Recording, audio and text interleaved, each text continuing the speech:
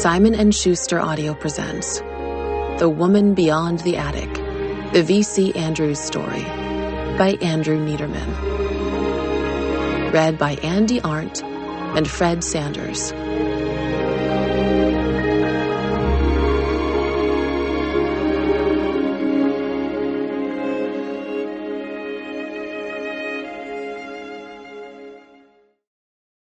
For my daughter Melissa, without whose assistance I could not have done this. For Virginia. Ah, death, how pathetic you look, enjoying your moments of power, and then retreating to that darkness where you curl up, friendless and despised. How frustrated you must be, watching my continual resurrection with every new reader turning my pages. Andrew Neiderman. Preface. Over 35 years ago, I was at a business lunch in New York City with my then literary agent, Anita Diamant. Before we were too deep into a discussion of my own latest published thriller, she paused and said, "I think we're going to ask you to complete a V.C. Andrews novel." Anita went on to describe the book as the prequel to Flowers in the Attic, and explained that the latest medical reports concerning Virginia Andrews were not promising. Needless to say, I was quite surprised. However, after digesting the information and the lunch, I drove back to my home in the village of South Fallsburg in the Catskill Mountains and told my wife what my agent had suggested. My wife, Diane, was a big fan of the Dollenganger family series, especially Flowers in the Attic, which I had not yet read. She had been talking about the book to the point of it haunting me. I had intended to find out what it was, and then came this proposal. Diane was even more excited about it than I was. To me, the possibility of continuing such a massive presence in the publishing world was daunting. At the time I began, there were approximately 26 million copies of V.C. Andrews' novels in print. Currently, there are over 107 million, and that number continues to grow.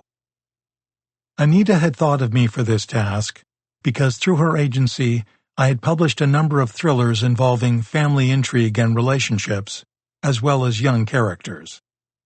The first novel I had ever published, Sisters, was a thriller told from the point of view of the older sister.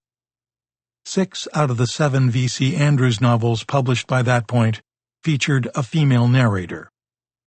Whenever I'm asked how a male can capture the point of view of a female, I give the famous answer for all creativity, expressed in the movie Shakespeare in Love. It's a mystery.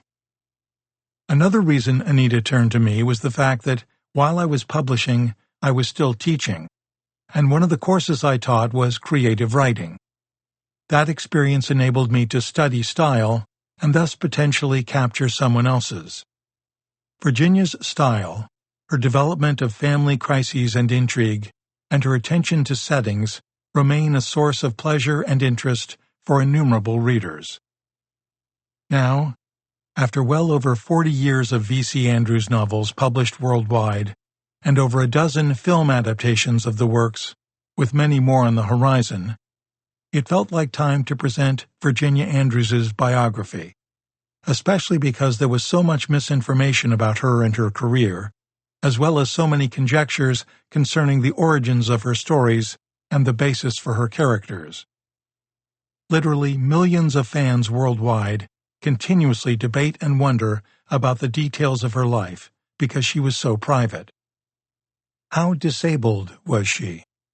How was it possible for her not only to write the novels, but also to promote them? Were her books based on her life or her family? She was living alone with her mother? Did she use her mother as an audience ever? Was there someone outside the family who encouraged her, perhaps a boyfriend? Why didn't she publish earlier? When had she actually started to write? What did she think of other writers? We can immediately say that by Virginia's own admission, part of what made her so private and seemingly reticent about what she would reveal about herself, especially later in life, is seen in her personal letters, her interviews, and the testimony of her family. Although she rarely revealed it in public, nothing better illustrated how much she hated being viewed as different, someone to pity, than her reaction to the People magazine interviewer and article. She thought the piece capitalized on her disability and portrayed her as an eccentric recluse. This particular interview in People, in 1980, in her opinion, had been constructed in such a way as to make her look unattractive and even, in her mind, horrifying. She was especially sensitive to the question of her age. By the time Flowers in the Attic was published on November 15, 1979, Virginia had celebrated her 56th birthday. The late 70s was not a time that celebrated late-life accomplishments, especially for women, in a way that might be more common nowadays. Writer and horror critic Douglas E. Winter, in his collection of interviews titled Faces of Fear, excavated from Virginia one of her best and most honest comments about this. "When I was young, I made some new friends and they liked me a lot. They asked me my age, and when I said 19, they seemed disappointed I wasn't 16. I decided then that I was never going to tell my age again. People judge you by your age. If you are young, you're immature or impulsive, and if you are old, you must be senile and dotty." She went on to admit, "I get older and younger as I want. It bothers me that people dig so much into your life for all the wrong reasons." She explained to Winter that when the People reporters found someone who claimed she was a lot older than she was at the time, and then confronted her with it, Virginia told the interviewer, "You must have found an enemy." She told Winter, "They told me quite frankly that they come to get dirt, and when they don't find any, they make up things." She especially hated the photographs in the article, and told her cousin Pat Mock in a letter, "They were awful. I don't look like that old woman peeking out of the window. I hated the shot of me in the chair. I refused to allow pictures of me sitting in that thing, but they sneaked in one." Privately, she had even harsher words for the article than those, and as a result of the experience, she retreated from similar media exposure.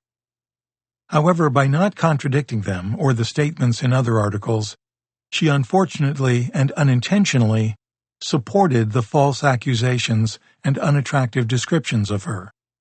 And so a primary aim of this biography is to finally reveal the truth around some of these misconceptions and establish Virginia's rightful place in the history of American publishing. That given, one wonders, then how did Douglas E. Winter get her to do such an in-depth, personal interview after this dramatically hurtful experience? Intrigued, I asked him to explain. "I knew about and probably saw the People interview," Winter says, "but I've never paid much attention to Pop magazine interviews. They're superficial confections, compressing lives into a few nimble quotations interspersed with log-line descriptions of the subject's latest role, album, book, or other event of the moment, with some emotional hook, inevitably some tragedy, preferably one that's been overcome." I knew Virginia had decided never to be interviewed again, and I was warned that it would be futile to try to contact her. But I also knew she deserved, indeed needed, to be part of Faces of Fear, if I was to realize my ambition for the book. My persuasiveness, I believe, was the result of two simple things: honesty and context. I'd been fortunate, early in my writing career, to have befriended several major writers. Others knew me as the voice in what at that time was a wilderness, a critic writing about the fiction of fear for leading newspapers and magazines.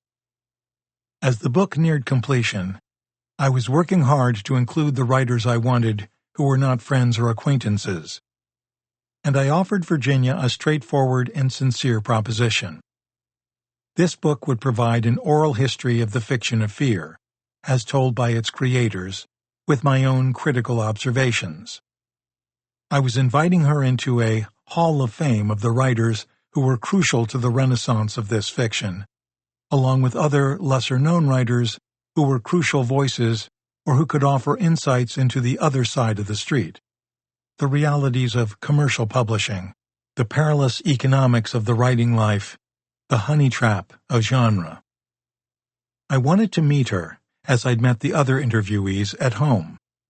The interview would be extensive and biographical. She could review my final draft of the chapter devoted to her, and she would have full approval over its content. She did, and she didn't change a word, and in fact expanded one of her answers in a beautiful way. And, although I didn't know the underpinning of her dismay at the People interview, I said she could provide the photograph that would accompany the chapter. I wrote to her and held my breath, and she soon sent a lovely invitation to her home, which led to an amazing day and one of the most delightful interviews in the book. While she participated in some newspaper interviews, particularly around the launch of a new novel, she didn't do anything as in-depth as what she did for Faces of Fear. As a consequence, there are many little mysteries about Virginia Andrews for us to explore. Her name, for example, one of the most basic aspects of a person's identity. Yet for Virginia, even that twisted and changed. On her passport, she is listed as Cleo Virginia Andrews, but everyone knew her as Virginia Andrews. A Social Security card has her name as Virginia Cleo, and yet on her book jackets, she is identified as V.C. Andrews in America and some other countries, but as Virginia Andrews in the United Kingdom and elsewhere. Why was her name so puzzling? Her personal letters will give us insight into her reactions to her pseudonym, and the opinions of early readers will be amusing and interesting too. We'll even find a reference to the reason for a pseudonym in Flowers in the Attic. According to her personal letters to family, the name V.C. Andrews was not her choice. As with so many other personal decisions that were made for her once she became disabled, disentangling what was truly her choice and what was decided for her can be difficult. How do we arrive at the answers, often having to read between the lines in her letters and her answers in interviews? During the course of my own journey reproducing her style, her characters, and her views of family and love, my wife and I became so closely involved with the Andrewses that they literally became our second family. Having trusted me with Virginia's legacy, they trusted me with the details of her life, her relationships, and her struggles, as well as her personal papers. Even after having written V.C. Andrews novels for decades, and hearing stories about her from her family, uncovering these never-seen or published letters and engaging in deeper interviews with her family brought Virginia even more to life for me, as I had never had the opportunity to meet her. From the outset, one fact became instantly clear. Few best-selling authors are as intimately connected and as well-known internationally with just a single one of their works as V.C. Andrews is with Flowers in the Attic. When even frequent readers of novels are asked if they know who V.C. Andrews is, they often have a blank look until you say, "Flowers in the Attic." Then their eyes light up, and they might say, "I read that in high school," or "I was forbidden to read it in high school, even while I was home and in the privacy of my own room, so my parents wouldn't be embarrassed I was reading it." When I began writing V.C. Andrews novels, I was surprised to discover that Flowers was banned in many places from the first days of its release, and for quite a while thereafter. For example, the entire Flowers in the Attic series at the time, also now called the Dollenganger family series, was banned in Oconee County, Georgia, shortly after Flowers in the Attic was published in 1979. The county's Board of Education had decided to remove all school curriculum materials and library books deemed to have profanity and pornography, concepts that were both ill-defined. The tremendous public outcry made the board backtrack and resolved to review its selection policy. However, even after this conciliatory decision, and with the review process still inching along, most of the Dollenganger books were removed from the high school library for pornographic content. This was not an isolated incident. Despite the popularity of Virginia's debut, there were other libraries and bookstore owners who refused to carry it or any other V.C. Andrews novel, even if it meant losing out on sales. I can recall one of my early experiences of researching to understand and capture the essence of V.C. Andrews as a writer. I went into a bookstore in California, asked if they carried any V.C. Andrews novels, and received a firm, even angry reply of, "No, the author exploits women."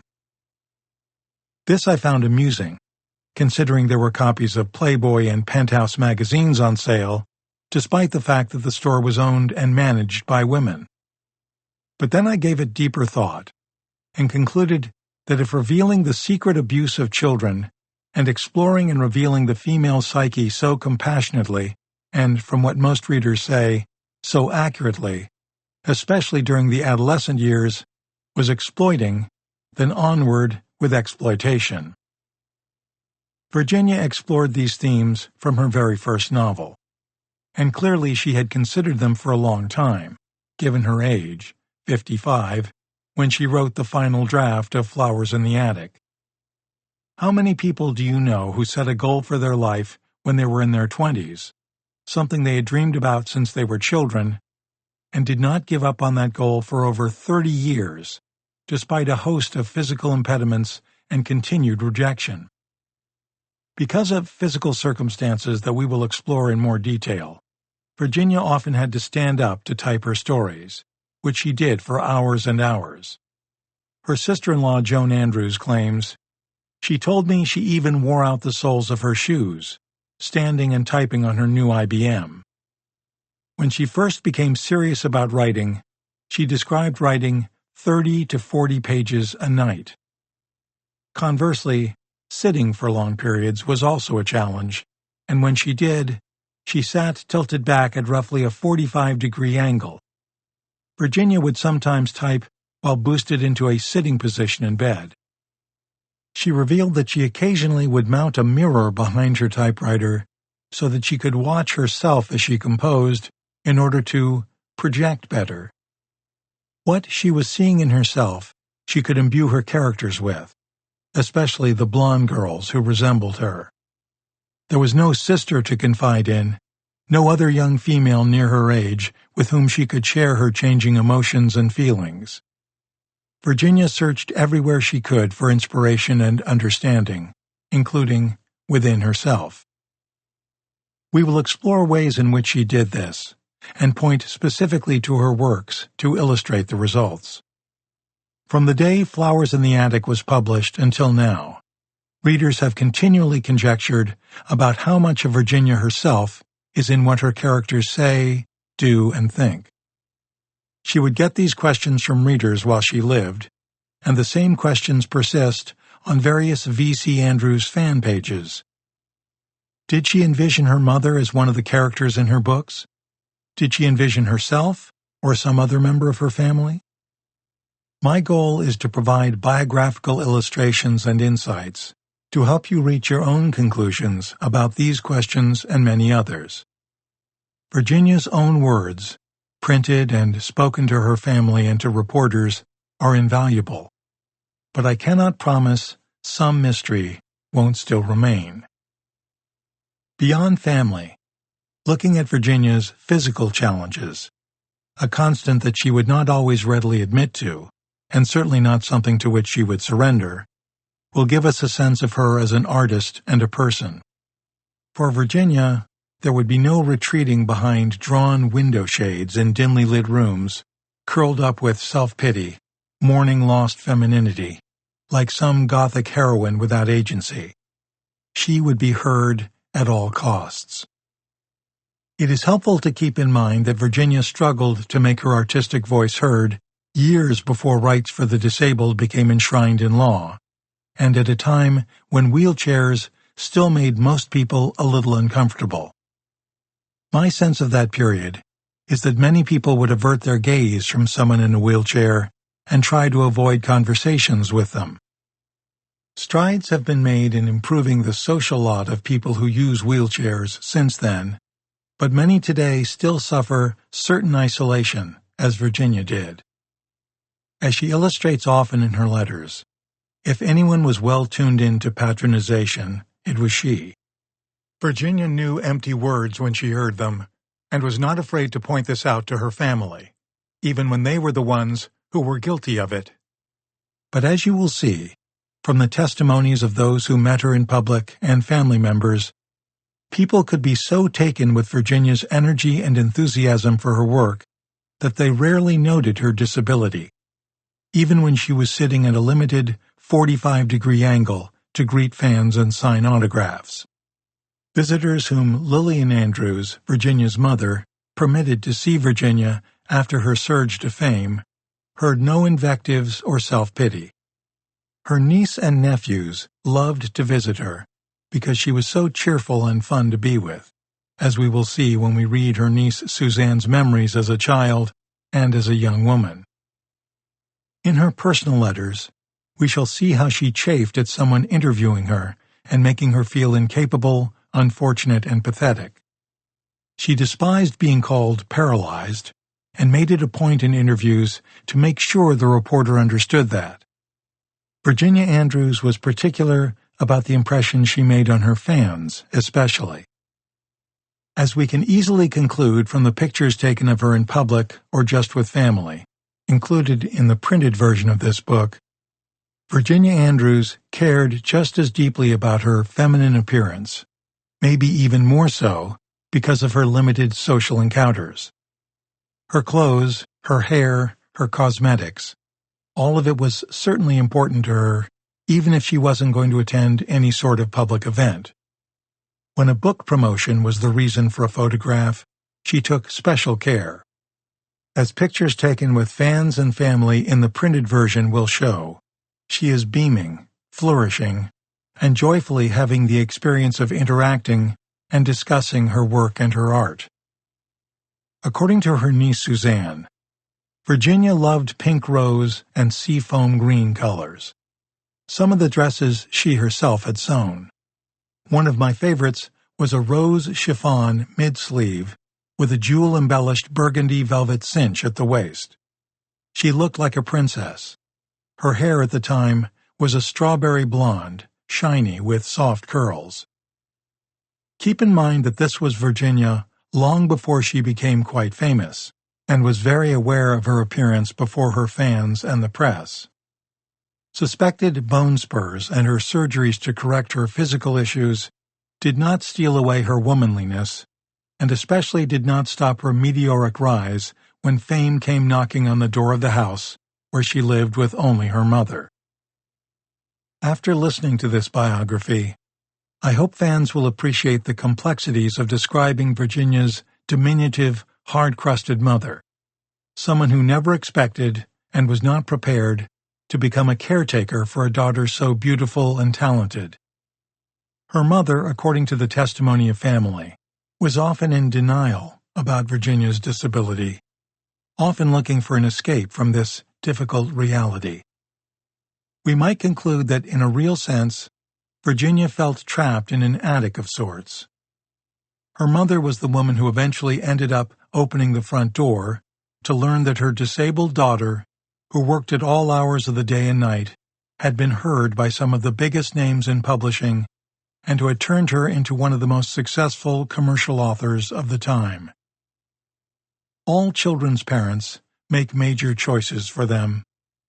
But how many adult decisions did Virginia's mother make for her after her affliction began, after her unsuccessful surgeries, after the body cast stole her teenage years when a young girl's self-image is so vulnerable? Did Virginia crystallize this question herself in Flowers in the Attic, when Chris says, "I believe, though I'm not sure, once you're an adult and come back to the home of your parents to live, for some odd reason, you're reduced to being a child again, and dependent." Certainly because Virginia needed crutches and was confined to a wheelchair for most of her adult life, her mother cared for her, and more vigorously after her father's passing in 1957. But were some people right to characterize her mother as Betty Davis in Whatever Happened to Baby Jane? Dominating, confining, judgmental, instead of a mother who tried her best to be protective of her fragile, beautiful daughter? If the rumors, and in some cases written comments, about how tightly and sometimes harshly her mother controlled her were true, why did Virginia dedicate Flowers in the Attic to the woman? And why then, during the early days of Virginia's struggle with cancer, did she legally ensure that her mother would be well cared for? Did she feel she had to? Was there the push-pull of a love-hate relationship? We have personal letters that will help us understand these apparent paradoxes that have lingered for decades, and others that will reveal some hitherto unknown facts about Virginia's romantic life and her family relationships. At one point, we might easily conclude that her life was directly affected by these apparent contradictions and found voice in her novels, sometimes verbatim. The Andrews family had no experience with fame, much less worldwide fame. They were hard-working Southern folk whose women could easily be imagined behind a protective, colorful fan, smiling shyly, sipping mint juleps, and listening to their men argue about politics, their jobs, and the economy. Hearing the way the surviving members describe family functions, we sometimes feel as if we've stepped into Gone with the Wind, only our Scarlett O'Hara would find herself on bestseller lists, not dance cards, and she was almost as active as Scarlett as a result. In particular, many to this day don't realize that after the success of Flowers in the Attic, Virginia participated in several book conferences, attended the National ABA Convention in Chicago in June 1980 after the publication of the sequel, Petals on the Wind, and spoke there at a session featuring her. She contributed to and attended publishers' publicity events, even overseas, and did book signings with a joy and delight that rivaled that of any other successful contemporary author. And like other successful authors, she was eager to describe her craft to those dreaming of similar success. A clear example of how she refused to hide behind any infirmity was the way she seized upon the opportunity to play a cameo role in the first film adaptation of Flowers in the Attic. She would not be a shy wallflower. Virginia's letters will tell us what she appreciated and didn't appreciate about the first film version of Flowers in the Attic, as well as why it took so long to make. These include some of the cast's reactions to her and her reactions to the first screenplay. Most exciting, perhaps, is her detailed description of her first visit to Hollywood, whom she met, the celebrities she saw there, and how she was wined and dined. We will also have a box seat for her first and only transatlantic trip, to promote her work, meet her fans, and enjoy just being a tourist. We have the press's reactions to her, and her bitter reactions to their coverage, all revealed through her letters to family members and their testimonies. However, aside from how much of her material was drawn from real life, perhaps nothing is more central to the mystery of V.C. Andrews than arriving at the truth concerning her disability. Was it the result of an accident, blundering medical attention, or a chronic condition exacerbated? Just as important is how it affected her social life, her family life, and especially her work.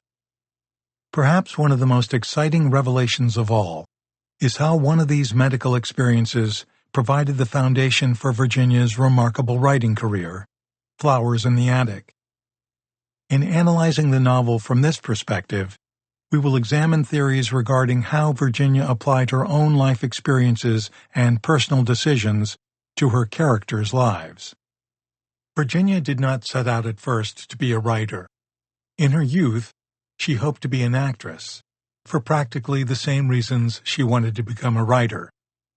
Her medical event ended that pursuit, But she didn't settle on an ambition to be a successful writer immediately. Rather, she developed a respectable career in commercial art, somewhat necessitated by her father's unexpected death and the family's need for income to supplement his Navy pension and her disability payments. Her artistic talent was there from an almost incredibly early age. Teachers recognized it, her classmates were intrigued with it, and her family was amazed. Where it took her educationally would be just as surprising. So then, if she was so successful at it, why did she give up art and turn all her energy to writing? And when she began to dedicate herself to writing, she was not an immediate success. By her own admission, she had written 9 novels before she wrote Flowers in the Attic, none of them attracting an agent, much less a publisher. Why didn't she give up writing novels and stories and return to art, through which she had proven income? Could it have had something to do with a self-proclaimed ability to see the future, a future she saw filled with success, and her belief in reincarnation? Would it surprise you to know that Virginia was convinced she was gifted with ESP, and thought this gift prepared her to confront the challenges presented by chronic pain and limited mobility? Did psychic experiences strengthen her faith in her eventual writing success? From her letters, included here, it is almost eerie to see how confident and determined she was. What does triumph look like for a successful author, as opposed to, say, a business entrepreneur? Authors, all authors, find success with their work when they create an intimate connection with their readers. These authors succeed in going beneath the surface of romance and love, hate and envy, dreams and pain, to touch what is true not only for themselves, but for humanity in general. It's this achievement, especially the fears and challenges of adolescence and the betrayal within families, that allows some authors, like V.C. Andrews, to become international successes. At the time of this writing, there is a V.C. Andrews title in just about every country that has a publisher, including, as of relatively recently, mainland China. What is it about this author, her characters and her stories, that touches the hearts and minds of people regardless of their nationality, language, and socioeconomic development? What makes her universal? And especially, what makes Flowers in the Attic and all its sequels so popular in all these countries, a popularity that truly seems immortal? Virginia's books continue to sell in significant numbers. Most dramatically, adaptations of V.C. Andrews' novels have been featured so often on the Lifetime channel that the channel is claiming the author as part of its cachet. To this date, Lifetime has done 14 movies, each garnering some of the best ratings among all its movies. This clearly disproves the idea that these stories were for a past generation and are not timeless. There is a constant influx of new readers, of young girls and young women discovering them, and let's not forget the new male readers, despite the common perception of V.C. Andrews as for women only. In fact, her first fan letter, as we will see, came from a man. Indeed, Virginia's works are timeless and universal. What makes them so? Is it the successful way she captured the development, subtle at times, from childhood to adolescence, adolescence to adulthood? She admitted to reading and studying psychology at the time, but she also admitted that she couldn't live without fantasy. Fantasy led her to creative writing, to fiction, in which an author could take the omniscient point of view and, in a sense, play God. Most writers do that, play God, though perhaps not as purposefully as someone like Virginia, who lived within narrow borders for most of her life. Looking down on her cast of characters, she, like all writers, designated where they would go and how. To be a successful writer, you have to sublimate yourself and see the world through the eyes of those you have created.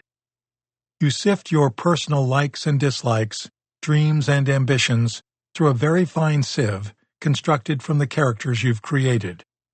Novels, after all, are not meant to be autobiographies. But as we will discover through her own comments and clear analogies to her own experiences, for Virginia, any rule about novels being pure fiction was not so strictly observed. Indeed, if your characters are providing you with a freedom of movement that life has denied you, you want them imbued with much of who you are. You want to slip into them and do what they do, go where they go, whether that is to a dance, to a party, or in a simple walk in the park, even an exploratory walk like the one Audrina takes in My Sweet Audrina. And yet how far can one go with this theory? Do we apply it specifically to a novel like Flowers in the Attic? Every major story beat? Certainly, no one wants to be locked in a small bedroom and an attic for over 3 years during their adolescence. But can't the argument be made that Virginia was indeed locked up in a medical attic, following her surgeries and body cast? At one point, we will see how she admits to the analogy. The point is clearly illustrated in a letter she wrote to her nephew Brad Andrews. "No one knows more about depression than I. It is my daily battle to fight and to win. I live in the tightest cage of all, my own body." Although the analogy isn't exact, trapped and caged is how she had envisioned the Dollenganger children in Flowers.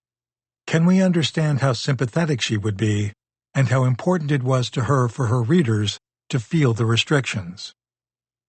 Readers are always interested in hearing about what real person some character is based on, and theories run especially rampant regarding Flowers in the Attic.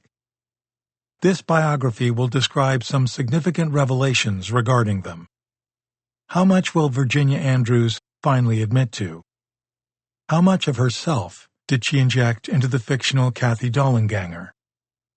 Most commentators and reviewers searching for answers have been frustrated by Virginia's contradictory statements about herself, some deliberately so, and by her avoidance of penetrating interviews. In Faces of Fear, she reveals, "I'm a Gemini, and I've got a tremendous need for secrecy. I don't want to tell people all about myself. I decided that I would put bits and pieces of me in my novels, and they won't know which parts are really me." Apparently, she deliberately sought to be mysterious.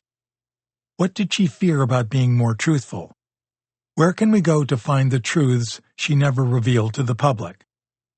Because of the surviving family's cooperation, we have not only historical family details and documents, but also family photographs never before seen, and Virginia's own letters, most of which have never been read by the public, filled with her thoughts and opinions about herself and the world around her.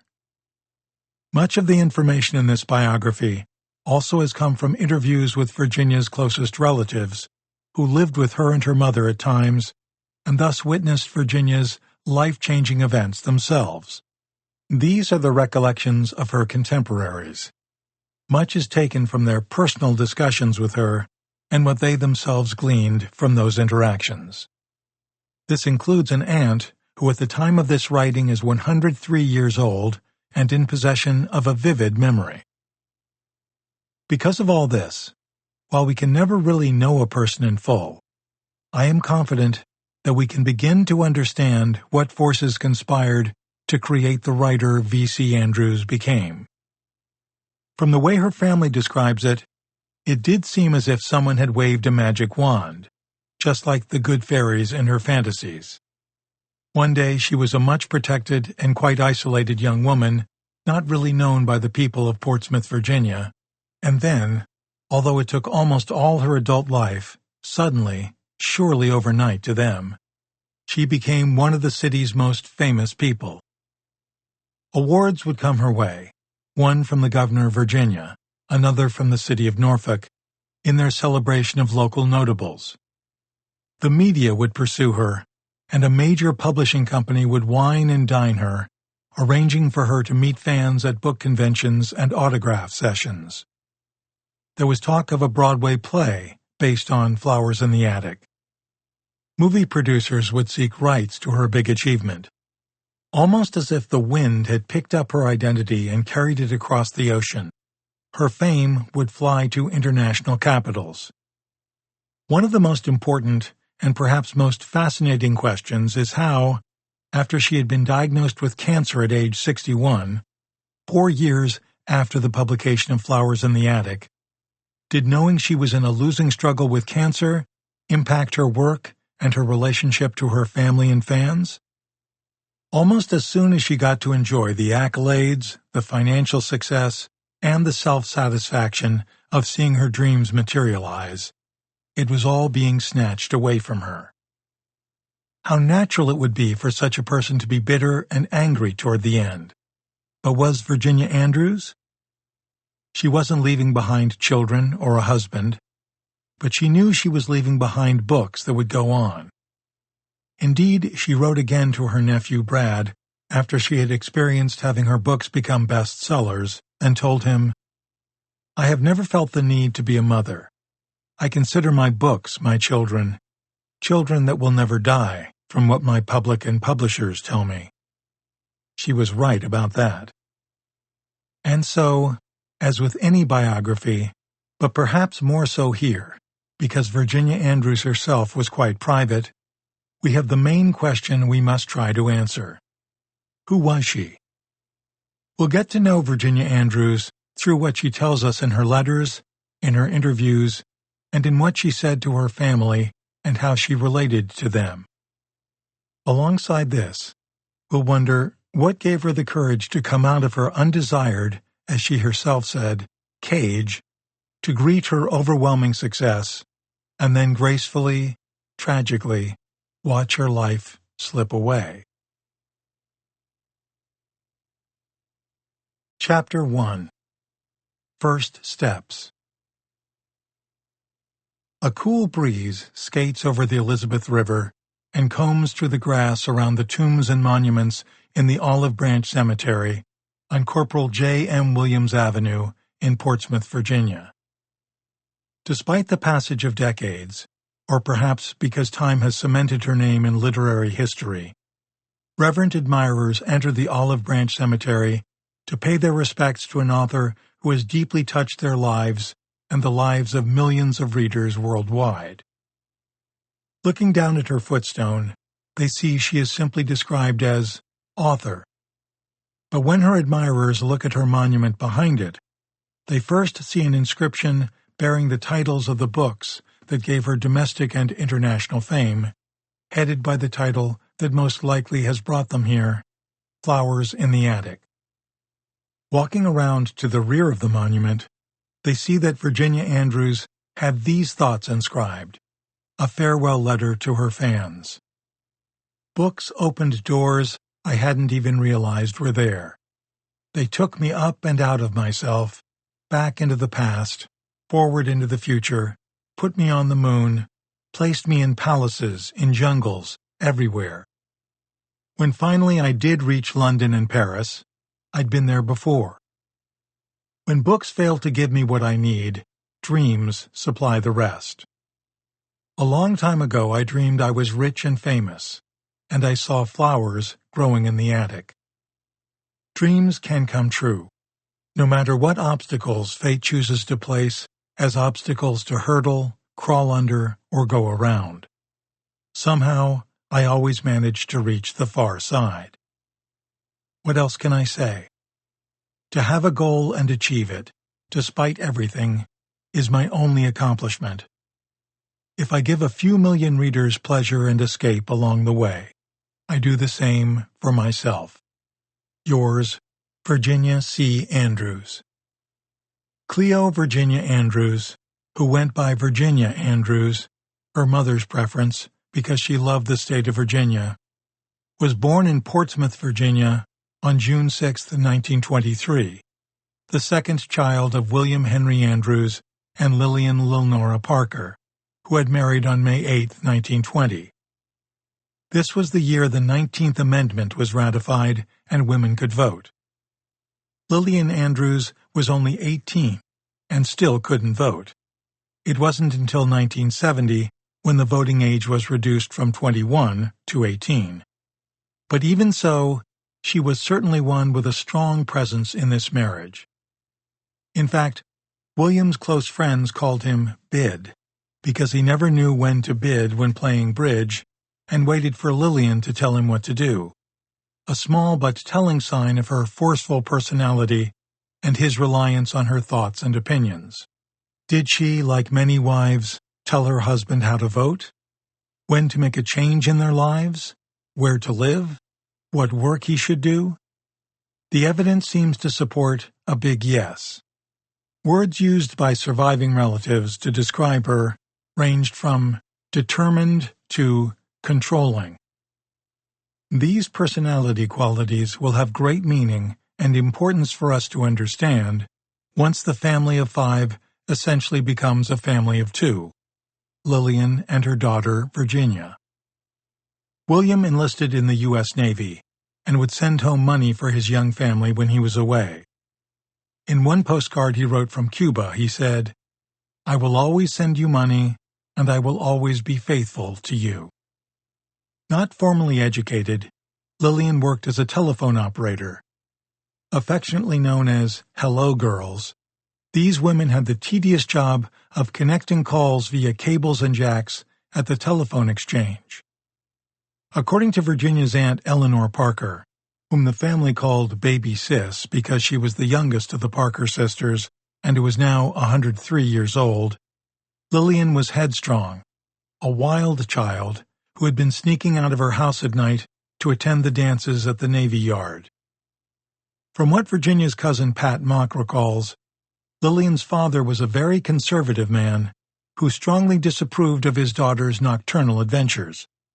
She even recalls hearing he had occasionally gone after Lillian and dragged her back from the streets, and not gently. This will prove to be quite a contrary view of the woman who later ruled her family with almost as much conservatism as her father had once ruled her with. However, it was at these Navy Yard dances where Lillian met William, who Baby Sis said was a handsome man who was always impeccably dressed and whom everyone seemed to love. From what everyone told me about their romance, everyone in the family was pleased with the choice Lillian had made, said Mary Andrews, the wife of Virginia's brother Eugene.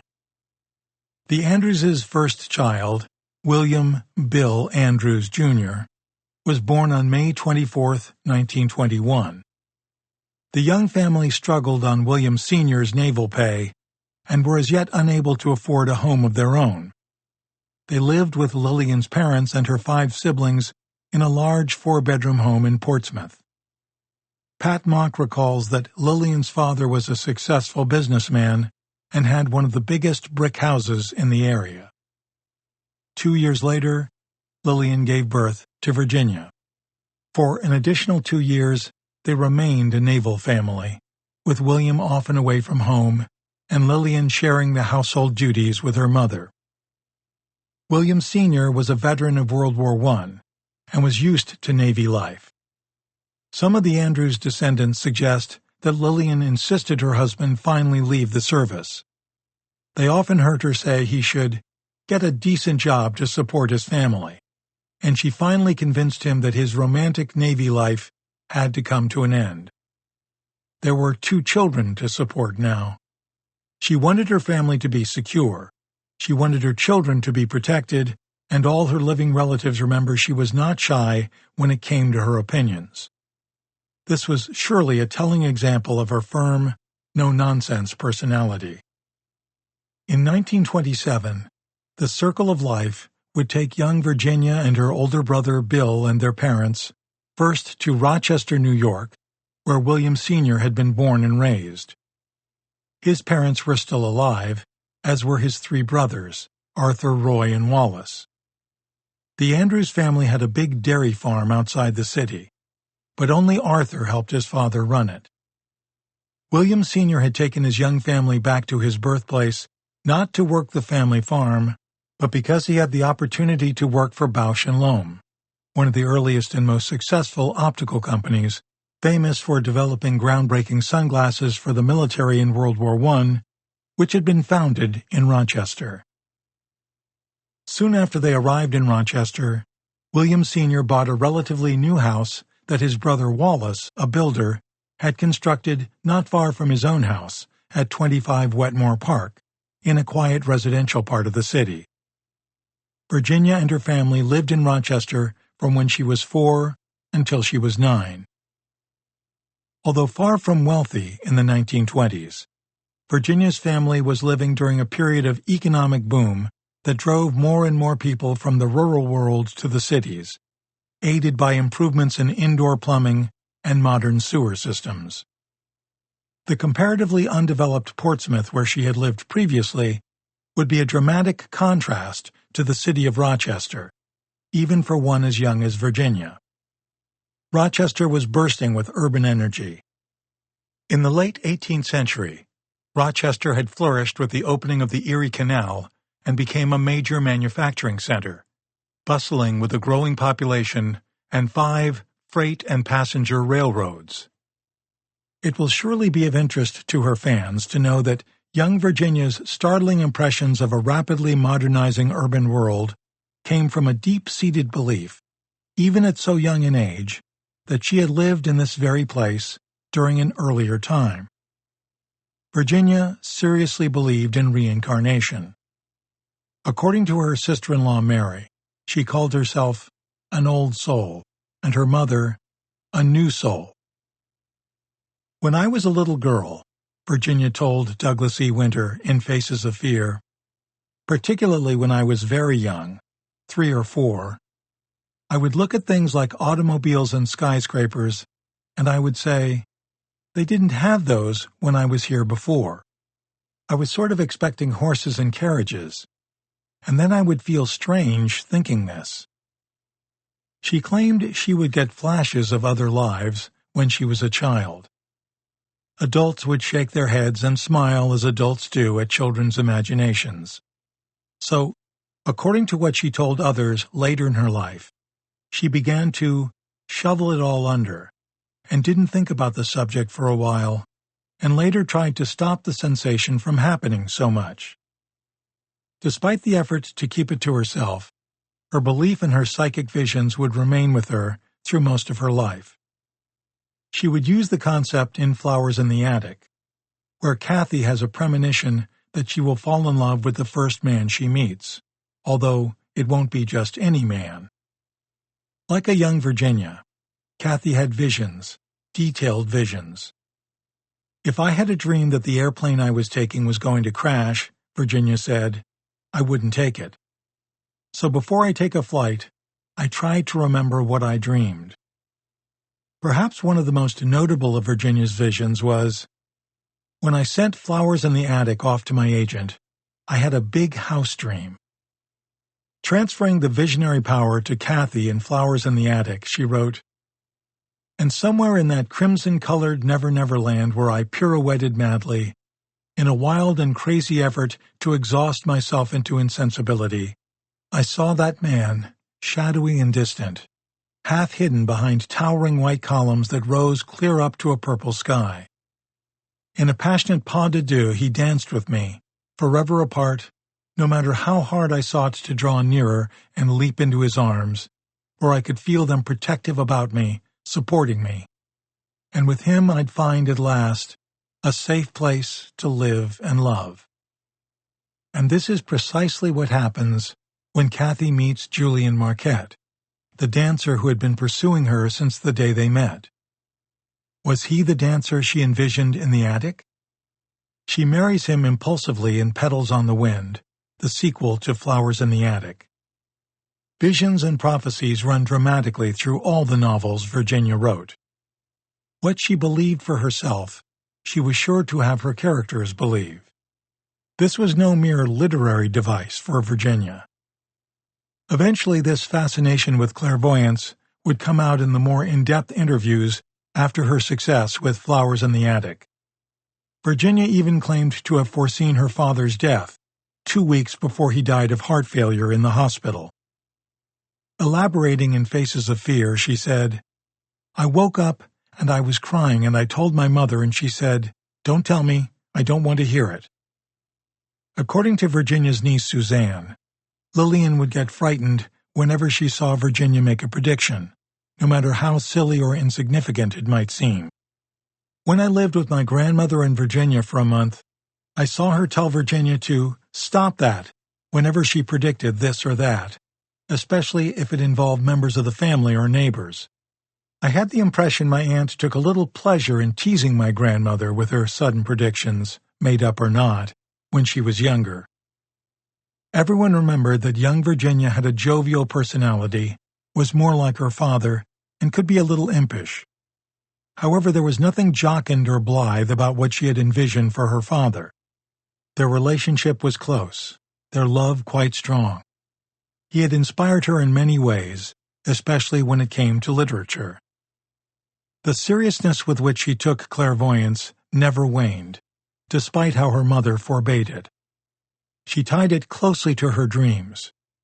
At one point during her writing career, she would express a desire to write a novel about someone with psychic abilities. She would think a character who was living what she would often call an otherwise dull, ordinary existence fascinated her. There was no doubt she saw herself as such a person.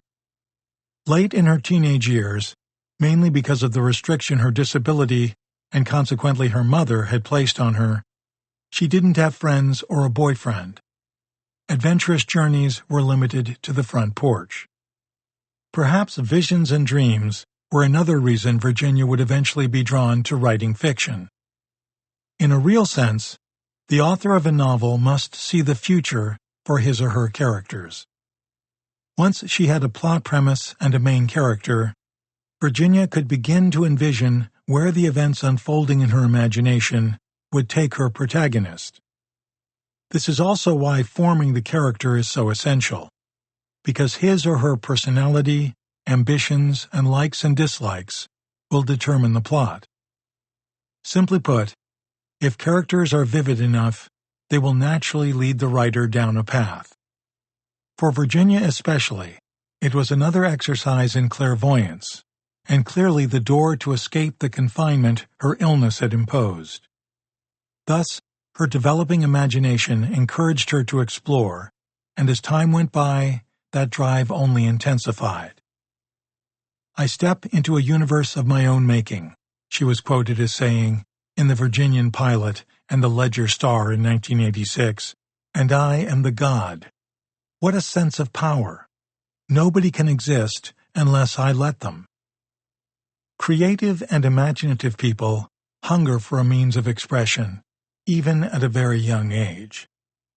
But it is one thing to be imaginative and pretend to be part of the make-believe games you might play with others your age, and quite another thing to be innovative and creative enough to produce something of value, which Virginia did first with her visual art. One of the earliest examples of her imaginative artistic skill came when the famous architect Frank Lloyd Wright arrived at her elementary school to speak to her second-grade class in Rochester, 4 years after her family had moved there. Much later in life, when she was talking about her art experiences, Virginia related her vivid memory of Wright pausing at her second-grade desk, standing behind her, looking over her shoulder and asking, "Why did you draw a round house with all glass?" She recalled her teacher standing by with a small smile of pride and curiosity. From what Virginia described, one of the world's most famous architects did not intimidate her 7-year-old self. To her, the answer was plain and simple. "Well, it's my mother," she replied.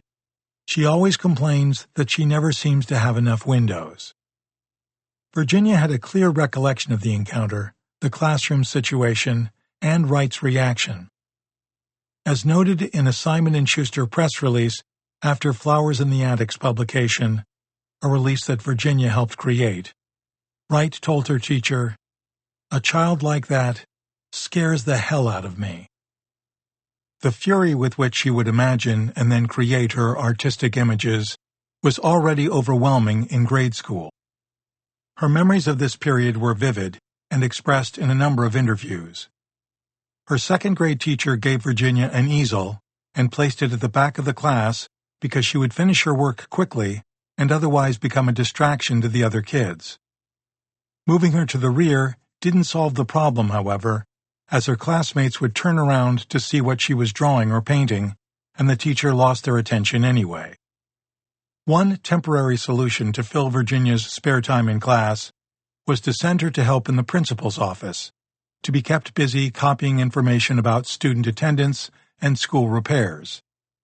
Years later, as an adult, she felt that the experience was one of the first to urge her into writing. In Faces of Fear, she related, "He, the principal, said, 'Remember, you've got the talent to do anything you want to do, as long as you stick to that one branch.' And every time I would falter in my writing, I would think of him."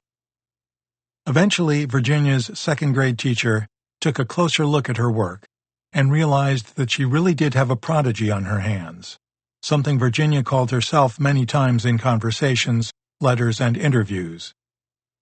Virginia explained it to Winter this way. "Well, we had a house that had an interesting design, and I knew you couldn't see it if I did it head-on, so I drew it three-quarters and in perspective.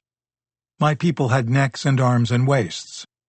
Any of my teachers who looked at my work were stunned because 7-year-olds don't know to see perspective and how to go to a vanishing point." Virginia's teacher was frustrated but also excited. She showed Virginia's drawings to the principal, but he was skeptical. He was, after all, looking at the work of a 7-year-old. This wasn't childish doodling. "You saw her draw these?" was the response Virginia recalled and often bragged about when she related the story to her sister-in-law Mary. Her teacher confirmed it, and the principal was astonished. Here was a wunderkind in 1930. What could a grade school offer her? Her teacher couldn't ignore the rest of her pupils and concentrate more on Virginia, and yet the principal might have felt guilty letting this budding talent die on the vine. Amazingly, the powers that be doubted that even a high school art class could further develop this nascent talent. They had a solution that was far ahead of its time. They sent the diminutive 7-year-old child to junior college art classes. Virginia remembered sitting on a big dictionary to see the front of the classroom at the junior college. In Faces of Fear, she described the experience. "I think my nose just used to clear the desk, and I would draw with all these great big kids." Can we imagine what it was like for 18, 19, and 20-year-olds to see a bright and inquisitive little 7-year-old girl listen to and follow the instructions that perhaps challenged even them? Would the older students feel resentful? Maybe. After all, what they were being asked to do was something that even a grade school child could do. Perhaps their skepticism would have abated when they saw what Virginia could accomplish. Virginia, on the other hand, was not intimidated sitting among older and bigger kids. What did they have to do with the art that became her passion? According to her, the development of her talent was unstoppable. She took her vision and her art with her everywhere.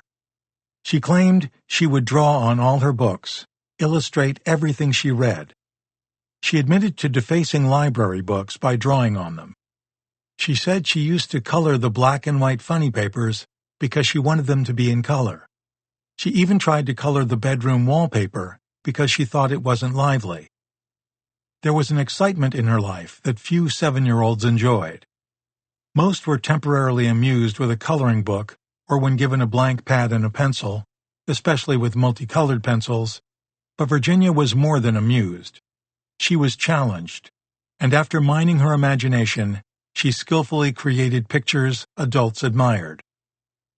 She was never far from her love of art and what she had learned about colors, shades, and tints, even when she wrote Flowers in the Attic. The novel opens with Kathy Dollanganger telling us, "It's so appropriate to color hope yellow."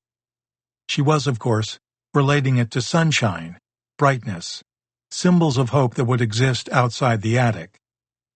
Later, perhaps employing what she had learned in her advanced art lessons, Virginia speaks through Kathy. "Mama bought us art instruction books by the dozens. The first of these books taught us to reduce all complicated designs into basic spheres, cylinders, cones, rectangles, and cubes. A chair was just a cube. I hadn't known that before. A Christmas tree was just an inverted ice cream cone. I hadn't known that before either. People were just combinations of all those basic forms. Spheres for heads, arms, necks, legs, torso, upper and lower, were only rectangular cubes or cylinders, and triangles made for feet. And believe it or not, using this basic method with just a few simple additions, we soon had rabbits, squirrels, birds, and other small friendly creatures, all made by our very own hands. This description of what Kathy did with the animals clearly reflects some of Virginia's designs and needlework created years earlier as well. Describing her own work in a letter, Virginia wrote, "I decorated mine with polka dots, gingham checks, plaids, and put lace-edged pockets on the laying hens." Drawing from the details of artwork she did during her medical confinement in her teenage years, after dropping out of school for health reasons, Virginia refers to Corinne bringing Kathy sewing notions like lace, cords of all colors, buttons, sequins, felt, pebbles, and other decorative materials. Kathy's fictional biography in Flowers often bears a resemblance to Virginia's actual life. While drawing exact equivalences can lead to error, in some places, as with discussions of art, there is a true mirroring. A second area of similarity. Kathy's family, prior to the father's accident, existed in an atmosphere of happiness and security, one Virginia surely related to. Virginia's childhood was a time when her family, like so many middle-class families during the late Roaring Twenties, would enjoy some measure of financial security.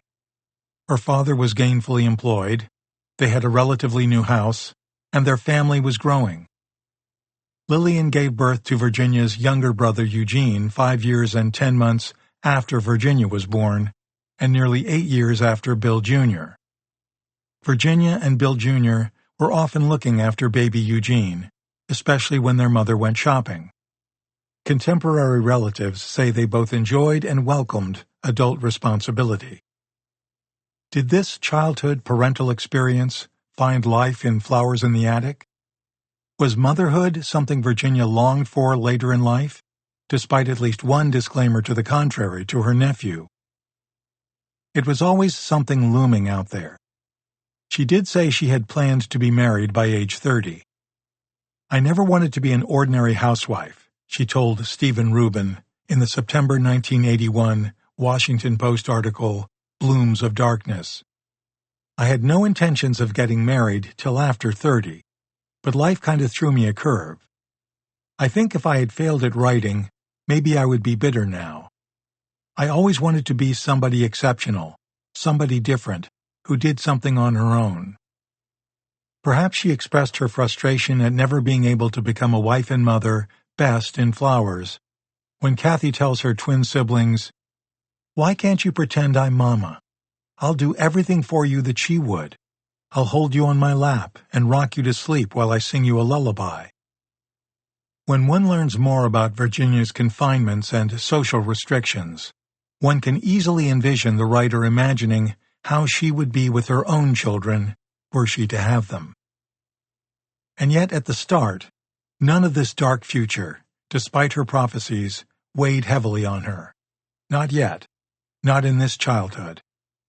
A new younger brother, accolades for her artwork, her father's family nearby, and a blossoming, exciting urban world around her, all provided Virginia with great childhood happiness, that magical, summer day Kathy saw in Flowers. Relatives recall that her parents were often complimented regarding Virginia's beauty and intelligence. The future was full of promise for the Andrews family, as well as for so many others in the growing middle class. These years of comfort and happiness were starting to tremble, however. Lillian had given birth to Eugene just as another birth was occurring, forces that would shorten the idyllic middle-class existence for so many families. The threads of this coming devastation were insidiously at work, weaving through the nation, and indeed the world. The economy was set to collapse like a house of cards. Like so many veterans of the Great Depression, Virginia would have a more intense fear of what it would mean to lose her wealth and material possessions when she began to accumulate them. She could certainly refer to her family's experiences with financial pressure during the Great Depression and what she had witnessed around her when she described the plight of Corinne and her children after Christopher Sr. was killed and left the family destitute at the start of Flowers in the Attic. Millions of people everywhere suffered similar financial panic in the 1930s. Experiencing the Depression and later the loss of her father, Virginia would have no trouble envisioning a newly widowed woman so desperate to survive that she would appeal to the mother she had fled, asking someone she had once run from to help her and her children. Just from the experiences of the women in her own family, she would see the glass ceilings everywhere. Flowers in the Attic is set in the 1950s. In 1957, 70% of working women had clerical positions, worked on assembly lines, or had service jobs, nothing a woman like Corinne would do. Only 12% had a profession, and 6% had management positions. Again, nothing we could envision Corinne being able of doing. She had no skills or business acumen, had never attended college or had a job. Regardless of the period, the Corinne created by Virginia in Flowers was burdened with 4 children. Her chances of gainful employment were next to nil. Like so many who had lived through the Depression and its aftermath, Virginia was always keenly aware of the value of things, down to the very penny. In many letters to her family, she often referred to expenses. Even after Flowers was placed with a publisher and she was writing a sequel, she wrote to her brother Eugene, his wife Mary, and their children, "And so far I am not 1 cent richer, only poorer. I keep buying IBM ribbons like peanuts for elephants to eat, and boxes of 20-pound bond costing $9.75 per box, and second sheets of 4 colors, $6.75 per box. Ream, and I'm not earning a cent. If I don't make it big with this book, I'll be worse off than when I started, for the IRS will be after me, plus the Social Security people." Although it's somewhat amusing for us to see Virginia's dollars and cents concerns, knowing what we now know of how impressive her success would be, she was right to worry at that point. Most published authors don't make more than their advances, and she had only received a $7,500 advance for Flowers in the Attic. Her concern was related to her understanding of the government benefits she was receiving as a disabled person. She told her family in the same letter, "You may not have thought this, but accepting the advance will take me off of Social Security and the health benefits I receive." In order to receive such benefits, she wasn't permitted to earn more than $3,300 per year. Moreover, the future millionaire was already thinking like her own accountant. She told her family, "But my royalty advance is more than double that amount, and therefore, this year I will have to pay income taxes too." However, she wasn't raised by particularly frugal parents. After 1941, despite their having navigated through the Great Depression, Virginia's parents were very proud of her and wanted to spoil her. Her cousin Pat writes, "My mom frequently said they always gave Virginia beautiful things. When rubber bathing suits were the rage, Virginia had one in every color. When it came to Virginia, nothing was too good for her. $40 blankets were casually purchased when $40 was a fortune in the 1940s. In that respect, Virginia's mother Lillian was very generous." Let us not forget that these were war years, too. So much of what had been taken for granted, the basics of life, even during the Depression, had become more valuable than ever. During these years, the war years, William Andrews Sr. continued to make a good living, support his family, and maintain his home. The roller coaster of emotions Virginia put her characters through in her novels was happening and did happen to her. If her biography, her life, could be described as anything, it would certainly be a car ride, taking her up and then down hills before finally taking her very high and then tragically dropping her precipitously, just as she finally felt the wind in her beautiful hair. But what about the other influences on her work? The ones that would take her up the stairway to open the door to what would be one of the most famous attics in all of literature. Psychiatrists, psychologists, and sociologists largely agree that the major aspects of someone's personality are formed during the first 5 years of childhood. Examining more of Virginia's early life, we find this to be quite true, from her father's influence on her reading to the accolades she received for her art. Because so much of Virginia's work revolves around family dysfunction, one would anticipate finding dysfunction in her family. However, relatives have vivid memories of the William Henry Andrews family being stable and loving. Despite the dark worlds of parent and child relationships that Virginia depicted in her novels, familial recollections and known familial history seem to indicate that she did not tunnel down into her own childhood to mine the specific cruelties and betrayals that we find so vividly drawn in her stories and characters. In all of her letters in which she discussed her childhood, Virginia recalled happy times and a close, loving family. In Faces of Fear, she said, "I didn't have a terrible childhood. The most terrible things about my childhood probably were those that I created in my mind, because my childhood was so ordinary and I wanted it to be more exciting. But it wasn't exciting. A lot of people think I was tortured, but my parents didn't do anything. They didn't beat me. They didn't whip me. They didn't lock me away. I didn't go hungry. And I had a lot of pretty clothes.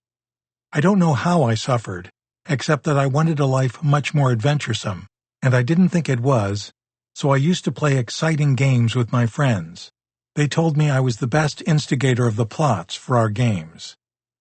A major question for us while we travel through Virginia's life, then, is, from where did she draw these psychologically grotesque figures?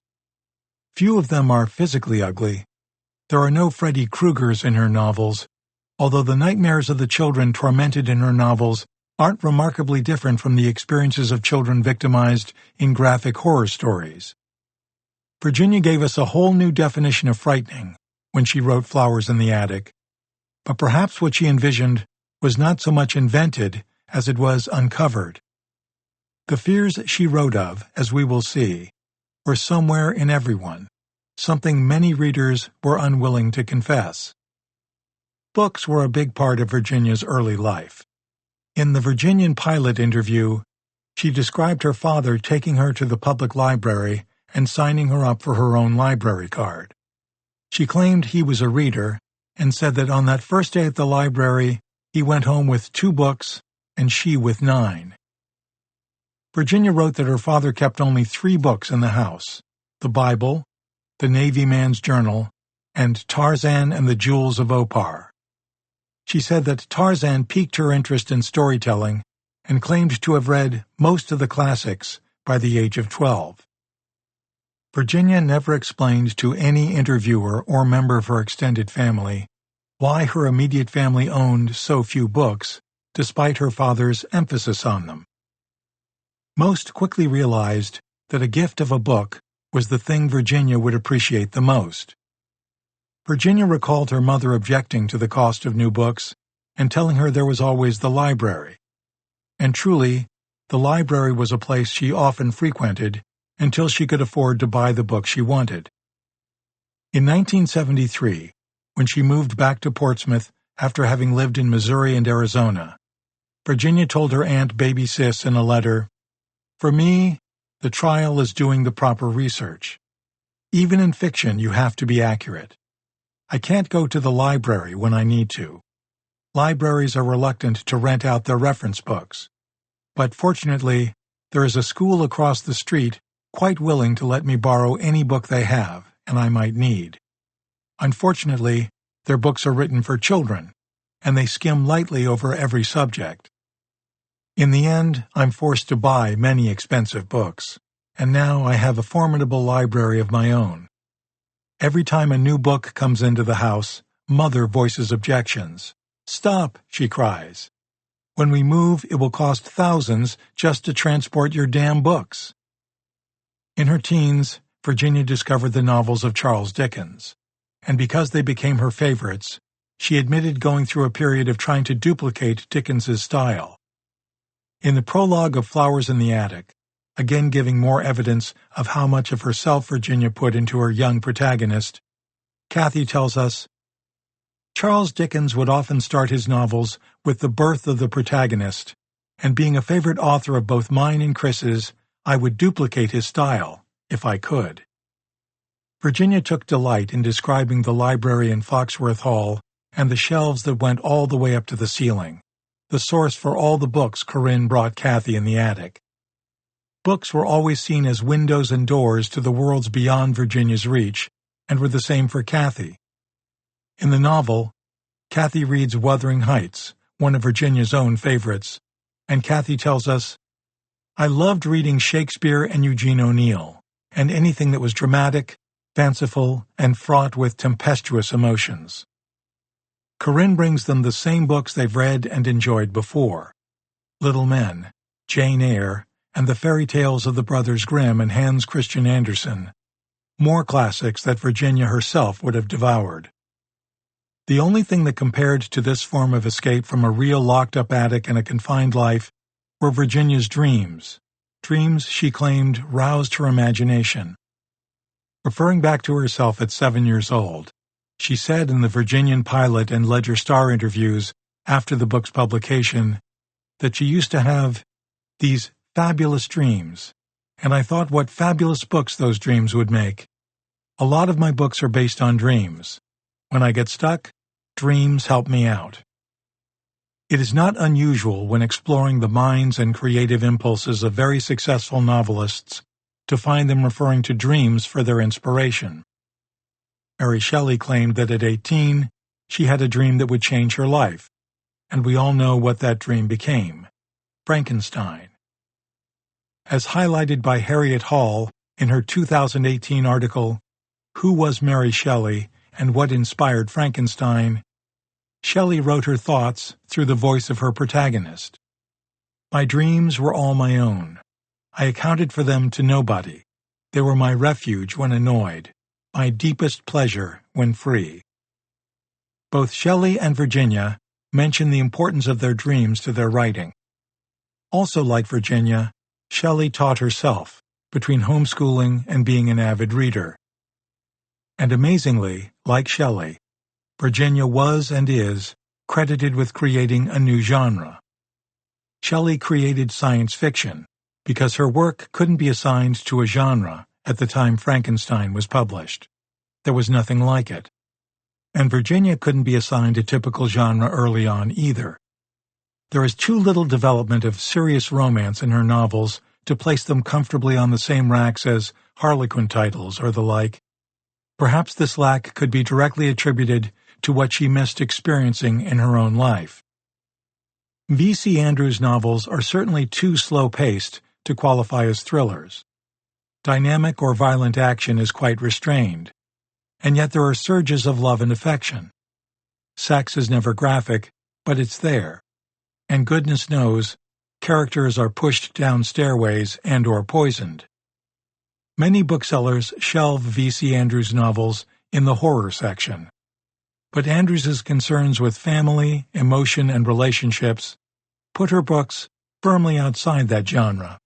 As Winter examined in his words about Flowers in the Attic, the story is animated by nightmarish passions of greed, cruelty, and incest, told in romantic, fairy tale tones, producing some of the most highly individualistic tales of terror of this generation.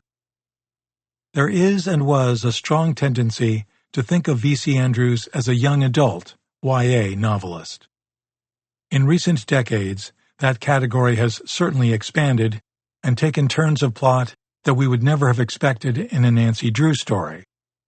Despite the reach of Andrews' novels beyond young girls, we might sometimes still find her in the YA section simply because of the ages of her protagonists and the genre convention that such protagonists suffer challenges and problems usually experienced by older people.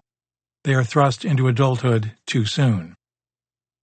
Regardless of genre, that early push into adulthood would happen to Virginia herself, albeit in a different way from the characters in her novels. She was experiencing a normal childhood, excelling in grade school, performing in a high school play, and building friendships. However, her experiences with illness and physical disability both rushed her maturity and restrained it. Obviously, the times and events, both historical and social, have their impact on everyone's childhood, too. Writers consciously or subconsciously record their experiences and find ways to bring them back through their work, sometimes greatly surprising themselves.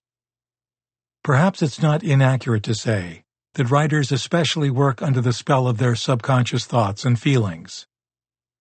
In Faces of Fear, Virginia said, "I live all my books.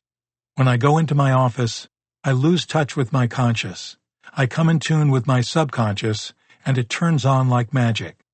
So as I begin to push the buttons on my computer, I am also programming myself."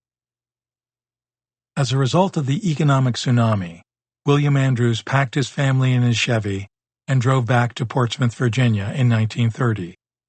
As young as she was, did Virginia recall the same fear and panic as she described for Corinne and her 4 children, fleeing their happy home, destitute, when her husband Christopher is killed at the start of Flowers in the Attic? Now all our beautiful things would be taken away. Before they left Rochester, how many children and families did Virginia see evicted from their homes, staring at the abyss? Darkness was seeping in all around. Boys and girls her age and younger were clinging to their mother's skirts, their eyes big and filled with fear, perhaps the same fear the Dollenganger children saw as they rode on the train and as they walked through the darkness toward this looming house that seemed to peer down on the rest of the world. Frightened as they were filled with the hope that their mother's promise would be fulfilled. What did this cheerful, artistic, and imaginative young girl, fleeing Rochester with her family, cling to in order to see the same hope lying ahead in their return to Portsmouth? Surely some of that was waiting in the embrace of family. But perhaps she instinctively knew that the one thing the economic freefall in the country could not take from her was her talent and imagination.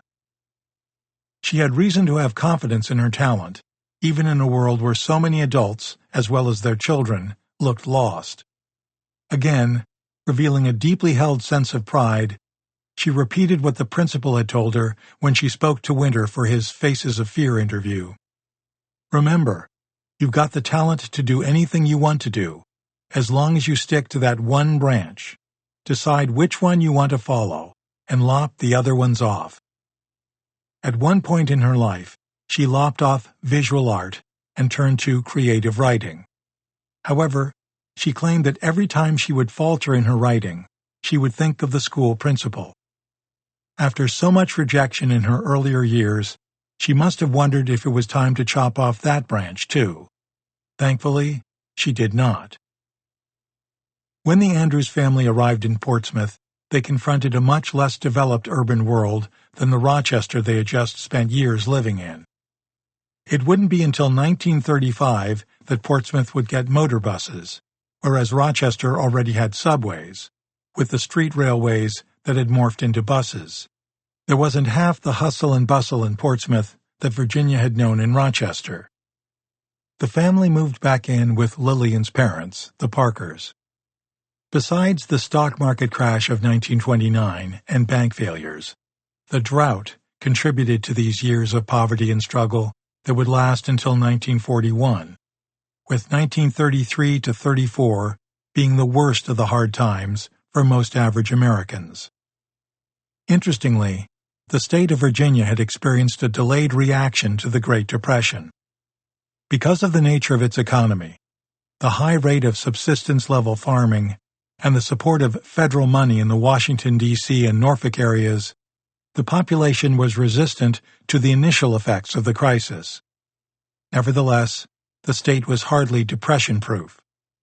Unemployment began to rise more rapidly in 1931. Farm prices plummeted.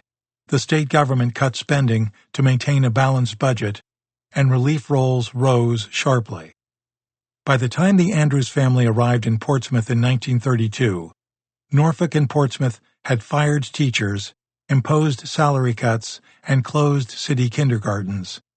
Almost two-thirds of the state of Virginia's counties reduced school terms to less than 8 months. In Portsmouth, one church was feeding 100 people a day with leftovers collected from the Norfolk Naval Base. Fortunately, William Andrews's father-in-law found him work at the Navy shipyard. As most families were doing, the Andrewses garaged their car to eliminate the expense of gas and maintenance. They saved newspapers and old rags, and they repaired clothes. Virginia's ability to sew and create her own clothes later surely found some of its origin here.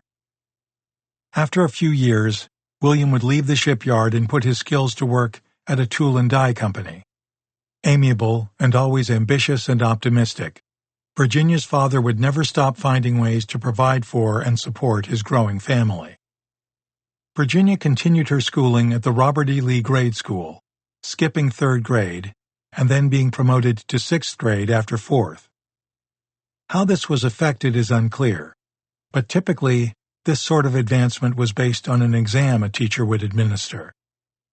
Considering her early school achievements, her study habits, and all the reading she had done and continued to do, her advancements through grade school were not surprising.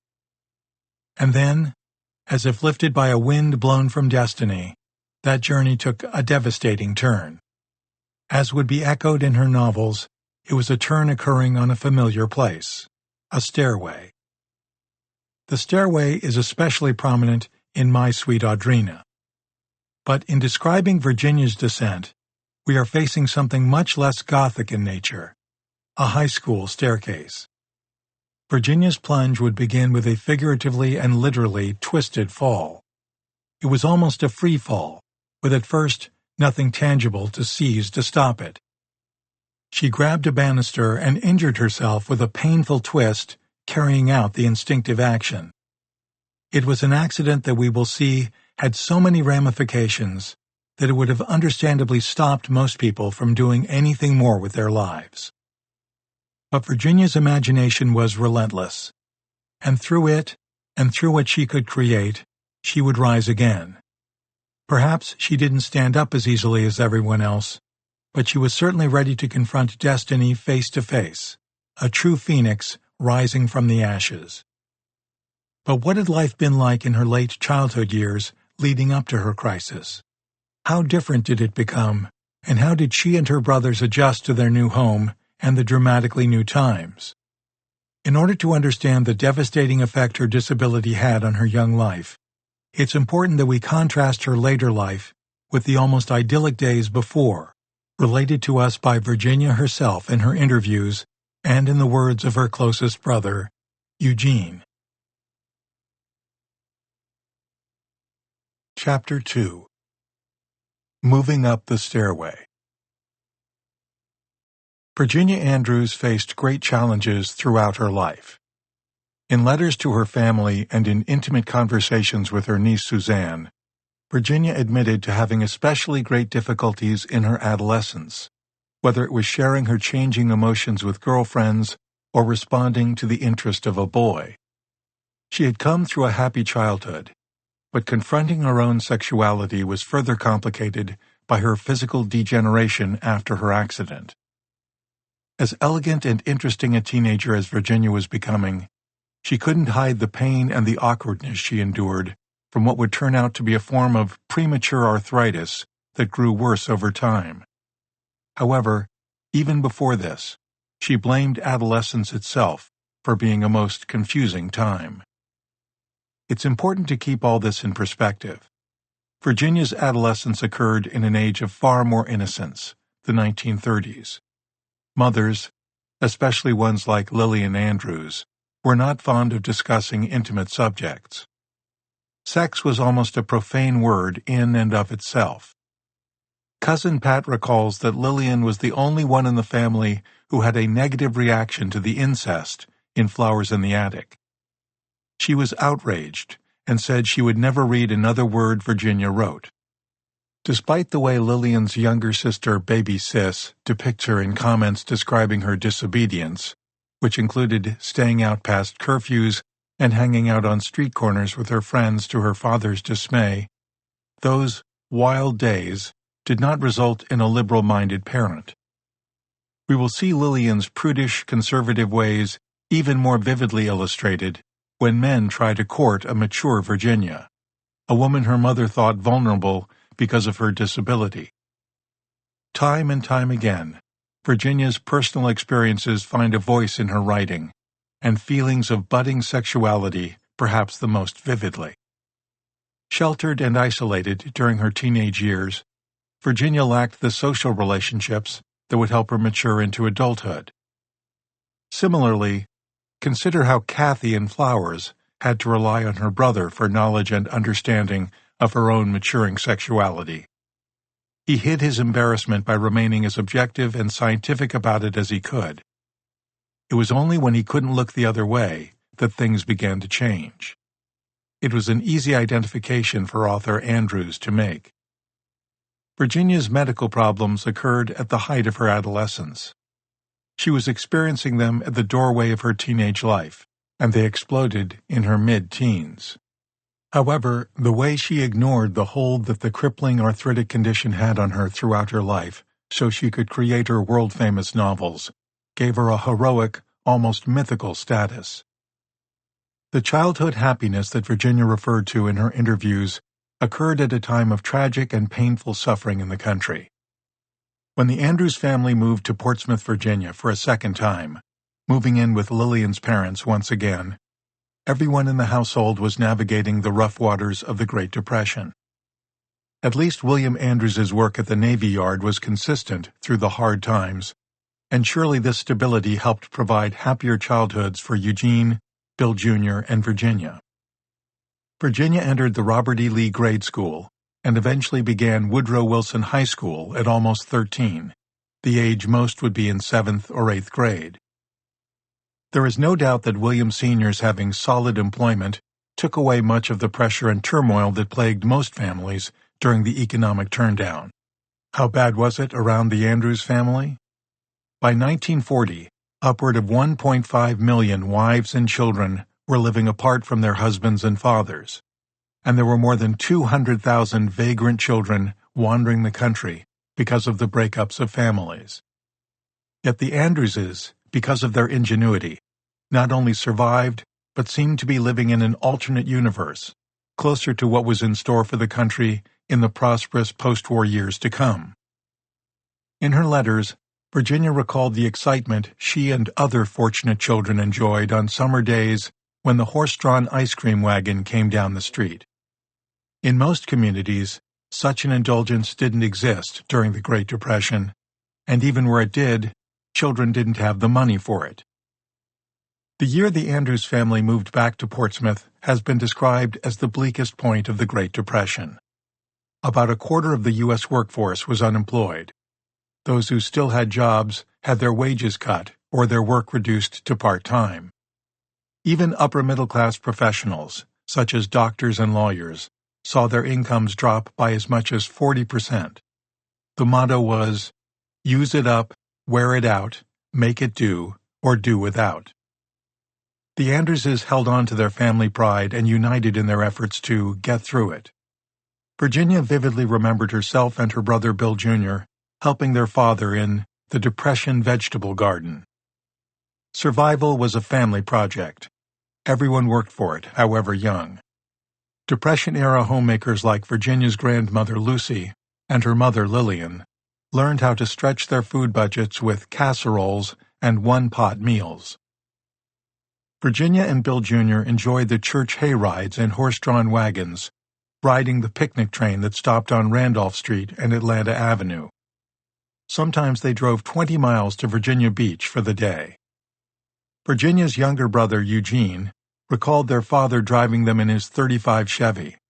the laundry basket filled with fried chicken, potato salad, deviled eggs, big thermos jugs of iced tea, and a huge tablecloth to fit over one of the dozens of wooden picnic tables lined up under the pavilion. The pavilion joined a long-frame tunneled arcade where all the concessions were. The penny arcade, funhouse, etc., that sort of thing. I usually tagged along with Virginia and one or two of her friends, while Bill Jr. took off with one or two of his friends. I remember the times when 3 or 4 cars filled with our family and Mom's would take off to Nag's Head in Kitty Hawk, North Carolina, seeing the Wright Brothers Monument with Virginia and other family members. Virginia was about 12 or 13. The 3 of us played on the hillside around the monument, picked and ate scuppernong grapes, and rolled around the tall grass. There were church lawn parties, where something called potlucks occurred, a popular way to share food and a cheap form of social entertainment. There were 10-cent westerns to attend, a special thrill for Eugene and Virginia, even though more than 1/3 of the cinemas in America had closed between 1929 and 1934. Eugene recalled Virginia taking him to the movies when he was old enough. In particular, he remembered going to see Pinocchio and Snow White. In his attempt to write of his life with his sister, a project he has never completed, he vividly describes walking home after the movie. After Snow White, Virginia insisted we walk. All I could think of was that terrible witch, and so we ran most of the way home. These were the happy depression days, the family days. Eugene wrote, "Once school was out, Virginia seemed like any other little girl. She loved to run and play and do all the things little girls like to do." He meant that her higher level of intelligence and artistic talent didn't make her seem so different that other children her age would avoid her, or she them. This love of the simple things, while craving something different, fantasizing, and creating, made her even more exceptional. Enjoying holidays and visits with her niece and nephews, aunts and cousins, illustrated her love of family, of friendship and belonging. In less than a decade, most of this carefree lifestyle would be lost to her. But for the present, despite the economic storm raging throughout the country, Virginia and her brothers were still in the idyllic world that most children craved.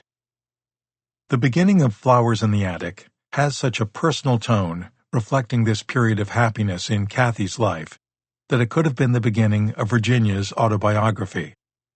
She did try to write one when she was older, but was so depressed by it that she tore it up. But if we look carefully at Virginia's work, we can discern some of her story, despite how well and insistently she denied most such associations. For example, knowing what her childhood in Rochester and later in Portsmouth was like, just substitute the 30s for the 50s in the first chapter of Flowers in the Attic.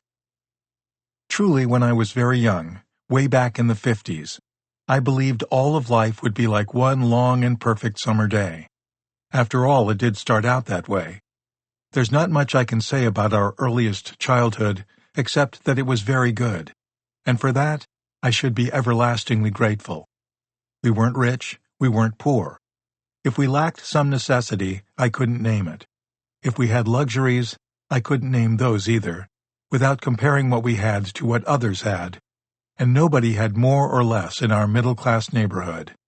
In other words, short and simple, we were just ordinary, run-of-the-mill children. This is not to say there wasn't a great deal personally to overcome during these seemingly idyllic early years. Just about 3 years after the Andrews family arrived in Portsmouth, when Virginia was 12, the family experienced a true tragedy, when Virginia's grandfather was caught between his large boat and the seawall and crushed to death. Pat Mock recalls the mortal injury being a crushed spleen, for which there were apparently no good treatments at the time. After his father-in-law's fatal accident, William Sr. moved his family quickly when a new home came up for sale at 1729 Atlanta Avenue in Portsmouth. The house had the minimal traditional architecture popular in the United States from 1900 to 1950. He renovated it over time, to be more like the ranch-style homes in the neighborhood, including the refinished brick masonry. It would be known as a cross-gabled house because of the roof structure. It was a modest home, with 3 bedrooms, 1 bathroom, and a dining room, living room, and kitchen. There was a separate garage at the end with a split driveway, which was also utilized as the laundry center. It had a double sink and a wringer washer. Some of these details are mirrored in the small towns in V.C. Andrews' Landry series. The move was essential, making it more convenient for Virginia's Aunt Iris and her husband to return to the Parker home to take care of grandmother Lucy, who could not drive, nor could she read or write. The struggles of her grandparents had a major impact on Virginia, who, in referring to her early family life, recalled not only the tragic death of her grandfather, but also her grandmother's disadvantages from being illiterate. It was especially notable for Virginia, who recalled reading an entire newspaper in Rochester when she was only in the 1st grade. When Virginia was older, she recalled how her father used to read the Rochester paper aloud to her when they lived there, skipping over certain things to keep the daily news age-appropriate. She was only in the 3rd grade, but she liked to brag that later she would sneak back to the paper and read it all, even the parts he had skipped. Of course, one has to recognize the unfairness of women's lack of access to, and even dissuasion from, a robust education at the time Virginia was in school. The basic belief in the 1930s was that women should marry as their first priority. The predominant theory was that college-educated women were less likely to marry, simply because they waited too long or sought equal status with their husbands at home. The unwritten warning was there. If you want a husband and a family, don't pursue a formal education. For Virginia's grandmother, growing up in the rural 19th century didn't include reading and writing, and she, of course, managed to marry without those skills. Virginia became aware of all this and surely reflected on the status of women in her writing. Although Kathy's mother, Corinne, is literate in Flowers in the Attic, she lacks the education and knowledge to find any means of employment. Was it simply that this was expected of women who came from wealthy families? Were they doomed to marry someone of stature who would naturally be in control? Although far from domineering, Corinne's husband, Christopher, kept her from knowing and understanding the details of their financial plight. She is described as not knowing about any of their debt, or even what money they had. She is obliviously satisfied with not having to deal with such details as paying for what she has bought. When Corinne becomes widowed, it is clear there is little she can do about it but throw herself on the mercy of her mother. Such a character made sense to Virginia simply because of what she had seen in her own family and the families around them. While Corinne was treated more like a princess and spoiled, and lacked responsibility, even during her early days at Foxworth, the women Virginia saw as she was growing up weren't given the opportunity to take on more responsibility. Clear differences with similar results. On the other hand, Olivia, the famous grandmother in Flowers, who rules over the children in the attic, is definitely an exception to the image of women in her day. Her intelligence, especially when it comes to helping her father in his business, is quite well portrayed in Flowers and expanded upon in Garden of Shadows, the series prequel. Malcolm Foxworth is actually threatened by it. I often wonder how much of Virginia's disapproval of and intolerance for the belittling attitude toward women she was able to vicariously express through Olivia's dominance and intelligence. Say what you like about her religious fanaticism and cruelty, but in the novel, Olivia is quite capable of running the Foxworth Manor and business empire when Malcolm is incapacitated. Of course, one wonders if there was someone specific Virginia was depicting. There were undeniably successful businesswomen who served as models for emerging women and for those who had emerged by the 1970s. Virginia was on solid ground depicting Olivia as one so capable of evaluating investments and balancing books that her father treats her as a business partner in Garden of Shadows. After the publication of Flowers in the Attic and the sequels, Virginia was especially proud of her own financial acumen, aware of expenses and hands-on with issues of taxes and living costs. This was someone who, before her success, had never been involved in the simplest of financial arrangements, never buying clothes for herself, let alone cars and houses. Already I filled out my income tax forms and was horrified at the amount of taxes I have to pay on what I call a trifling amount of income. And just wait until next year, she wrote to Mary and Eugene Andrews. My living expenses have taken a tremendous jump since buying this house. We still own the other one, too. The real estate business is just about dead. If we don't sell soon, we will have to rent, as our electricity, gas, and etc. is still going on. Aware of what her financial responsibilities could become, she expressed a deeply felt fear. When Mother is gone, if I should live that long, I will have to pay for every service performed. I have to save for that day. Conversely, the money allowed her to express more of her independence, about which she noted, "But I do have more control, due to that money you make."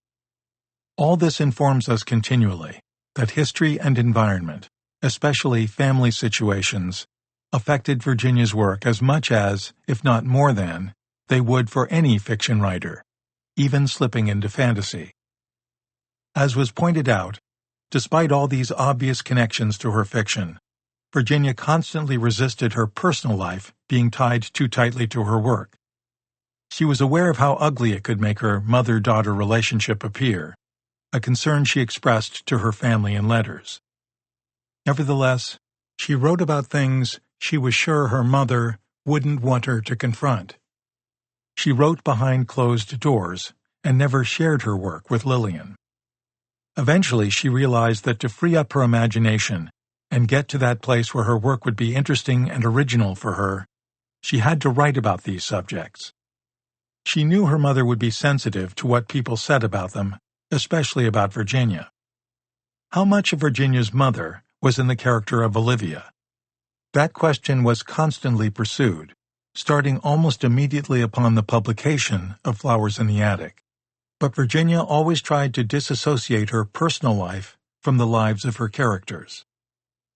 Although she told a reporter from a Portsmouth newspaper, Currents, in 1980, that she preferred to have a character tell a story in first person because you can really get inside a character, she went on to say, "A lot of people think it's me I'm writing about, but it isn't.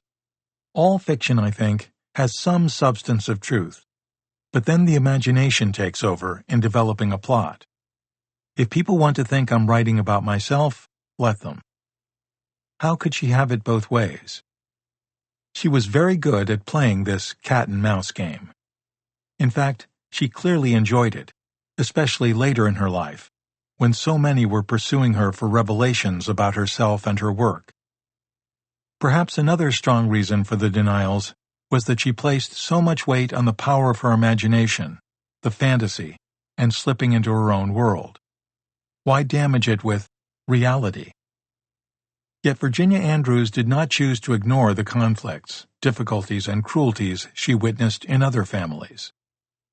When her niece asked her what the source was for her stories, she admitted to being influenced by the terrible newspaper stories about other children. It makes you think about the why. And from that, characters develop and stories begin to form. She would say it many times to many different interviewers and commentators.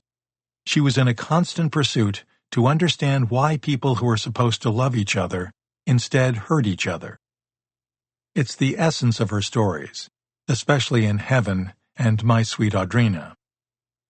Fathers were truly quite cruel in these novels, torturing their daughters psychologically and sometimes physically. As we have clearly seen, that dynamic did not apply to Virginia's relationship with her own father. But she wasn't going to ignore what happened to other children, even at the risk of her fans thinking it all really happened to her. Making the point and exposing the terror of children formed a central theme for her. In fact, in the prologue to Flowers in the Attic, she has Kathy say, I will hide myself away behind a false name and live in fake places, and I will pray to God that those who should will hurt when they read what I have to say. Certainly God in His infinite mercy will see that some understanding publisher will put my words in a book and help grind the knife that I hope to wield. These lines demonstrate the sense of pain and the anger Virginia experienced and skillfully expressed. One can take joy in the eventual happier resolutions in her stories, but it's the journey, always the difficult journey, that she reveals in heart-wrenching detail. As we will continue to see in this biography, much of this had roots in her personal struggles with her health and the family's convoluted life. However, a strong case can be made that she was looking out of windows more than into mirrors when it came to the way some parents treated their children. She saw it in her contemporaries, especially during the Great Depression. Virginia's quick advancement in grade school in Portsmouth already had placed her with older students, expanding her view of families and relationships. Ordinarily, peers might resent someone younger being considered their equal, just the way college art students had at first been put off by having a 7-year-old sitting beside them. Nevertheless, Virginia's elementary school life went smoothly. Her younger brother Eugene recalls, "Of the three of us, Virginia was always the most studious. She loved school and was always her teacher's pride.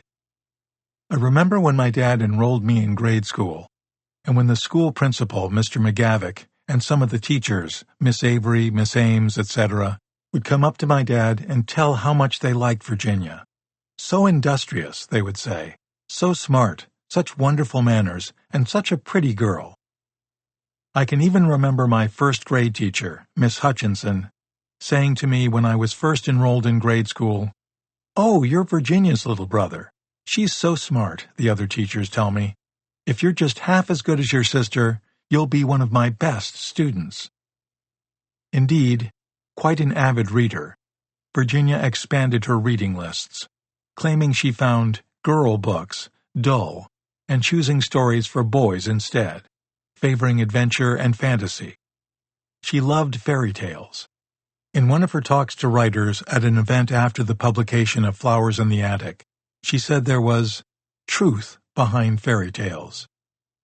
The truth she was getting at had to do with the sort of fear you could experience by reading something like Hansel and Gretel, and she didn't mean the moral of the tale.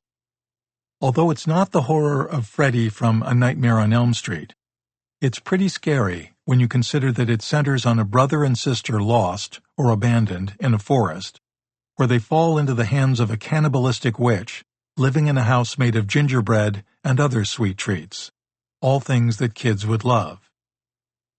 She recalled this concept in her interview with Winter in Faces of Fear.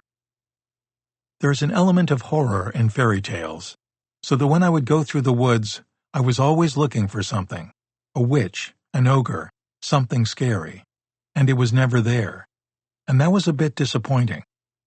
I didn't want to read a real horror like a rapist or murderer, but I wanted fairy tale horror. I read Edgar Allan Poe, and I was absolutely fascinated with him. I can't read him today, he's too dull.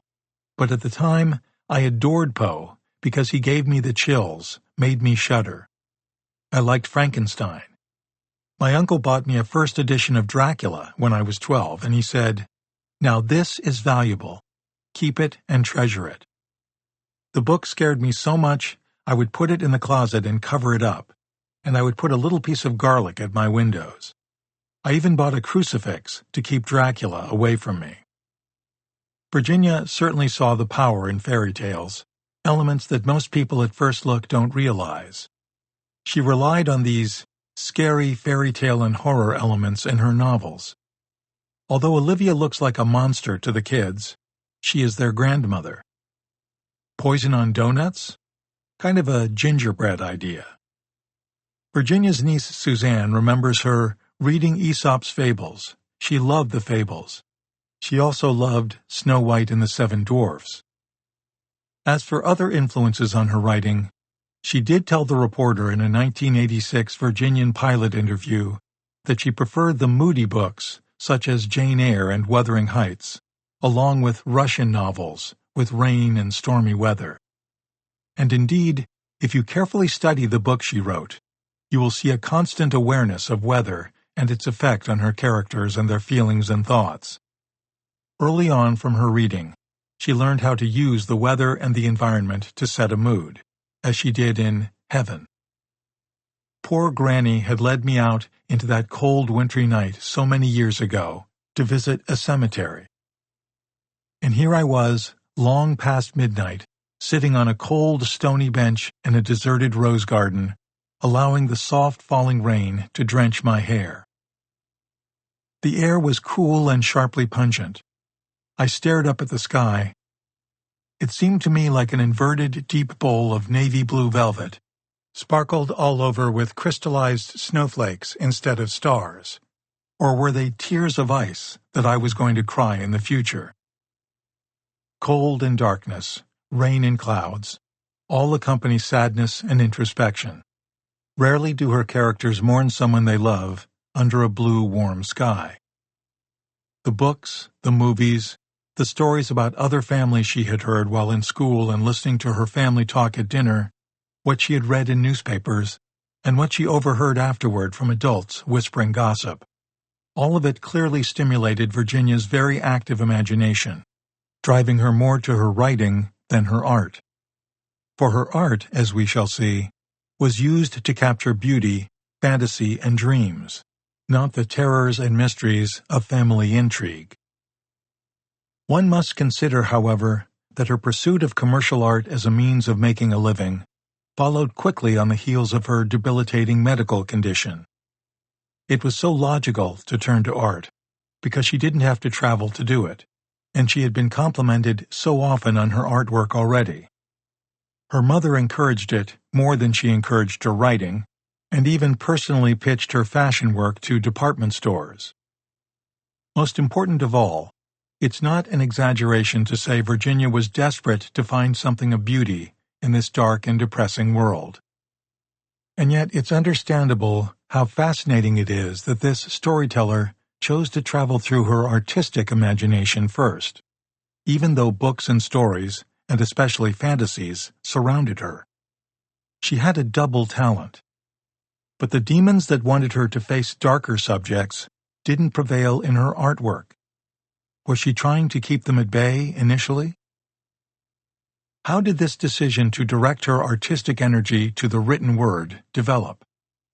She was definitely attracted more to plots about fantasies at the start. Like most very young writers, she was happy to be in the world of make-believe. What brought her to her dark view of family relationships? Although many point out the fantasy-like elements in Kathy Dollanganger's imagination while she was locked away in the attic of Foxworth Hall, it was not the world of princes and princesses, dragons and magic that would create the unique voice in Virginia's published works. She never let go of fantasy, but it fell into the background of the darkest view of family behavior and relationships.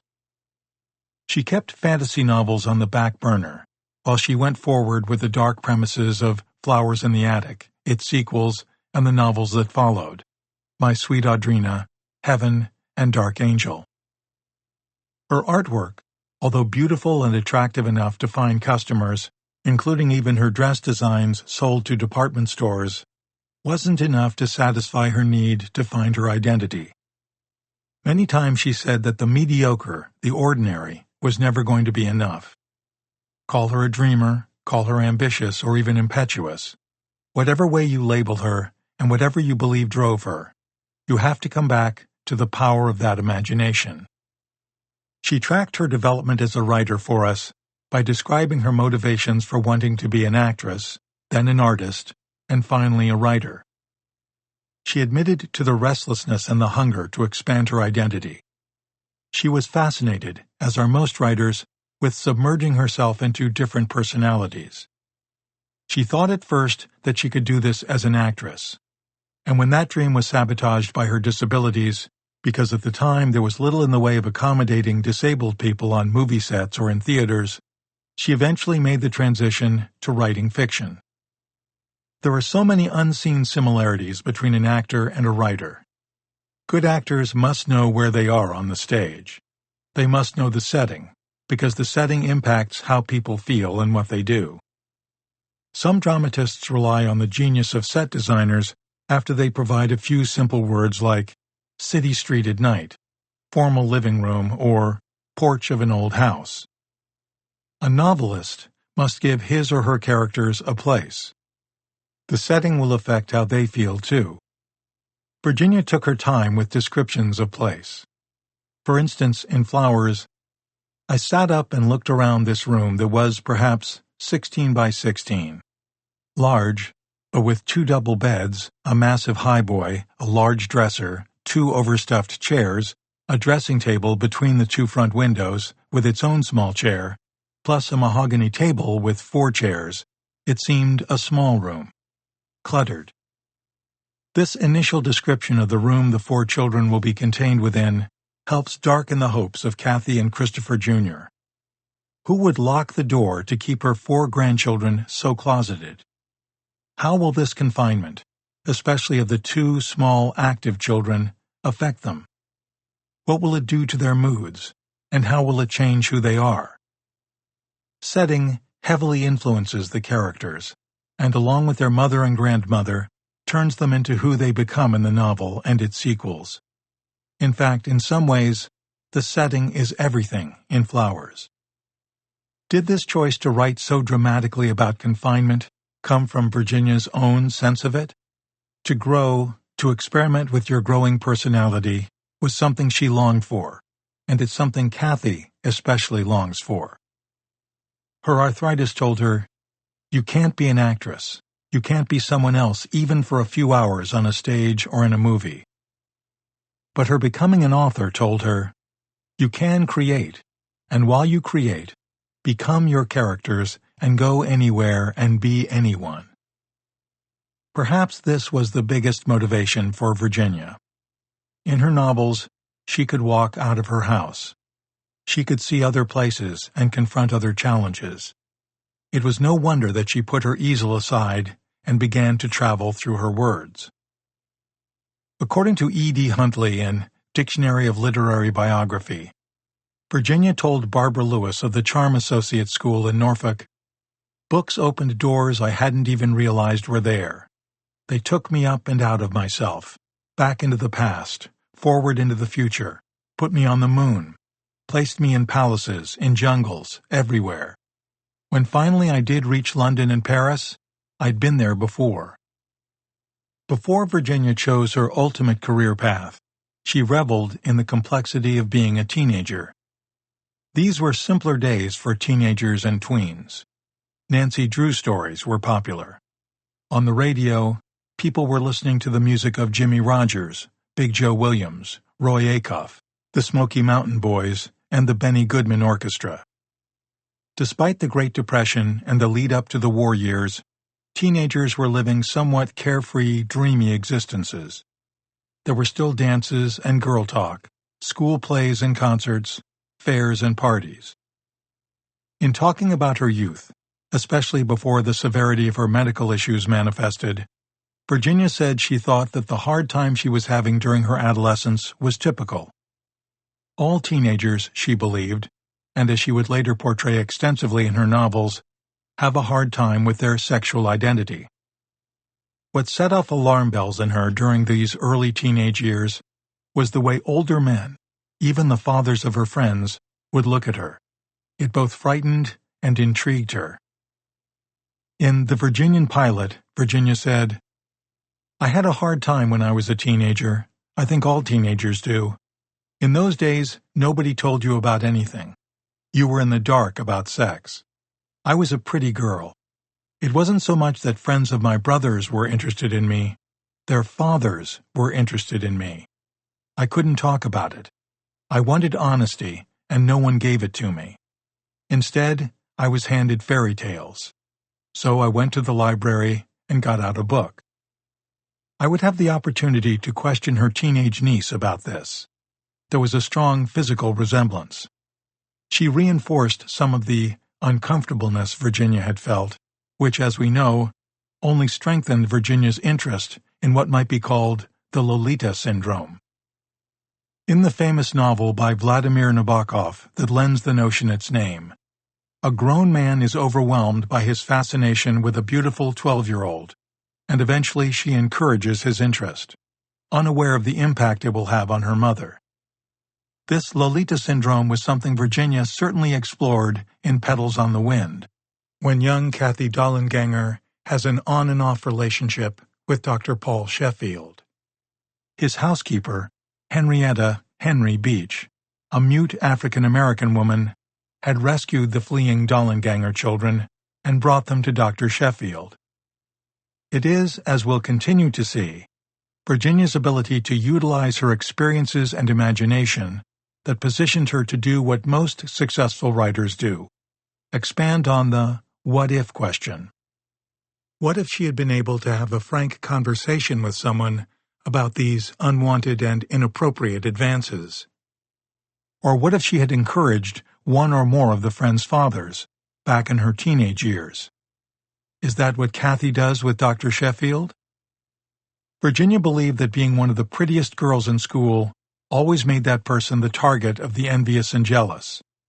She suggested that this led to her having problems with other girls early in her teenage years.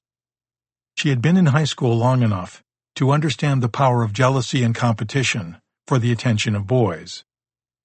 She put her limited experience to work in Dark Angel, again suggesting strongly that her ideas stemmed from her own personal experiences. The girls of Winter Haven, the private school Heaven attended, were quite jealous of her beauty and sweet personality.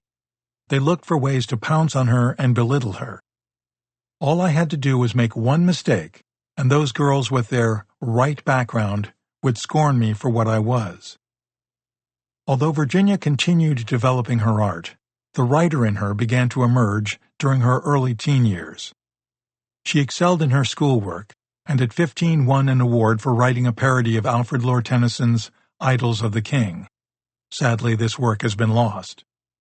This was to be the same year the problems developing in her hip were aggravated when she twisted herself on that high school stairway. The ironic, almost cruel questions we are left with, as the struggles and defeats followed Virginia throughout her life as a young adult and an adult, are: if she hadn't been confined, trapped, if you will, by her own damaged body, would she have become the international author and star she became?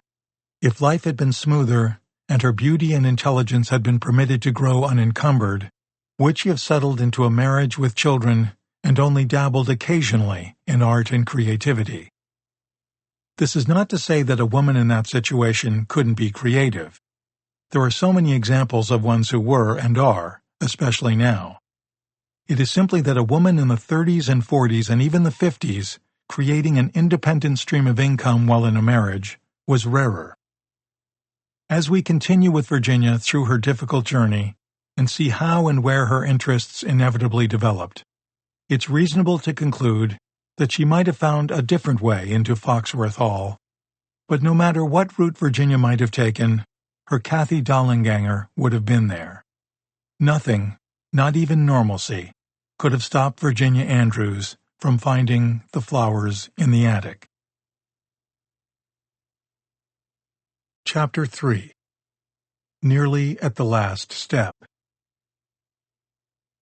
There has been widespread confusion over the medical battle that began for Virginia at the age of 15, although amazingly, even to this day, some fans I've encountered and who comment on Facebook pages are surprised to discover Virginia was disabled. Many believe that what happened to her in high school eventually brought about her early passing at the age of 63. That would be true if you could develop the argument that her arthritic condition weakened her immune system to the extent that cancer could fatally invade her body, but this would be unscientific conjecture. The most incorrect information is that Virginia fell down a stairway in high school and suffered a trauma to her back. There was no fall down the stairs, and certainly nothing like the stairway fall in My Sweet Audrina. Yet Virginia's disability has been described that way in countless articles, in introductions to book reviews, and even by radio and television reporters. Part of the reason for the mischaracterization of her physical issues might very well lie with Virginia herself, and somewhat with her mother.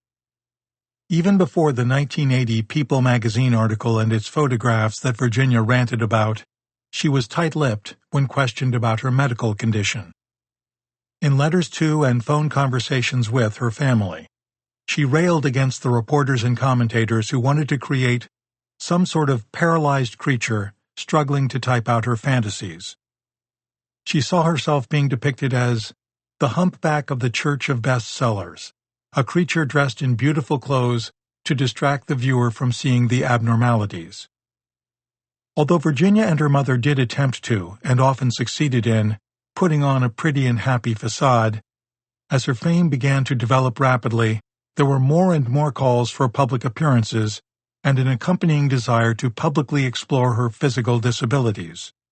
Virginia resisted them all.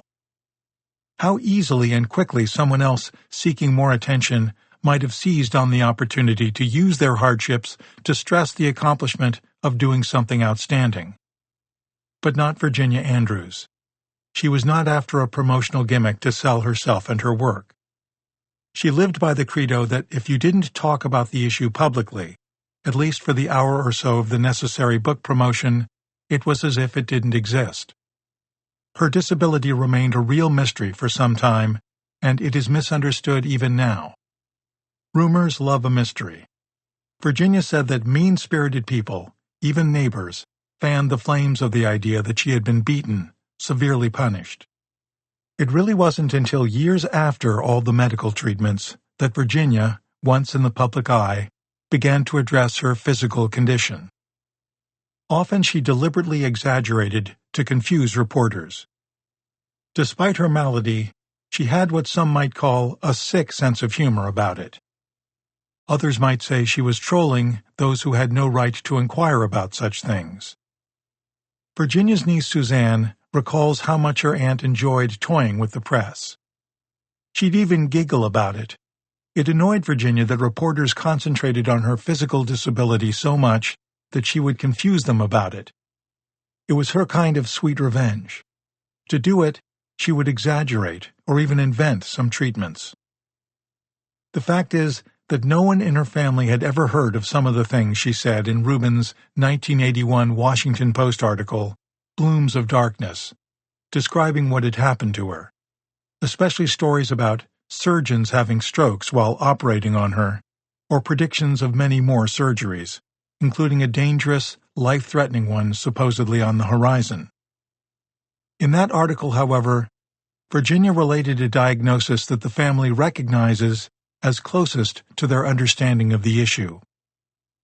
When it finally became obvious that the bone spur had thrown my spine out of alignment, it led me into a bout with arthritis, which I needn't have had if they had taken the bone spur off immediately. This went on for 4 years, starting when I was about 18. Then they began to correct the damage with operations. I had 4 major ones and have 1 more coming up.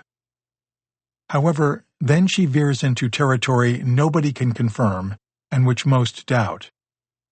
I can have corrective surgery, but I'm a little leery of doctors because they made mistakes with me. One doctor had a small stroke while he was operating. The saw slipped and he cut off the socket of my right hip. I have to have a new replacement, but the operation is very serious for me, life-threatening. I'm not in pain now.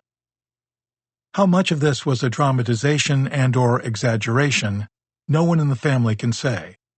But most of her family knew the truth about the origins of her physical disability. Her sister-in-law Mary remembers being told that Virginia had taken a wrong step on the stairway at Woodrow Wilson High School, which resulted in badly twisting her hip. My husband Gene had found out that the doctor who had examined her after she complained of persistent pain believed the twist had been violent enough to tear a membrane on his sister's hip. Eventually, after more physicians examined her, the conclusion was she had started to develop little bone spurs. The family was deeply concerned. Although I didn't know her when she was very young, I knew from the way everyone spoke of her that she was thought of quite highly. She had been achieving well in school and was quite a beautiful young lady. But I must say that when I had first met her, and times after, I didn't hear her moaning and complaining. If anything, I was moved by her avoidance of self-pity. It was and is easy for me to understand why she didn't want to dwell on it, especially later on in the newspapers and magazines when she became quite famous. Her cousin Pat, who not only had Virginia and her mother live with her, but often as a very young girl had spent time at their home, blames the confusion about the details of Virginia's accident on Virginia's mother telling people her daughter was pushed down the stairs in high school, permanently disabling her. It was those jealous girls. Many were willing to accept this description. Pat conjectures that Virginia's medical condition embarrassed her mother, and that was the real motivation behind her lies. She believes that at times, Lillian hid the fact that Virginia had any medical issues at all. Both she and her husband William were proud of Virginia's beauty and depressed about her inability to resume a normal life. Lillian's attempt to hide or ignore Virginia's disability is understandable, considering Lillian's beliefs and personality, and this might even go far to explain Virginia's own attitude about herself and how she was portrayed. Virginia began 12th grade, but in October of that year, the pain had continued to the point where she was unable to walk without difficulty to and from school. Both Virginia and her parents were quite aware of the struggle. According to Pat, one event stands out regarding school and her illness. Virginia came home from school upset that the crossing guard had lost her temper with Virginia for walking across the street so slowly. She said, "Hurry up, Gimpy," or "Hurry up, Limpy." Surviving relatives recall Lillian's anger at the way her daughter was being teased and treated by her peers, as well as adults like the crossing guard. Virginia continued to endure excruciating pain, making sitting at a school desk for long periods of time difficult. It was clear that all the normal treatments for a twist or a pull on muscles and tendons weren't working. School records show that Virginia had to leave Woodrow Wilson High School in Portsmouth in October 1940, in her senior year. The records note, health reasons. But what was the true medical history that followed? Virginia claimed that although she was suffering from the pain caused by bone spurs that formed on her spine, she was unable to convince physicians during those early days that she had a problem. As she described the issue in a number of interviews and in her conversations with family, doctors told her that she walked too gracefully to actually be in so much pain. "I found out that looking too good is a terrible way to go into a doctor's office. They don't take you seriously." We recognize in her experience a timeless problem for women.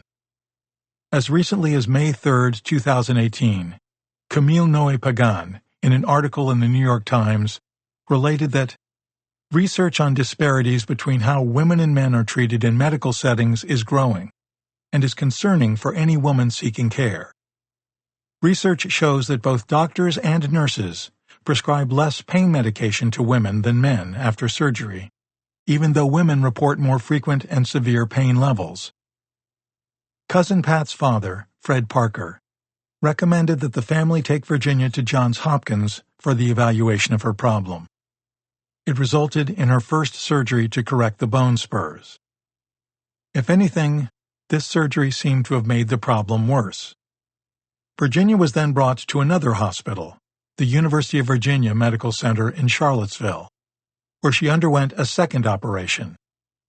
As far as anyone could tell, the original diagnosis was still the most likely to be true. The twist on the stairway exacerbated an arthritic condition that was resulting in a fusion of her bone structure.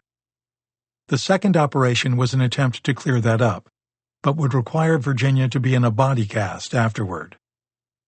Despite all this, there was a silver lining in store for Virginia. Although it wouldn't show itself until nearly 40 years later, there was something that wouldn't have happened if Virginia hadn't been brought to the University of Virginia for another attempt at alleviating her condition, something that would trigger her fame and fortune years later. According to Pat, Virginia told her that while she was at the University of Virginia hospital, she became infatuated with a handsome young doctor, who was equally infatuated with her. They became very close while Virginia was a patient there. She told him about her endeavors and dreams of becoming a published author. Consequently, he thought he would give her a story to write, a true story. He confided in her about his strange young life. The premise, and surely the shocking revelation for Virginia, was that he and his sisters had been hidden away in one of Charlottesville's huge mansions for over 6 years to preserve the family's wealth. I never learned his name or the family's name. The information was, however, straight from Virginia to me. We don't have to guess what this anecdote became, but interesting questions arise. Did the doctor specifically mention an attic? How many children were incarcerated in the true story? Were there any twins? Who imprisoned them? Was their grandmother involved? We know, of course, that there are 4 children in Flowers in the Attic. Pat believes her own family members, absent the incest element, were possible models for the kids. She has a brother who became a doctor and 2 younger siblings who are twins. What are the similarities that we do know of? The setting of the story the doctor told and the setting of Flowers in the Attic are both in the Charlottesville area of Virginia. The older brother wanted to become a doctor. The hiding of children to regain an inheritance matches Corinne's motivations in Flowers in the Attic. She hid her children because if her father knew she had children, she would be cut out of his will. One potentially similar plot point in the doctor's story is that if the trapped children no longer existed, the path to the next beneficiaries would be activated. Of course, Virginia had much more to add to this plot premise by way of the incestuous relationship between Corinne and Christopher Sr., who we eventually learn is her half-brother. However, it's fascinating to contemplate that Flowers in the Attic stemmed in part from Virginia's painfully long ordeal. Readers who conjectured that the novel was really Virginia's own story in some way now have witness testimony to its actual origins. What remains remarkable is the length of time between Virginia's hearing the premise of the story and her actually writing the novel. She later claimed in a newspaper interview to have written it one night while I was in bed. It was a 22-page handwritten draft. I typed it the next morning. Continuing to trace the origins of Flowers in the Attic and its characters, and what of Virginia's own life contributed to the tale, we have to ask from what height, in what place, and at what time during this difficult and painful journey would she have garnered the view of a grandmother who would give her grandchildren the worst nightmares even before they had gone to sleep. The religious zealotry depicted in both Foxworth grandparents could have come from Virginia's own maternal grandfather, who insisted that they attend hellfire and brimstone sermons every Sunday at the Methodist Church in Portsmouth. Virginia claimed her mother resented the services and didn't want to go, but she forced Virginia to attend nonetheless. Surely the author relied on these experiences when she created the Foxworths in Flowers in the Attic, a family dominated by a fanatical invalid father, Malcolm, and a wife, Olivia, who carried out his gruesome religious commands for reasons that went beyond religion, beyond her belief that the children were the devil's own because they were born of an incestuous relationship. Mother-daughter jealousies proliferate between Olivia and Corinne, punctuated with the revelation that Olivia is not Corinne's birth mother, despite Malcolm being her birth father. Furthermore, Corinne was named after Malcolm's mother, who deserted him and his father, Garland, after 5 years. Malcolm never lost his infatuation with, and almost religious love for, his mother, which is one of the reasons Olivia is so jealous. Malcolm transferred that love to his daughter, and basically had no love relationship with Olivia. Olivia retreated into a fanatical view of her religion, terrorizing the children in the attic with biblical quotes and stories. We know from her family's recollections that Virginia was not a fan of organized religion. She talked often about her belief in reincarnation, even claiming she had lived in Rochester at an earlier time. In Faces of Fear, she said, "I think I have a freewheeling religion of my own.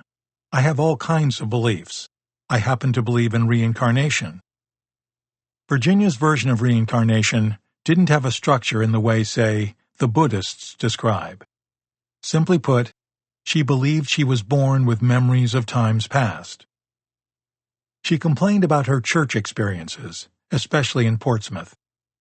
Her family had taken her to the Methodist Church in Rochester, but according to her interviews about her early life, that was not as unpleasant as church in Portsmouth. From the way the family members described their memories of that, it seems clear she was actually frightened by the fanaticism she encountered at her grandfather's church, together with what she had experienced with organized religion, and so she chose a more independent way of thinking about God. Again, in Faces of Fear, Virginia reinforced this view when she said she had grown disgusted with attending church because the churchgoers were there mainly to show off their new clothes. As an adult, she no longer had to attend services and did not belong to an organized religion. She said she believed in God, but not in church. I think you can have church in your own heart, or make your own little temple. Although Corinne wants to convince her father that she has repented, there is no real reference to her own religious beliefs, only to her parents' beliefs, references that we see mirrored clearly in Virginia's own experiences. When I was growing up, with my two older brothers, Corinne tells Christopher Jr. and Kathy in the attic, we were literally forced to go to church. Even if we were sick enough to stay in bed, we still had to go. Religion was rammed down our throats.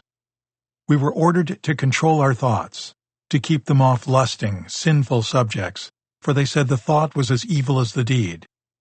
Our parents, in seeking to make their 3 children into living angels or saints, only succeeded in making us worse than we would have been otherwise.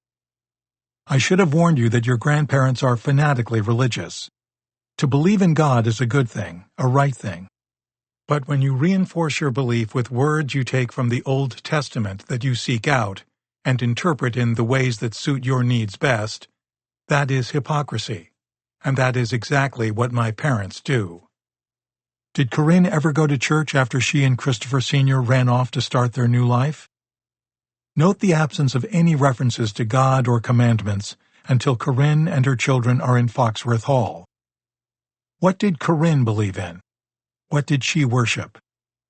More and more, Virginia developed this character as someone who believed in her own beauty and pleasure, worshiping that even at the expense of her children.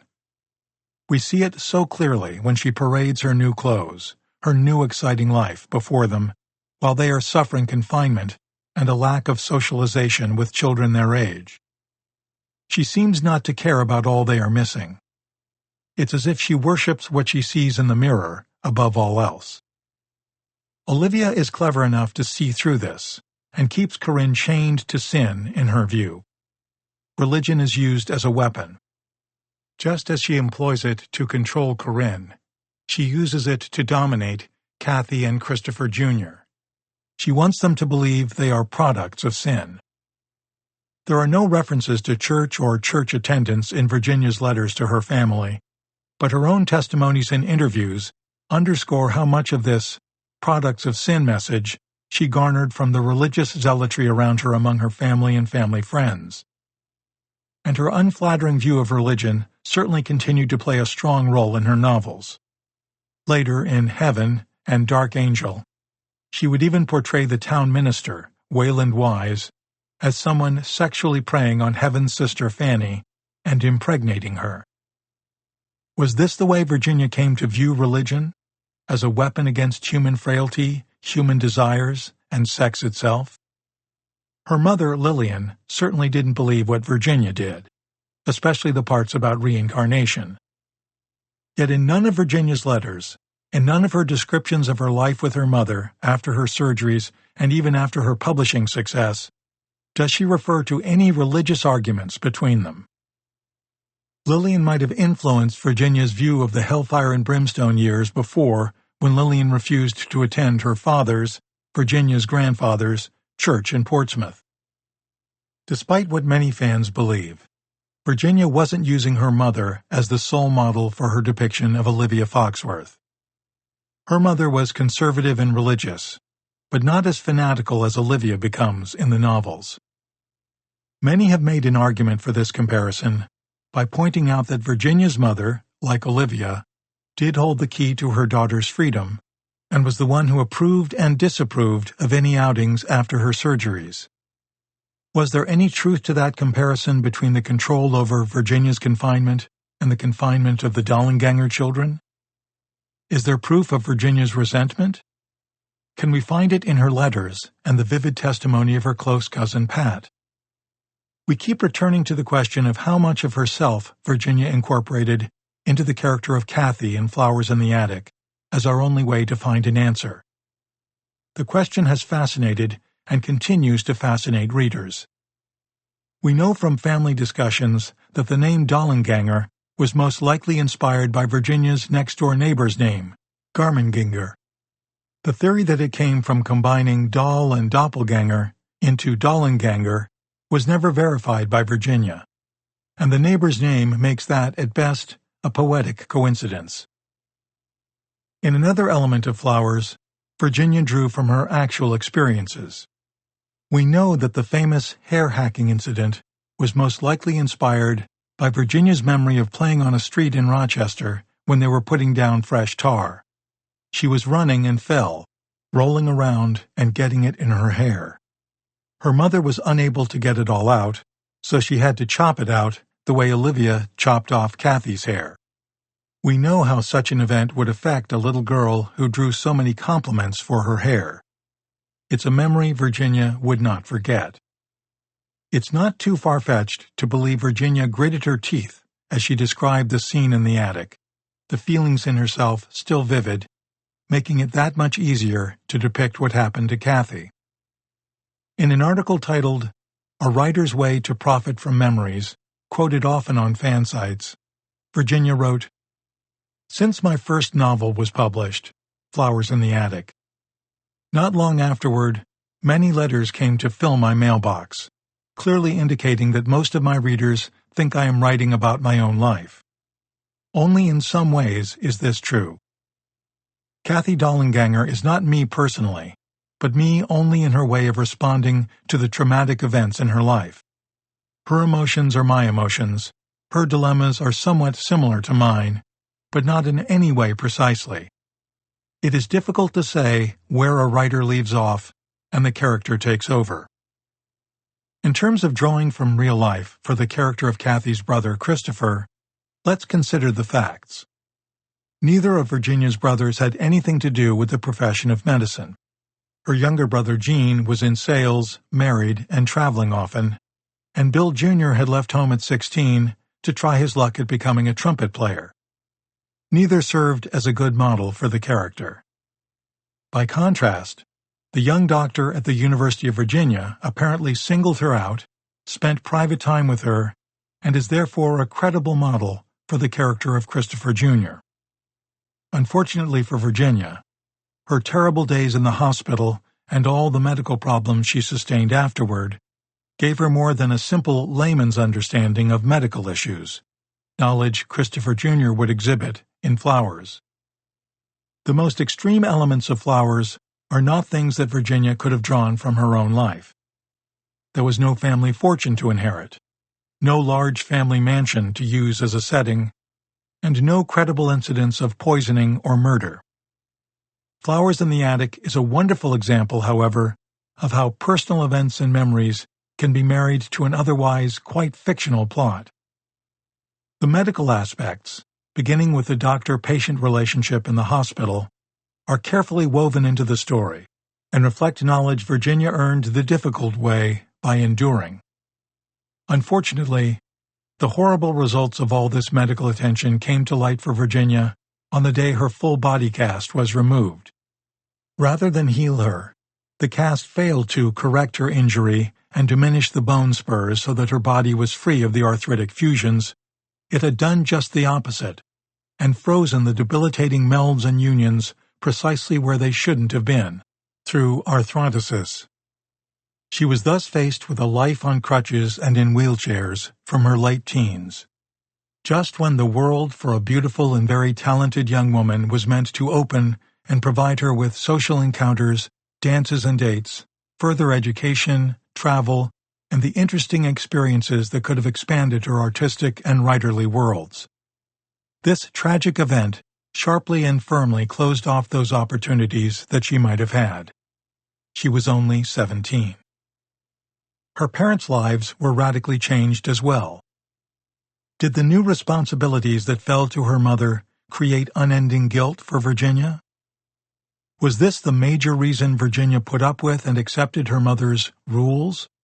Rules that became so confining that her cousin Pat envisioned Virginia back in her body cast.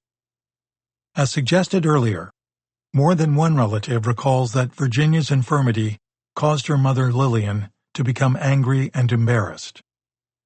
Virginia's cousin Pat specifically recalls one occasion when she was young, visiting Virginia and finding her on the front porch. There were 2 conifers on both sides offering total privacy. She remembers Lillian actually saying, "Let's not allow anyone to see my afflicted daughter." Pat felt the implication was that imperfect people were ugly. This strengthens the theory that Lillian suffered some guilt over the situation. Although there is nothing deliberate about it, a parent's indication that their child has inherited problems from them lingers like a persistent irritation on the conscience. Pat did witness much to make us wonder about Virginia's relationship with her mother, especially after her body cast had left the young artist so immobilized. Pat lived with Virginia and her mother after Virginia's father died in 1957, from 1959 to 1960, and saw firsthand the restrictive life Virginia endured. Years later, before they found a new home close to Jean and Mary, Lillian and Virginia would live with Pat and her family at Pat's invitation. Pat believes her house was perfect for caring for Virginia. But it wasn't a smooth transition, even as a temporary situation. Pat quickly began to find herself in conflict with Lillian and Lillian's relationship with Virginia. A memory that stands out for her resulted from Lillian's insistence every night that Virginia, then an adult woman, eat everything on her plate. If Virginia did not, her mother would taunt her about not getting dessert. One night, Virginia didn't eat everything, and her mother refused to give her a cookie and sent her to bed with her bedroom door shut. Pat says she went in and asked Virginia how she could stand everything her mother dished out to her. Virginia replied, "I take myself away from it all. I imagine I am a princess in a castle, enjoying life." Eventually, years later, Pat discussed Virginia's medical problems with her brother, who was a heart surgeon and knew a great deal about osteopathy. He believed, as do many, that her medical problem began rather early in Virginia's life, and that the violent twist she incurred on the high school steps may have simply escalated a condition that was already there. His diagnosis was ankylosing spondylitis, a type of arthritis in which there is a long-term inflammation of the joints in the spine, even though this is something that affects more males than females. It typically occurs where the joints in the pelvis are especially affected. Whatever the cause, and however badly the family believes the 2 hospitals and doctors may have handled her case, the fact remains. Virginia's life and her future were totally changed by the time the body cast was removed. As we will see, her body wasn't all that had been frozen. She was truly frozen in her adolescence for years. As a result, she had a uniquely childlike vision of adults, and grew into an adulthood filled with childish longing. The only places she found any relief from the frustration were in her art and in her writing. Her characters certainly reflect the same passion. Ironically, it was precisely because her personal life was so restricted as a result of serious illness and injury that Virginia better understood a young girl's yearning to taste adult experiences that continuously loomed and yet remained seemingly forever out of reach. It was surely painful to stare at the gold ring so close but so unattainable. In A Writer's Way to Profit from Memories, her article about writing in 1980, she admitted, I realize I do pour a great deal of myself into my stories. I suffer when my characters suffer. As she said in a People magazine interview, I really feel sorry for my characters because I put them through hell. Virginia was indeed a prisoner inside herself, locked in her own attic, and yet refusing to curl up and be forgotten. Creating any art requires a large degree of self-isolation and privacy, which is clearly more difficult for strong and vigorous younger people. Teenagers are by nature social creatures, eager to have friends and go to parties and dances.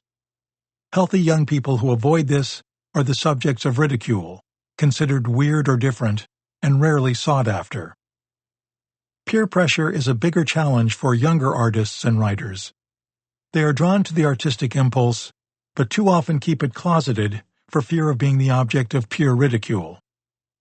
In an ironic sense, Virginia didn't have that problem after her medical treatments left her with a life sentence of convalescence. Her peers were gone. No one her own age was there to view her as different. After she was withdrawn from school, Virginia went through a number of medical treatments and surgeries and was confined to her bed and a wheelchair. For a short period, she had art instruction at home, but once she was in her body cast, her life became even more restricted. Her ability to join any friends she had made in school was seriously reduced. There wasn't anything close to what we know as homeschooling back then, but she continued to be an avid reader and to work on her art and her fashion designs. Perhaps nothing terrorizes a young person as much as seeing someone their age seriously ill and bedridden. Youth carries with it a sense of immortality, infallibility. Virginia had seemed so perfect to her peers, envied by her girlfriends, and cherished by her teachers. If this could happen to someone like her, it was easier to ignore and forget her. Especially at that age, who wants to think of similar things happening to them? They left her alone with her mother. Her condition had locked her up. She was in a true sense deserted, left to staring out the window, looking back at her good childhood memories. There was no other way out for Virginia than to do as she had done in her fantasies most of her young life, become someone else. Eventually, that was just what she did. She became V.C. Andrews. Chapter 4. To the Attic. To trap a thing of beauty in itself is surely a tragic irony of nature. Virginia Andrews was beautiful, intelligent, and sociable, all the attributes anyone her age would need to make her miss popularity, but she was diverted from that life. Her health issues made it difficult, if not in some cases impossible, to participate in events with her contemporaries. Schools, buses, and so on did not provide special access for disabled people. Besides, she was involved in many medical visits and tests and had to spend a lot of her time recuperating from them. As we all know, medical experiences can be exhausting, both mentally and physically. Virginia reached beyond her one simple escape from all this through reading books, to express her imaginative ideas in sketches and paintings that were beautiful and interesting enough to attract buyers and give her something of a career. However, despite all these distractions, it remains a fact that because of her spine abnormality, she was unable to participate in high school dances or plays, or to continue her formal education. No one would have blamed Virginia for falling into the darkest of holes, contemplating pulling the blanket over herself and, in a sense, disappearing. Her whole world surely seemed to have frozen along with her spine and her legs, and to add insult to injury, as a result of her condition, there were more medical issues lying in wait. In a letter to her younger brother Eugene, she complained that her dear doctor, who thinks he takes such excellent care of me, prescribed a cough medicine for me 3 years ago. Then all sorts of terrible things began to happen, like blood clots in my eyes, swollen out like red beads.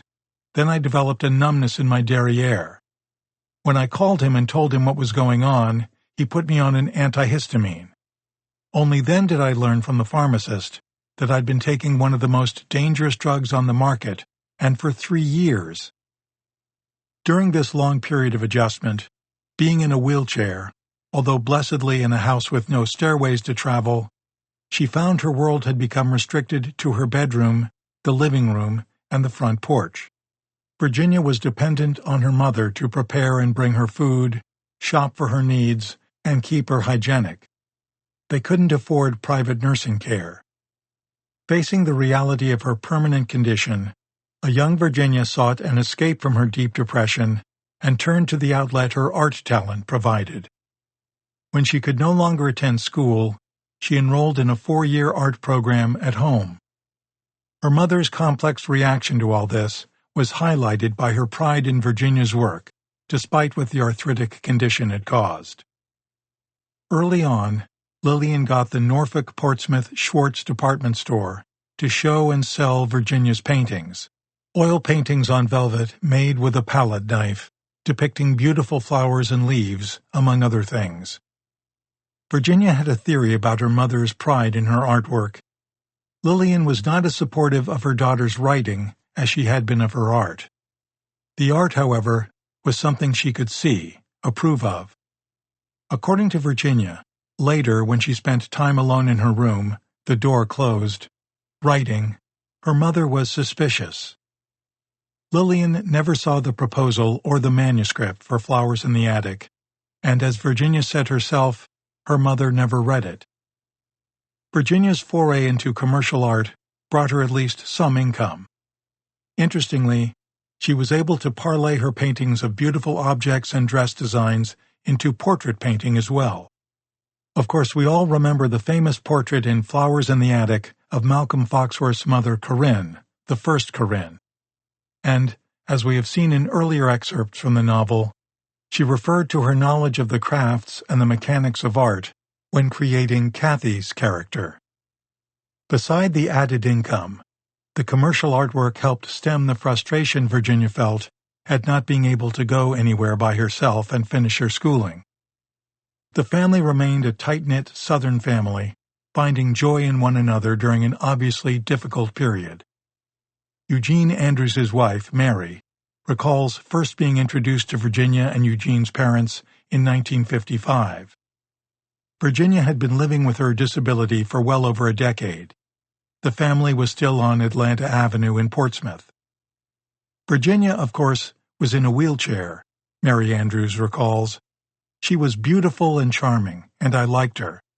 I also especially liked her dad, a sweet, dear man. Lillian had prepared a Southern fried chicken for lunch with all the trimmings. After lunch, we all went out on their front porch, and Grandma Lucy Parker and Iris Guile, Lillian's sister, who lived just down the street, joined us. Grandmother Lucy was a hoot, lots of fun. Virginia did not appear spoiled, and it was only normal that both parents were attentive because of her disability. From what I learned over the years, Virginia was a happy girl, with friends and a fellow she liked a lot until her accident at school. Other surviving family members recall Virginia's buoyant personality during this difficult period of her life. With a smile so bright she could light up hearts and cheer others, Virginia had emerged from this prognosis for her future. One can reasonably argue that she had accepted her situation long before her mother would. Her comment to Jean and Mary about that was, "I've never had a life of my own in which I could rule my own destiny. My health has always been the captain of my ship, and I fear it will always direct my course." Eventually, she found ways to ride along with it. I really first met Virginia, or Ginny, as some relatives called her, when I was 10 years old and in the 5th grade, Virginia's cousin Pat Mock tells us. My dad, her mother's brother, was the Navy chaplain at the Portsmouth Naval Shipyard, where Virginia's father once worked.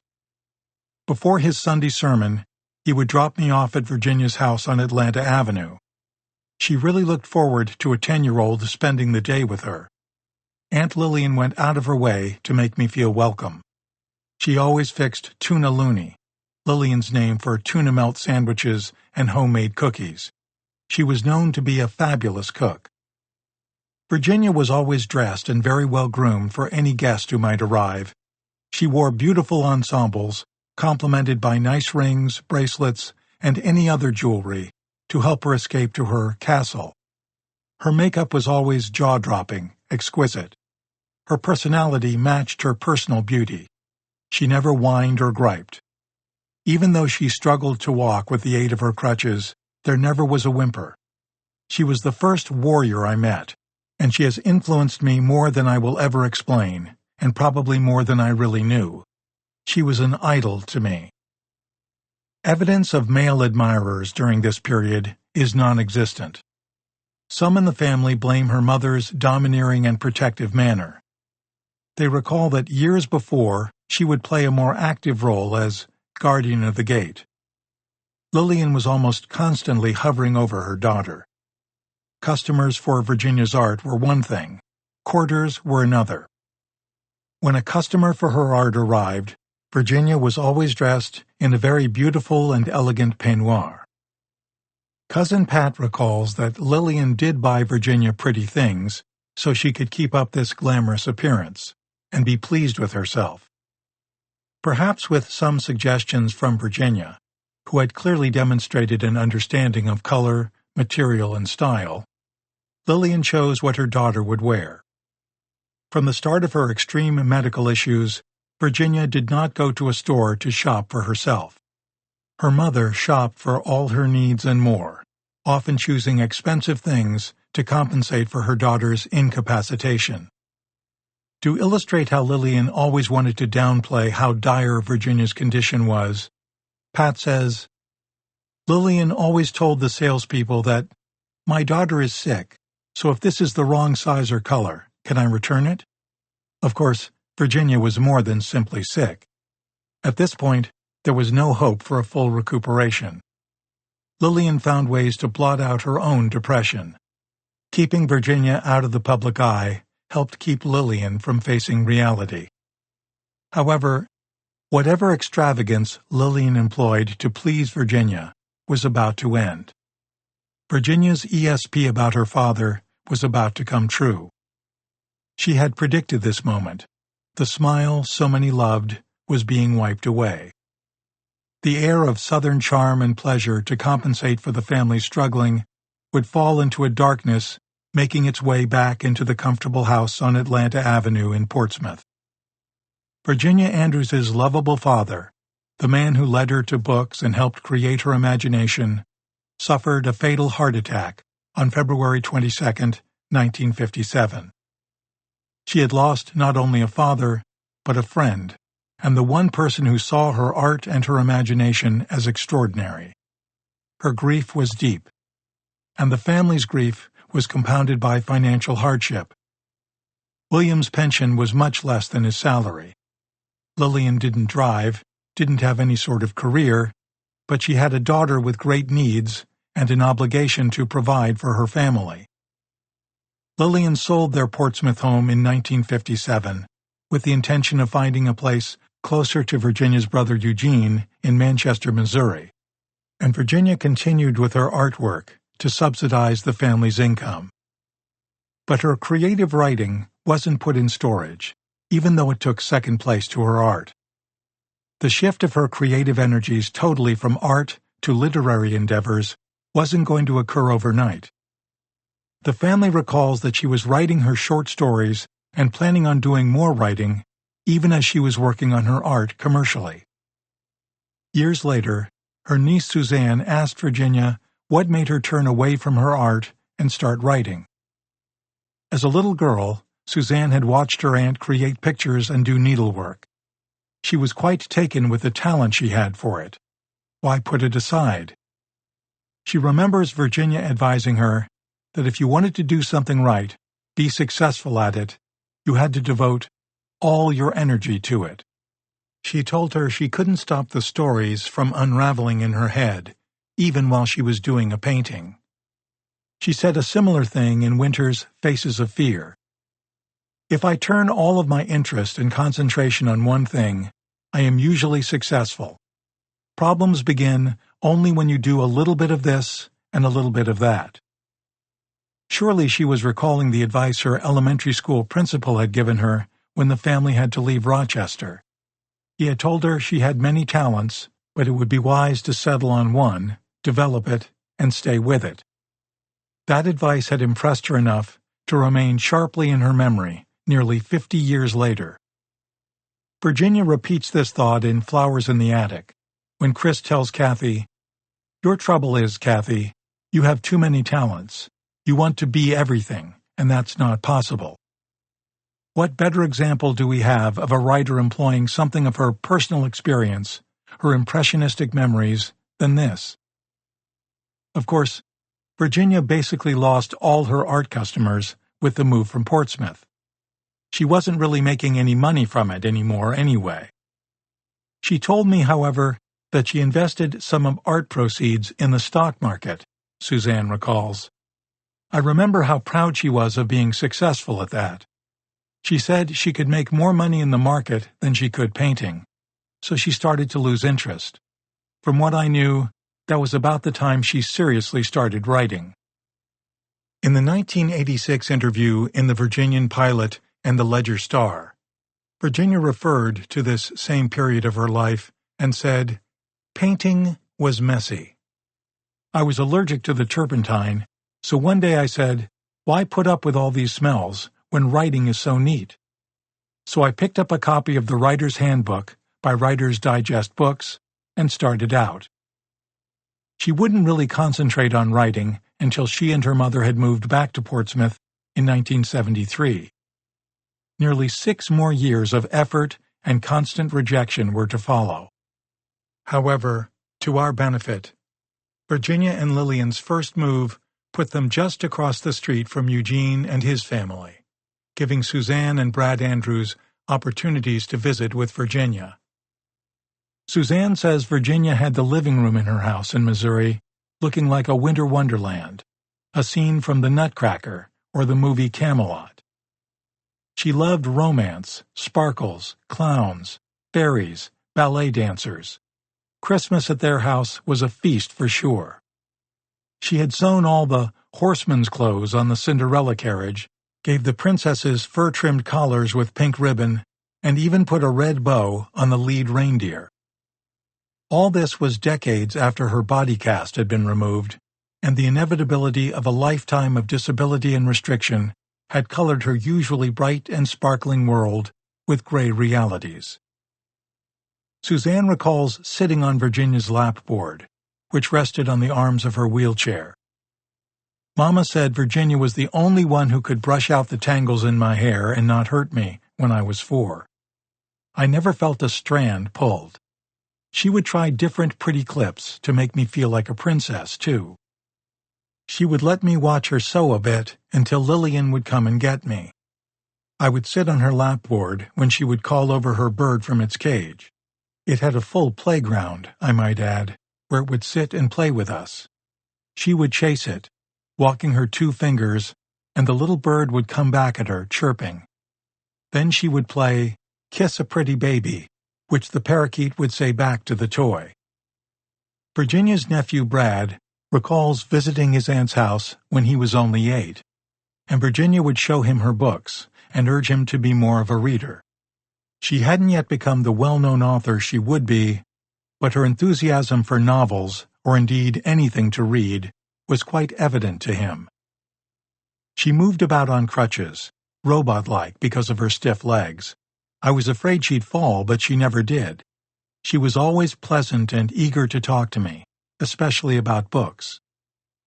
His younger brother, Glenn, always wanted to visit Lillian and Virginia, because Lillian would have freshly baked cookies for him. Welcoming her grandchildren after being forced to move to a strange new place was clearly reassuring to Lillian, and Virginia's influence and the memories of her that her nephews and niece gathered were especially cherished following her death.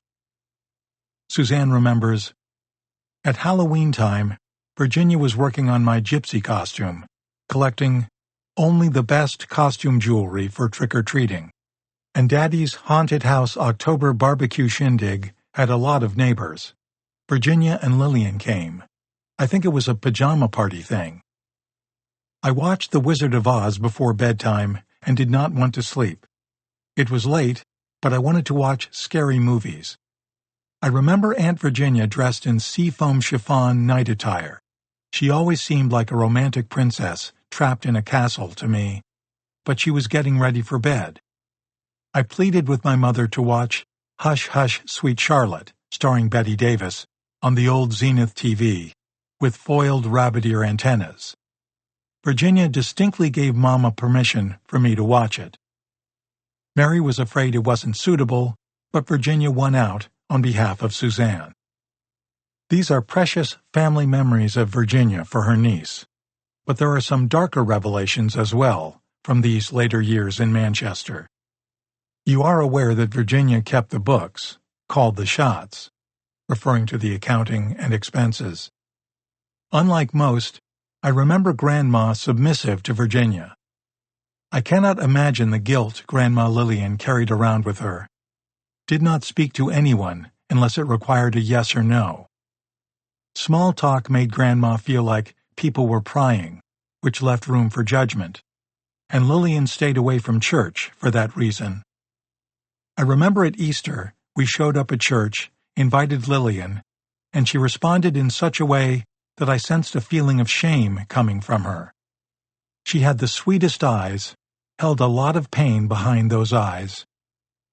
Suzanne's impressions of her grandmother give more reason to believe that Lillian, as Virginia herself indicates in her letters, was ashamed of and embarrassed by her daughter's physical condition.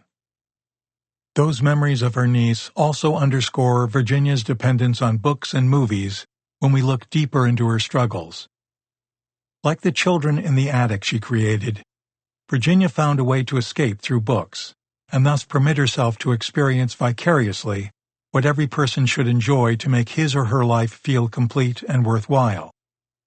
To the world, and more important to herself, she confessed the determination to do so.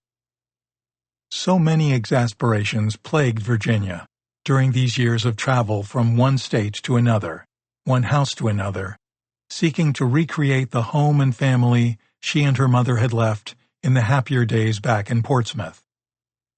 Suzanne could sense the frustration that slept beside her aunt. She was unable to follow through on her art career because of the loss of clients and known retail purchasers, and so dependent now on others for any life outside of her home. Yet she managed to surround herself with beautiful, girly things. I remember these glass kaleidoscopes.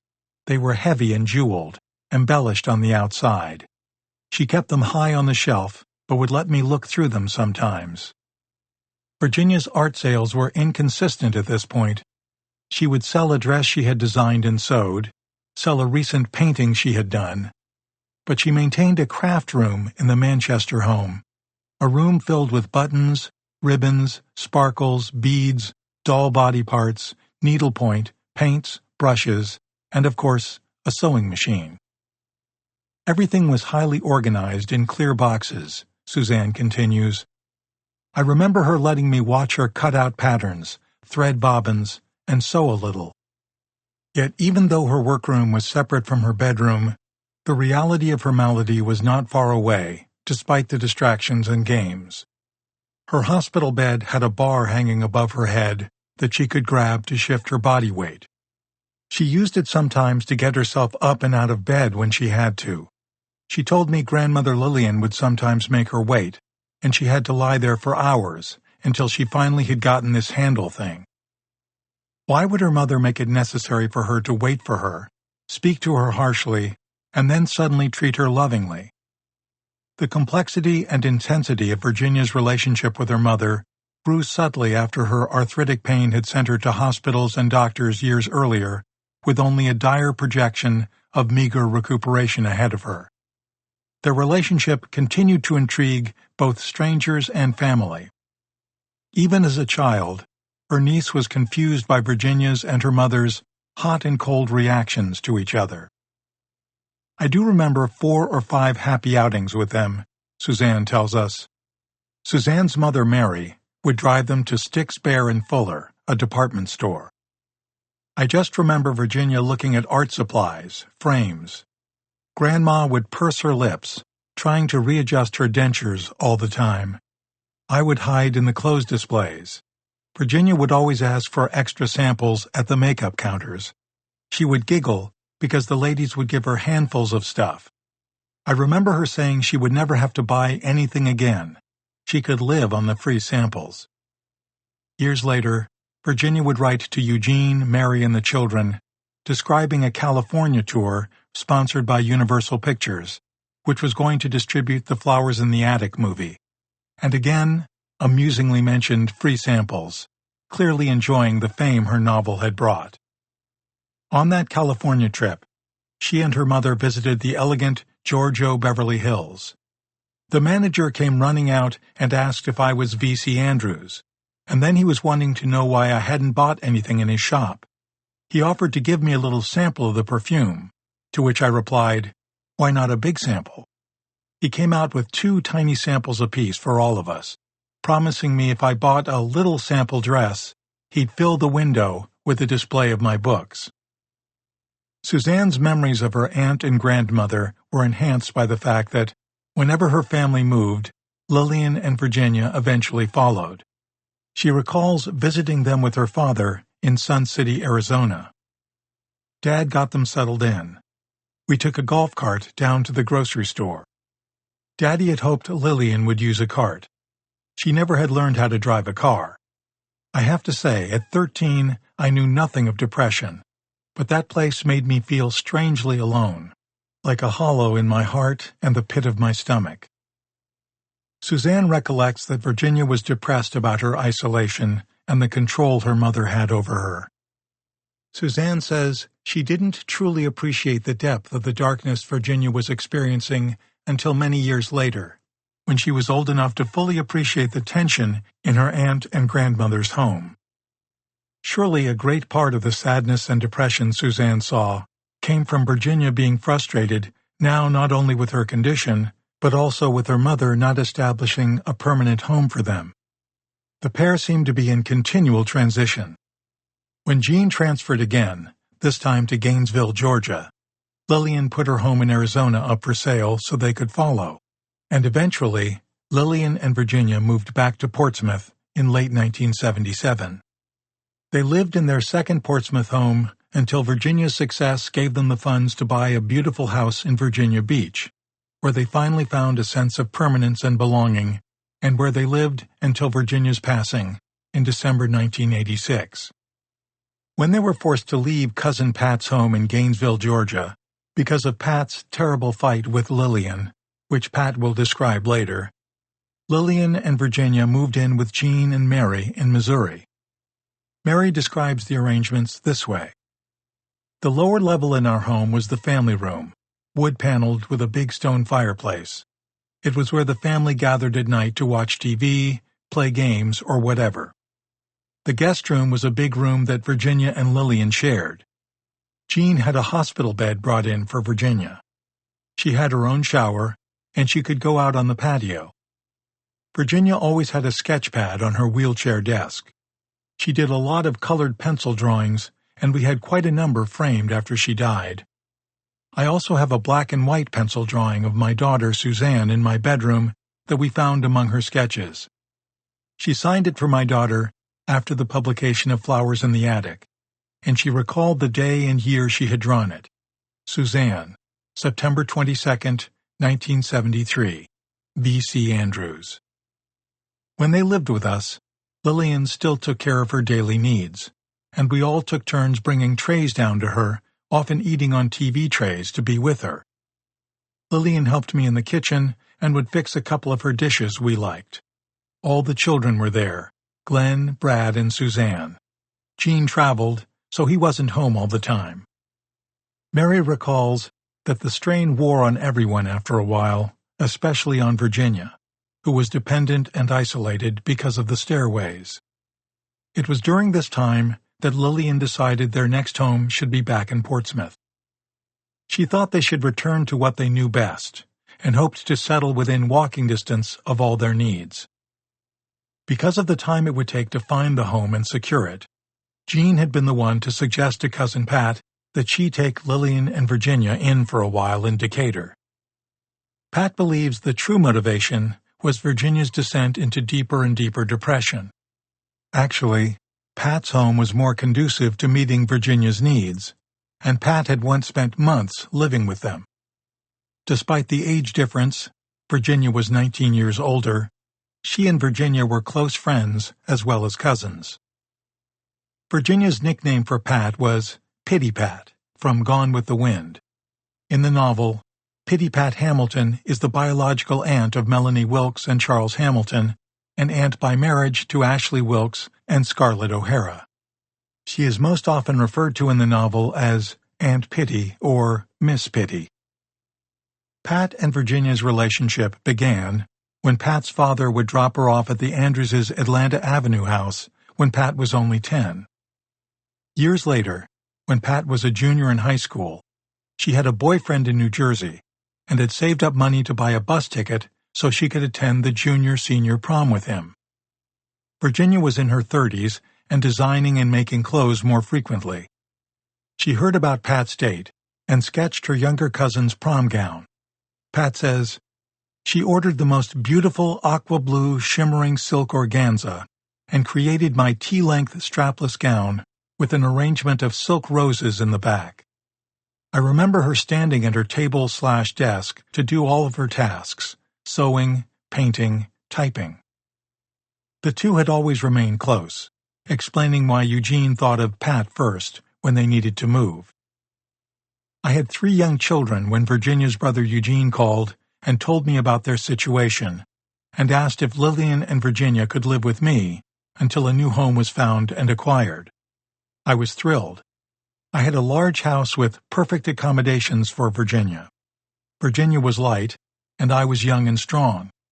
I took her up a flight of steps every day on my hip, so she could shower by herself. She loved it. She always did show me her artwork, and she would frequently use her sketchbooks while having the TV on in the evenings. She read a lot, drew a lot, and sewed, often making beautiful clothes. She went through a period of making some jewelry, nothing very special, but she sold some bracelets. She always appeared to be happy and cheerful, but that facade appeared to be a cover for her depression. I knew her too well to misread it. When she was living with me, Virginia asked me to teach her to play chess. I bought a chess set at the local drugstore where I would go to get her milkshakes. I taught her to play and never won another game. Miss Smarty Pants. She caught on fast to everything. Often, but not nearly enough, I would tell her to get extra dressed up, as I had my housekeeper coming to babysit. Amid Lillian's screaming and carrying on one time, we left for the Marriott Hotel in Atlanta. We headed right for the bar and lounge, ordered dinner and a drink, watched the dancing, and loved the music. Dinner was not over until the Bananas Fosters were ordered and set afire at our table. The poor girl hungered for fun and excitement. No one appeared to notice her affliction or her wheelchair. I took her, chair and all, to an epic religious film in Atlanta, too. Movies were not off-limits for us, popcorn and all. Pat describes Lillian's continual screaming, her complaints and warnings about taking Virginia out of the house, but the cousins ignored her as best they could. One day, I told her to dress for shopping at the mall. We went to Atlanta to Phipps Plaza, Saks on one end and Lord & Taylor at the other. Carpeted. We went despite Lillian's objections. We got into the car and started laughing. Virginia told me she had never been in a shoe store since she was 16. She must have tried on 1,000,000 pairs. We did go into a wig store, and she bought a wig. Before becoming wheelchair-bound, she'd had a voluptuous head of hair, but it was thinning. She loved the mall and getting out of the house as much as her mother hated us doing it. I think she was ashamed of my beautiful and perfect Virginia. I was always proud to be pushing her wheelchair. I was proud of her before she was famous. I never saw her after she became so. Pat's memory of this time contributes a great deal of complexity to any understanding of Lillian and Virginia Andrews' relationship. While there was always love, perhaps too much motherly love, we can see that it was in her home that Cousin Pat says she witnessed Virginia's struggle to capture some independence and feel less like a burden. While Lillian complained about the drain on her and the responsibility of caring for her daughter, she was reluctant to surrender any aspect of it, and from what Pat tells us, constantly opposed Pat's efforts to give Virginia a social life. Regardless of what the motives for Lillian's thoughts and actions were, her command of practically her daughter's every breath hastened their departure from Pat's house and prevented the cousins' friendship from continuing. It wouldn't resume until years later in letters, when Virginia's talent and success brought her some of the independence she had cherished and sought during her younger years. Early on, Pat was sensitive to Virginia's longing for some independence, and in trying to service it, she found herself more and more in conflict with Lillian. It finally culminated one night.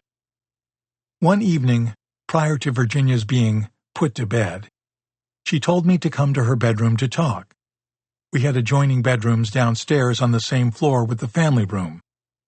She had intimated that she was writing a book, or about to do so, and she was planning on telling me about it. When she invited me into her room that fateful night, the only thing I can think of is that she wanted to discuss her book. She may have also wanted to tell me that we needed to stop going out on the town too much, as her mother was agitated by it. As we started to talk, Lillian came busting into the room, telling me to leave Virginia alone and to let her get some rest. Virginia was in her 40s. Her mother was still telling her when to go to sleep. I told her Virginia had asked me to come in to talk with her. Lillian didn't care and ordered me out. Virginia told her it was okay. At that moment, Lillian lunged at me, pushing me against the wall. I told her this was my house and I would not be pushed around in it. Therefore, she needed to pack her bags and leave. She was no longer welcome. Virginia could stay, and I would take care of her. Lillian called Eugene, who drove from Gainesville to get them. He picked them up to take them back to his house. Soon after, Gene took his mother back to Portsmouth to find a new home. They found the perfect house, close to the train and bus stations, and within walking distance of many stores. Lillian no longer faced the dependence she had felt while living in Missouri, Arizona, and Georgia. There was no longer need for anyone to drive her anywhere. I cried when Virginia left us, Pat recalls.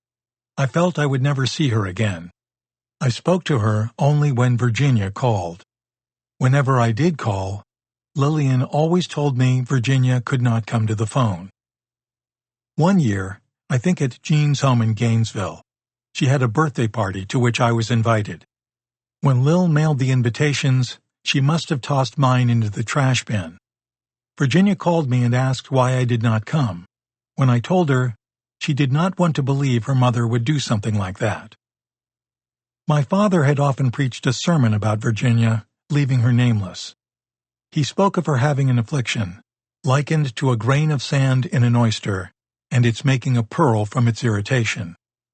Choked me up every time I heard it. Virginia made many pearls in her lifetime. Chapter 5. Opening the Attic Door. Virginia Andrews never forgot the premise of Flowers in the Attic.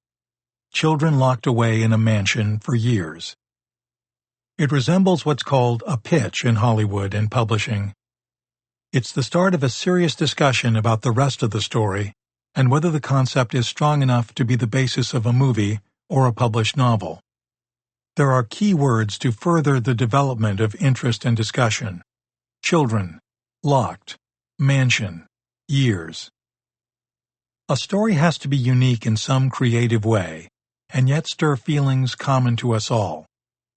What sound in all your nightmares has the same frightening resonance as the sound of a door, the only way out, closing, and the lock snapping into place? It's supposed to be a sound reserved for the worst in our world, the criminals, those who have hurt others seriously and need to be kept isolated from the rest of us. Suffering the loss of choice and free movement is meant to be the punishment for bad deeds. Because reasonable society abhors the idea of being sadistic and unjust, the underlying justification for punishment is that it will theoretically lead to repentance, and that repentance will lead to social reacceptance, a return to self-respect and meaning. Unless they live under tyranny, those being punished will know exactly why this is happening to them. In a real sense, Virginia Andrews saw herself as a victim of tyranny, the tyranny of arthritis and its effects, which, of course, had no logic or reasoning in its punishment of her. If not a casualty of medical blunders, she was at the least a victim of medical failures, well-thought-out procedures in highly respected institutions that weren't as beneficial as the doctors believed they would be. Her parents and she gave these institutions their trust. Most of the family members aware of Virginia's medical details agree that the body cast was perhaps the biggest mistake of all. The obvious question anyone, especially at that age, would have is, why me? Arthritis and arthritic are words usually attached to aging. In most of her letters to family, Virginia avoids talking about her infirmity and rarely expresses self-pity. In a July 1978 letter, she wrote, "There are 10 million things for me to do, and I meet frustrations all the way. Damnation! Why couldn't someone else have had arthritis and not me? I wish I could pass it around the family and let each person be me for an hour a day, and then maybe they'd understand." In another letter, after Jean and Mary had invited her to Marco Island, she expressed her frustration again. "We will visit when we can," she wrote, "but to be honest, by the time summer is over here, I'm sick to death of heat, and I don't fish, and I can't swim, and I can't stroll the beach and pick up shells, nor do I give 2 cents about acquiring a suntan. So what would I do in a place like that? Except stay 2 weeks, and then go home to do what I like most. Write." She highlighted her frustration and came the closest to self-pity in the quote we saw earlier in the letter to her brother and her sister-in-law. "When Mother is gone, if I should live that long, I will have to pay for every service performed. I have to save for that day. I've never had a life of my own in which I could rule my own destiny." How easily and clearly could these same words be uttered by Chris and Kathy in Flowers, or even Heaven or Audrina, although we should add emphasis on Chris and Kathy, because it is they who have the physical experience of that lock being turned in the door, an incarceration surrounded by swirling promises, the kinds of promises children are most inclined to believe, the promises a mother or father makes. Flowers in the Attic truly explores the parent-child relationship most of all. No one wants their parental love to be challenged. No one wants to face the reality that their mother's love for them might be less important than that mother's love and ambition for herself, as we see depicted so dramatically in Flowers. Indeed, being a mother requires you to be less self-centered when it comes to the needs of your children. A mother, and for most of the novel, a grandmother, who are just the opposite of what is required, can be gruesome and threatening to their own children and grandchildren. In the 1986 Virginian Pilot newspaper interview, Virginia addressed it this way: "Don't we all have a primal fear that Mommy and Daddy are going to betray us? Hasn't each of us been left alone in a department store at some time, wondering, when is Mama coming to get me?" However, as she worked, Virginia did not see herself as a horror writer in the traditional sense. The fears she imagined for the children in the attic were fears suffered by most children. They were ubiquitous, natural, not supernatural. Virginia explained in Faces of Fear, "The face of fear I display in my novels is not the pale specter from the sunken grave, nor is it the thing that goes bump in the night. Mine are the deep-seated fears established when we are children, and they never go away. the fear of being helpless, the fear of being trapped, and the fear of being out of control. Maybe she had Kathy say it best, right after she and her siblings were brought into the large mansion through a rear door, and then rushed to the restricted world they would inhabit for more than 3 years. And we were alone, locked in. All the lights were turned off. Around us, below us, this huge house seemed a monster, holding us in its sharp-toothed mouth. If we moved, whispered, breathed heavily, we'd be swallowed and digested. Did Virginia's doctor at the University of Virginia describe it this way when he told her his story? Were he and his siblings compliant until they too realized that they had suffered one of the worst betrayals a child could suffer, parental betrayal? Virginia knew the theme she wanted to stress as she developed the novel. Almost at the very start of Flowers in the Attic, when the children's father has been killed and all their worldly possessions are threatened, Kathy struggles with being a child and being forced to think more like an adult. Necessity, after all, is not the mother of invention, it is the mother of maturity. Observe both the maturity and the childishness in Kathy when her brother Christopher Jr. confronts her with their new reality after their father has been killed and they've become financially destitute. He treats her like a child. She certainly is one, as is he, but she doesn't want to be as helpless as that. Was Virginia talking about herself while she was writing, even in her 50s? Was Kathy speaking for her? Was I a window pane, so easy to read that even he, my arch-tormentor, would seek to comfort me? I tried to smile, to prove to him how adult I was, and in this way gloss over that trembling and weak thing I was cringing into because they were going to take everything. I didn't want any other little girl living in my pretty peppermint pink room, sleeping in my bed, playing with the things I cherished, my miniature dolls in their shadow box frames, and my sterling silver music box with the pink ballerina. Would they take those, too? Suzanne recalls her Aunt Virginia's girly bedroom during another visit in Missouri. Her bedroom was very feminine, with cream and gold dressers. A mirror tray on her dresser had real crystal perfume bottles on it that she had filled with colored waters. She had a sterling silver brush set, pink porcelain birds, and glass clowns. Aunt Virginia would not let me touch her first edition Shirley Temple doll. It was real porcelain, with real hair, and had eyes that moved. She kept a hairnet on it, wrapped in a blanket in her bottom drawer. This occurred before Flowers in the Attic was completed, but from her niece's memories, we can wonder if the adult Virginia was clinging to childhood innocence the way Kathy was. Like all young girls in V.C. Andrews' novels, Kathy is caught in a crisis of identity. She realizes that events are stealing her childhood, and because of that, she is forced to be more adult. And thus, any challenge to childhood results in adult-like behaviors and the destruction of childhood, if one is to survive. But as Virginia was to so aptly capture in Flowers, Kathy wanted to resist, to remain a child, and to keep her innocence. In another letter to Jean and Mary, Virginia delved deeper into her view of herself as a writer and explained, "I never think of Flowers as a scary thriller, but a sad, heartbreaking story of betrayal. Writing Flowers in the Attic, I lost 12 pounds, it upset me so much, for I lived through everything those children suffered." She was constantly aware of the possibility that most of her readers would think she was writing literally about her own life. She told this to her family, and explained the same thought in a number of interviews.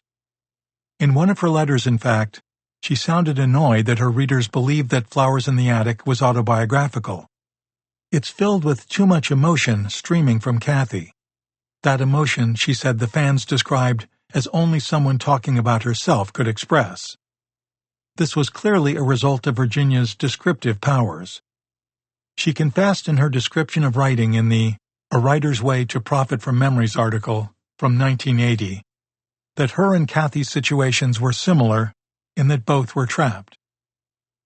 One can truly sense the longing she felt for a normal life when she told her sister-in-law Mary how much joy she found in talking to Suzanne, who had grown into a beautiful, intelligent young woman.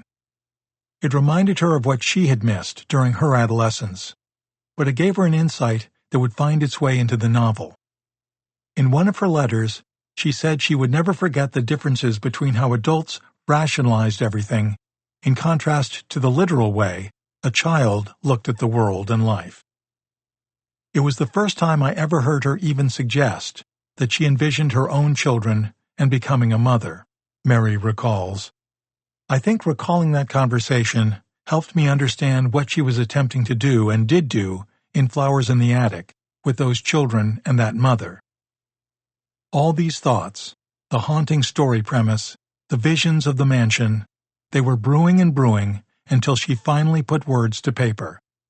But it took most of the 5 years between her and her mother's return to Portsmouth and the letter she would write to literary agent Anita Diamond on January 13, 1978, for Virginia to wrestle with the premise of Flowers in the Attic. It is in this letter that Virginia admits to the books being based on a real event. Although she would avoid the description of herself as a horror writer in later interviews, in describing her novel she wrote, "Real children who struggled to survive under almost unendurable circumstances. Basically, a horror story." As we have seen, many book reviewers grappled with this characterization of her works, as did Virginia herself. She would retreat from what she had said in her pitch letter. To her it wasn't horror, because she saw horror more in something beyond reality, and what she was desperate to capture was essential truths and real events. To be sure, the Dollenganger children lived in terror and eventually experienced a most horrifying event when they realized what their mother was doing. It wasn't like scary things jumping out of the forest, the creatures Virginia had fantasized about and frightened her young brother Gene with when they walked along those Portsmouth streets. Those were fairy tale monsters. And yet she was often quoted saying that Flowers in the Attic had something of a fairy tale aspect to it. Perhaps that's true if we think about Cathy's continuous reliance on her imagination, her fantasies, which she played out with her uncooperative brother until the scholarly, coolly objective boy followed her into what he came to realize was their only true escape, make-believe that became the bridge to sexual maturity. The fantasies were most likely easier for Virginia to capture. She had been living with and in them herself for most of her life, and it was easy for her to depict a young Cathy driven with the same full imagination. However, as the story in the attic came to encompass years of confinement, this titillating transition to sexual awareness that she wanted Cathy to experience, this confined but vibrant entrance into adolescence, was still a reach for Virginia to capture, even at the age of 55, when a woman would normally be capable of looking back and advising her teenage daughter, niece, or granddaughter. However, that tableau of personal knowledge of male-female intimate relationships was practically blank. She was not fond of romance novels. She said they lacked thrills and chills, which were obviously code words for more graphic sex. In the Virginian pilot interview in 1986, Virginia responded to the reporter asking if she was in the dark about sex. "I couldn't talk about it. I wanted honesty, and no one gave it to me. Instead, I was handed fairy tales. So I went to the library and got out a book." What she read, which was analytical and scientific, was clearly not enough now that she was trying to capture realism in an adolescent. She wanted to know the feelings, the passion. Seeing that her niece was a very attractive young lady, and knowing she had romantic relationships, it was understandable that Virginia would seek, just as she did with anyone she met, to learn something real from someone else who could and did have the experiences she was denied. Suzanne recalls her next-to-last visit with her Aunt Virginia and the conversation between them, which is very telling in this regard. Her memory sheds light on Virginia's thirst for real sexual knowledge, as opposed to what she could imagine and feel from her endless reading.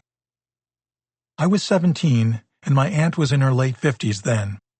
I had just broken up a relationship with a boy, Suzanne says. We were living on Marco Island, Florida. I visited and stayed with grandmother Lillian and Aunt Virginia for a month. I knew she was constantly writing and did not want to disturb her. However, we did have private talks.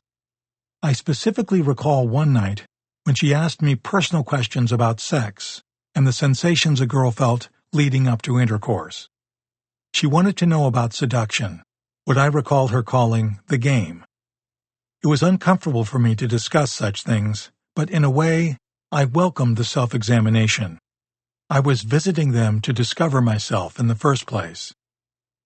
I wondered about my own attractiveness. Breaking up with someone leaves you questioning your own sensuality.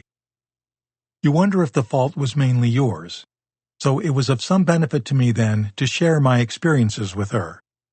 I naturally wondered if she was looking for some sort of comparison to her own experiences, although I couldn't imagine Aunt Virginia having an intimate relationship with a man, especially in her house with Grandma hovering over everything. Aunt Virginia surprised me, however, when she started talking about a stockbroker who had jet black hair, soft curls, and gorgeous green eyes. She said she had many dreams of him. It was easy to read between the lines and realize these were sexual dreams. I knew she was writing about young girls and hoped I had in some way helped her. I did feel better about myself after our talks. Cousin Pat recalls Virginia talking about the same man she had described to Suzanne. Pat says Virginia claimed he had asked Virginia out on a date, but Lil saw to that it would not happen. Of course, people probably did not really understand that Virginia was like a large board. She was stiff like a plank. Lots of pillows to lay her on in a car, wheelchair in the trunk, lift her in and lift her out. Lots of touching Virginia, and maybe Lil was concerned about a man's hands all over her virgin daughter. Upshot, a date never happened. He may have visited often, but I'd put money on it that Lil was right there for every minute.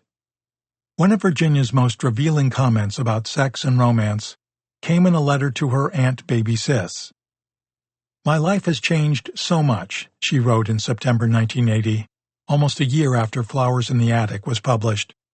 I feel like pinching myself to see if it's really me. There is also romance in my life. 2 men who may or may not be after my money. But even so, it is fun to play the game, and even more fun to know I can play it expertly. Kathy taught me that. In a letter to Mary and Jean in June 1981, Virginia identified her 2 men. I'll have to inquire around to see if I can get someone to drive us to the airport to meet you. Perhaps my attorney or my stockbroker, who are both friendly. My attorney is very handsome and has been the first man to take me out on a date since I was 17. My stockbroker is good-looking too, but sometimes I think of him as a little boy who just couldn't handle me like Doug, the attorney. While nobody has been able to confirm that a date with Doug actually occurred, it appears to be the general belief of her sister-in-law Mary that one did.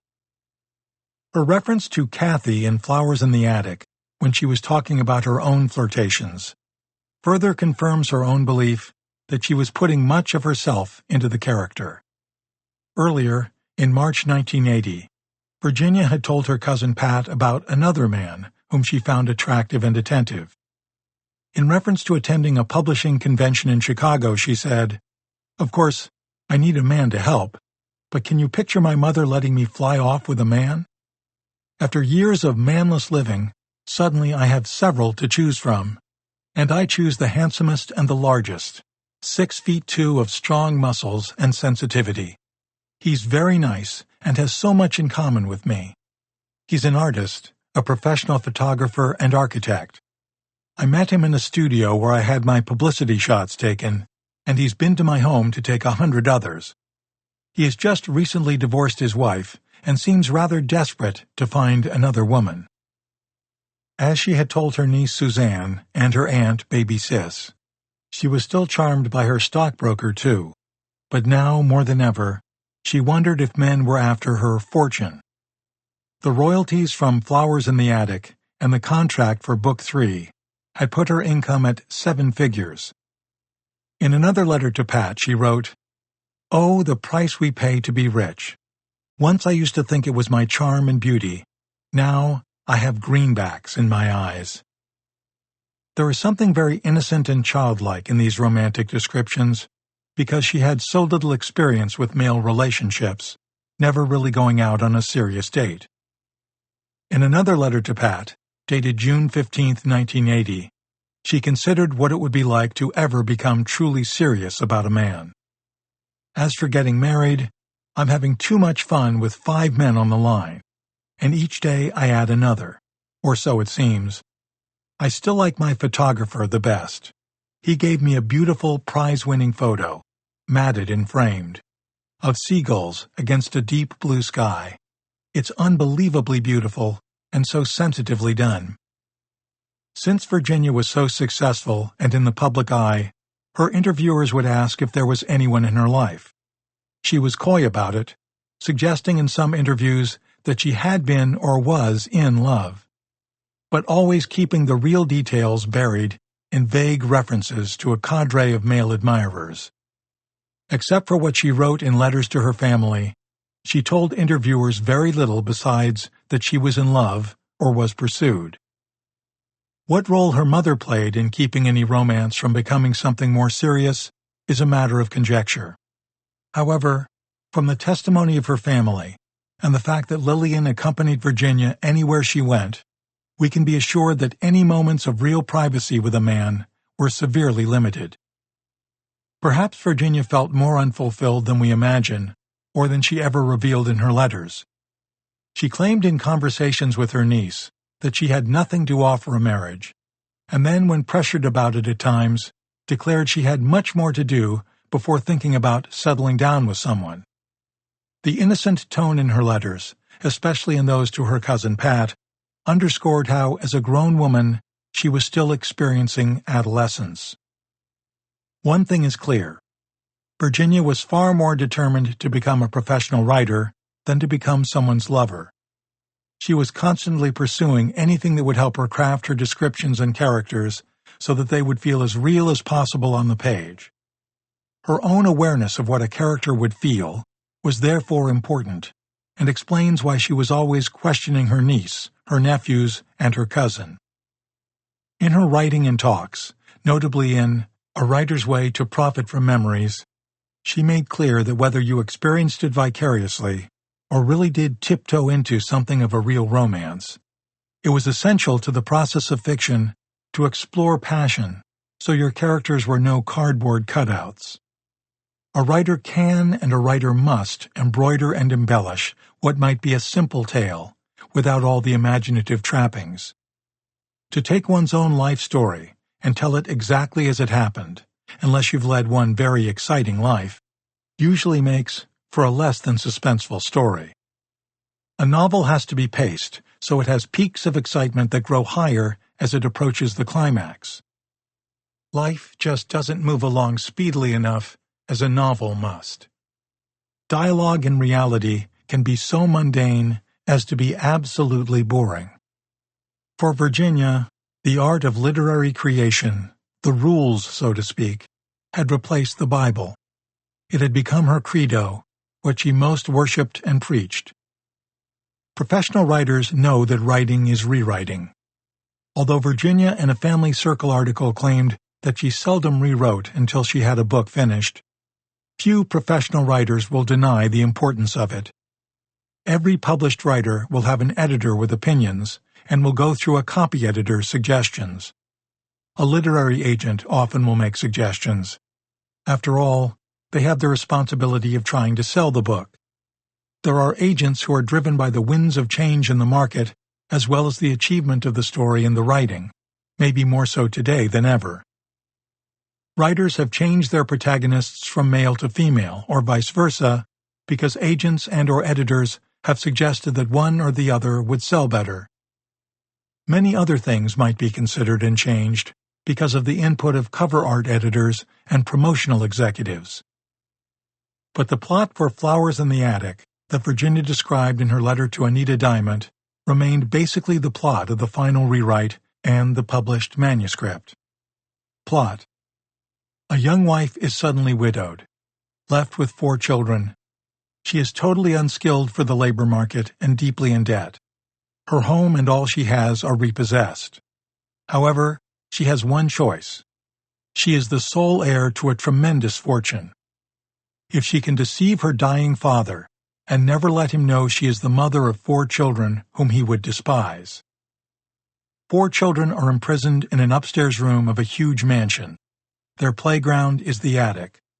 The 2 older children are 12 and 10, named Christopher and Kathy. The younger 2 are twins, age 3 when they go to live upstairs. Without sunlight, Corey and Carrie cannot grow. Their lives become a virtual endurance test to outlive the dying grandfather, who stays always on the first floor, taken care of by a private duty nurse and a staff of servants. The years pass. The grandfather doesn't die. The mother marries again and gradually drifts away from her children. In her letter, Virginia emphasizes that the children's grandmother considers them the devil's issue, born out of unholy wedlock between half-niece and half-uncle. She emphasizes the truth of her story by ending the letter, "I call my novel, which is not truly fiction, Flowers in the Attic." And then, in an article in the Norcom Gazette in 1980, Virginia claimed Flowers in the Attic was based on a grain of truth. Elaborating, she added, "My favorite character is Kathy because she is me, my personality in her." In the same article, she stated that she knew the character Chris in reality, and that, furthering our intrigue with Olivia, there were 12 people combined to create the grandmother. Her family recollects that Virginia's mother was completely unaware of what her daughter was doing, and did not know at first that she had written to a literary agent or that the agent had agreed to read the manuscript. Mary Andrews recalls her mother-in-law's surprise, as do her sons. She had yet to realize what this book was about, Mary recalls, but she was nervous about it. We have taken our time to reveal and illustrate the complex relationship between Virginia and her mother Lillian.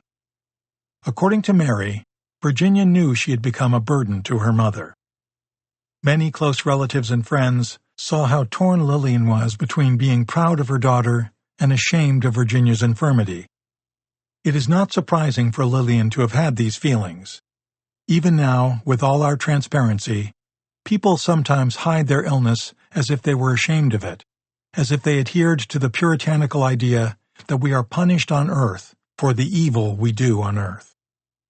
Virginia's cousin Pat, especially, believed that Lillian suffered from some religious guilt because of what had happened to Virginia, which had, in a medical sense, been inherited: the bone spurs and arthritis. Whatever embarrassment or guilt Lillian felt was about to get many degrees more intense when her daughter published Flowers in the Attic. If there had been complexity and confusion for Lillian before, it was about to return in hurricane-like waves, washing first over their small Portsmouth home and life. Mary relates that when Lillian found out more about this book, she realized it wasn't about flowers, something Virginia had often drawn and painted. She knew that people would read it, but she could not, none of us could, imagine that other people would be in the millions. The evolution or maturing of Virginia as a writer accelerated greatly once a successful literary agent agreed to take on her story about children locked in a small bedroom and an attic. That locked door was pried open with every new page, corresponding with a more expanded view of the relationships within families and between men and women. Virginia's understanding and development of the creative writing process was going at high speed. She realized quickly that for any writer, it's a constantly ongoing effort to improve. Virginia was now a committed writer, and for committed writers, the whole process becomes as important as the air they breathe. Likely this was especially true for a writer who had spent most of her adult life up to this point looking out of windows. Virginia had managed a turn to find a new window, the fully opened window of her imagination, and now nothing could stand in her way. She was in it for the ride all the way, and nothing she had cherished would replace it. Loneliness has its reward when you employ it to advantage, as I do, she wrote to her nephew Brad.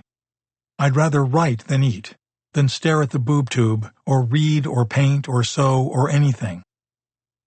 This was a serious point for her, the belief in how much a creative person must isolate. You have to move into the story and live it. You have to forego friends and other activities, and keep the story always on your mind, first and foremost, and in that way it comes alive. She was proud and defensive about how she worked. In a letter to her aunt Baby Sis, one sees anger when others don't understand. You asked on the back of your Christmas card if Virginia was painting or just writing. Just writing? Forthwith, let it be known here and forever, writing is not just doing anything. Writing happens to be the most difficult of all crafts, including painting, sculpturing, poetry, or musical composing. Writing not only makes the reader see, but feel, live vicariously, suffer, laugh, and cry. And when a writer can do that, all of that, he or she is an artist. Was the skill hard to learn? You bet it was. The list of books I've read and studied would be 3 feet long. And I have been told by those in the know, professional editors and publishers, that I happen to be not just a good writer, but equal to any being published. She firmly believed she had arrived along with that contract for Flowers in the Attic. What a journey it had been, from the disabled young woman who moved frequently, survived a controlling mother, and fought to support her family in any way she could. Is there any doubt that her story, her actual life events, would easily serve a writer's need to create an impressive character with all the drama and passion to capture compassion and inspire any reader? Virginia was always reaching out to her family to explain and to share her journey. In a letter to her nephew Brad, she admitted that writing had been very difficult for her in the beginning, but words that used to float always out of reach now are within my easy grasp, and that is due to practice. Like physical exercise, the more you write, the more your mental muscles grow. In that same letter, she said her writing had gotten to such a point that she didn't need to depend on complicated plots. Her characters were so strong, so believable and likable, that they carried the story along on their own. She said the characters she created and the torments they suffered were 1,000,000 times more fascinating than any 10 people she knew blended into one. She was intent on getting beyond what she would call mediocre and ordinary in life and in people. She feared that for herself. Ironically, even though at first she resisted having her full name reduced to V.C. Andrews, partly to hide the fact that she was a woman, she did reveal in letters and talks that she herself favored books supposedly designed more for males than females, fantasy and science fiction. On this theme in her writing, and because of the books she had read, she concluded that women were basically concerned with romance, but she believed that romance, in and of itself, wasn't enough. Those thrills and chills had to be added to the game. Because Virginia led such a cloistered life, she constantly referred to the power of her imagination taking her to places and to conflicts she couldn't literally experience. But there were times when she thought she might have gone a little overboard with that active imagination of hers. She even expressed sympathy for her characters and what she had created for their obstacles and crises. In a letter to Eugene and Mary, she described her agent visiting for lunch, laughing and remarking on how cruel Virginia could be to her characters. But you base your stories on normal people who get themselves into bizarre situations, and I like that, Anita had apparently told her. Anita was confirming that Virginia's purpose, if a writer has to state one, clearly was to seek out the unusual, even the horrid, in families and the way adults treated their children. When Virginia's uncle asked her if she wrote about the things she missed out on, she replied, "No, because a lot of the things that happen in my books I wouldn't want to happen to me. But I enjoy the awful things, because they are kind of fun.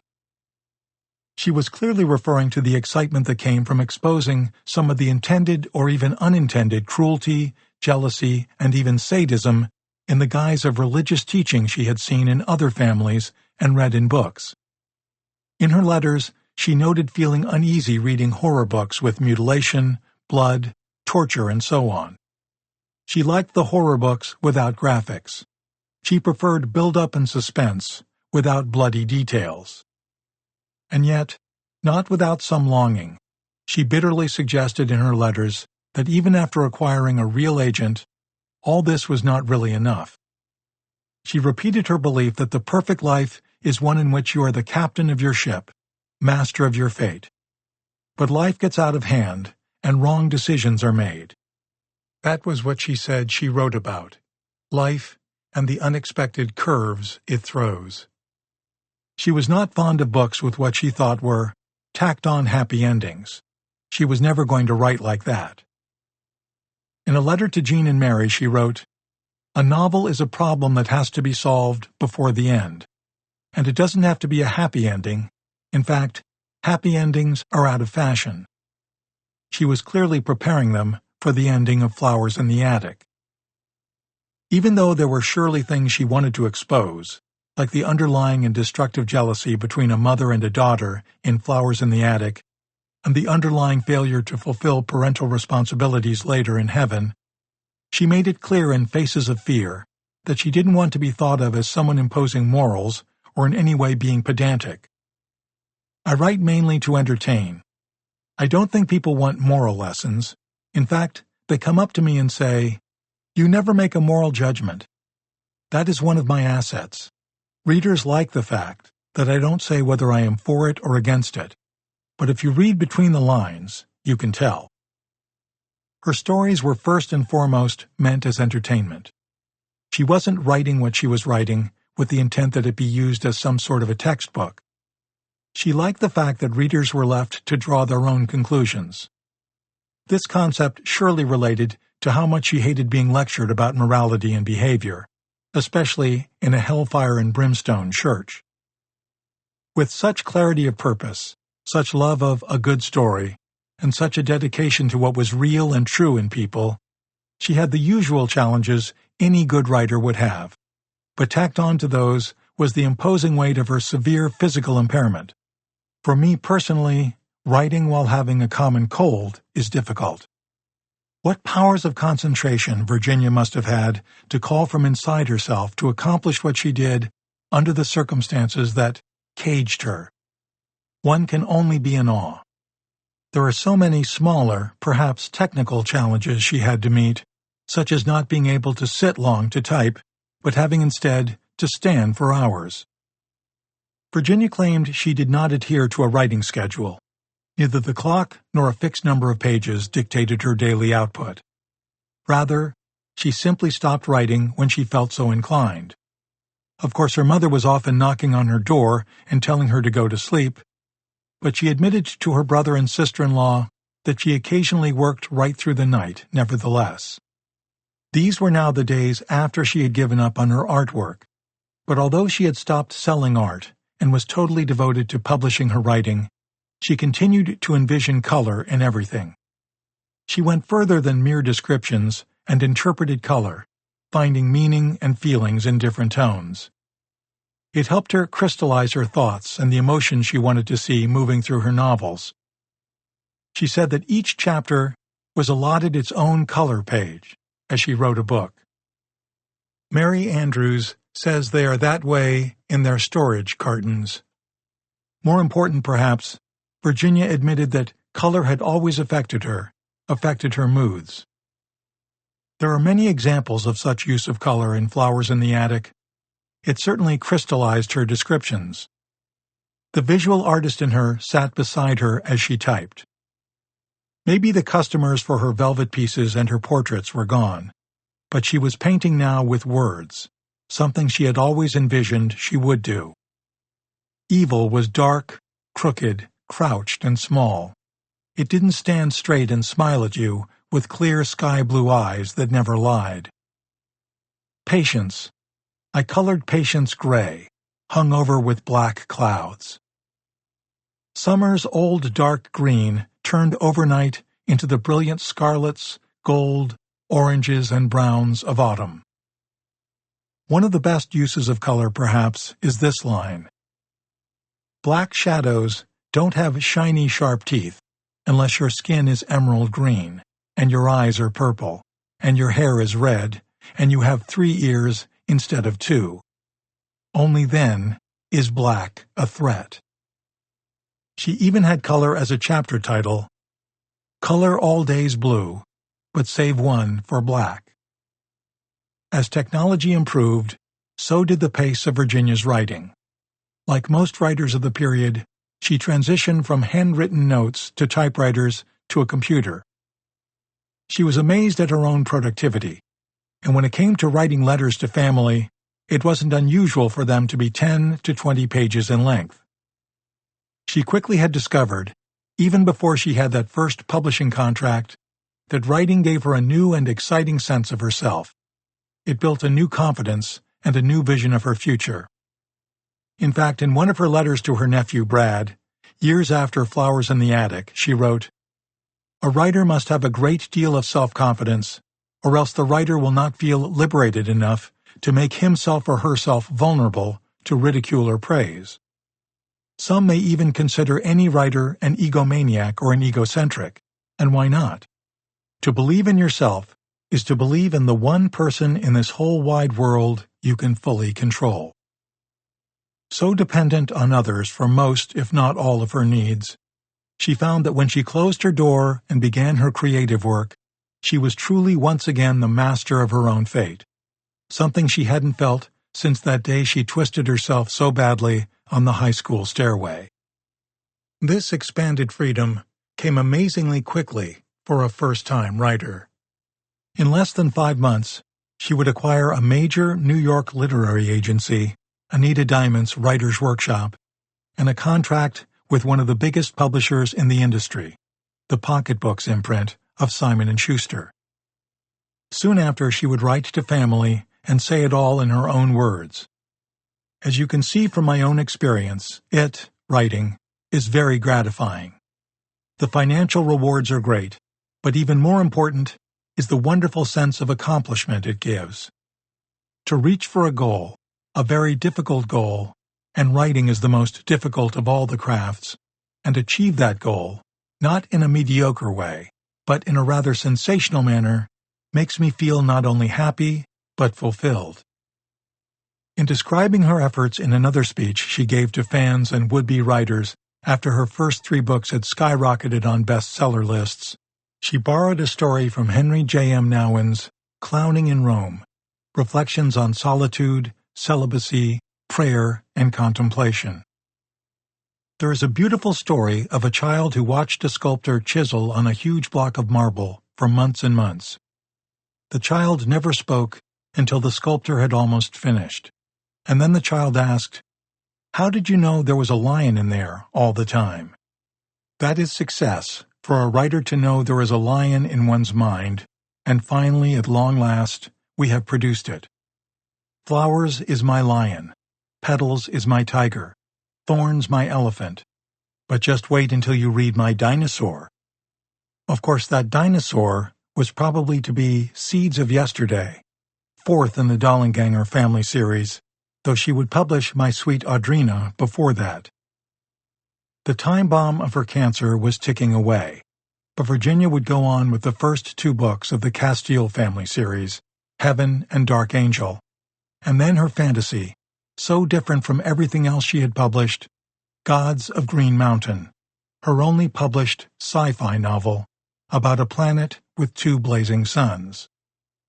Not long after, that window of achievement would close for her, but thankfully, not before the sculptor had revealed her major accomplishment. The process of publication and the accolades that followed would fill her life with the excitement and attention she craved. The exponentially growing cadre of domestic and international fans, the awards, the effects on her family and on herself and her mother, and her new wealth and fame, escorted her out of the small house in Portsmouth, from the city with all its wonderful and tragic memories, from the echoes of her lost family, and from the place where she had seen her father smile for the final time. In her heart, she had to believe that he was smiling for her now, that strong, handsome man who had taken her hand and led her into the library for the first time. They were beyond her wildest expectations, those shelves and shelves of books. Every cover opened to reveal another diamond. Surely he had seen the ambition blossoming on his daughter's face. A dream, perhaps, but whatever it was, it gave her the courage and the stamina to slip into that place reserved only for the most famous and cherished of people, and crowned her with the byline, V.C. Andrews. These then, however short they were, would be the most exciting years she would have. Chapter 6. Into the Attic. Mary Andrews recalls that Virginia was happily overwhelmed with the speed at which Flowers in the Attic had taken her to new heights. She was 56 in 1979 and had been writing for some time, but it still felt like quite the overnight success. She was now, and would for the rest of her life, be known as V.C. Andrews. The adulation, the excitement, and the encouragement were followed rapidly by more book contracts, editing, and promotion for her works. There was talk of a Broadway adaptation of Flowers in the Attic, and a number of movie producers were making serious inquiries. The first option to create a feature film came on February 2, 1980, only 3 months after the book's publication.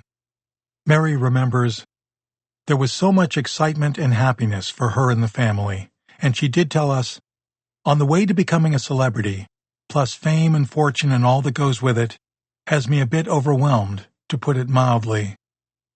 Virginia's first published work was going to be launched as what was known as a total release, the lead title of Pocketbook's published works for that season. She would receive the personal attention typically reserved for major best-selling authors. She told her family the initial print run was 750,000 copies and would have a cover price of $2.50. Given the modest $7,500 advance she received, the title represents one of the best investments a publisher ever made in an unproven author. "Now let me tell you of the latest news," she wrote to Mary and Jean in July 1979. Pocketbooks sent out 15,000 of those promotion books to the leading newspapers and literary magazines around the country, plus many bookstores I can't reach. The orders are coming in by the thousands. They are thrilled to death up there in New York, for I am a new author, and customarily they don't risk so much money in promoting a new author's first book. They think of me as an especially good writer and well worth gambling on. Book publishing is a gamble after all, for you never can tell what the public will go for. Also, because I can't travel and appear on TV like other authors, they have given me special radio and magazine coverage. Thursday, the Eastern sales manager for Pocketbooks called me on the phone, telling me he was in this area, selling my book, as thousands of other salesmen are in other sections of the country too. He said the book is going over fantastically well. She was very proud of the publicity pamphlet for the novel and wanted to be sure that Mary and Jean had seen it, especially quoting, "Flowers in the Attic has a saleability far beyond any category suspense novel. A rich and expensive cover treatment and very provocative preview booklets, along with 4 separate radio spots, will alert consumers to this novel. Flowers in the Attic will work for you in a big way." Her excitement continued in a November 14, 1979 letter to her cousin Pat. "Dear Pit-Pat, life has become so exciting. I wake up each morning and pinch myself to see if I am still me. I am second on the Walden's bestseller list and third on the B. Dalton's list. So this means I should place near the top of Publishers Weekly, the Bible of the publishing world, and thusly I will be included in the New York Times bestseller list. That means I've made it big.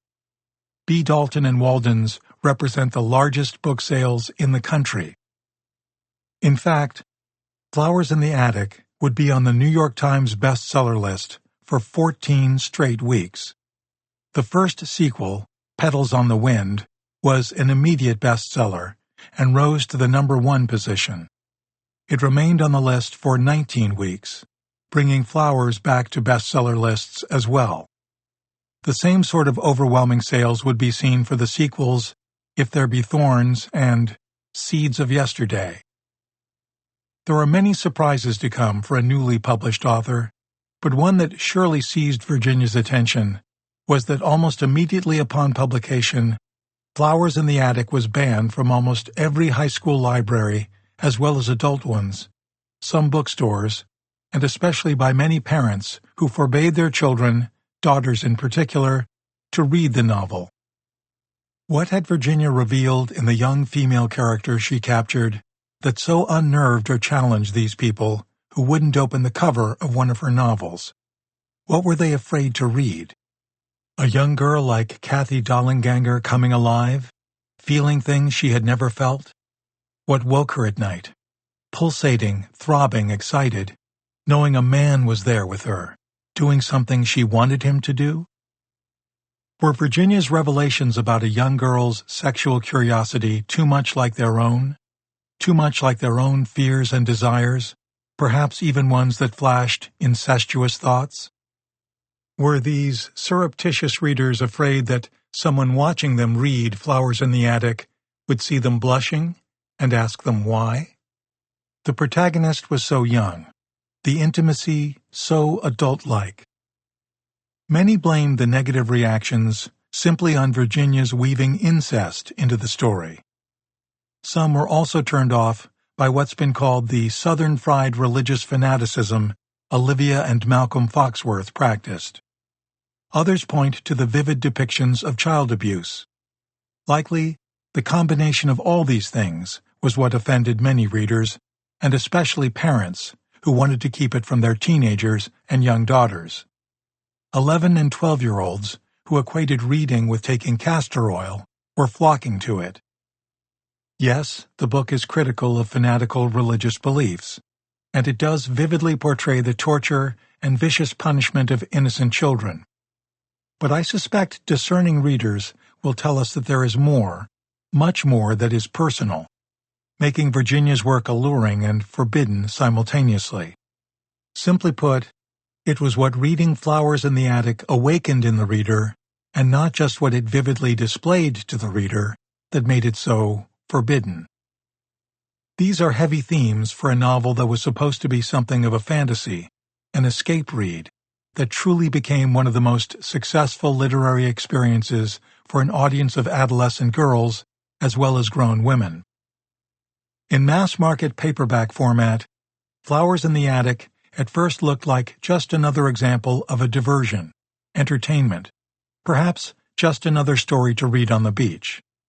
But with remarkable speed, the first readers spread the impact of their reading experience so quickly and enthusiastically that Virginia's debut zoomed to the top of the bestseller list in 2 weeks.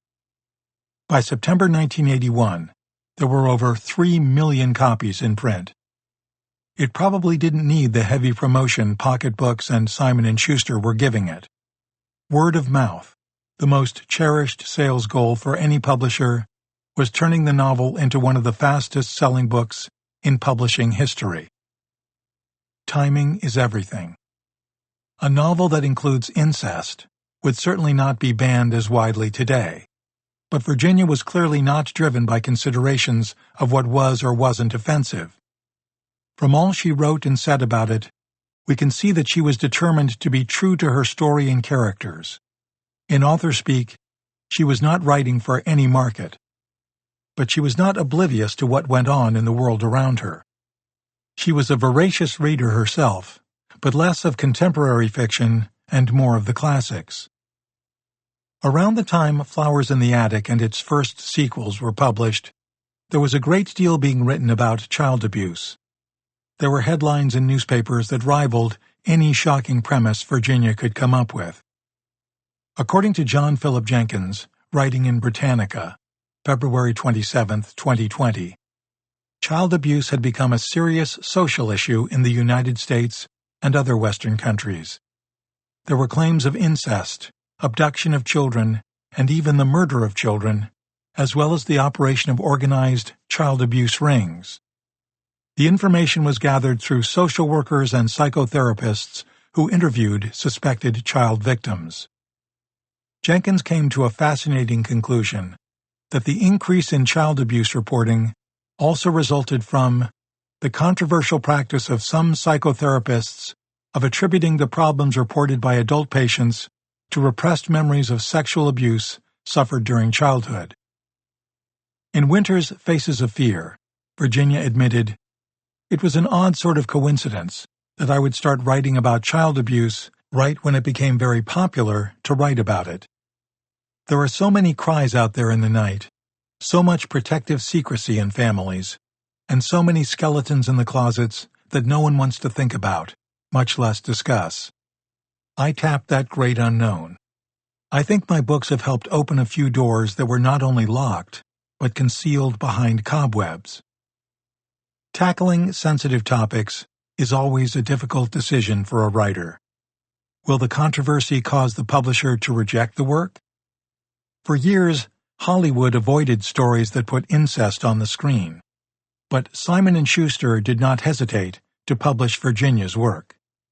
It is true that incest has always been easier to digest in print than on the big screen, but despite its shocking incidents, the general public and most reviewers did not consider Flowers in the Attic gratuitous. More important, Virginia did not shy away from her premise, even though she was well aware of how such a story point would resonate with her family, her mother in particular. She expressed the opinion often that Kathy and Christopher Jr.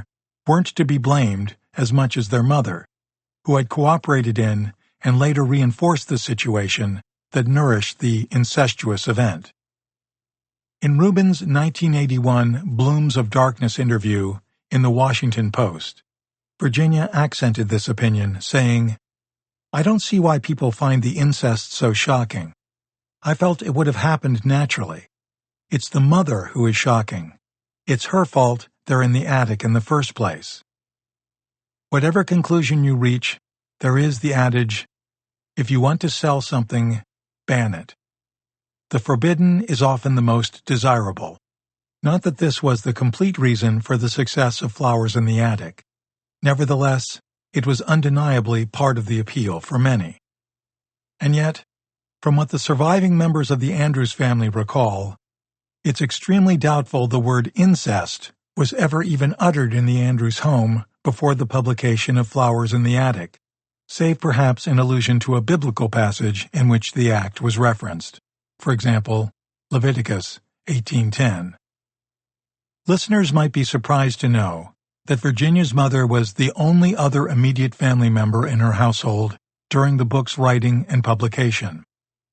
According to Virginia herself, when her mother heard what topics her daughter had written about, she avoided reading anything by her in the future.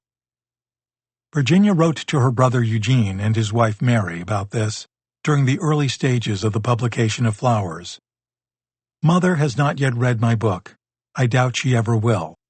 Her attention span is very, very short, and she gets sleepy. I feel, however, if she can manage to read it, she will be shocked, and shocked more when she reads my other two books." And yet, when success came and the public demand to see and even touch her daughter was wrong, Lillian Andrews would be at her daughter's side willingly. Family members witnessing it would describe those protective eyes scouring the adoring fans for anything she thought inappropriate. Lillian would reveal to her daughter-in-law Mary that she was wondering what the readers' mothers were like. Did they know their children were carrying Flowers in the Attic in the manner in which they should be carrying the Bible? What were they so in love with? Why were they so fascinated? What had the world come to? And how did her daughter do this? These were questions in family discussions, even occasionally voiced in Virginia's presence. As they say, the rest is history, although it is a continuing history, with the Dollenganger series still selling domestically and worldwide. Even now, new countries acquire publishing rights to the books, and those territories that had done so keep renewing their agreements to continue publishing the titles, perhaps energized by the Lifetime Channel's adaptations of Flowers in the Attic and 3 of its sequels. When the movies aired internationally, the market for Virginia's work again expanded across all formats. Although Virginia had vowed never to talk about her personal life after what she felt was devastating coverage in People magazine, the compounding success of the sequels and all the advertising and subsequent publicity, the demand to know V.C. Andrews, made it difficult for her to ignore those who now wanted to speak with her. There were questions coming at her from every media source, domestic and international. Nevertheless, she remained as tight-lipped about her personal life as she could be, and began deliberately giving out contradictory information about her illness, any romances, and especially her age. In Rubin's Washington Post article in 1981, he says, "No one has been able to pin Andrews down on her age. Say I'm 37, she finally blurts out, after hemming and hawing about it. She is no more 37 than she is in her late 50s, as one magazine reported. The best guess is that she is in her late 40s. Like some coquette, she tantalized reporters with comments here and there, and so it's a testament to Winter that he was able to get Virginia to be so revealing when they spoke on the porch of her Virginia Beach home. After what we have already learned about the close-knit Andrews family, its battle to survive the Great Depression together, its tragedies and losses, and its reactions to the horrendous struggle of one of its cherished members, we can only hope to catch a sense of the impact that Virginia's international fame had on this Southern family of modest means. Remember how restricted she was, how few social relationships she was enjoying, her acquaintances disappearing after she dropped out of formal schooling and before the publication of Flowers in the Attic. At this point in her life, her world was mainly populated by doctors, nurses, and family. For years after her father's death, she lived quite isolated with her mother, meeting strangers who wanted to buy her art, but only after her mother had put the customers through a filter. Most of her school friends had deserted her. The isolation was compounded by her and her mother's moving from house to house, from Portsmouth to Arizona to Georgia and back to Portsmouth, because her mother wanted to be close to her son Eugene, and also, when possible, to have her older son, Bill Jr., assist them. As we know, Lillian couldn't drive and provide for herself and Virginia. Virginia was not a traveler following the onset of her medical problems. Consequently, she didn't go on vacations with her mother to see other cities until after she had written her bestsellers and her publishers were keen on getting her more exposure. Up until then, her research about people and places was still limited to what she could draw out of libraries or other books she was given or managed to buy, and information she could garner from those family members she felt comfortable questioning and in whom she was just as comfortable confiding about her personal struggles. It all emphasizes again how important books were to her, even after her success, and how important it was what she attributed to her dreams. From the tenor of her letters, one can feel confident that she was constantly starving for interactions to learn, to fill in her visions of people, especially families. She did say when she was discussing her work in A Writer's Way to Profit from Memories that although there was the magic of memories, a writer can and a writer must embroider and embellish what might be a simple tale without all the imaginative trappings. Following this theory, she did take time to point out that dialogue in reality can be so mundane as to be absolutely boring. She was not a reporter, she was a fiction author. She was not a photographer, capturing what everyone could see.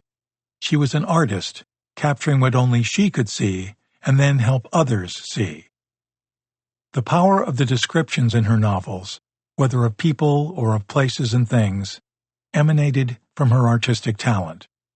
She knew how to use color and shade, find meaning in the tint of eyes, and especially draw on the color of hair to reveal softness or fear in a character.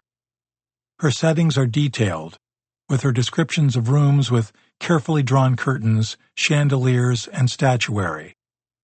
She could describe the portraits of characters' ancestors, ascribing meaning to their smirks and smiles and glares. Frank Lloyd Wright, who had commented on her drawing when she was a child, would surely have appreciated the way she described the intricate stairs in Foxworth Hall and the interiors of Whitefern in My Sweet Audrina. One could easily assume she had lived or traveled extensively in the Willies of West Virginia when reading her descriptions of them in Heaven. Obviously, Virginia had drawn from a deep well of her own reading to feed her imagination and create her new worlds. The same was true for her characters, their traits and gestures, all that revealed who they really were. She observed as much as she could about human behavior from watching her family and those she had known in her aborted school life. In a letter to her brother Gene, she wrote, "I put myself into Kathy's body, and in that way I could make her real." Referring to her own nephews, she wrote, "I put a lot of Brad and Glenn in the twins, Corey and Carrie, concerning what they liked to eat. The finicky, picky ones who didn't want anything grainy, lumpy, or funny-looking." Elaborating on the character of Christopher Jr., she added, "The boy, Chris, I patterned after someone I used to be in love with, someone you don't even know about, Eugene." The point is clear. Although nothing for any writer or artist is solely drawn from the well of imagination, a writer's way of interpreting reality almost provides a third eye. This is the ability to see what everyone else sees, but in a unique way. It's not so much imagination as it is an interpretation. It's why a good writer is both a reporter and a psychiatrist. Much of that special vision for Virginia was drawn from within her own feelings and fears. It's the sculpting a writer does to create a character that is real both to them and, most important, to the reader. In Flowers, it enabled Virginia to turn an ordinary little girl into a Kathy Dollenganger. It's almost impossible to discover from where imagination comes, anyway. It's doubtful that it's something taught or learned. As we have clearly seen, Virginia was employing the magic as soon as she developed speech and could manipulate a pencil or a paintbrush. Virginia herself believed in the mystery. She often noted that she merely had to close her eyes and drift into sleep, where she felt another world would open. After the success of Flowers in the Attic, she noted the power of her dreams and struggled to turn them into stories, claiming she had a sheet of 40 more plots she had garnered from her dreams. She made the same claim again in Rubin's Blooms of Darkness article that she had 63 brief synopses of future novels tucked away, although none of these has been found in her collection of papers. Constricted, restrained, and isolated, she dug into the craft of writing with a refusal to fail. It was the only way to throw off the chains. We know from Virginia's own testimony that she wrote 9 unsuccessful novels and about 20 unpublished short stories before she came up with Flowers in the Attic. Do her isolation and restriction explain what took her so long? Why did she first write 9 different novels, claiming that if one failed to be accepted, even on its first try, she'd start another? Not until after the first 9 did she turn to the famous attic. She had first heard the premise 40 years earlier in the University of Virginia medical facility. Why had she kept it on the back burner? Was she afraid of something? A little terrified of the revelations? Worried about how her mother or other members of her family would react? It would seem not. However, it should come as no surprise that Virginia wanted to share her experiences and success with her family. Besides family offering a real sense of comfort and protection when she suffered her illness and became so dependent, it was the place where she would begin her exploration of character and plot, find her themes, and develop her driving philosophy. In this small but precious circle of brothers, aunts, niece and nephews, and cousins, she would find an audience willing to hear details about her interchanges with her publisher, her agent, reviewers, fans, and other writers. Many of those writers surely envious, but all eager to learn the answer to the big question. How did you do it? How did you capture the magic? We know you worked hard and you were determined, but how did you get millions of readers to confess, at least to themselves, that you were revealing what they had hidden and deliberately forgotten about themselves as children and young adults? Some would try to define Flowers in the Attic as if it were any other phenomenon. Sensational, an event. Because of the way readers were reacting and the sales were going, it was clearly a literary wonder.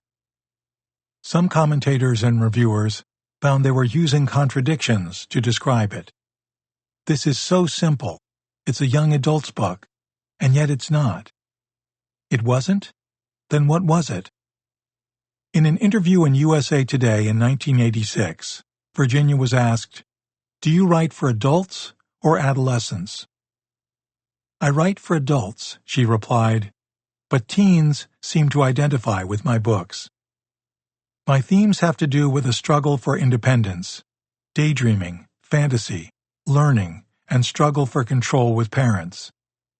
I get letters from teenagers saying they feel like my characters. One girl said she wished she could be locked away to learn about life. Remember, I'm in the same bind. I live at home with my mother. My disability limits my breaking away." In the same interview, she repeated her lifelong theme. "I'm intrigued why people do such terrible things to the people they love." Or as Kathy summarizes the novel for us, "I think of us more as flowers in the attic, paper flowers, born so brightly colored and fading duller through all those long, grim, dreary, nightmarish days when we were held prisoners of hope and kept captives by greed. Kept captives by their own mother and grandmother. How horrid! How fascinating! Virginia's theme. People do such terrible things to the people they love, or are supposed to love. This contradiction is at the heart of what draws us to the story. At the start, it doesn't seem that horrible. It seems painless. Stay in your room until you apologize, change your tone, do your homework. But it doesn't really stop there. What is it about knowing you can't get out that makes you wish you had had a spanking instead, especially when you are young and thrive on the sense of freedom? Was sadistic grandma watching them through a peephole, waiting for them to commit a sin, perhaps even enjoying their discomfort and fear? Perhaps the most interesting part of the production of the novel Flowers in the Attic lies in the creation of the keyhole cover. The keyhole in the center of the book cover opened to a splash of characters and setting. Some reviewers and commentators saw it as another symbolic way to show how Virginia gave the reader a sort of peephole view into the secret world of Foxworth Hall and the attic, and especially Kathy's growing adolescence. Such a cover concept would quickly become identified as a V.C. Andrews signature. Because there was so much excitement and interest in V.C. Andrews' book covers, and because they were expensive and innovative, Pocket Books released a detailed description of their creation. They began with the statement, "The story behind the covers of the V.C. Andrews novels is a chronicle of a whole new trend in paperback design."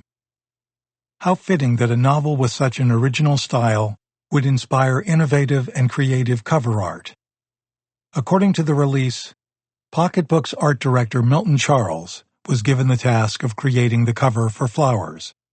He hired artist Gillian Hills to execute the cover painting, and together they developed a look for the novel and subsequent series that has succeeded beyond anyone's dreams. On their third try, Charles and Hills hit on their best-selling look. Charles decided to make the cover a die-cut with a step-back painting. The front cover is a stark black and red house with silver embossing. This was the first time that foil had ever been used as art. A child's face showed through the die cut.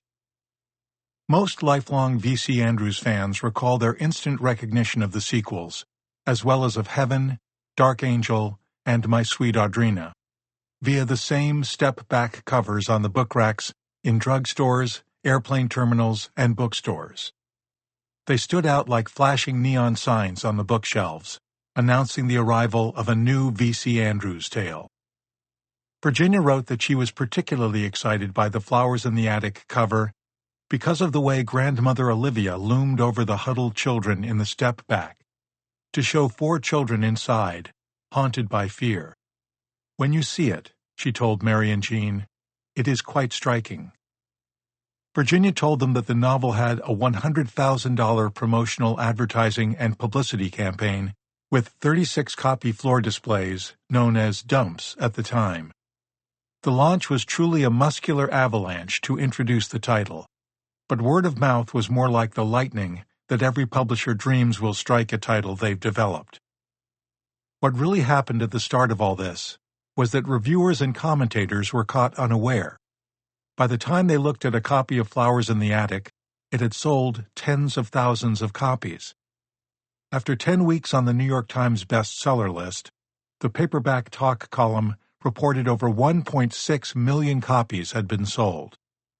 The words of detractors fell so quickly by the wayside that they were practically trampled out of existence. The New York Times wouldn't officially review it, but it would review Stephen King? So what?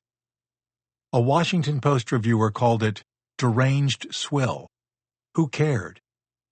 The detractors were all like mythical Dutch boys, putting their fingers in the holes in the dike to prevent the flood of the city. While they stood there quaking, the water rose and rose and went over the wall of naysayers. Flowers in the Attic became a worldwide phenomenon. The multitude of fans who wanted signed copies would figuratively push the detractors aside with a "get out of the way." To be sure, there were some very complimentary reviews of Flowers in the Attic. In Panorama, Nikki Janis wrote, "Andrews travels subtly into a sinister world and develops a tale that is cinematographically polished and meticulously crafted." Kay Jarvis wrote in the San Diego Tribune that Andrews displays great narrative power and marvelous imagination. And Deanie Johnson in the Norcom Gazette said, "If you're looking for a book jam-packed with suspense, terror, and intense emotion, then search no further. Flowers in the Attic is the novel for you." Fortunately for us, Virginia detailed her publishing achievements in her letters to her family from 1978 until her passing. As we shall see, despite her success and rapidly developing fame, Virginia was still the naive young woman who had twisted her body on that high school stairway and then struggled with becoming a mature woman, free to be who she wanted and do what any other young woman would do. Her early complaints about her publishing experience and later about her promotional participation had a certain innocence. She went from outright indignation at times to explosive joy and amazement. Her family would see that she was out to share with them her success and fame, sometimes sounding like a seasoned best-selling author before a single copy of her book had been sold. Her ride was amusing, edifying, and wondrous.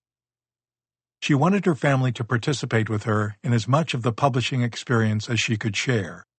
She enjoyed providing them with the details, as we can see in this excerpt from one letter. "Dear Mary and Jean, first, I did receive the contract to sign, and try to understand. I had books to guide me along the way, thank God, for it is one complicated jumble of legal mumbo-jumbo jargon.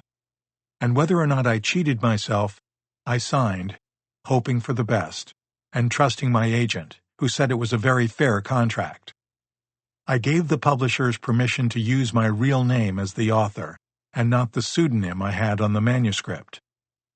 The pseudonym she was referring to was not V.C. Andrews. That is another story to unravel." Chapter 7. Living Life in the Attic. V.C. Andrews was a different pseudonym from the one she claimed to have used for more salacious material, such as the famed undiscovered story I slept with my uncle on my wedding night.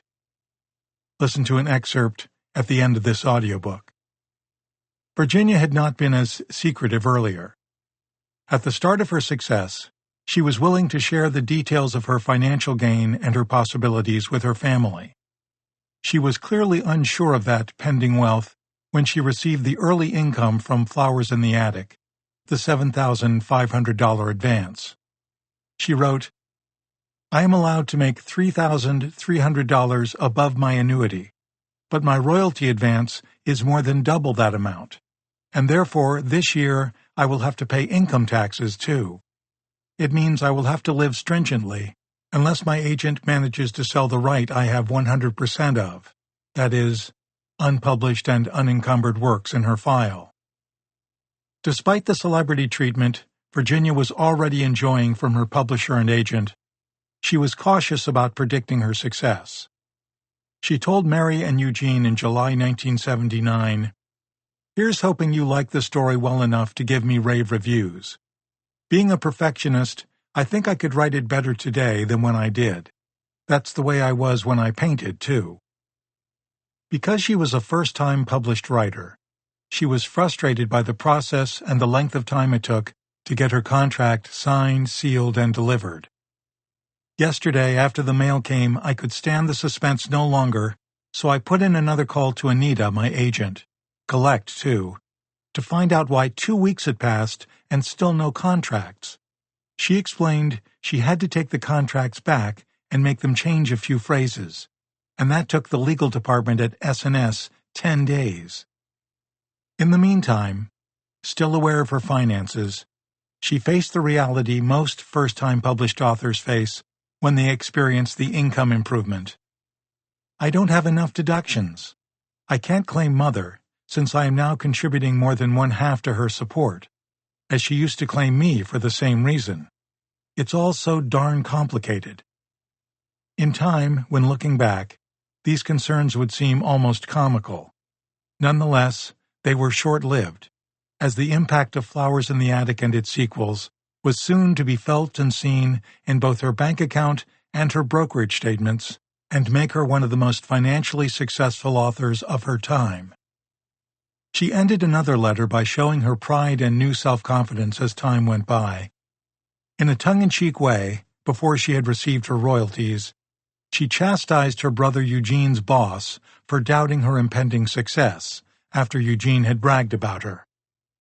"And if Golnick still doesn't believe you have a sister soon to be famous, give him his shoe to eat when the fact hits the newspapers, the TV, Variety magazine, and whatever else may pop up any day, any second. And tonight, you can bet I'll be taking at least 2 tranquilizers." In a letter, she described her older brother Bill Jr. hinting in a phone call that she wasn't quite believing in her great success by stating, incorrectly, "You sure must have had some fantastic agent to sell it the first time it's shown." She reacted immediately with, "There's an old adage in the writing business that the best agent alive cannot sell an unsaleable manuscript. In fact, even the worst agent in the business will refuse to handle a manuscript that is unsaleable. And to hear that an editor at a giant publishing firm like Simon & Schuster tell me mine is the most unique and exciting script to come into their offices. If you think that didn't inflate my ego, which is often depressed, then God didn't make Virginia Andrews, or anybody else named Andrews." With her pride and confidence exploding, in a July 7, 1979 letter to her brother Gene and sister-in-law Mary, it is easy to see and understand Virginia's initial reaction to first seeing the book cover for Flowers in the Attic. However, the birth of her famed name came as a complete surprise, and not without some indignation. "Dear Mary and Jean, when I received the copy of the book cover, a sample book, and the publicity pamphlet, I went into shock. They used V.C. Andrews and not Virginia Andrews as was in the contract. Once you have your name established, that's it, and I don't like V.C. Andrews." She was so upset about it, Mary Andrews recalls, that we called to ask her if there was anything she could do. Jean thought she should see an attorney. She told us she did call, and they told her it was a printing error that would be far too expensive to correct. Later, she said she found out it was a deliberate decision. The publisher was after a male audience and thought keeping the sex of the writer secret for a while might work. After the book was published, none of us could complain, Virginia wrote to Brad. In the same September 1980 letter, she told him, "You'd be surprised at how many of my fans address me, Dear Mr., Mrs., Miss, or whatever, Andrews." Whatever? You know they meant possible Mr. Even though she didn't want to be in the category of horror and terror on bookshelves and in reviews, Virginia could see it was not easy to escape this fate. Unfortunately, this was a genre most readers thought only men could do well. Reluctantly, even though the situation didn't make her happy or comfortable, Virginia ultimately came to the conclusion that turning her into V.C. Andrews was probably wise. Nevertheless, she complained to her family and others about the discrimination against women, even reaching into what they could create in their imaginations. Everyone, she said, expected her work would simply be more romance stories, as if that was all women could do. She wondered what would be the result of a man writing a romance novel. Would everyone think he couldn't possibly do well in the genre just because he was a man? She relaxed her indignation in her final conclusion that what she had essentially done was create her own field. So in the sense that it was now hers forever, her pseudonym was sacrosanct. In a number of interviews, she expressed the belief that she was so unique in her approach, style, and plots as to have her own genre. Her style, her voice, was simply too unique to put into a category or relegate to any common category. It was an immediate challenge for reviewers, booksellers, and retail outlets. Stores love to pigeonhole the book and the author to make the display coordinate with what they have designed already. When Flowers in the Attic was launched in November 1979, it was immediately placed on a variety of bookstore shelves, ranging from horror to thriller to general fiction to young adult fiction. But the novel would persevere regardless of how it was shelved, or misshelved. In time, it would find its own place, just as Virginia had predicted. It was still on the bestseller list 4 months after its publication. Nevertheless, her fortune was still to come. Except for 50% of their advance on signing a contract and the remaining 50% on publication, authors have to wait for their royalties, assuming their sales have produced enough income for them to cover the advance that had been paid. Considering how small her advance was in relation to what the sales of Flowers in the Attic would be, and with the accumulation of foreign sales, Virginia still should have had good reason to anticipate her impending wealth. In July 1979, about 4 months before the release of Flowers, Virginia wrote to Eugene to tell him the sequel was finished, and they chose my second title, Petals on the Wind. I always send a list of alternative titles when I'm not confident about a title. Flowers was so perfect, I knew they wouldn't change that. Readers were clamoring for Petals. What happened to these 3 remaining children? In her first fan letter, written by a man it should be noted, the reader asked, "Did they ever get revenge on their mother and grandmother?" Flowers in the Attic almost immediately suggested the possibilities for the sequel. Virginia indicated that sometimes her characters just took over and ran with the baton. In letters to the publishers and in her fan mail, she could see that her fans were insisting on Petals on the Wind to finish their story. There were too many questions left unanswered, and more important perhaps, they were too invested in the characters to just let them go by closing the cover of the novel. And the success of Flowers demanded it. The plot for Petals on the Wind wasn't going to be any less dark, just because the children had managed to escape from the attic. All teenagers dream of running off and having their independence and chance for adventure, but for Christopher Jr., Kathy, and Carrie, There would be dark and trying complications in Petals, even if they had found a welcoming home where everything they needed was provided. Strange romantic relationships occur, and the haunting effects of being locked in the attic are explored. Virginia never let us forget. These were still damaged children. Their dark memories were haunting, and the way they thought, trusted, and explored love was very much influenced by their incarceration in the attic. If this was going to be a fairy tale life, there were still many monsters lurking in the shadows. "It's a good thing I love to write, for it is hard work," she wrote to Eugene. "You wouldn't believe how fast I can type without one error made, how fast I can dream up plots from just one good opening line, and I have a sheet of 40 more in my bedroom desk, dreamed up in one sleepless night before I began to take tranquilizers. Now I sleep too well to dream up anything but dreams."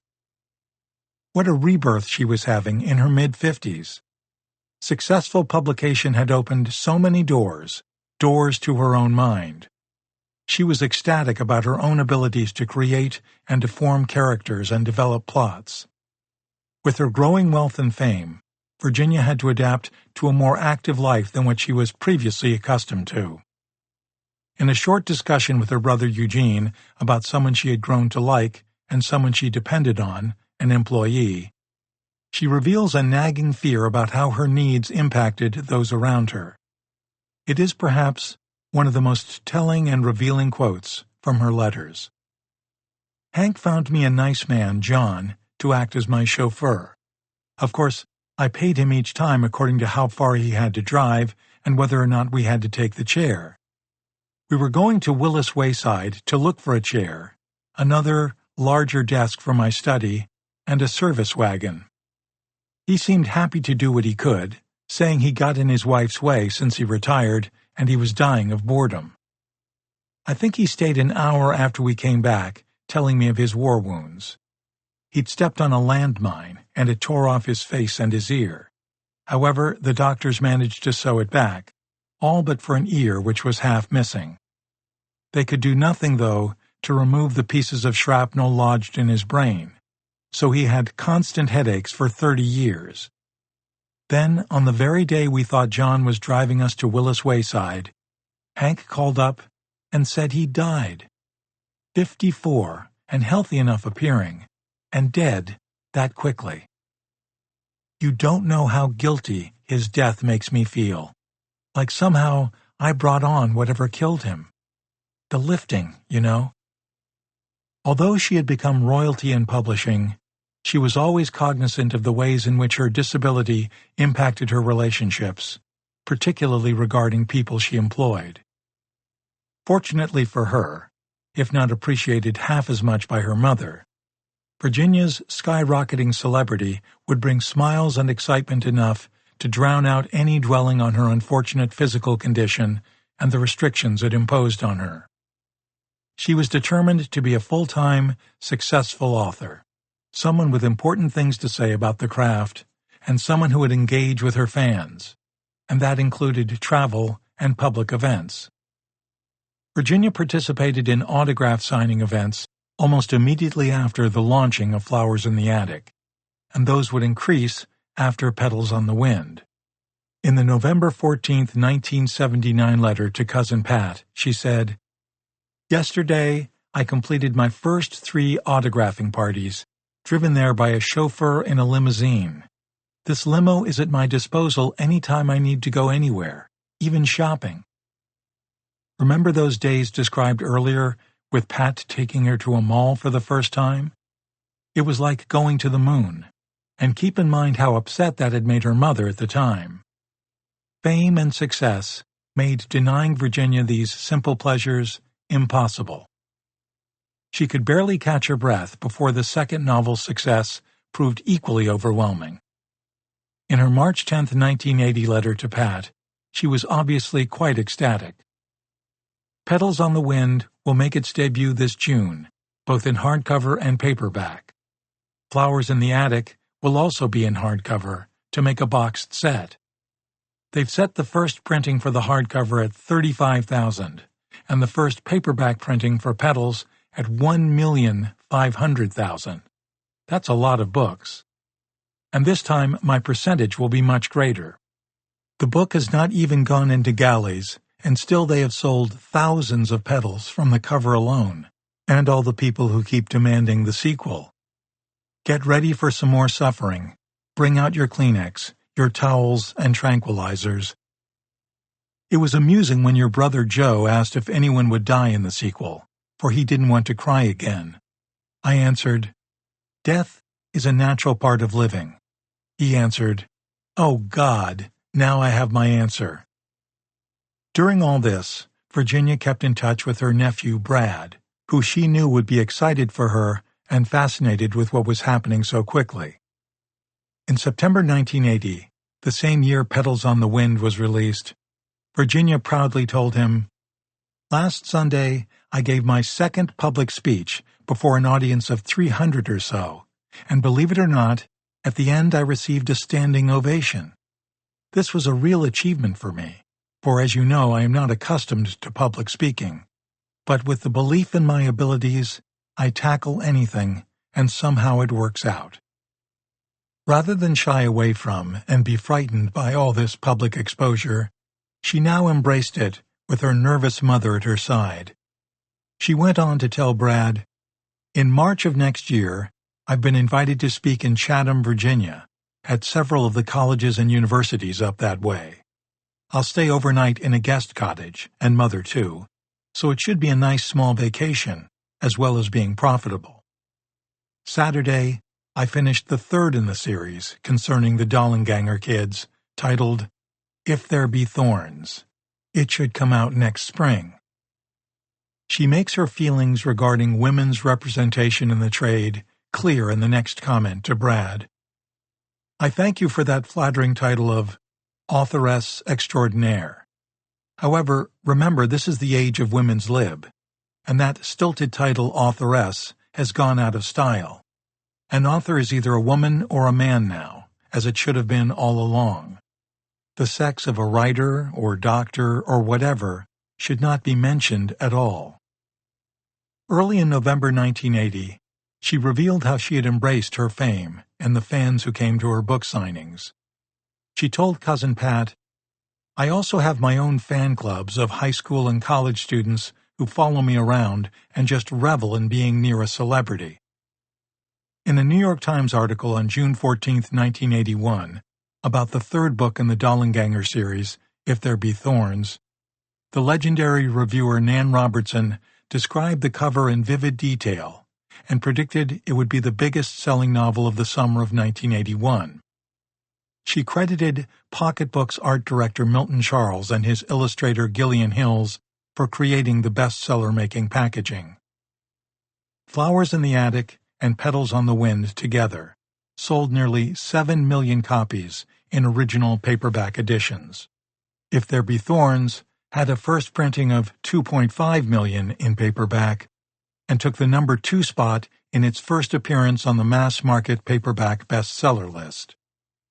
Robertson wrote, "So many readers of the Dollenganger saga expressed a wish for copies in a more enduring form that Simon & Schuster took the unusual step of publishing hardcover editions subsequent to the Pocketbooks ones." Terror tales are not a new fictional genre by any means. They've been part of the English literary tradition since the early 19th century, when Mary Wollstonecraft Shelley wrote Frankenstein. Despite this comparison with Shelley, as noted earlier, Virginia would not have appreciated being categorized as another terror writer. On the heels of this comment in the Times, she continually emphasized, and most commentators and reviewers eventually agreed, that she was in a class by herself, and a very popular one at that. In another letter to Mary and Jean, dated June 21, 1981, a week after the Times article appeared, Virginia wrote, "Yesterday, Mother and I were driven over to Portsmouth in my van to attend an autograph party. I was overwhelmed by the huge crowd standing and waiting. We were only a few minutes late. 500 at least. I signed so many books, a blister raised on my index finger, right hand. Then, at 4 we left, and were driven to Lynnhaven Mall, not so far from home, and there I signed only 65 times. You don't know this, but the governor of Virginia declared June 6, 1981, officially V.C. Andrews Day in Virginia. June 6th was her birthday. Joan, her sister-in-law, and Bill, her older brother, went with us to Richmond to a huge celebration, autograph parties, luncheons, and formal dinners, and official speech that I made in their largest library auditorium. The UP and AP both covered the story, plus many other newspapers. I used to get a wee bit nervous at flashlights going off in my face, but now I ignore it like a pro. Everything was happening so quickly. My reading fans are a delight. You'd think they really knew me from their affectionate greetings. I think I may start a trend of incest from the remarks I hear. Heaven forbid.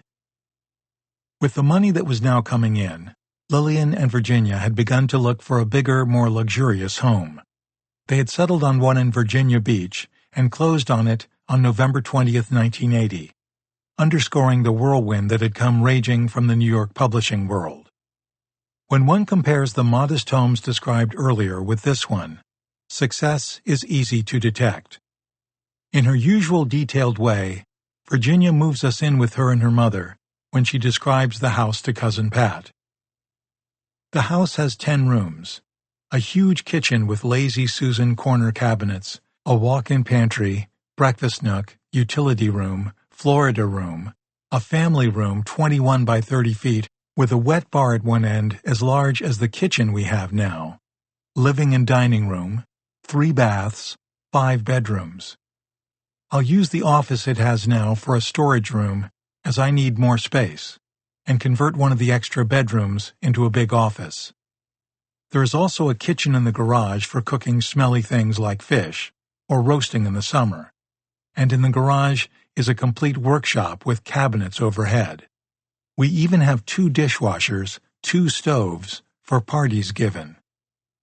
My bedroom is so huge I could move in there and never come out, especially the bathroom with its sunken tub, a huge shower with a steam room, dressing room with the Hollywood mirrors, lights all around, and even a bidet, which will probably never be used unless my next operations are very successful. I'll have 2 giant walk-in closets for my own use, plus in the dressing room, a long row of narrow cabinets for makeup, shoes, handbags, linens, etc. She told Brad in a letter that the house is French provincial style, white bricks, not painted but made of white clay or whatever, and has its own private road, so the house cannot be seen from the street, and 1 acre of land. She summed up her own amazement at her success by telling Pat, "And who would ever believe a small paperback book like Flowers could buy such a home?" Virginia had finally found her fairy tale castle. The expense was easily justified once Petals on the Wind was released. Virginia had written it under intense pressure to produce the story for a demanding new global audience. Still in a writing frenzy, she had completed If There Be Thorns for a March 1981 publication. When she had first conceived of Flowers in the Attic, she had no concrete plans set down for sequels, and certainly not 3 of them, with a 4th on the drawing board. Her work habits and productivity made it all possible. And she managed to publish another fan favorite, My Sweet Audrina, in the middle of it all, too. The public events, the demand for more interviews, the accolades, the new financial responsibilities, all accumulated within a little more than 2 years and highlighted by another move to a bigger and newer home, were navigated well, with Virginia assuming more and more control of her life. She chose her interviews carefully and directly participated in the choices for their new home. But she did admit to the strain of all this, always with a touch of hope. In a very revealing passage in a February 1981 letter to Mary and Jean, she wrote, "I've started another book, but some of the bubbling enthusiasm for writing has worn off. I feel tired. I have had some trouble with my right foot that has grown a bone spur that has to be removed in March. It's just office surgery, nothing major, and I'll go home to recuperate. Then there will be no bone under my little toe to grow more calluses. It's always in hindsight that we find symbolic or prophetic utterances or events. At the time, only someone truly prescient could read anything into bubbling enthusiasm for writing has worn off. I feel tired. Despite her ailments and physical disabilities, Virginia's enthusiasm for her work and achievements clearly seemed to overwhelm her disadvantages. She took on any and every challenge she could. As she herself described it, merely going to a department store was like a safari. Lifted, carefully placed on pillows, shifted to a wheelchair, wheeled about, lifted, and carefully placed again for the ride home, her mother hovering with a hawk's eyes, slamming down on the slightest carefree act or dangerous shift. Virginia clearly understood what every journey meant, no matter how short or long. If she was in pain, she knew she couldn't voice it, or her mother would cut the trip short and send her back to bed. We already know that Lillian was fiery and firm enough to take command, even of a daughter who had become world famous. Virginia, however, wanted to see and feel her international fame despite any fatigue and any recurring pain. In September 1982, a trip no one would have predicted Virginia would ever undertake was arranged. She and her mother and her agent were going to London, where Virginia would do publicity events and tour historic places, and then go to Paris. Dear Eugene and Mary, here we are again, about to set forth into the huge world for the third time in a few short months.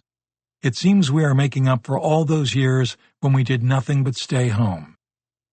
I've mailed Brad my British itinerary, so you can see from that we will be busy, especially when you realize they won't tell me everything in advance, or else I might back out.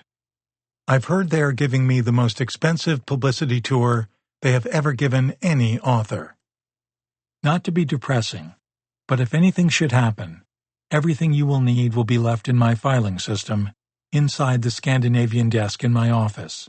Remember, I have 2 desks in there. The Queen Anne desk has my CPT on top, which would have to be returned since I only lease it, with the option to buy when I have paid in the full amount. The printer also goes with the CPT.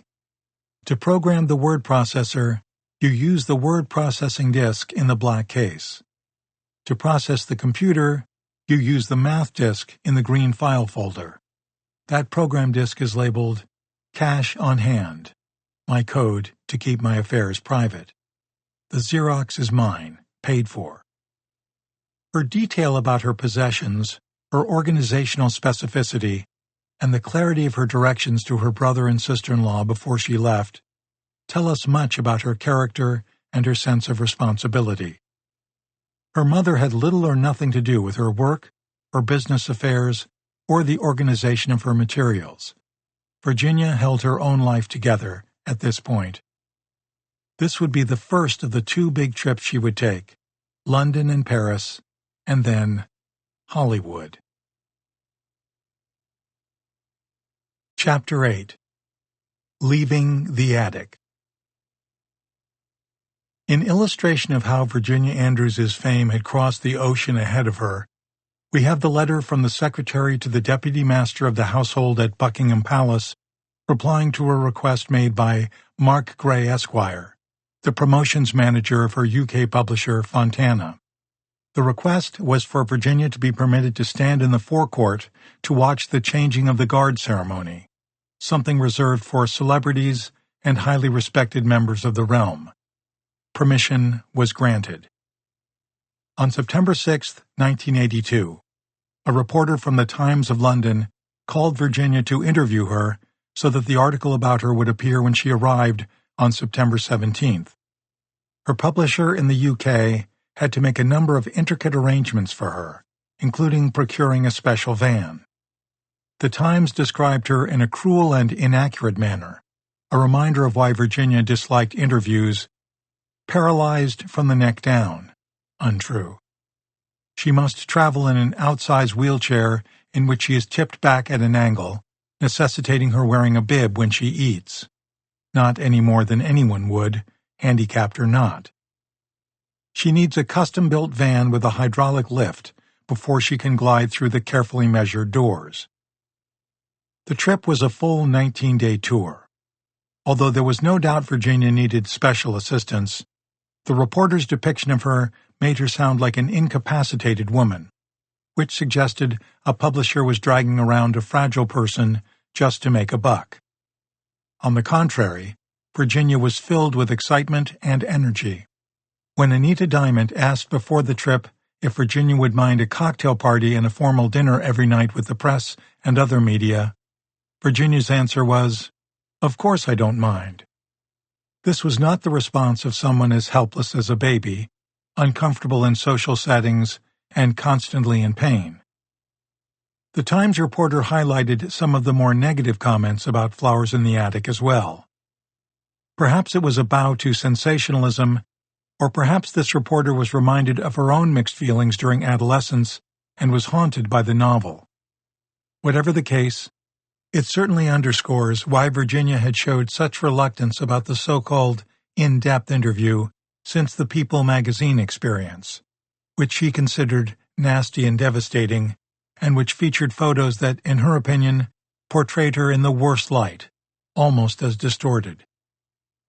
The press notwithstanding, in her letter to her nephew Brad, we can clearly see Virginia's vitality and excitement in her description of preparations in the days leading up to the big trip. This Thursday and Friday, Mother and I are off to autographing parties in local shopping malls. We've been doing that ever since we came back from New York. This coming Saturday is our day off, during which free time we will have to finish packing to leave on Sunday for JFK Airport. We will be staying there overnight at the International Hotel and catching British Airways at 10 on Monday. Though Lillian was far more introverted than her daughter, and never one to encourage her to travel and socialize, Virginia's success and fame obviously had an effect on her.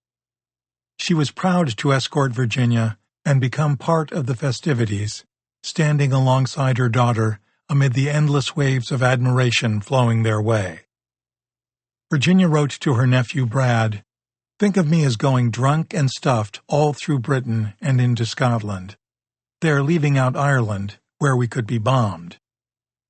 At the end of our promotion tour, we'll have 3 days in which to explore London and the British countryside and do some shopping, before we fly over to Paris and spend another 3 days there, and then back to New York, where my American publishers have more promotion stunts on schedule. This demanding agenda could easily exhaust anyone, but Virginia was not only energized, but constantly enthralled with the attention and the festivities the whole time. Her niece Suzanne recalls Virginia telling her how impressed she was when publishers were sitting at a large round table, and she had a parade of servers in white coats come toward them with plates covered with silver domes. They were all set down at the same time, and the lids lifted in unison. My aunt just loved this part, and in France, she loved the French portions because she could eat a lot of different things without getting so full. When she told me the story of her foodie adventures, her wheelchair would wiggle, she'd writhe with excitement. It was so cute. One other thing I do recall was simply a purchase she made at the department store. It was a $700 all-inclusive, decked-out-to-the-max makeup kit/collection. I just recall her saying that she'd never in her life have thought about making such an extravagant purchase. The brand name was Pupa. It was a red box that folded out in half, then kept folding out. Pull-out drawer, folding mirrors, and everything makeup a woman could need. Even 4 mini nail polishes. Glosses, shadows, mascara, liner, creams. It was the most amazing kit I have ever seen. She loved shopping, but needed reminding that she could afford it, and much more. It was the boost she needed. stories came pouring out after that life-affirming social adventure. Anita Diamond remarked that Lillian was constantly critical of the spending, talking her daughter out of purchasing much more expensive things. It was surely difficult for Lillian to get her arms around this kind of wealth. Lillian had come through the Great Depression, and she and Virginia didn't have any money of note until 1979. Lillian wasn't working, and until Virginia began selling her artwork, their income had come from subsidies and pensions and what profit they could manage from sales of their houses when they moved. Perhaps Lillian didn't trust her daughter's understanding of finances, even though Virginia was keen on her investments in the stock market. The push and pull between mother and daughter didn't come to an end with Virginia's success and fame. In fact, after Virginia bought the new home and began thinking about furnishing it, she told her brother Gene, "2 weeks ago Saturday, I went to Willis Wayside and bought a fortune in furniture, only the best." In one visit, she had spent $25,000. "I think this house is going to cost $100,000 just to furnish it properly. We're ripping up soiled carpet and putting down new. Our family room furniture and decor is Pan-Asian. Our dining room wall units and dining table are waiting for chairs to be upholstered in the fabric of our choice. Mother is scared to death, naturally. But I do have the means to pay for what I buy." It was true. In 1982, with the trips, the autograph events and parties, and the publication of My Sweet Audrina, Virginia was having one of the best years of her life, financially and socially. She and her mother were enjoying their large new Virginia Beach home. Adding to her buoyancy, Virginia still harbored the hope that someday, some medical procedure would restore her legs and enable her to live a fuller life. That year, the decision was made to write the next sequel to Flowers in the Attic, and sales of the Dollenganger series continued to skyrocket around the world. Meanwhile, My Sweet Audrina seemed like a one-off, a story from out of the blue. Why she wrote it right in the middle of all the excitement around the Flowers in the Attic sequels was a bit of a puzzle. It was published in August 1982, whereas Seeds of Yesterday, the final Dollenganger sequel, wouldn't be published until 1984. Audrina was obviously a storyline that had seized her imagination. In A Writer's Way to Profit from Memories, Virginia revealed some of her thinking about the book. "One of my greatest methods of finding story ideas is to take one situation from my life and ask, what if I hadn't run as fast as I had? What if I had been caught? What then? Would I have suffered, been kidnapped, raped, then killed?" In my newest novel, My Sweet Audrina, due out in mid-August of '82, the first and best Audrina meets her fate in the woods, while I could have met mine in the valley between a ring of low hills that swallowed my screams for help. I was lucky enough to have escaped. Pity my poor character that didn't. For a certainty, in a novel I write, the worst is bound to happen. But fortunately, I was a fast runner, and clever enough to avoid most pitfalls. My characters are clever enough and fast enough, but by playing God, I always trip them up in some way, so as to allow what I escaped to happen to them. And then the fun begins, or terror. It chills my blood to think maybe God up there is just another aspiring novelist hoping to entertain himself too by letting the worst happen. Heaven forbid. The story takes place in basically the same time frame as the Dollenganger sequel novels, the 1960s and 1970s. One particular review in the blog Renee's Bookcase, years later, on April 24, 2019, seems to sum up most of what the dedicated V.C. Andrews readers thought at the time of its publication and shortly thereafter. Throughout the book, I found myself changing my opinion about each and every character several times, i.e., liking, hating, and finally feeling sorry for Audrina's father and cousin Vera. The storyline is truly dark, and probably one of the things V.C. Andrews published that comes closest to a true Gothic novel. The basis of the conflict for the character is purely psychological. As the novel unfolds, the reader is drawn to the truth, but in a sense abhors finding it out at the same time. What has Audrina's father done to her? Despite its darkness, or perhaps because of it, My Sweet Audrina was another big worldwide success for Virginia. Interestingly, at least a couple of bands used the book to develop songs. The Norwegian band Ancient recorded a song called Audrina My Sweet on its album Proxima Centauri in tribute to the novel, and a post-punk rock band in Sydney, Australia, Toys Went Berserk, recorded a song based on the book called Audrina for its 1987 album Pieces.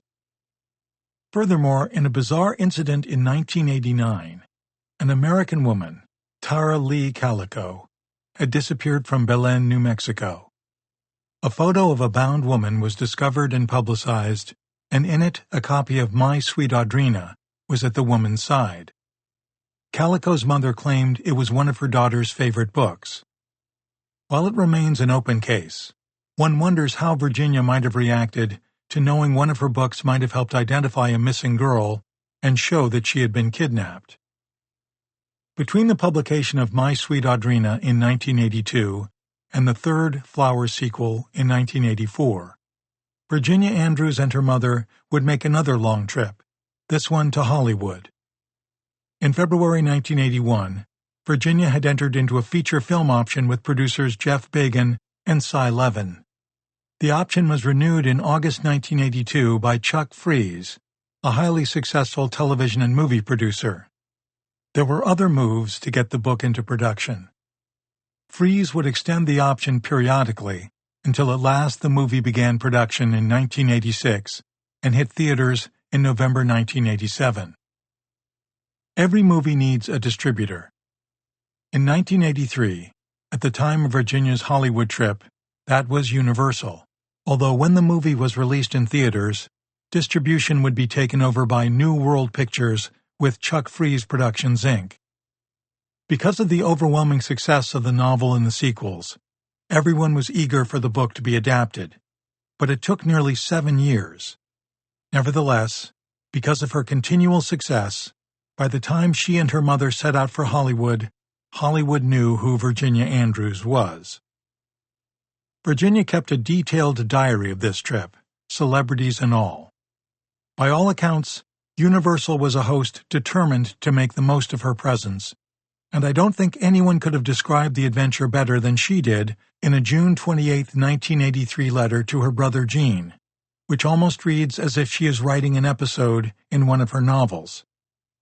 We were met at the airport not only by Anita, my New York literary agent, who went with us to London, but also by a girl named Suzanne Hobbs, Cy Levin's secretary. It wasn't until we drove to the hotel that I met Cy. And here he comes, the man I'd pictured from his slow, measured way of talking to be somewhere in his 60s, and Suzanne told me he was only 36. He's since had a birthday since we left. Suzanne was the one who read Flowers in the Attic and brought it to Cy's attention. She started the ball rolling. Then Chuck Fries's daughter, Allison, began to prompt her father to make a movie of Flowers, as I've heard every son and daughter of all the movie producers have urged their fathers to do the movie version of my books. My young reading fans are behind me all the way, and when they have influential parents, that helps. It was a difficult movie to sell because they feared so many interior scenes, to say nothing of the incestuous relationship. Virginia was experiencing what most novelists go through once their books have been optioned. Someone once said, there are probably 250,000 options for every movie actually made. It would take an additional 4 years after the book was optioned before someone on a set for Flowers in the Attic would say, action. And many of those interior scenes Virginia made reference to were cut, including the incestuous affair. Virginia continued with her detailed report to her family. Suzanne is a lovely tall girl in her late 20s, more than half her height being in her legs.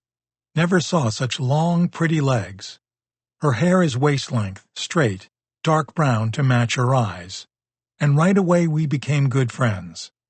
It was very funny to watch Cy's reaction to me, for he'd seen only the photographs that People magazine had published, and as you recall, they weren't flattering, to say the least.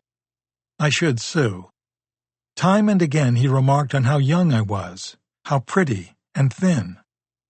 When I later on toured the headquarters of Universal, everyone kept saying I wasn't at all what they expected, which you can bet I asked, what were they expecting? Somebody like a witch, I presume, and somebody with a grim outlook. As it was, they found out I can be a great deal of fun. We were driven to the Sheraton Universal Hotel, located in the studio lot itself, and there we had a suite of rooms, with Anita's room adjacent to ours.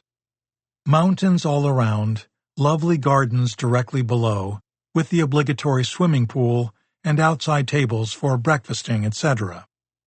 Immediately we had to unpack, bathe, and dress for a formal dinner in the Magic Castle, the very favorite restaurant and theater of Harry Houdini, who used to perform there often. We drove a long way to reach this castle, high on a mountainside, swerving around mountainous curves that had Mother gasping and exclaiming. It did really look like an old European castle until you go inside. The walls are stone and plastered all over with old posters advertising Houdini and a few other famous magicians. Each year they have contests to find the best magician of the year.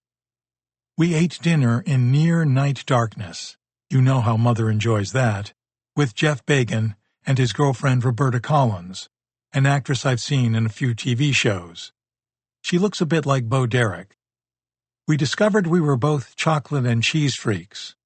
Joel, my Hollywood agent, was there to be my escort, another man in his mid-30s and already going bald on top like Cy, although Cy has enough thick beard to cover 10 heads. I wore my most expensive cocktail dress this night, and lived to regret it, since every night called for a change of clothes, and I had to supplement my wardrobe with another dress when we shopped on Rodeo Drive the next day. Roberta was the one who captured good seats for us after the dinner, for that's when the best magicians show their stunts on a small stage, where I was seated so close I could see wrinkles and individual hairs. I fixed my eyes on their hands and tried to see just how they made objects appear and disappear. No such luck. I still don't know how they do it. The best magician was, naturally, saved for the last, the real spellbinder. A Japanese man who was tall and powerful-looking. He stood up there with his straight, slick, shoulder-length blue-black hair, his huge head, and his face was both handsome and sinister in an interesting way. He's been the winner for the past 5 years of all contests for magicians. Being so close to the stage, of course, he saw my intense interest, and he kept giving me cynical smiles with one eyebrow lifted, as if he knew I was trying to catch on to his tricks. He didn't speak, just moved those expressive eyebrows, curled his lips, and bowed when everyone whistled and shrieked at some of his more incredible performances. He made doves, rabbits, and cards come out of the air, out of a thin baton, and I didn't see where they came from or where they went. He threw a whole pack of cards out, and they fell to the floor randomly. Then when he gestured, one by one, they leaped into his hand. His facial expressions were so distracting. I'm blaming that on my lack of understanding his tricks. At least, that's the reason I'm giving. Back to the hotel, full of strawberry daiquiri, champagne, and wine. To bed by 3, and up the next day at 6 to dress for an interview, and then we're off to shop on Rodeo Drive. The weather is hot. No smog, but surprisingly, it's very cool and breezy in the shade. But to travel from shop to shop kept me out in the sun and gave me a tan despite myself. I'd look at this and that, and to be really honest, I was disappointed. The clothes are too trendy, too flashy, too fallish. Summer is over in the fashion world. I picked up a pretty belt. I'm big on belts this year, and it was a mere $350. If I had liked it, I would have paid their exorbitant prices. Virginia was being wined and dined by Hollywood. Nothing makes someone in Hollywood as important as representing and developing a star, whether he or she is a top actor or a world-renowned best-selling author. Where once a trip to the mall was akin to a major expedition, especially in her mother's eyes, Virginia was now out on the town with ease and grace, and the best was yet to come. And back to the hotel to dress for dinner at Chasen's, the creme de la creme in the Hollywood set, taking the place of the Brown Derby, which is closed down. I was told when Elizabeth Taylor was married to Richard Burton and they lived in Beverly Hills, all their meals were delivered to their home from Chasen's. That night, I wore the new black and white cocktail dress. Mother wore white, whereas the night before she'd worn red. This was our first meeting with Charles Chuck Fries, and he'd brought along his daughter Allison, since his wife was with her mother who was ill. Chuck is in his early 50s, having recovered from open-heart surgery last winter, and a wonderfully likable, fatherly man who insisted that I try his favorite dishes. Cy had already found out he and I like the same kind of cocktails, and I believe he had 3 strawberry daiquiris to my 1. Mother had her usual pink squirrel. Cy tried this too, and said it was good, but a bit too sweet. I ended up eating hobo steak, the house specialty. They take thick New York strips and marinate them in a thick salt coating, full of seasonings, for 24 hours. This salt-coated steak is shown to you before the salt is scraped off at the tableside, and then it is broiled. I like mine medium rare, but more rare than medium. It smells wonderful while cooking beside the table. With the steak, I had their other specialty, hot chili, and was it hot, and an artichoke salad, and for dessert, chocolate mousse. Again, Roberta and I were the chocolate freaks. We had champagne or wine with this meal. Now here comes the part you're going to like most. Behind our table was seated Johnny Carson and his date Morgan Fairchild, along with Ed McMahon. I'm not sure about that surname spelling, and his wife who looks young enough to be his daughter. At another table, Carol Burnett was eating with 5 people, and seated down a ways, we had the banquet table, was Charlton Heston.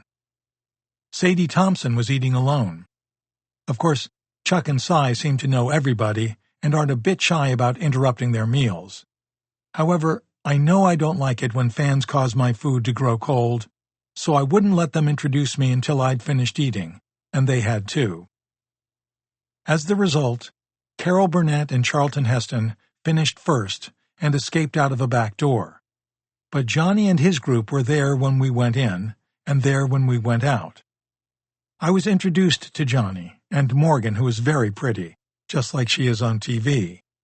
She was wearing pink knit embroidered with crystals, and Eugene, pink does make a lady look pretty. Johnny is a very small, very pale, thin, weak-looking man with absolutely no sex appeal in my opinion, although he was gracious. Ed McMahon is the comedian. He warned me that when he shook my hand, I had to be prepared for electrical chills and sexual thrills so violent that I'd rip off his clothes. Then I said I was afraid to shake his hand if this would happen. He laughed and said his wife had his leg manacled to hers to keep him from going wild. On our way out, a news photographer ran up to snap photographs of me, just in case you don't think I'm a real celebrity. The next day we started off to tour Universal City, seeing the special effects that made E.T. fly on a bicycle through the sky, and how they make earthquakes, burn down buildings, etc. I was introduced as the celebrity in the audience, and somehow they made me flash on the screen. It was fascinating to see what they do with models. There was a 1-acre lot under a black tarp which they told me covered a miniature model of the entire city of New York. They were filming this movie all at night, therefore the tarp to keep out the sun. We ate lunch in Universal Commissary, where only the movie stars and movie bigwigs are allowed, tourists in the cafeteria, And again I saw Morgan Fairchild. Only this time she was wearing a cotton pink skirt with white stripes and a blouse with the opposite coloring. She didn't look as glamorous this time. We also saw a number of lesser movie actors and actresses, the kind on TV. They say the big ones don't dine out often, but keep to their mountain lairs. And many don't live in California at all, but are scattered all over the world. After lunch, more touring of Universal, including a trip up into the Black Tower, where Charles Fries has his posh office, along with dozens of other producers. I saw Cy's office, met everybody there, including the man who handles the budget. And here was where I heard all their gasps, because I wasn't the grim old woman they'd seen in People. Detest that magazine. But nobody is my booster as much as Cy. His office displayed my books everywhere. Chuck Fries in his office surroundings is not quite the benign, friendly, fatherly man I met at the dinner. More businesslike as he discussed budget and costs, and when, how, and where. The filming will begin this March, April, or May, as soon as I approve of the final script. I'm expected to fly there again for that.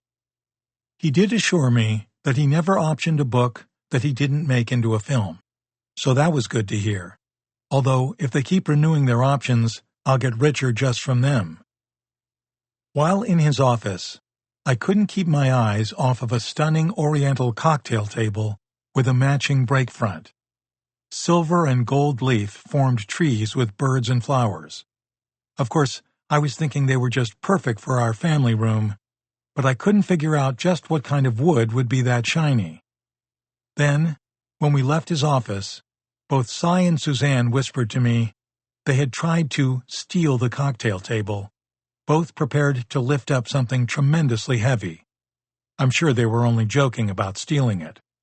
Suzanne, being quicker than Cy, hefted first with such might she almost threw the table through the ceiling.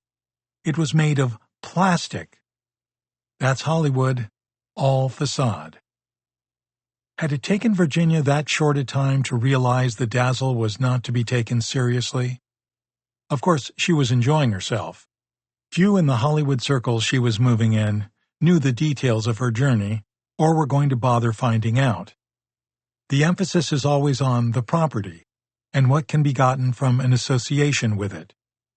Note, however, that Virginia had done something few successful novelists do or get the opportunity to do. She maintained approval of the movie script deriving from her book. She would reject 5 attempts, and when the final one was in process, the changes and cuts were truly Hollywood dazzle. Before they would leave the Hollywood scene, Virginia and her mother were taken to a nightclub, where Virginia said transvestites mimed Julie Andrews, Judy Garland, who turned into Liza Minnelli before our eyes. There was Marilyn Monroe, Marlene Dietrich, Barbra Streisand, Diana Ross, and a huge fat man/woman with a billowing white wig, inch-long lashes, and a very pretty face and legs, played the role of Little Orphan Annie, a madam, and several other funny parts. When she was Annie, she held a big doll dressed like her, with a smaller doll dressed the same, holding a tinier doll, and on ad infinitum. During her song and dance, the doll was kicked, slapped, brutalized until she fell apart. It was all hilarious. Even Mother, whom I thought might be shocked by some of the jokes, laughed and seemed to enjoy herself. We had tried to finish our superb dinner before the show began, but we were finishing up when the host called Gypsy came to our table, directly in front of the stage, and had to meet me. He'd read Flowers, and commented the title conjured up in his mind the notion the flowers were those who couldn't make it to the closet. There were 3 front tables, and we had the best one. Marty Allen had another, and Dennis Cole, a TV actor once married to Jacqueline Smith, was at the third. The host, Gypsy, between acts, would come out in the craziest costumes, tell jokes, poke a few at me after I was introduced to the guests, and without pity ribbed Dennis Cole during the entire evening, as if being straight was being wrong. Naturally, Cy had to bring them over, and we had our pictures taken with Gypsy, Dennis Cole, and Marty Allen, and the big fat lady man. This was my favorite evening. Virginia didn't leave Hollywood without being taken to a private screening of Psycho 2, which she pronounced absolutely inane. Alfred Hitchcock should spin in his grave. In so many ways, June 1983 was the pinnacle of Virginia's career. The power of Flowers in the Attic had brought her to the attention of the most important producers, agents, and publishers. Her international status continued to grow. Through her constant sharing with her relatives in letters and phone calls, holidays and visits, she held on to family. Her fan mail was overwhelming her. Yet through it all, she somehow maintained her work ethic and productiveness.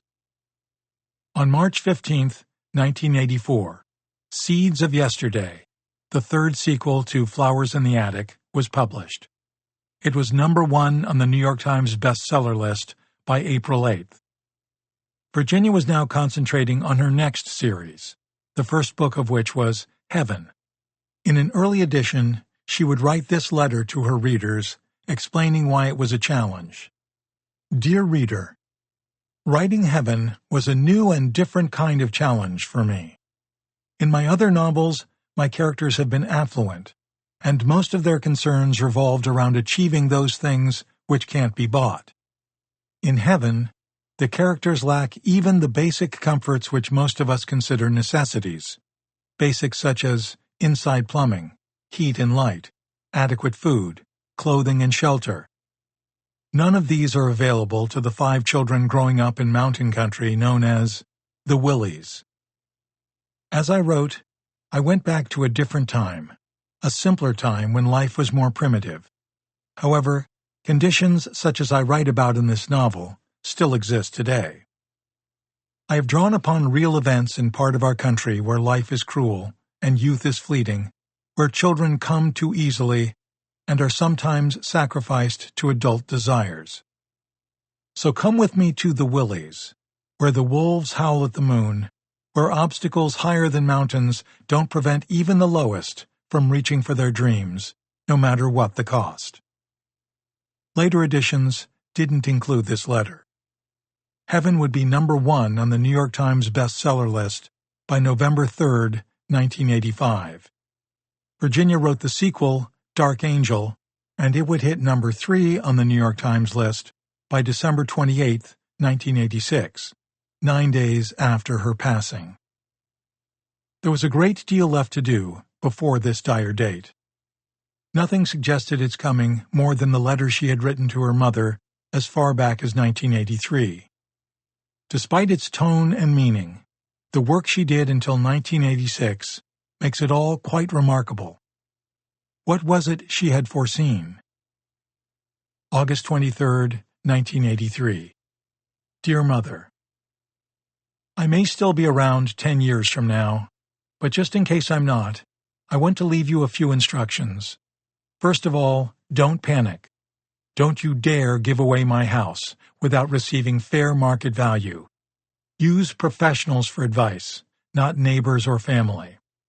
As you can see from the papers I'm going to order printed out in a few seconds, I have a very good bond portfolio, and there is no reason why you should liquidate it when it will see you through for the rest of your life in grand style, even without touching the original principal. Please consult with Dick before you do anything, and if necessary, have Errol Lifland and Eugene there with you. But don't listen to your sons nearly as much as you listen to professionals. As you can see, $126,429.42 is not such a small sum to be sniffed at, and tax-free, and there will also be royalty monies coming in twice a year. Don't panic. Hang in there and enjoy yourself. Take trips to all the places I wanted to go, like Hawaii, and take your family with you. Dick's office number, deleted. Everything listed in our joint names of Virginia C. Andrews and Lillian L. Andrews and V.C. Andrews and L.L. Andrews is left to you. You are rich, Mother, and don't you dare even think it doesn't mean anything because I'm gone. Life is for the living, not for the dead. Also, there is a list of other investments, so have Dick explain all the sheets to you, and keep Eugene, Mary, and Bill around so they can help you understand. But never, never give up the major portion of your inheritance to anyone. Provide for yourself first, for that is the way I want it to be. Also realize, I'm not sorry about dying, only sorry I never really had the chance to live. I look back on my life and know I haven't lived in the true sense. The best part of my life has been in my imagination. So let's both hope and pray there is such a thing as reincarnation, and the next time around I'll receive the physical rewards as well as the fame, riches, and beauty I like to think I deserve. You see, I want the whole bag of beans, and nothing lesser will do. I hope all of you enjoy living, and you in particular won't go around saying eternally and boringly, "Poor Virginia." Virginia is not poor, nor has she ever felt poor, even when she was. Inside, I knew all along that I was someone special and chosen. For what, I don't know. But in heaven's inexplicable way, I've had to live out my life, harassed and badgered by a fragile, skeletal frame. That's why I once wrote my autobiography and called it One Under a Parasol. For always my poor health has kept me in the shade and out of the sunshine of happy fulfillment. All the jewelry I didn't list on my will, I leave to you, to do with as you will, and all other possessions not mentioned are yours. If you want the gold and pearl ring I left to Joan, then you keep it, and any other article I've given to Mary or Suzanne. You come first. Goodbye and good luck, and thank you for being a very good mother and doing the very best you could for someone who wasn't always easy to please. Your loving daughter, Virginia. Chapter 9. Leaving Foxworth Hall. In 1983, 3 years before she died, Virginia drafted a frank letter to her mother. Virginia's sister-in-law, Mary, doubts very much that Virginia ever gave the letter to her mother, who would have been devastated, hysterical. I can't see her doing it, and none of us ever heard of her writing the letter, much less giving it to her mother. There is definitely a logic to that conclusion, especially in 1983, almost 3 full years before Virginia would pass away. Remember how hard Virginia worked at keeping her disability from public view in the beginning, wearing clothing that basically hid her wheelchair when possible customers for her art arrived. Remember how insistent she was about not being depicted as an invalid, and how angry she would get at being called paralyzed. In Dorothy Landon's article, The Pages, Virginia says, "I'd rather be like Jacqueline Suzanne. She had cancer and kept it to herself. It might have stigmatized her books." Consider how devastating it surely was to have battled a condition that had stolen her legs, her ability to be independent, her chances to have a significant romantic relationship, and to have succeeded in getting people not to look at her as a disabled person so much as an international best-selling author, someone who, as we've seen, enjoyed her celebrity, gathered the strength to visit with her fans at autograph parties, and fully participated in conventions and events alongside other best-selling authors, and then have a second medical battle take it all away just when she'd reached her height. Virginia had found her voice. She had proven herself, but she knew it wasn't going to be enough. Nevertheless, she put her health issues aside and continued to write and publish, with plans to do much more in the future. However, between her completing Dark Angel and finally seeing the actual shooting of the film adaptation of Flowers in the Attic, there were no other completed manuscripts in the pipeline. She had ideas, and despite the publication of Heaven and Dark Angel, there was a great hunger for the prequel to Flowers in the Attic, which later became Garden of Shadows. Dark Angel's success was calling for another sequel as well. There was finally real excitement developing for the film version of Flowers. It would turn out to be a difficult shoot, Virginia had been very concerned with how Hollywood would turn her book into a movie, and so was one of her first fans. In fact, the one and only fan letter Virginia had in her scrapbook was sent to her on September 8, 1979, 7 long years before the actual production of the film adaptation of Flowers in the Attic. She received the letter 2 months prior to the official date of the book's publication. Sample copies of the book had been distributed as part of the big promotional package Pocketbooks and Simon & Schuster had planned, and complimentary copies were given to customers when they bought other books. The fan began his letter by saying, "I have just finished the book Flowers in the Attic." It was also this fan letter that was the start of a wave of fans demanding a sequel. "Now I have a few questions that were left unanswered," he wrote. Did the 3 survivors ever find Corey's grave? Did they ever have their revenge on their mother, their grandmother? Were there any long-term effects of their imprisonment? In other words, what is the title of the sequel? When will it be available? Is a movie being considered? I feel it would be a success if it followed the story as written. In a 1986 Publishers Weekly interview by William Goldstein, conducted on the set, Virginia would say, "No other book gives you the thrill that the first one does. I did picture the movie in the back of my mind when I was writing it." As any novelist would, she cherished that last line in her fan letter, "The story as written."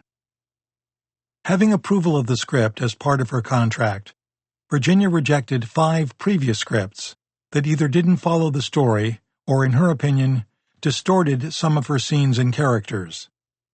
Originally, the script was to be written by one of horror movies' most famous writer-directors, Wes Craven. He had actually completed a full draft, but according to what Virginia told her family, this was the version the producers thought too graphic, and she had expressed reservations about it herself. By the time the decision to greenlight the production was arrived at, the producers themselves had rejected another version. This should surprise no one. By now, Virginia realized that a script, especially an adaptation, goes through multiple rewrites before a shooting script is finally approved. Many times, even A-list actors have script approval or create rewrites of their own scenes and dialogue. Virginia also had to deal with perhaps the biggest fact pertaining to an adaptation: a movie is at most a little over 2 hours. As with all adaptations, much of a novel has to be cut because of this time factor or the production costs of a particular sequence or scene. There are really no very expensive settings in Flowers in the Attic, but there are scenes and sequences that were highly debated. This was, after all, one of the first modern novels to include incest. When there was finally a script that she could approve, written by Jeffrey Bloom, Virginia went to the set of the film to do her cameo playing a maid washing a window.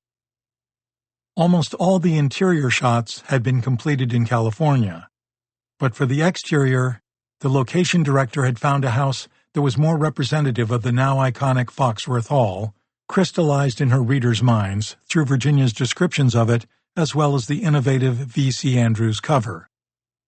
In the novel, the house is practically a character in and of itself. Virginia took great care to describe the attic, the stairways, and the looming exterior. The movie team settled on the Crane House in Ipswich, Massachusetts, a 59-room Stuart-style mansion erected by Richard T. Crane, Jr., a wealthy businessman. The house sits on 165 acres and is a National Historic Landmark available for a variety of activities, including outdoor concerts.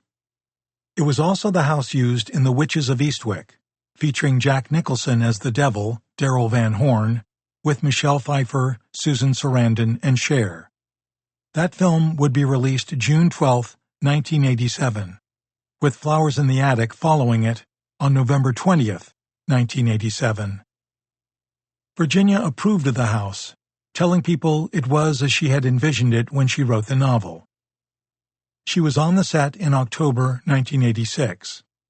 Lillian was there too, hovering over her as usual, protecting her even though they had a nurse, Margaret Sullivan, to look after her. Few knew how desperately she needed a nurse at this point. Neither Virginia nor her mother was revealing anything.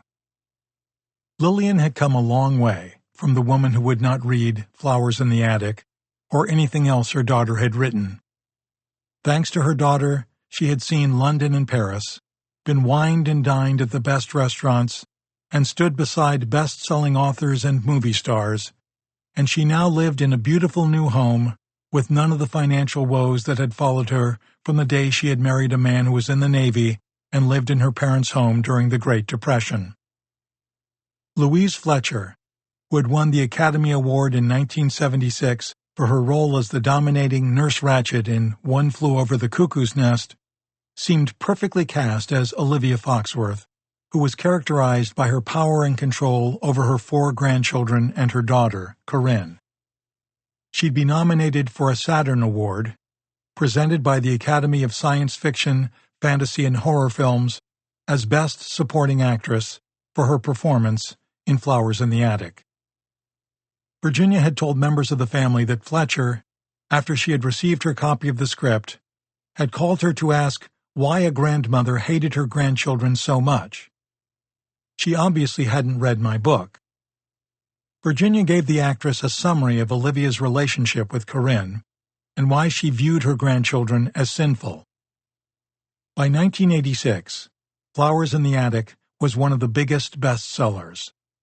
Along with its sequels, the books were approaching 25 million copies sold. Grandmother Olivia had become almost a quintessential terror creature, berating and almost starving the 4 children to death. Nurse Ratched would be an angel in comparison. Fletcher was later to claim that she stayed in the character of the grandmother all the time, even when she was not shooting. Such was the intensity on set. The cast was rounded out with Victoria Tennant as Corinne, Christy Swanson as Kathy, and Jeb Stuart-Adams as Christopher Jr. Swanson, along with most of the cast, attended a dinner with Virginia and her mother and said she was proud of the fact that Virginia told her she was exactly as she had pictured Kathy. Eventually, the movie would be criticized for its omission of incest and for an altered ending. But for the time being, Virginia was excited to be on the set and very excited about doing her cameo. She was still able to get up on her crutches for the shot, which was basically the camera panning over Virginia captured in a window. The camera will skim over me. If you blink, you'll probably miss me. But I'll have my best window-washing hand out, she told Goldstein in the publisher's weekly interview. In February 1986, she told Eugene and Mary that there had been a request for her to rewrite the science fiction novel that would eventually see publication as an e-book, Gods of Green Mountain. And Anita Diamond called to say several publishers were pleading with me to write a clever book for small children that can be beautifully illustrated. And even yet another editor is waiting for my ghost story to be included in an anthology next spring. Little else would be accomplished between this February 1986 letter to Eugene and Mary and her cameo appearance on the movie set. She had spent her last Christmas with her family in Marco Island, Florida, and they wanted her not only to visit again, but to move there. Her brother showed her a beautiful home in Naples, thinking she would like to live there if she chose Florida. Of the house, Virginia wrote, "The pictures of the Naples house bring back all sorts of memories and help me to recall just how it looked. I see things in the photos that I didn't notice at the time. I feel some trepidation about moving to Florida, for despite what you think, Eugene, my joints did feel the dampness more than they do here. And though I don't have many mobile joints left, I certainly do what I can to hang on to what I've got, and not have them start hurting. I have not felt well since I returned from Florida. I know I had something like pleurisy, because my chest and back hurt so much, but it wasn't until yesterday that I finally went to a doctor. I have not only pleurisy, but a slight case of pneumonia as well. Anyway, The prescription he prescribed seems to be helping already. I believed I was very fatigued by that last day when we stopped off in South Carolina to visit Middleton Plantation.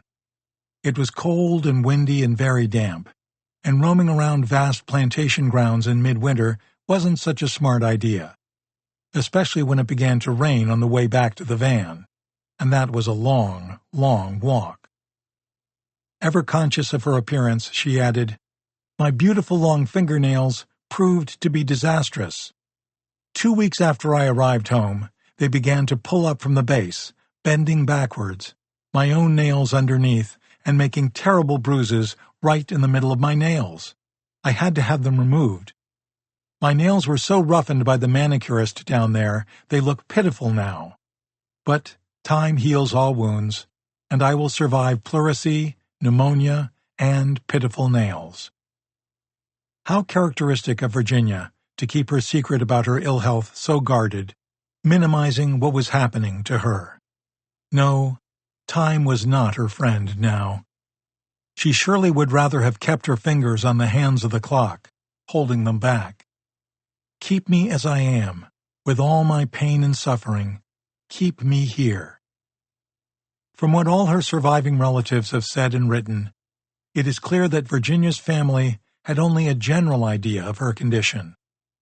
Her vigorous activity and production of her novels, her autograph sessions, her speeches, and her travels kept everyone somewhat confused about the seriousness of her cancer.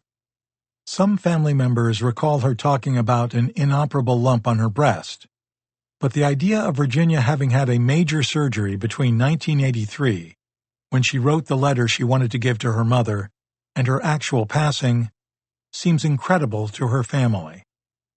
No one in the family recalls a mention of surgery, or even chemotherapy or radiation. The details of the decline in her health remain vague, probably deliberately so. It seems highly unlikely that when she wrote that letter to her brother and sister-in-law, after having spent Christmas 1985 with them, she had no awareness of how serious things had become. Yet she reduces it to a touch of pneumonia and fatigue.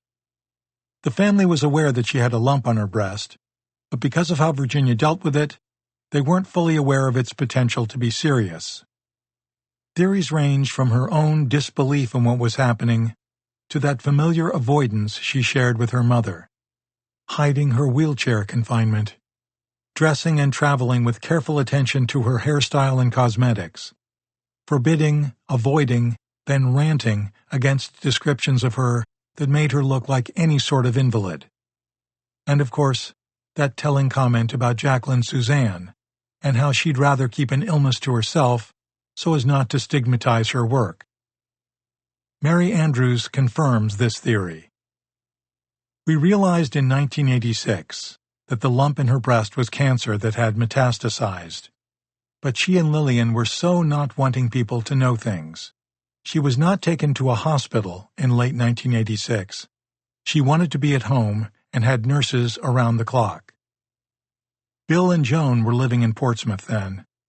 He was at the house with Virginia, and he called Gene and told him she was in and out of a coma and he should come.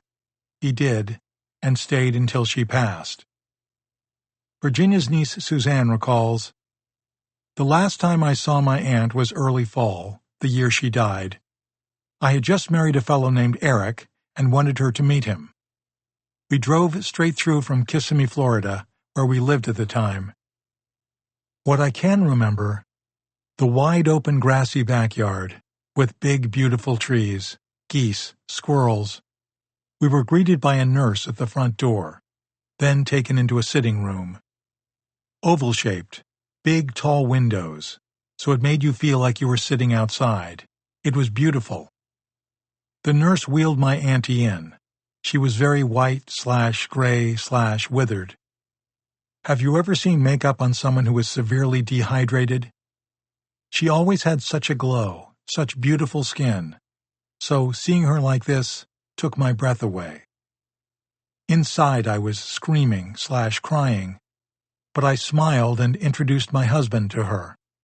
We had small talk. I hate small talk. But it's like she knew this would be the last time. I knew it would be the last time. My heart ached so much I could not breathe. How do you say goodbye to someone and know it's final? It was like I couldn't run out of there fast enough. Yet I wanted to hold her and cry buckets of tears in her lap at the same time. Oh God, that was so hard. Her life stolen from her. Had I known, I would have spent more time with her. The Virginian Pilot, her local newspaper, which had been so proud of her, put the notice of her death on its front page for December 20th, 1986. Virginia Beach novelist V.C. Andrews, a Portsmouth native who rose to international fame and fortune with a series of Gothic novels, died Friday, December 19, 1986, of cancer in her Virginia Beach waterfront home. The New York Times dubbed her the fastest-selling author in America after her initial success, Flowers in the Attic. All my life, I thought I was meant to be something special, Virginia had said. I never knew what it was. Now I have the satisfaction of having my name recognized, and it will live after me. Once again, she proved herself a prophet. Epilogue. Color Hope Yellow. The author envisions. We are in a woman's bedroom with blasts of color everywhere, in paintings, shelves of dolls, pillows on settees, and bright curtains. Through the doorway to a living room, we see a small elderly lady sitting and staring at the floor. A music box starts to play. In the encased globe of it, the figurine of a little girl begins to pirouette. We see Virginia Andrews turn her head toward the music box and the figurine. Virginia's hair is beautifully coiffed, and she is wearing makeup, but it's obvious she is quite sick. As she watches, we fade out and into a much smaller, simpler bedroom. A 4-year-old Virginia Andrews, in an undershirt and panties, is pirouetting before a mirror. The door opens, and a young Lillian Andrews peers in. "What are you doing?" she asks. "I told you your father was coming home. Get dressed." She closes the door, and young Virginia hurries toward her clothes. Outside, on the Portsmouth sidewalk where the sun shines brightly, a tall, handsome Bill Andrews Sr. struts proudly in his World War I uniform, his Navy bag over his shoulder. We return to elderly Virginia Andrews in her bed. Her smile widens. And so it begins again. Note to the listener. What follows is the only unfinished, authentic Virginia Andrews manuscript in the possession of the Andrews family. It was their wish to include these pages unedited. The Andrews family understood this to be next on Virginia's agenda once she had completed the prequel to Flowers in the Attic and the sequels to the Landry novels Heaven and Dark Angel. In listening to this unedited material, we feel certain you will encounter the classic characteristics of Virginia's writing style. This was obviously a first draft, and we've left it in its original state so the listener can get a true feeling for Virginia's thoughts and processes in creating a novel. It has the working title of The Obsessed. Her completing it was often a topic of discussion. Family members recall her talking about it, and in a letter to her brother Gene, she told him about 2 other novels she was writing. Referring to what follows, she wrote, "You should like the novel I've based against a background of Maine, Eugene. One of my main characters is a tuna fisherman. This book is going to raise a terrible fury when it comes out, for it touches upon a very sensitive area. It is up to you, the listener, to imagine how it might have ended." The Obsessed by V.C. Andrews. If there's one place I'd rather be, it's my island in the sea. I could live there happily throughout eternity if I had you with me on my island in the sea. V.C. Andrews. Prologue. Any day it might happen, she was thinking in the summer of her 9th year. She'd be on the shore, just as she was now, wearing white shorts with a sailor top.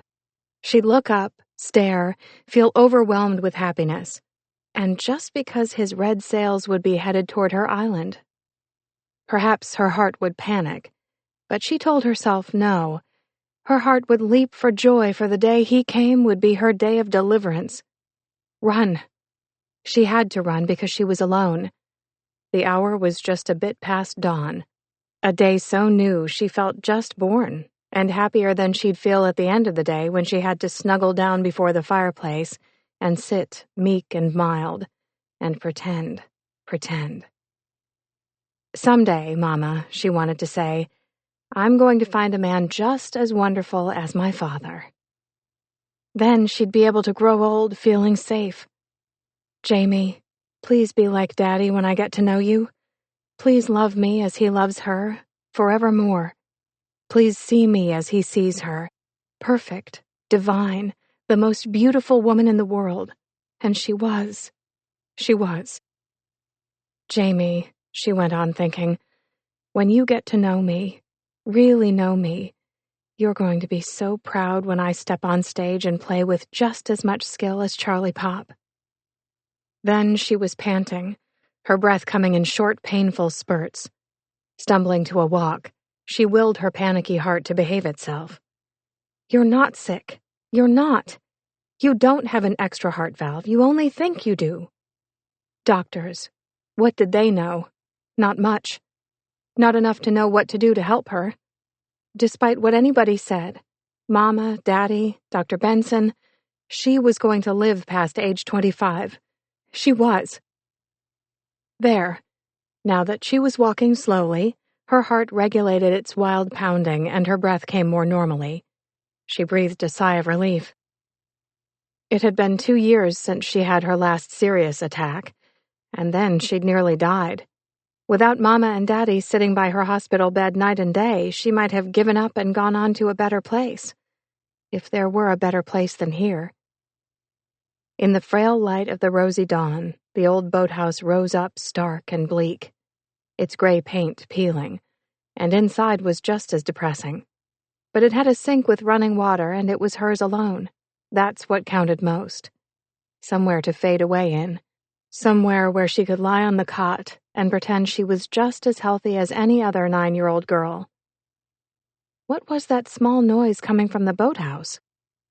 Startled, a bit frightened, she hesitated near one of the small square windows. Voices. How odd. No one came here but herself. Somehow she was angry, her privacy violated.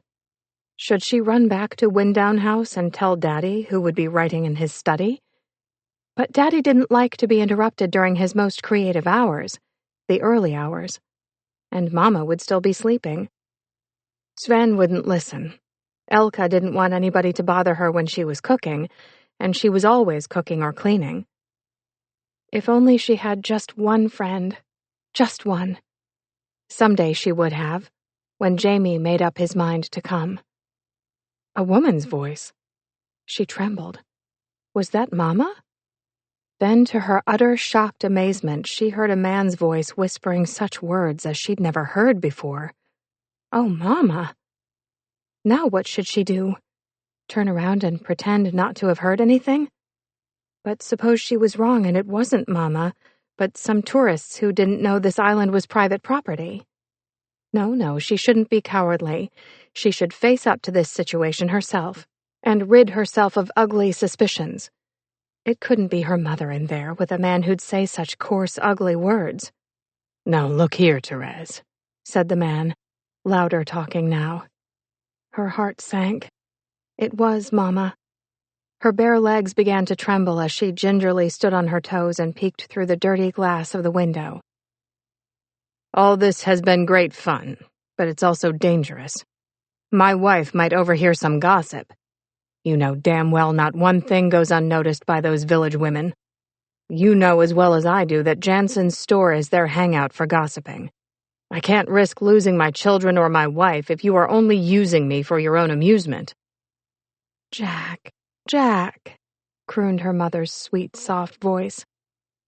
"You know I love you in one way, and my husband in another. We're not hurting anyone as long as no one knows, and you've been careful, so have I. Jay does nothing in the mornings but write, write, write. Sometimes I hate the sound of his typewriter." "Oh, Mama, how can you say that? It's that typewriter that brings in the money to buy you all those beautiful clothes, furs, and jewels. Before we married, he swore we'd travel at least 3 months a year, but we never go anywhere." "Haven't you told me before it's because of your daughter?" "She's frail, yes, but not so frail a nurse couldn't stay with her.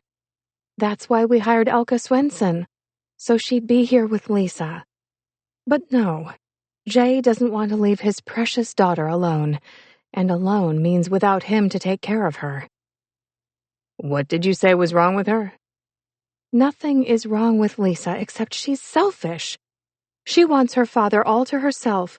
There's no room in their relationship for me." "Oh, Mama, is that what you think?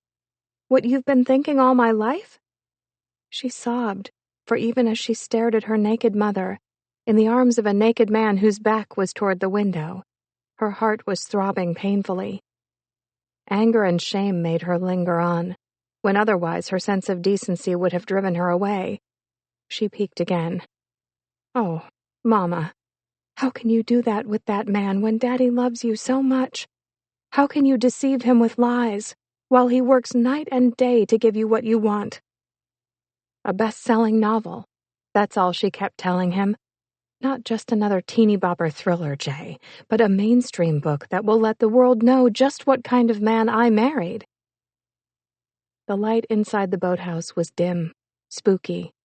She shivered as that man's bronze-heavy hand fondled her mother's bare breast, and his head lowered as if to bite at her nipples.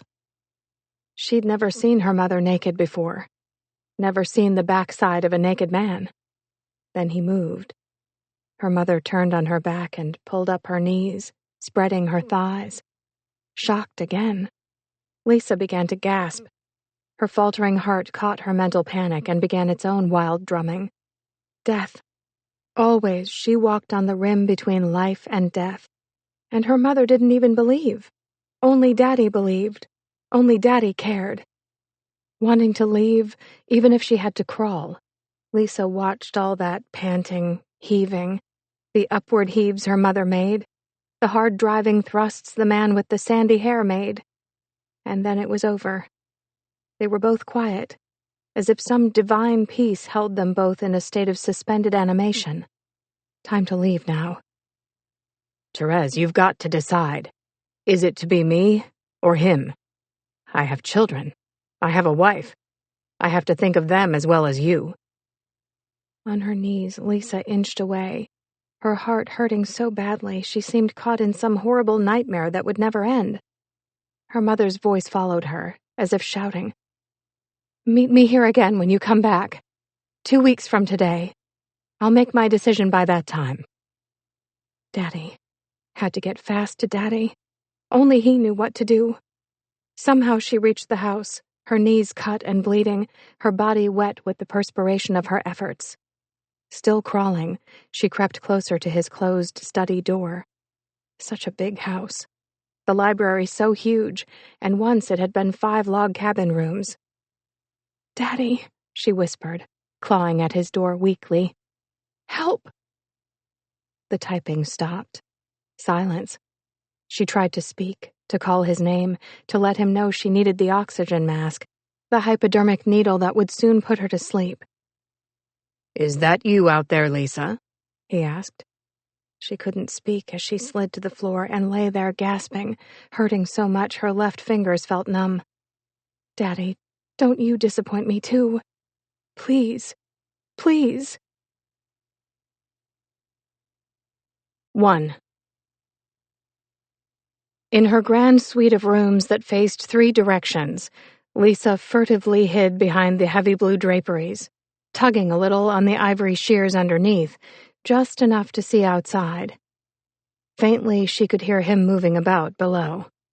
From time to time he paused, as if he stopped to listen for the noises she should be making. But she wanted him to think she was lying stupefied and scared, too afraid to do anything that would thwart his desire. Tonight he was coming to her room to use her, violate her, shame her as she'd never been shamed before. Sobbing, she clung for support to the draperies. The weight of her unborn twins made her feel faint, too heavy. And he'd want them too, as he wanted to possess everything that was hers. Oh, how she hated and despised him. Dead. He should be dead, as her mother had died on Hemlock Road, plunging over the precipice on the day she drove over to the village to tell him she could never see him again.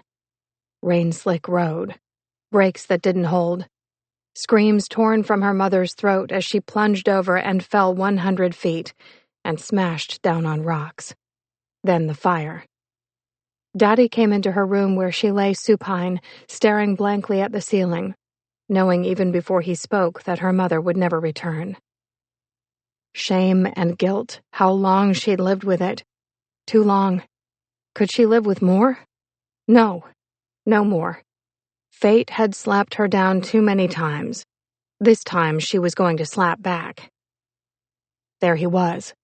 On the lawn below, he stood like a medieval baron surveying his domain. Handsome and tall, when he had no right to be anything but ugly. Her fingers released the shears. Slowly she backed from the windows, and then with deathly precision, she headed for the hall, for the stairs, for the library, and the study where the gun was kept in the huge mahogany desk. The gun meant to keep her mother safe, as if anyone could be kept safe. I won't have the nerve to do it, she thought, trembling as she descended the stairs. Oh, if only Elka and Sven hadn't been sent away on vacation. If only someone would come to save her. He'd locked the double gates to close off the bridge. Her car keys were stuffed in his wallet, the keys to the boats, too. Her only avenue of escape was to swim across Frenchman's Bay to the village, and she was 7 months pregnant. Oh, God, forgive me for what I'm about to do, she thought as she found the gun he'd hidden on top of the highest shelf in the library. Strange he'd thought about the gun in the study desk, when she'd almost forgotten it being there herself. Once more, she lay upon her bed and fixed her eyes on the ceiling, not doing any of the things he'd ordered. Not bathing, not putting on the sheer negligee with the exquisitely beaded lace and fancy feathers. How dare he give her such a thing? She turned her head to stare at the night table with 2 drawers. The bottom drawer held the gun.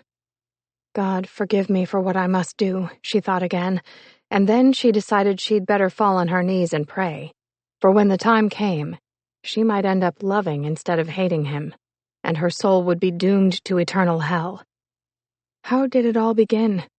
She lay thinking as the day wore on toward night.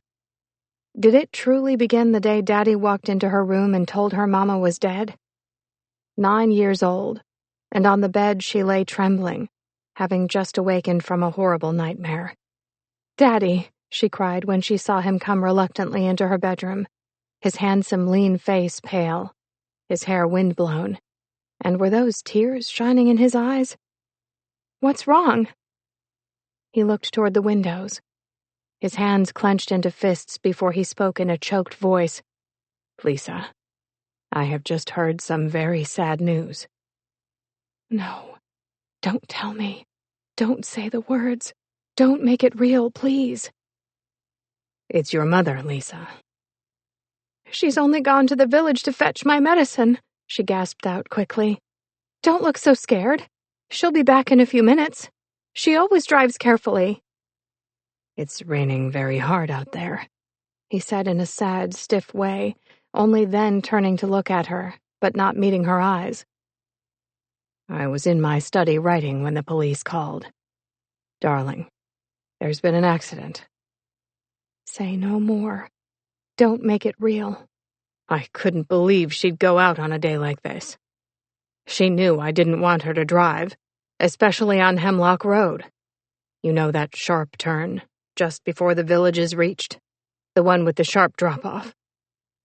Oh, Oh, there where she wanted to build a house someday, where she could lie in bed and watch the tuna fleet sail out to sea, and watch the tuna fleet when it sailed into home harbors, bringing all the men back to the women who loved them, the children who loved them, bringing Jamie McKittrick home to me. He sat on her bed and took her hand, his face pale beneath the bronze tan, his eyes somehow hollowed out, his cheeks gaunt, as if he'd been starving for months, when only this morning he'd looked wonderfully healthy. There are some things you can't run away from, darling. Some things you have to face bravely. Can you be brave for Daddy? No. Don't tell me what I don't want to hear. Daddy, I had a bad dream about Mama. I dreamed she was running away from us, and the more we ran after to call her back, the faster she ran. And then she disappeared. The fish ate her. He shook his head. No, sweetheart. The fish didn't eat her. She didn't fall into the sea. Fast. She had to think fast. Then she fell into a ditch? In a way, yes, a ditch. Only this ditch is hundreds of feet deep. Lisa, hold tight to my hand. Hold fast to my love and devotion, for you will always have me to take care of you. I promise to love you until the day I die, as I hope you will always love me. Oh, Daddy, of course I will always love you. She sat up and threw her arms about his neck. Hold me close. Then tell me what happened to Mama. He said it all in a calm, toneless voice, though she knew he was dying inside from anguish, just as she was. I don't know what went wrong with her brakes, but someone saw her skid. She went right over the abutment and her car smashed down on those huge rock boulders. The doctors at the hospital said she died instantly, so she wasn't burned alive in the fire. Stunned, gone dead feeling, she cringed closer against him, trying to merge into him, to be one with him, and let him know he still had her. Dry-eyed. She couldn't cry. Even on the day they put Mama into the ground, she could only stand and stare.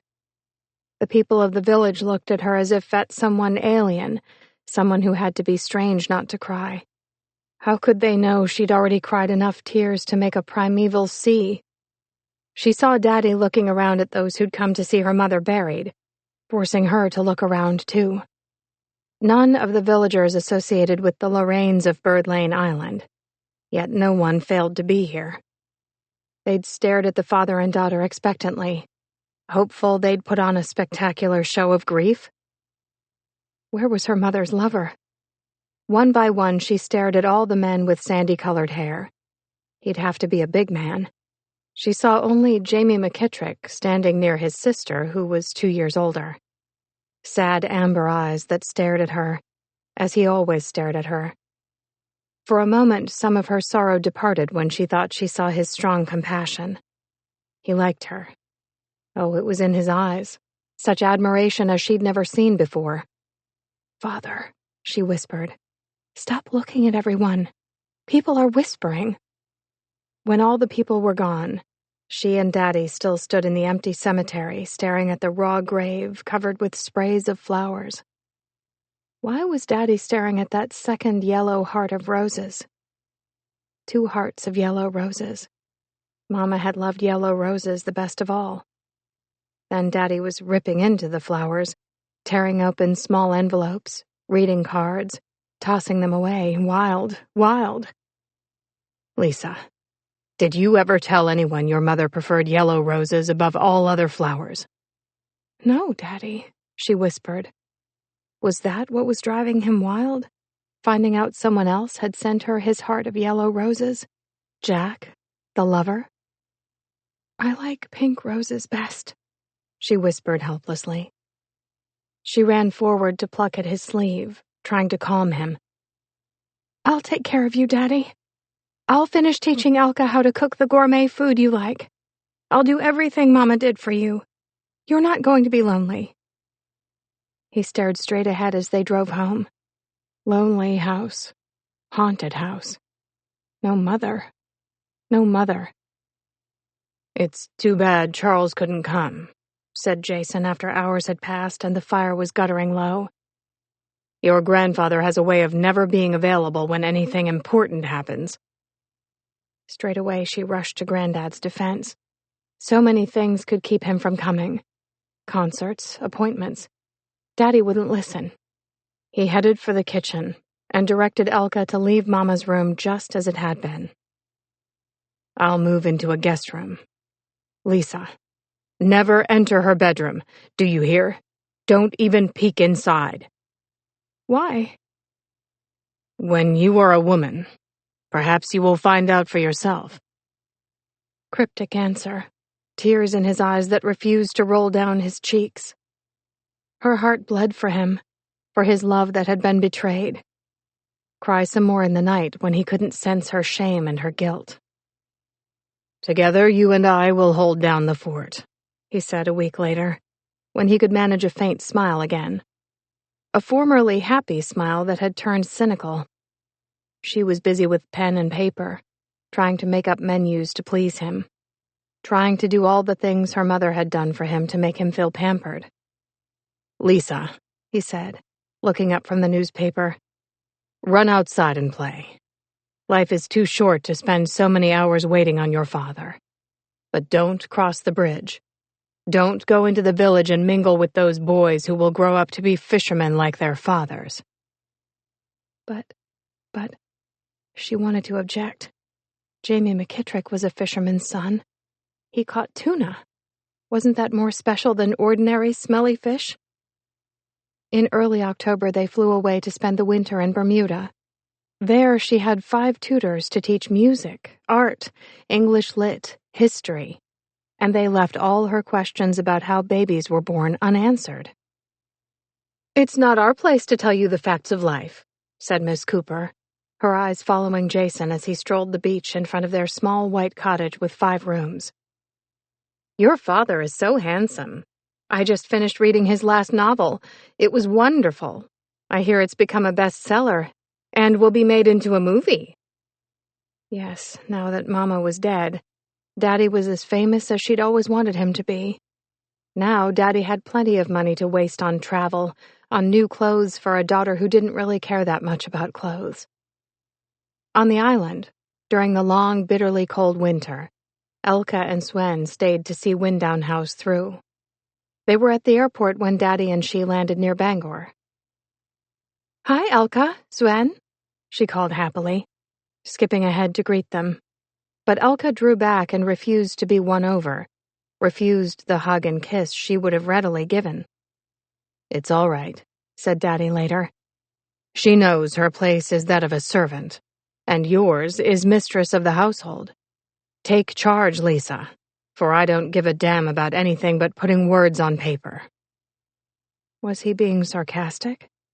They were words her mother had flung in his face time and time again. And me, don't you care about me? She asked timidly, so afraid he didn't care enough. Long and hard he looked at her, then softly said, "Of course I care about you. I made a dreadful mistake with your mother, and neglected her. I promise never to neglect you. If I do, you let me know." Whenever Daddy drove over the bridge to collect his mail in the post office that was also Jansen's general store, Lisa made it a point to be at his side. This was her only chance to see Jamie McKittrick. She'd be 10 in August.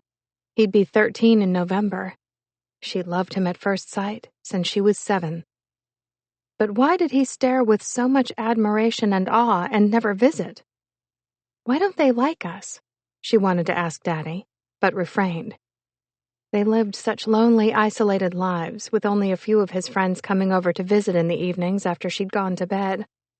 Only Dr. Benson knew she had a congenital heart defect. "It's easily enough corrected, Jason. That small extra heart valve can be closed surgically without too much risk. I'd die if I lost her too. Jason, you owe it to that girl to see she has the option to live out her life normally. You give her no option if you don't permit the surgery. There's too much risk now. In a few years, the heart specialists will know more. And she'll be stronger. She's frail, Tom. Very frail. Disgruntled, Tom Benson looked away. As her doctor, I urge you not to wait. As your friend, I can understand your concern. But, Jason, there are other women. You can have other children.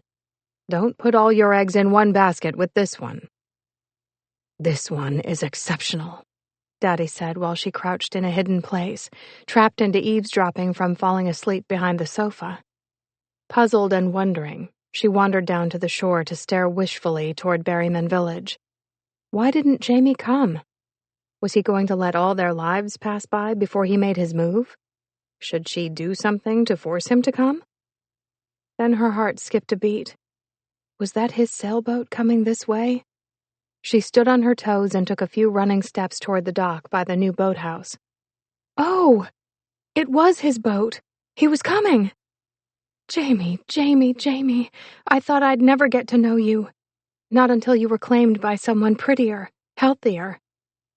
Wearing short shorts, white, her top white too, she stood with her bare feet in the water and watched him skillfully berth his boat. He jumped on the dock and tied knots, all while she stood breathlessly watching his every graceful move. He was so tall, so broad in the shoulders, so lean, so altogether wonderful. For minutes he did nothing but stare her way, as if words were very difficult for him to find. She was to find out soon enough he was noted for being taciturn, almost stubbornly refusing to talk. "Hi," she called, fiddling nervously with her hair that refused to stay in place. "You're the boy I always see in Jansen's store. You always stare at me so long and hard." "You stare right back," he answered slowly. "Why do you stare?" He shuffled his feet, hung his head, and looked so embarrassed and awkward, she wished now she hadn't asked, yet he surprised her. "You're the prettiest girl I ever saw. And besides, you stare back just as hard, and just as long. What do you see?" Now she was blushing, and embarrassment made her eyes drop to stare at his bare feet. Such big feet. He was only going on 13, and already he had a deep, husky voice that sounded mature. "It's taken you a long time to work up the nerve, Jamie McKittrick," she said shyly, flickering her lashes upwards long enough to see him flush again. "If I were a boy, and given as much encouragement as I've given you, I would have sailed across the bay years and years ago." His amber eyes widened. He shook his head to flip a lock of hair from his eyes, and then snatched for her hand. Suddenly they were both laughing, naturally at ease with one another. "And I thought this was going to be the most difficult thing I've ever done. Thank you, Lisa Lorraine, for making it so easy. They say you're a snob in the village for not attending our schools. I always knew they were wrong."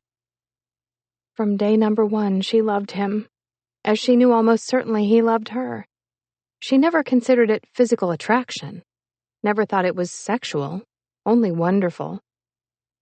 "I'll bet if you asked your father if you could go sailing with me, he'd say no." Yes, if she'd asked, he would have said no. But Daddy wasn't going to hear about Jamie until she was ready to tell him. 2 winters passed, one in Florida, one in Arizona, and then she was back on the island and meeting Jamie again secretly. He was always going on some age, and as soon as he arrived there, he was going on to the next year. So he was always older than chronological years. He was shooting up like the proverbial weed in summertime, nurtured by the sea and sun, while she'd already obtained her height of 5'6". He was going to reach 7 feet, she suspected. "Of course I won't," he objected when she said this. "Gosh, Lisa, I'd look like a freak if I was that tall. I'm only 6'2". "Going on 7'2". He winced. "I wish you wouldn't refer to my height. I'm the tallest boy in my classes, and sometimes I don't enjoy it. 6 feet would suit me just fine." Her arms went around his slender frame. "I like you just as you are, and if you grow up to heaven, just pick me up and take me with you."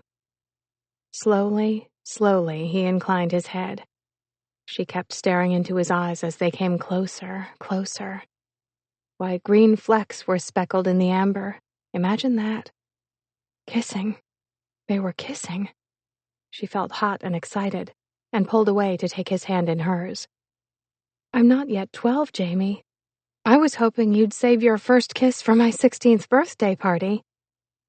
Laughing, he swept her up in his arms and carried her like she weighed nothing. Lisa, it's time I met your father. I don't like sneaking around behind his back. When he finds out, and eventually he will, he'll dislike me for doing that. She feared nothing would make her father like Jamie. The boy stood before the man who was pruning the roses. He didn't smile or stop what he was doing. Lisa, you're much too tan without adding more. Have you ever heard the sun is aging to your skin? Daddy, this is Jamie McKittrick. I know who he is. I've seen him with you sailing. I wish you'd not take my daughter sailing again, young man, unless you ask my permission first. Yes, Mr. Lorraine. Angered for no reason that Lisa could tell, he threw down his shears and strolled toward the large house that looked like an alpine chalet. The shears accidentally struck Jamie's bare foot. Aghast, she stared at the blood gushing from the deep gash. Daddy, you cut Jamie. I'm sorry, but he could have moved his foot. It's all right, Lisa, said Jamie, sitting on the grass to press his palm down on the cut. If you'll run inside the house and bring me a bandage, I'll be getting along home. She lit into Daddy once she had the chance. You did that deliberately. Jamie had his head turned. How could he move his foot when he never suspected you'd do anything so mean? For a moment it seemed he might explode. Lisa, what have you been doing with that boy? She quivered, grew weak in the knees before the towering power of his unreasonable rage. Why was he staring at her breasts that were just beginning to peek out of her knit tops? Swallowing again, she wanted to run, to hide, and never admit she could feel anything but love for this man who had given so much of himself to her. Daddy, you almost cut off his little toe. What have you been doing with that boy? He repeated in a harder voice, his eyes narrowing even more suspiciously. That's when she recovered her spine and stiffened it. We sail. We walk on the shores. We talk. And I've never had anyone near my age to talk to before. And if all that is criminal, then have me locked up in jail. He started to smile, then forced himself to speak to her sternly. Lisa, it isn't easy for a man to be both father and mother, and that's what I have been since your mother died. You don't know anything about boys, about what they want from girls. Anxiously, she watched his eyes, wanting him to look at her with love and tenderness again. I'm not my mother, Daddy. I'm not. I'll never deceive you. I'll always love you. But give me a chance to live, please. Something in her young, lovely face brought tenderness to his eyes, to his mouth, and he spoke more kindly. I'm sorry about the shears. I was in a rage and cutting down those damn yellow rose bushes your mother planted. I can't bear to look at yellow roses anymore. I know, she wanted to say. I know why you hate them. I think I hate yellow roses too, because he sent them to her funeral in the form of his heart, and they competed with your heart of yellow. We'll plant pink roses there, she said quickly, stepping closer to play fondly with his hair. Daddy, please don't hate Jamie because his father is a fisherman. Jamie wants to be a veterinarian, even if his father does make him go to sea. Do you know he had his first trip out when he was only 12? Jason drew away. Her fingers seemed to singe him. He lowered his head and gazed blindly at the blotter before him. Lisa, sit down. It's time we had that talk I've been putting off for months. I look at you and see how you're beginning to shape into a woman, and I can't put it off any longer. I'm embarrassed and don't know where to begin. I wish now I'd have let one of your tutors tell you, but somehow I was afraid they would put prudish ideas in your head. When you fall in love and marry, I want you to feel free to express what you feel physically. I want you to share your body willingly with the man you love, as you share his. But I don't know if I can say it all without shaming us both." He paused, fiddled with his pens and pencils, then looked up and charmingly smiled. "I'm making a fool of myself, aren't I? I want to tell you not to be ashamed of sensual feelings, while I myself feel embarrassed to talk about them. You see, I was brought up in another generation, when sex was a forbidden topic. Of course it was there, it's always been there, but in the background. Today it's up front, out of the closets and into the books, movies, and magazines. Have you ever looked inside one of those skin flicks?" Dumbfounded by this unexpected turn of the conversation, she could only sit and shake her head, speechless. Those magazines were in the supermarkets, in the drugstores, and she knew about them. How could decent young women pose naked? In her secret heart, she presumed they weren't decent, but cheap. Jason got up and took a thick book from a high shelf, then opened it on the desk before her.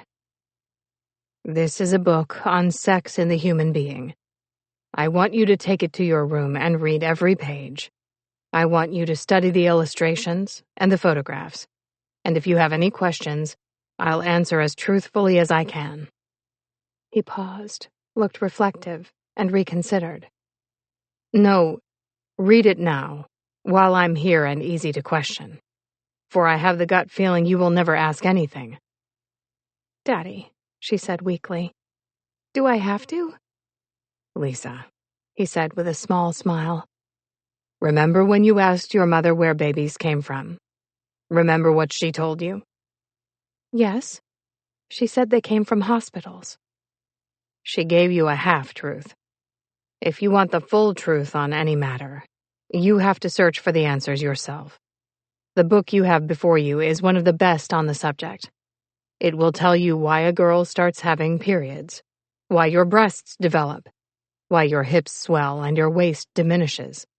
You'll understand what changes estrogen makes in your body, why you grow hair where you don't have any now, why a boy changes into a man, and you'll see pictures of naked men." "I'd rather look at it alone, Daddy." "Only if you swear you'll come back to me and discuss it fully. I don't want you left not understanding the ramifications of letting a boy have his way with you." Oh gosh, was this what her mother had meant when she warned not to let any man put his hands on her? Never, never had she felt confident about a man even shaking her hand, lest that was something forbidden to make her pregnant. For Mama had said it was men who made women swell up big and go to the hospital to fetch home the baby.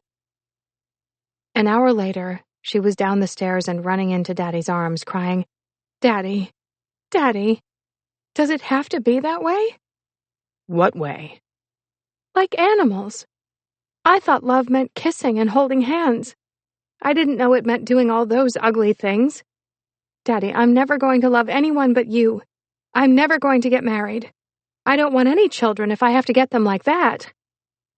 He held her, soothed her, kissed her, and then took her out to eat in a fine restaurant where the music was soft and the food divine, and men and women were looking at each other with love lights in their eyes.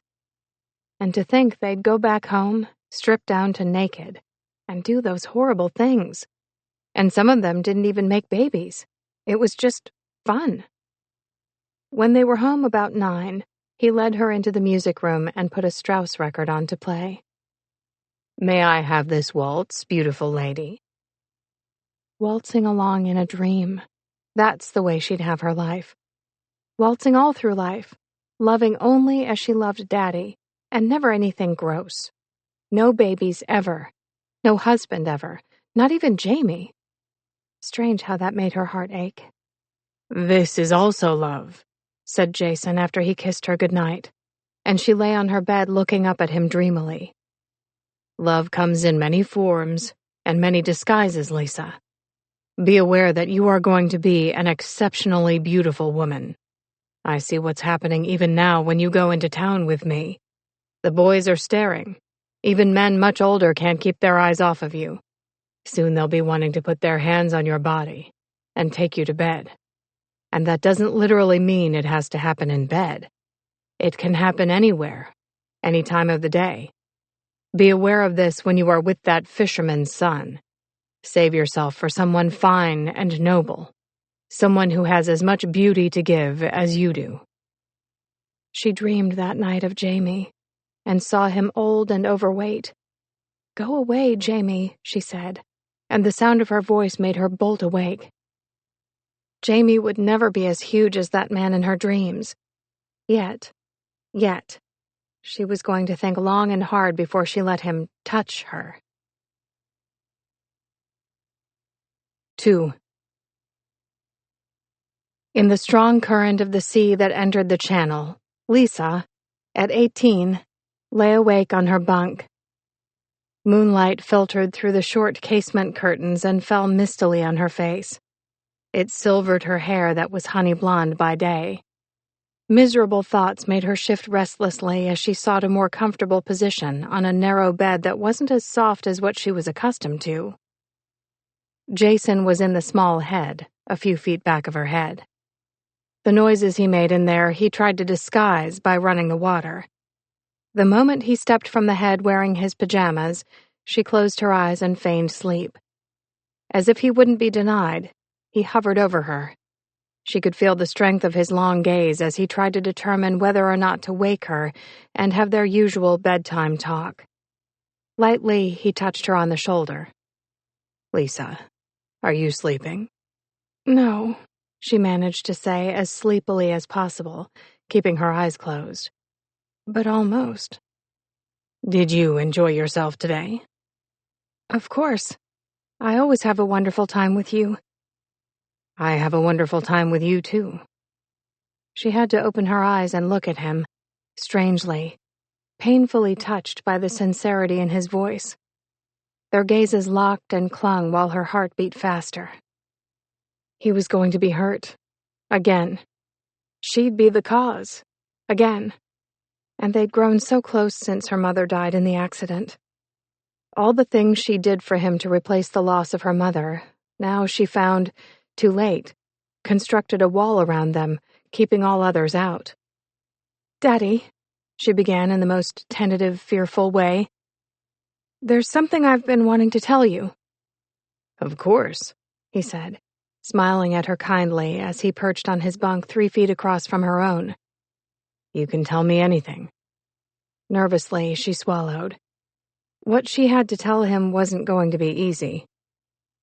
"You're very busy with your writing during most of the day, and that gives me lots of free time when I'm not studying." "You're bored. Why didn't you tell me before? I want you to be happy. I can put this book aside and we can travel." He leaned forward to peer at her more closely in the dimness. "Where do you want to go? Somewhere special? I know you like Hawaii." "I don't want to go anywhere. That's what I'm trying to tell you, Dad. I haven't been bored. You see, and here she had to pause to gather the strength. There's someone I've met. A man." He didn't say anything, but even so she could tell he was preparing himself to be wounded. She saw him tense for the blow. "Are you telling me that damned Italian musician who found you so fascinating last winter has gotten in touch with you?" "No, Daddy. The man I'm talking about is someone I met first a long time ago." He stared at her with eyes of disillusionment, with pain, with some anger, too. "Don't tell me it's that damned fisherman.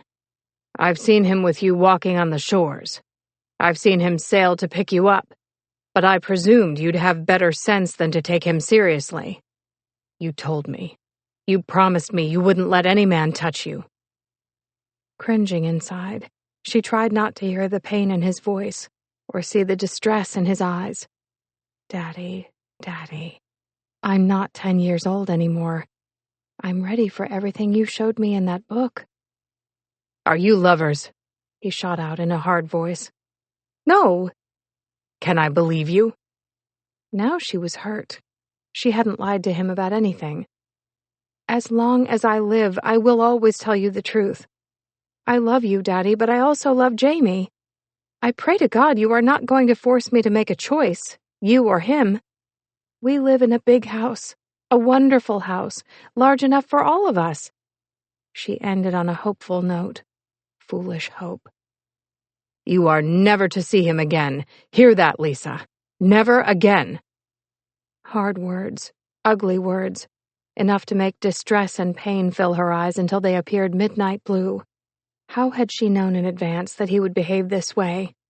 What look had he given her to suggest that he considered her his property, to do with as he would? He fell backward on his bunk and stared up at the ceiling, his fast breathing beginning to slow, as if he presumed he'd broken her spirit to resist anything he denied. "Daddy, before you cut Jamie out of my life, won't you give him a chance to prove himself?" "He cannot prove himself. That's the whole point. Any man who would sneak around for years, seeing my daughter on the sly, is not a man I can admire." "But that was my fault, not his," she cried desperately. "He wanted to come forward and approach you honestly, but I was afraid you'd act just like you're acting now. Daddy, fishing is not dishonest, or anything to be ashamed of." "I don't want to hear another word on the subject. You are to cut this man out of your life, never see him again, and never speak to me of him again. Now go to sleep." Fear. It came again into her life, telling her, as it did in all her dreams, that she'd never have anything she really wanted. She wanted to cry out and make him see how unreasonable he was acting, how selfishly he put his own opinions above hers. But she could say nothing more. Another day would come. Another opportunity to win him over. The small gold watch on her wrist seemed to tick like London's Big Ben. Painful minutes passed by, and still sleep purposefully evaded her, as it did him. Then, as the moonlit waters flooded into their cabin through the loose weave of their draperies, she saw his hand reach toward her. Hovering near her hand, silently pleading, asking forgiveness. She wanted to rebuff him, wanted to refuse his conciliatory gesture that didn't mean anything, for still he would forbid her Jamie, and want her to live out her life alone on the island with him. "Lisa, I won't say anything more on the subject tonight. This is the new boat I bought for us to enjoy together. For the remainder of this short holiday, can we declare a truce?" His hand still waited for hers, not quivering, steady and strong, as if it would stay there forever until she gave in. Then, slowly, even without her conscious consent, her hand slipped from under the covers and moved into his. His fingers closed like iron around hers, clasping tight, so tight it hurt. For a moment she panicked, as if sensing the long battle ahead. Then she thought, what is to be will be, and quietly, without further protest, she fell into sleep, her hand still hurting. Sunlight was in Jason's face when he wakened. The first thing he saw was Lisa's hand, pale and limp, fallen to the floor beside her bunk. It appeared a pale and delicate wounded bird floating on a pool of blood. Gently, he reached to lift it from the red carpet. He tucked it neatly beside her. Like a dancer frozen in graceful position, she lay there breathing deep and evenly. With hypnotic rhythm, her breasts swelled to fill the bodice of her flimsy nightgown, then flattened, holding him entranced. The hard, darkish peaks of her nipples were definitely obvious. Rage filled him to think she could be having a sensual dream of that damned sardine catcher. He headed for the galley 7 feet away. Another fisherman to steal from him. Tears stung his eyes. Therese, I loved you so much. How could you do that to me? While I worked like crazy to write that bestseller you wanted, you deceived me behind my back. Like mother, like daughter. A vision flashed before him. He was taking his usual early morning stroll, only this time he walked from east to west. There, near the old boathouse, his wife with a man, embraced, passionately kissing, and she wore nothing at all. He'd screamed out his shock, his anger. "Go!" cried Therese. giving the fisherman a shove so he couldn't half see him in the misty fog. He saw only that he was well over 6 feet tall. "Who the hell was that?" he demanded when he had hold of her shoulders and was shaking her so her head rolled. "I thought you loved me, Therese. I believed in you. I have never looked at another woman since we married. And now you— No." "Now I what?" She spat directly in his face, flaunting her nudity, and breaking free of his hold that didn't really want to bruise her fair skin. "Go on, say it. Or can't you give voice to the fact that one woman can spit in your face? I have never really loved you, Jason Nathan Lorraine. Never. You stole me from Rudy. You made Rudy kill himself. But for you, I'd be living amongst people, not stuck on a miserable island in the middle of nowhere." Stunned, he could only stare and let the wild winds tear into his hair, just as her glorious mane was wind-tossed. "You promised me so much when I was married to Rudy. You promised me travel, excitement, glamour, and all I've known is boredom. I hate Maine. I hate that village of stupid idiots. You don't have time to love me, Jason. You only have time to write about love in your stupid novels that don't sell anyway." He could have slapped her then. He should have slapped her. Maybe then she would have respected him. "Please, Therese," he'd murmured. "Don't destroy what I feel for you." "All right," she said, running to the old boathouse and tugging on her clothes as he watched. "I lied. I did love you in the beginning, when life held some promise of being better. But it's not better, it's worse. I can't stand the isolation, and that's why I took a lover who is the exact opposite of what you are. He hasn't been to college. He doesn't speak eloquently. He isn't gracious, gentle, or even considerate. He takes what he wants, and I like what he wants." Hate. He was beginning to hate her. Scornfully, she whipped away from him, running ahead, back to the house. In the library, they confronted one another. Her beautiful face framed by that mop of honey-colored hair made him ache inside, even as he both loved and despised her. "You're never going to write a bestseller, Jason, because you just don't have it in you to write gutsy enough. The world doesn't want your literary style, and you don't have enough nerve to cash in on your father's fame. You are stupid enough to use a pen name, and you won't even touch the money he puts aside for us. For us! Jason, for us!" "I won't live on my father," he said stiffly. She came closer, putting her face close to his as she hissed, "Then I'm leaving you, Sir Galahad, the noble, the chaste, the faithful. There is no holy grail, Jason.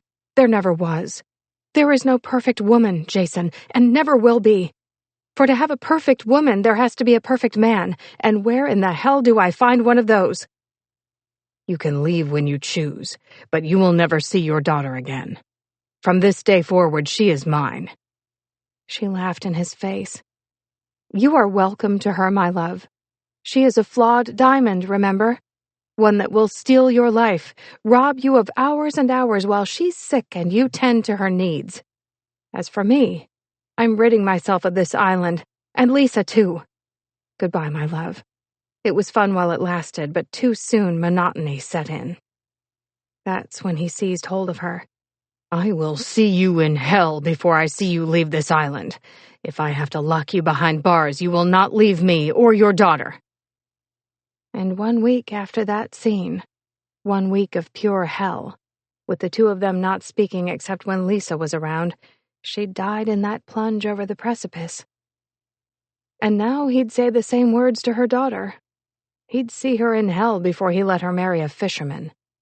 Blindly, he stared before him, aching all the way down to his toes before he turned to strike his forehead on an open cabinet door.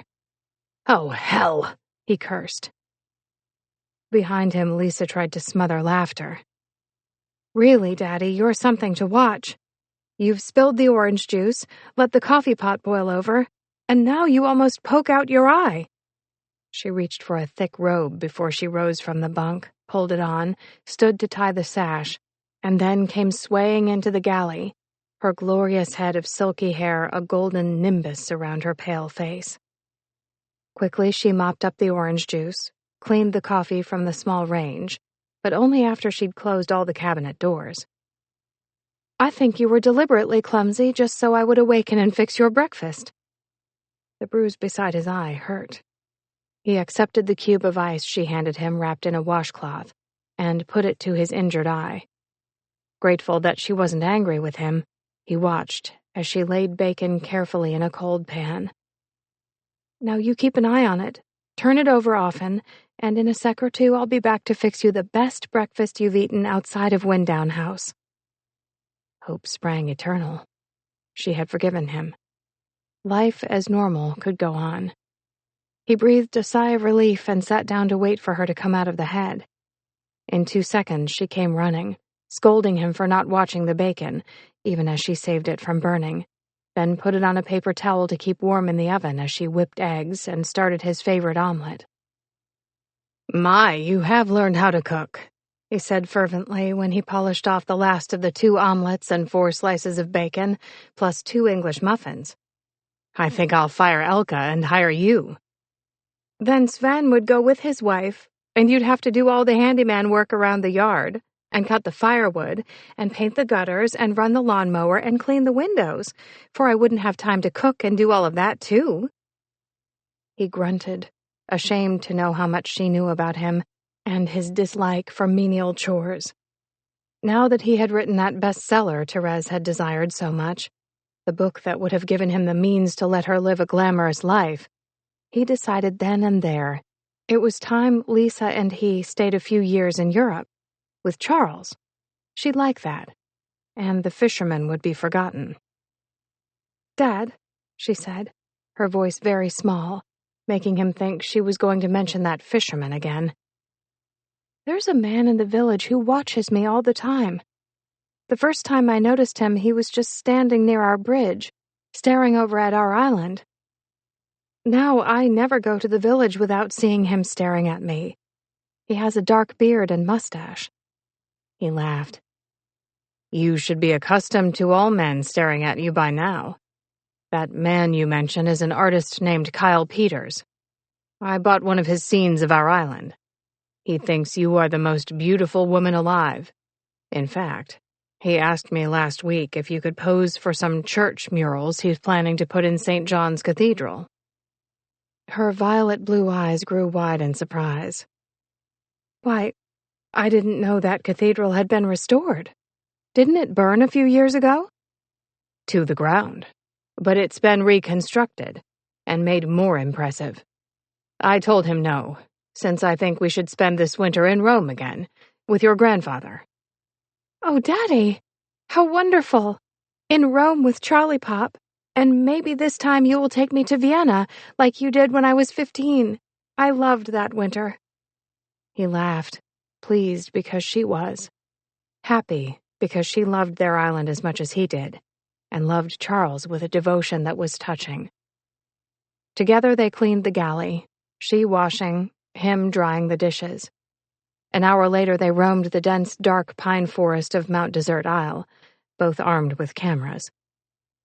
2 of the same age, it seemed, trying to outrival each other by shooting the best shoots, achieving the best lighting.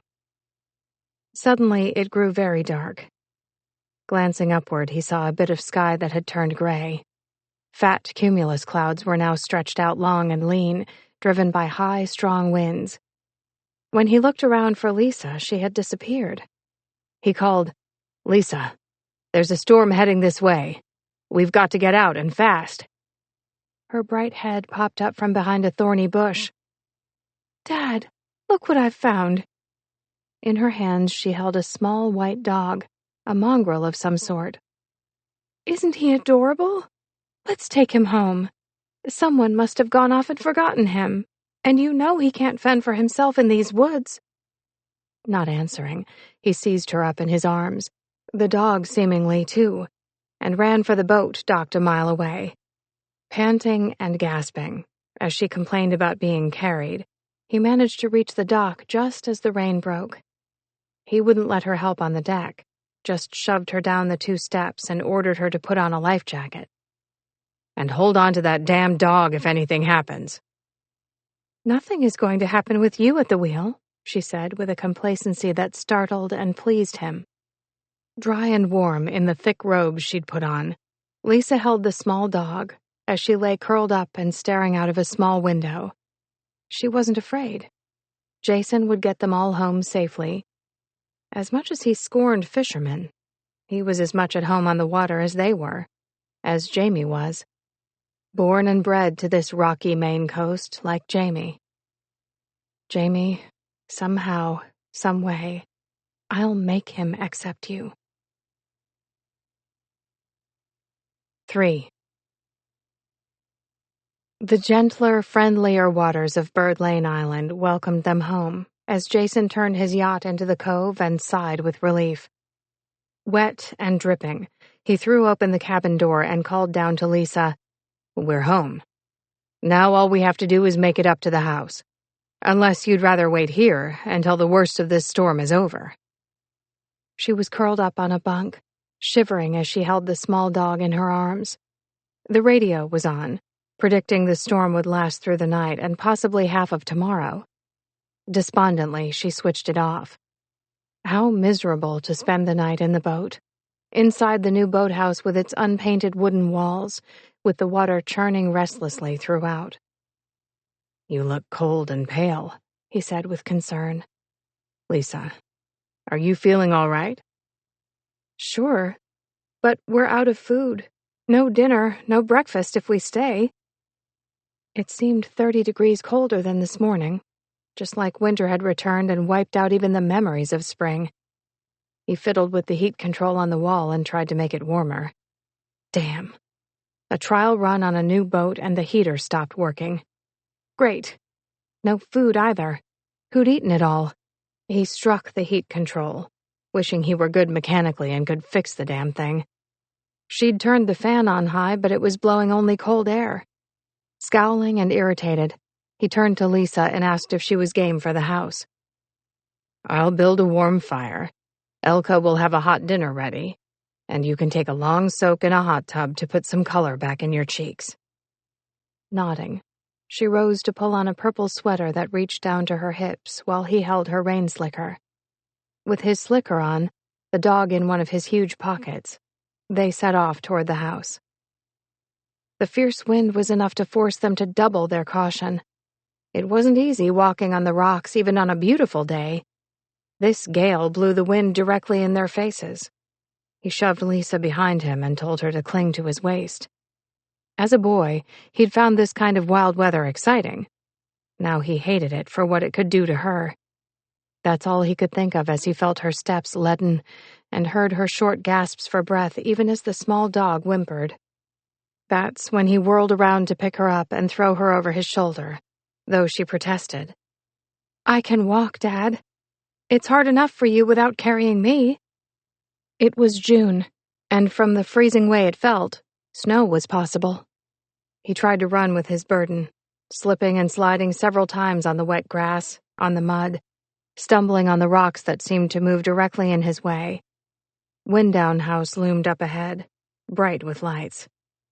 No sooner had he carried her into the foyer, set her down, taken the dog from his pocket, than Lisa was swaying from side to side, her unfocused blue eyes full of pain, as she tried desperately to communicate with him without words.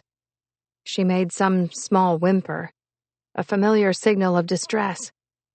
He skimmed off her wet yellow slicker, then his own, supporting her all the while. Again, he picked her up and then ran for the stairs.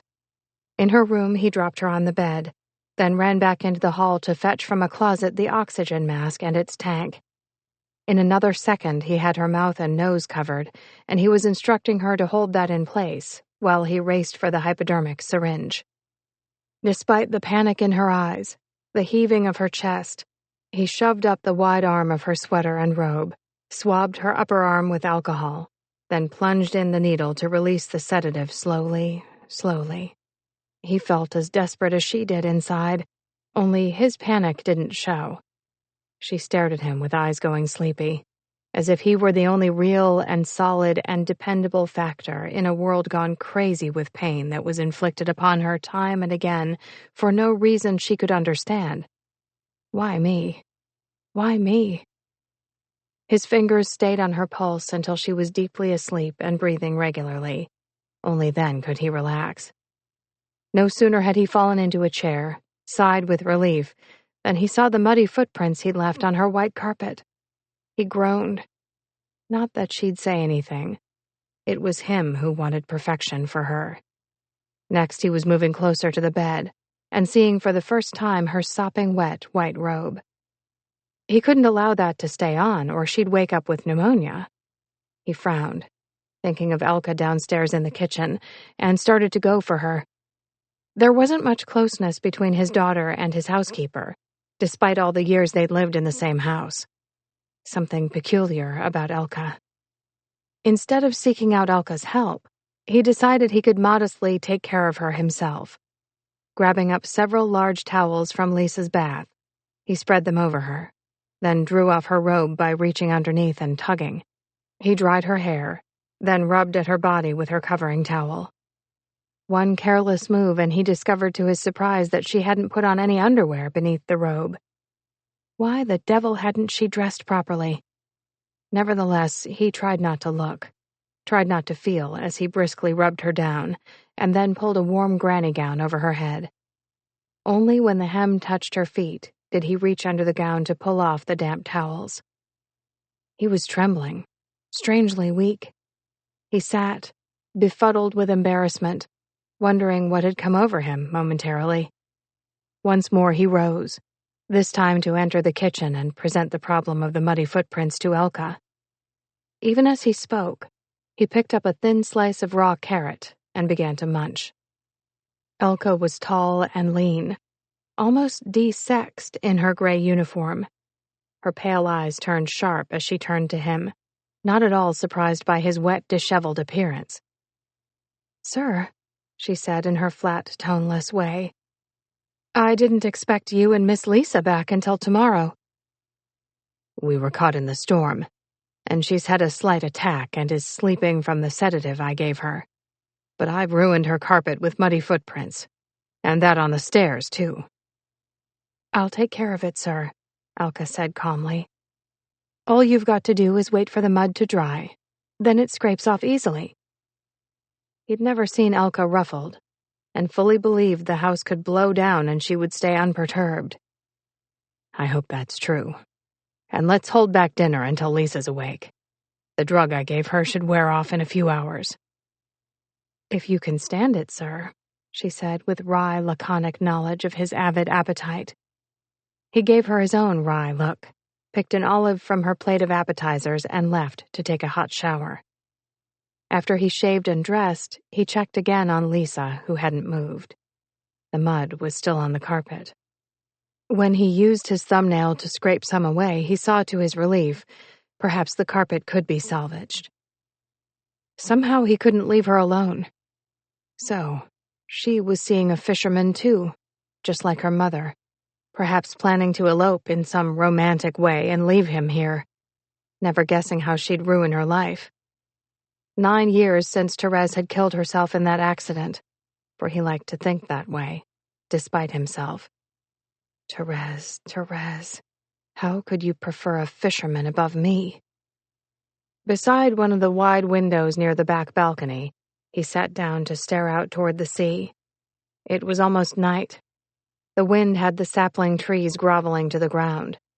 He couldn't see the surf that was hundreds of feet down and away, but he could hear the pounding roar on the rocks as a distant rolling drum.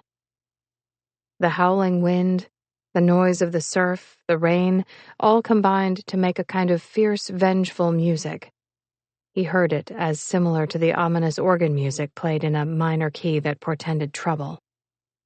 Enervated now, he sank backward and rested his head. Even too tired to think of food, and he was hungry. Wearily, he drifted into unhappy sleep. Still, even so, he heard the door open behind him and softly close. Elka's quiet movements as she brushed the dried mud into a dustpan became part of his dream.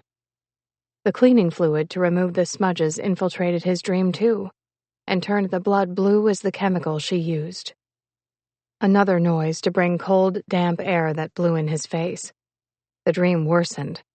Death. So cold, so cold. Rotting bodies. Then as swiftly as the chemical odor had come, as the cold air had come, as thoughts of death had come, everything vanished and a door closed. Elka had vanished. Now he fell into real sleep, deep sleep. Rising and falling, swimming for his life, and up on the shore waited the dream he had too often. Someone ahead was running, someone he yearned to catch. On and on running, on and on yearning, until suddenly, terrifyingly, he sensed someone desperate was behind him, yearning to catch too. He had her kind of music on. Lonely and desolate feeling, he sat in the library waiting by the fire for her to call, and then he'd carry her down, and he could satisfy his appetite. He tried not to think about the young body he'd glimpsed, tried not to fall asleep and dream again. Into the library she came drifting, sleepy-eyed, the small new dog at her heels, already hers, already a bed companion to keep her company. Her warm robe was saffron-colored, her slippers the same color, and fuzzy soft. He wanted to reprimand her for taking the dog to bed, to say nothing of walking so soon after another attack, when she knew he would have raced to carry her down. But pity stole his scolding. Love made his eyes soft with sympathy when she cuddled up on the sofa and complained that the room was cold, and he'd made the fire just for her. "I just can't seem to get warm," she complained, then apologetically smiled when their eyes met. "Here I am with my warmest nightgown on, covered with my warmest robe, and still I'm freezing. You should throw me away, Daddy." "What fool throws away their greatest treasure?" he said lightly. "You should have taken a hot bath." Anxiety puckered his brows as he took notice of her shadowed eyes. "I did take a hot bath." Shyly, she glanced at him, her cheeks rosy with shame. "When I woke up, I had on a gown, and I don't recall undressing. The last thing I saw was you, all fuzzy and worried-looking after you gave me the shot. I'm sorry I'm so much trouble." Her head bowed low so her hair fell forward to cover her face. "Daddy, did you or Elka put this nightgown on me?" First he lit a cigarette and took a few pulls before he answered calmly, "Could I allow you to sleep in a wet robe? I know I could have called Elka, but that would have taken time. You know how she is, poky. I also know you don't like her very much. She's a cold but efficient woman. So I took it upon myself to modestly cover you with towels as I managed to slip off your robe and pull on your gown, and I swear to God I didn't see one thing I shouldn't have." Her head lifted as she delved his eyes to find the truth in them. A look so penetrating he felt himself grow hot, and he hadn't blushed in years. Her lips parted to object. Then she was sneezing violently, one after another. It was so hot in the room he felt he was roasting. Now she'd have a cold. Perhaps pneumonia. Oh God, he'd made a terrible mistake coming back. That fisherman was over there waiting his chance. Still, he managed a cheerful face as he got up to head for the kitchen. "You just sit where you are, and we'll have a picnic dinner in here before the fire." Filled with incredulity, her eyes widened. "Daddy, you mean you haven't eaten? And it's after 9 o'clock." It hit him then, like a stunning blow from nowhere. Why had he waited? He didn't need her company during every meal he ate.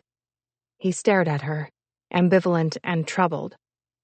Did he hate her for looking so much like her mother, and love her for being just what he'd wanted for his wife? Hurriedly he left, to disappear in the kitchen where he dished up the meal Elka kept warming in the oven. When he placed it before her on a TV table, she gave him one of her slow and beguiling, sleepy-eyed smiles that was low voltage as compared to what she could do when she felt well. His heart felt funny, weak and vulnerable, like he too had an extra heart valve that was dysfunctional in the presence of someone female, young, blonde, and so much like the woman he'd married and adored beyond reason. Beyond reason, he kept thinking. Be reasonable. Hold on to yourself. though he was aching inside. Though something fine in him had been destroyed the day he found out his wife was unfaithful. He polished off his food with such alacrity, Lisa was still pushing her food around on her plate, with only a few bites taken. "Eat, Lisa," he commanded with a hard edge to his voice, when he wanted to reach out and comfort her and say she'd be fine, just fine. "Stiffen your spine and put that food in your mouth, even if it isn't up to your standards of cooking." She threw him a harassed, bedeviled look, before she weakly smiled. "Jason, Nathan, Lorraine, I think you could eat on your deathbed and possibly in your coffin." Bitterly, he smiled. Was that her idea of a joke? She'd eat when he wanted her to eat. Damned if he'd let her win that way. She wasn't a child to thwart him by refusing food when she didn't get her way. This time he'd keep what he had. This time, it would be the fisherman who lost. 4. "You need a nap every afternoon," said Jason the day the mailman came unexpectedly to the island, and he had to sign for a registered letter. "Go upstairs and rest while I read my mail." Orders. He was always giving her orders. Resentfully, she climbed the stairs. Resentfully, she sat on the side of her bed, her eyes fixed on her small watch. She picked up her bedside phone to call Jamie and ask if he couldn't sneak over earlier, and in that way they'd have more time. But Daddy was on the phone talking to his father. She started to interrupt and greet the grandfather she loved, but the somber way both men were speaking held her tongue mute as her senses quickened. Oh, dear God. No. Charlie Pop, take all that back. Say it's a lie, please. The moment she could, she tried to call Jamie. "He's not here," said his father with an odd tone to his voice. She'd never called Jamie at home before.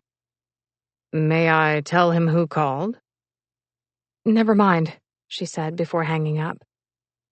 For long moments, she sat on the edge of her bed trying to control the near hysteria. Why was it always this way? Was fate trying to tell her something? Did she deserve only to lose, always? Panic made her heart begin hurting with that vague ache. Soon she was feeling the familiar tingling behind her ears and in her fingertips. She reached hastily for the medicine she kept always handy and swallowed 2 of the tablets. Sleepy. Next, she was so sleepy she couldn't think. Didn't want to think. Dreams came of Winddown House. She stood as the wife of the man who had constructed the original log cabin.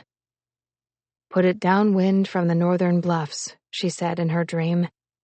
All those high bluffs would lovingly shield the house on the island that was, curiously enough, shaped like a bird in flight. Half awake, she recalled tales of how Sven often had to use the roof door to shove off the snow that heaped there during a blizzard, though the sharp pitch of the roof was supposed to slide it off. Easily, the house could have ended up a monstrosity due to the many amateur architects that had added one wing after another. Fortunately, the fur trapper's cabin had a graceful, even dignified exterior, and more important, it was sturdy. Above all, it had to be sturdy. Dreams, deeper dreams, awful dreams, sweet dreams where she and David were running on the beach, laughing, childishly happy just to be alive and out of sight from those who wanted to hold them back from having fun. "You wear too many clothes, Lisa," called David, her mother's younger brother, aged 12, when she was 7 and deeply in love with him. "See? I don't wear any at all." How beautiful he was with his brown body, his curly blonde hair, his sparkling blue eyes that teased and mocked, and made her feel wonderfully healthy. She stopped running long enough to pull off her shorts and top, and hesitated only a moment before she stepped out of her panties. Naked as she ran after him. He put out his foot suddenly, whirling around to trip her up, and down they both went with him on top. He began kissing her with wild abandon. Funny how strange it felt. How exciting when she should say no, no. Daddy loomed up dark and menacing, his face livid. Terror. He spoke, his voice hard, cruel. "What the hell are you doing to my daughter?" Nothing, nothing, cried David, afraid. Why afraid? Slap, slap. Daddy was striking David until he reeled, stumbled, and fell. I'll go, yelled David, scrambling to his feet and backing off, his nose bleeding. I'll go and you'll never see me again. Gone. David had gone, and she could cry 10 million rivers of tears, and still David would never be seen again. He took one of my boats and tried to cross over to the peninsula, explained Daddy when she was home from the hospital after one of her worst attacks. The ocean currents must have carried him out to sea. That's the opinion of the Coast Guard, who searched for 10 days. They never found his body. But Daddy didn't care.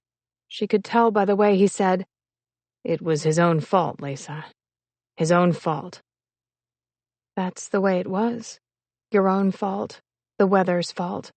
Blame the sea, the currents, God, or fate, or just plain bad luck.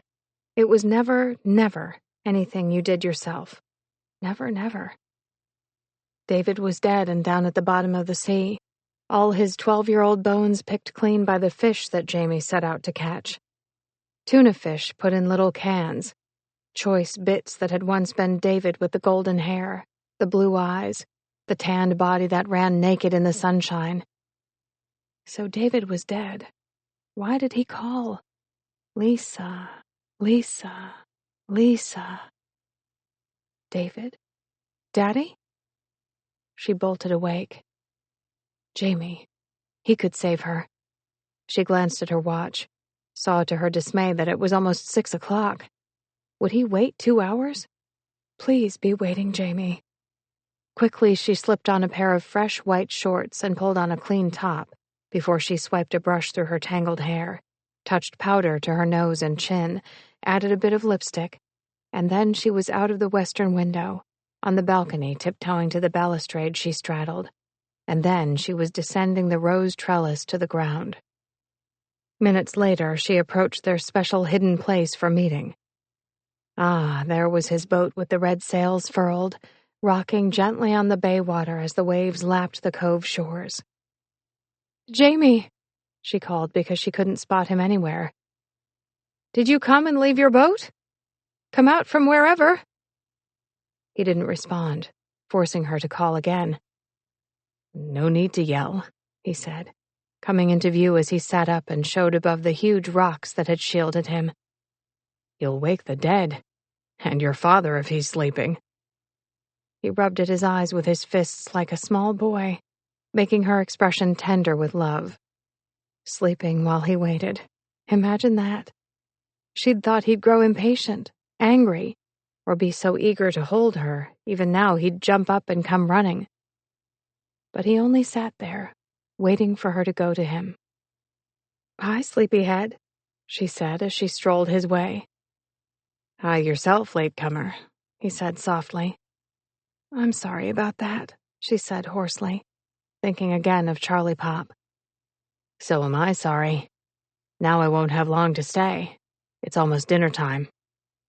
You can always eat with us. Can't. Promised Kate I'd be home. She says I eat too often over here. Your father already thinks I'm a freeloader. Freeload all you want. He can afford it, she said as she knelt before him and gave herself into his outstretched arms. Eagerly they kissed. He wasn't David, and she wasn't 7. It was all right now to feel what she was feeling, to love as she loved now. David had come too early into her life, and seduced her wrongly. Jamie never demanded anything she wasn't ready to give. She yielded against him, responding kiss for kiss, with more passion than any she'd shown yet. And why was that? Because of what she'd heard when eavesdropping? For the first time, she submitted to his caresses that grew ever bolder. By her very silence, she gave consent to his rambling explorations of her body, hands that eagerly felt her breasts and stroked down over her buttocks. Then, startlingly, grabbed between her thighs. Sharply, she jerked away. Her dazed eyes met his as she blushed. Don't, Jamie. Isn't it time we did more than just hold hands and kiss? Was it? Was 18 old enough? Who would be punished if she allowed him to do more? Not Charlie Pop. God had decided his fate already. What was it she read the other day? Take what you can while you may, for life slips so swiftly away. Slowly, her eyes holding his, she leaned into his arms again, allowing her lips to part beneath his. Her arms fastened around his neck before her hands rose to his head, and her fingers twined into his strong auburn hair. There was a special taste to his lips, a smell to his body, clean like soap. Like he always showered before he came, and never, never did he smell of fish. She closed her eyes and allowed him to do what he would. I'm not afraid, she kept telling herself. This isn't wrong. It's all right as long as I love him and he loves me. Love made sex without marriage okay, particularly if they were married eventually. And during all this thinking, Jamie had moved his hands with surprising knowledge to rid her of her knit shirt. Her bra was skillfully unhooked, making her shiver, making her think, too, he had unfastened many another bra, and she didn't want to think he had. His hands seemed to burn her bare skin as he fondled and kissed, teasing her nipples with his tongue until they were firm and hard. She began to breathe harder, faster, almost as if she were going into an attack, and that couldn't be, could it? Then she jumped. He'd touched the zipper of her shorts. No, stop, Jamie. You're going too fast. I'm not ready to give in all the way. When will you be ready? He asked, even as he tried to take off her shorts. Beginning to resist more firmly, she shoved him away. Wait. I have to be sure. I have to feel right about this. And I don't want it to be so commonplace, here on the shore, like Mama in the boathouse. When it happens between us, Jamie, it's going to be beautiful. I know that, he said stiffly, his passion not as easily turned off as hers. Anywhere with you would be beautiful, if you loved me enough. She saw his flushed face, heard his heavy breathing, saw the bulge that he tried to hide by turning away. Let's talk instead. I have so much to tell you. No lovin', no talkin'. You don't mean that. Oh, yes, I do. I'm sailing away tomorrow morning before dawn. Won't be home for 2 weeks or more. His voice was husky, intense, his eyes refusing to look as she put on the clothes he'd just taken off. I was hoping this time you'd commit yourself, but it seems you never will. Or not with me. Gulls, gannets, and guillemots flew overhead. A tern dipped down to walk on the beach only yards away. She kept her eyes on the birds in the sky, the ones who wheeled, glided, soared. Wonder what it was like to be free as a bird, free to go where she would, knowing she could even if she didn't. For they didn't go, the birds of the island. They stayed, and they had the wings to go anywhere. Was she like that tree on the bluff, twisted and tortured out of shape by all the storms, rooted to one place, and made what she was only because of circumstances? No option, no option. Trapped by a heart that had too many valves. Trapped by Daddy's love and his ability to keep her alive. No place to run but to him. Or Jamie. Jamie, do you understand? Yeah. Smiling, she turned, only to see his disappointment, his lack of understanding. She ached for him, for herself, for all lovers who had to wait. Talk to me in your down east accent. Nope. Going home. I don't need to sit here and let you make a fool of me again. All right, go home. Leave me here feeling ashamed and guilty, and there will never be any lovin', any time, any place. That so? He asked, appearing indifferent. He got up to go, leaving her sitting on the sand, staring after him as he untied the knots, tested the wind, and made all the preparations that usually took only seconds. Now he was stalling. Jamie, she called, knowing he'd never break a silence. If you can't understand me, I can understand you. For you, words don't come easy, while I can rattle on and on incessantly, saying nothing. You always say something of importance. So this time I'm going to talk in your way, honestly. I've never had a lover, and I'm not sure I'm ready for one. But when the time comes, it will be you." She had his attention now, all of it. "I love you, and I'm sorry I can't give you what you want. At least, not yet." Gracefully, she rose and beckoned him closer. Reluctantly, he came to stiffly stand before her, allowing her arms to slip around his neck while he fisted his hands and held his emotions under control. His jaw squared more as her finger traced lightly over his lips, and then she was kissing the hollow of his throat. "Don't toy with me, Lisa. I don't like it."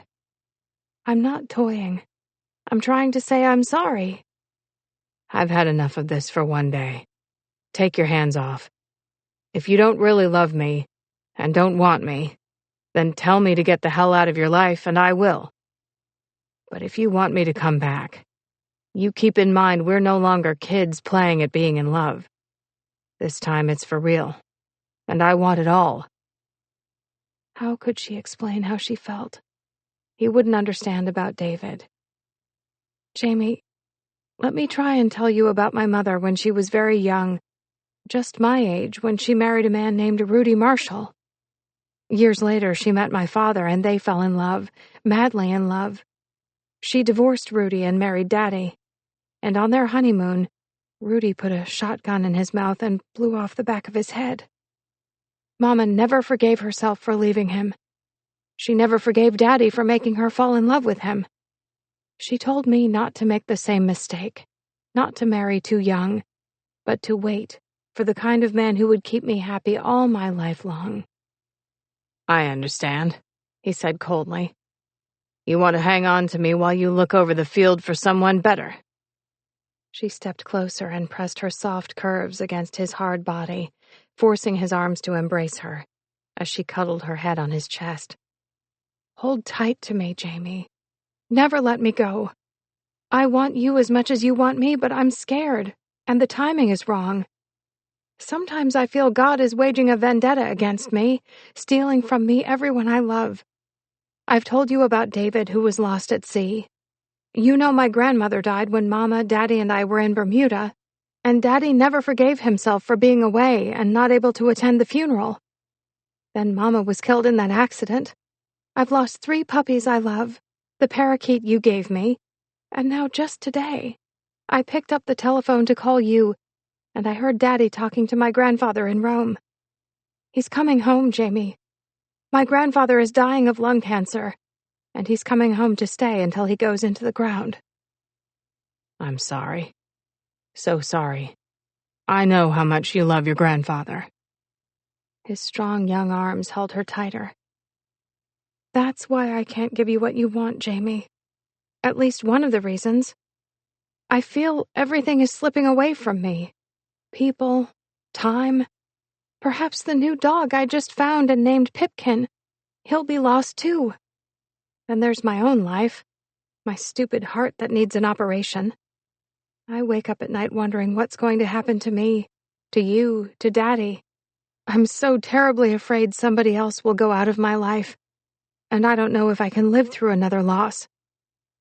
"You can live through anything, Lisa, for I'll be beside you, loving and supporting you all the rest of your life. Your long, long life." They clung tighter, holding fast to one another, as she fixed her eyes on the water. Only the bay water, but around the bend of the island was the sea, the cruel, pitiless sea. "Now don't you be thinking I won't come back, for I will. Robbie was the first McKittrick to be lost at sea, and that was because he didn't want to go in the first place. The sea is like an animal, Lisa. It senses fear." She shuddered and held him closer, so afraid for him. Poor Robbie McKittrick, only 25 when he was lost, now in Davy Jones's locker, waiting for Judgment Day. As she embraced him, and he lowered his face into her hair, all the sky turned amber, touching the water with golden crests, etching each wave with silver.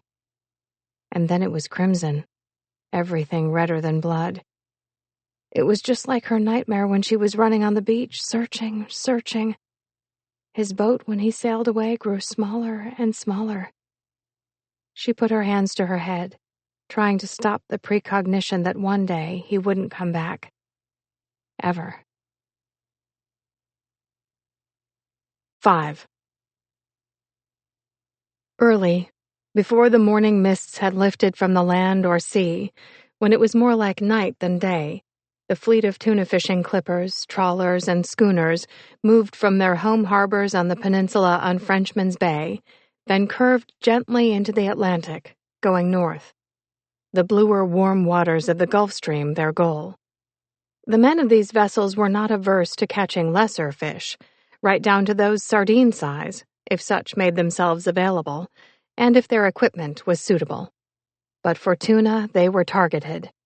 For tuna was their preferred quarry.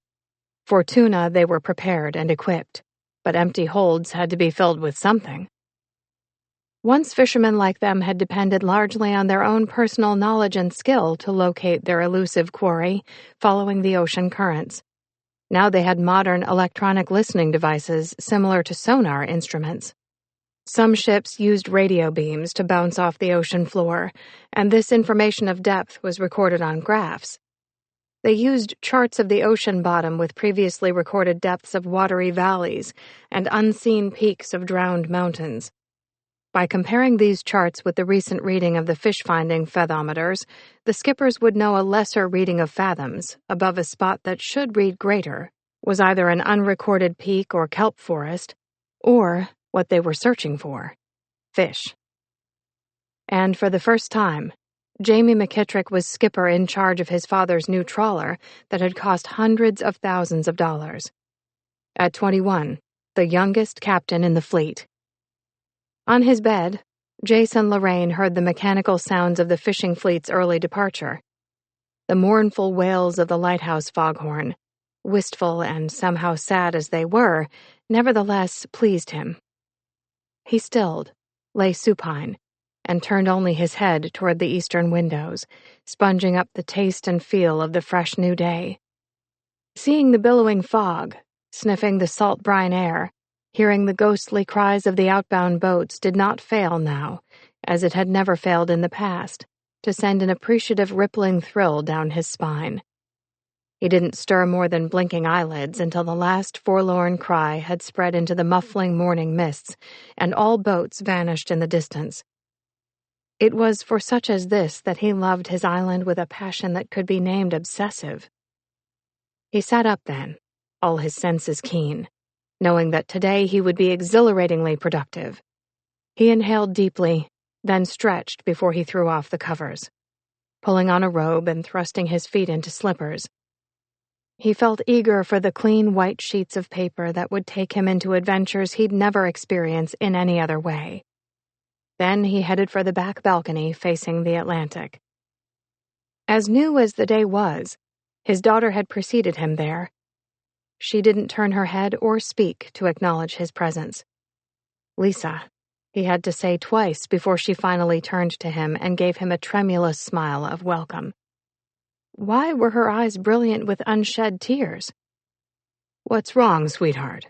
he asked as he touched his forefinger to the salty drop that clung to her lashes. He lifted that one away, then touched her other eye in the same soft way. "Jamie's father broke his leg, and now Jamie is taking his place for the first time. Of course he's been going to sea since he was 12, but to captain a boat in that huge ocean, it scares me." His mouth gaped open in surprise. She'd said all of that exactly as if her tears and woeful expression were adequately explained. Good God, did she care that much already? He tried to keep the tone of his voice understanding, kind. "I'm sure he can take care of himself. Now tell me about yourself. How are you feeling health-wise?" After all, the sea was the right place for a fisherman to be. Why worry? "Oh, Daddy, sometimes you annoy me with your silly concern for that stupid extra heart valve. It's functioning properly if that's all that concerns you. But why can't you feel some concern about Jamie? He's young, inexperienced at being in charge of such a huge, expensive boat." "He'll come back," he said tonelessly, thinking of that other fisherman who'd come back too, to steal his wife and be the cause of her death. And nothing had been as good since. Nothing. No woman in his bed for 9 long, long years, and to think she'd left it for her coffin. Why had he slept alone? To punish himself for failing her? Had he forced her into the arms of that fisherman? And then the most ironic twist of all, the novel that would bring him millions was published soon after she was buried. But, he could have given Therese all the glamour she wanted anyway, if he had chosen. Why hadn't he chosen? Suddenly he realized from the way Lisa was staring at him that his expression was giving away too much. He tried to smile. "Daddy, you don't like one thing about Jamie, do you?" "I wasn't thinking about him. And I've never said that, have I?" "You don't have to say it with words. With your attitude, your demeanor, you speak eloquently. And have you ever heard one word about him that was not to his credit?" Indifferently, he shrugged while the strong winds whipped her flimsy nightclothes and pasted them to her shapely body. He didn't want to stare, but his eyes couldn't stay away. Her bright silky hair snapped horizontally, like ribbons to forever twine his fate to hers. Why hadn't she put on a robe, something concealing? "Daddy, I am not the child you try to keep me," she began, trying to subdue her hair and hold down her gown at the same time. "I've been your little girl long enough. I'm ready now for what comes next. I want to feel free to marry Jamie." Something tender and sweet that was just sprouting inside him. The shoots started the day Therese died, shriveled and tried to die. He calmed his rising temper, his terrible wrath to think she could follow in her mother's footsteps. "Lisa, you are not suited to be a fisherman's wife. Now you let me have my say, since I allowed you yours." He spoke more hastily than he'd planned, for he could see she was ready to object. "James is your first love, your only love, or so I presume. You feel romantic and generous, hoping to put into his life all the beauty and sensitivity you have to give. I can understand your reasoning and your attraction. He's a clean-cut, good-looking young man. But marriage outside of your class just won't work. You're accustomed to all the luxuries an affluent life has given, and he isn't. Sooner or later he will resent your ability to give to him, and his inability to give to you." His words made her tremble, look uncertain, before she obviously forced herself to speak with some determination. "Daddy, I believe you are trying to wage a war of attrition. I love Jamie for himself, not for what he can give me. I don't want you to say anything more against him, for it won't make any difference anyway. I'm 18 years old and legally responsible. And though I appreciate everything you've done for me, you've got to let me live my own life." "Have you told him about your heart operation and the risks it involves?" He felt cruel to ask, aching when he saw her blanch. She turned from him and hastily retreated up the 2 steps and into her bedroom suite. Left disconsolate, he stared after her, watching as she closed the casement windows, and then drew the draperies to shut him out completely. Just like it had been with Therese when she told him she was leaving him for that fisherman she called Jack. "I love you more than I love him, Jay, but I cannot live on this island and give up all you expect me to. I don't feel real living here. I look around and see this island as a prison while you see it as a paradise." His hand shook when he pulled cigarettes from his robe pocket, wondering, as he always wondered, if smoking was really carcinogenic, as the warning said was possible. And Charles had smoked heavily once. Lung cancer, spreading down into his stomach. He sighed heavily. Just what he needed. A dying man coming home to complicate his life more. At the far end of the dining table, not at his right, where she usually sat, Lisa did not once allow her eyes to lift and meet with his as they ate breakfast. Elka served them with her usual laconic attitude. then quietly stepped into the kitchen where she could be heard muttering to herself. Jason marveled that a girl of 18 could be so clever at her exclusion game. Even when she looked right at him, she looked through him, making him feel he was as effective as melted ice in a clear glass of water. For some reason he couldn't define, perhaps to break down her defiance, he told her then of his dying father who would be flying home soon. "I know," she said quietly. "I listened in on your long-distance call, and I've cried until my eyes hurt. But when he comes, I'm going to smile so he won't feel sad. I'm going to do everything possible to make all the remaining days of his life happy. I'm going to be like Jamie, who knows how to cope with any situation. He's sturdy, Daddy, dependable and firm. His foundation is bedded in rock. He'll never list or collapse, for there's not a storm anywhere that can sweep Jamie into deep, uncontrollable waters." So, she was deciding on his strength she could lean, and on his bedded-in rock foundation she would find her own.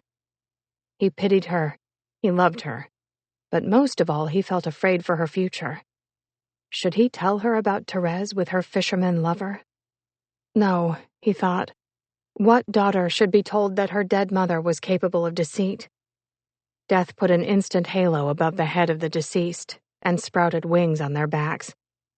Even he didn't want to believe. Most certainly he didn't want to even suspect there might have been more than one lover. His teeth bit down into his lower lip as he watched her use her fingernail to etch a design on the tablecloth. With considerable skill, she put the finishing touches to her perishable artwork. He narrowed his eyes. So damn skillful with paintbrushes. His eyes narrowed even more as she cocked her head and tenderly smiled as she studied her faint picture. Without glancing his way, without excusing herself from the table, she stood, left the dining room with the dog found in the woods trailing close at her heels. Already she'd made him her devoted slave. No sooner was she out of sight than he was up and bending over to stare at her nail indentations. She'd sketched a small sailboat on choppy waters, sailing off into the sunset. 2 were on board. One very obviously a woman. Furious. The anger that suffused him made his eyes see red. Ruthlessly, he rubbed the tablecloth until the boat, the waters, the sunset, the man, and even the woman were all obliterated. No paradise, Lisa. Not for me. Nor will there be one for you. 6. Jamie was very much on Lisa's mind as she sat beside her father in the airport terminal, awaiting the arrival of the plane bearing her grandfather home from Rome. She jumped to her feet, tugging Jason along with her as she ran toward the wide window wall to watch a plane turn, then head into the wind. She smiled up at her father, realizing this was her first really warm gesture of reconciliation between them since their argument on the balcony. "So we're going to be friends again," he said in a relieved way. "Thank God for small favors." She stood on her toes to kiss his cheek. "Daddy, even when I don't like you, I still can't help loving you. So yes, we will stay friends, and in the end you will discover to your amazement that Jamie is not your common variety of fisherman." Scowling, he drew away. "Don't mention your fisherman to me again. I'm not in the mood to fight more." "Don't call him my fisherman." That's when she looked again at the newly perched plane to see the passengers already descending. "There he is, Daddy!" she cried out happily. All Lisa's memories of Charles Lorraine were colored by a nimbus of glamour and excitement. She thought he'd never grow old, dull, or stodgy. He seemed to her the epitome of everything exceptional, talented, and handsome, and much too wonderful to age as ordinary people did. She liked to think he and Jason lived in their own private, creative worlds, improving from year to year in every way. Yet, this time his appearance shocked her. He didn't appear nearly as tall or as straight. Since last Christmas, 20 years had been laid on his shoulders. Forcing a smile, she ran forward to throw her arms about him. "Grandfather, how wonderful to have you home again!"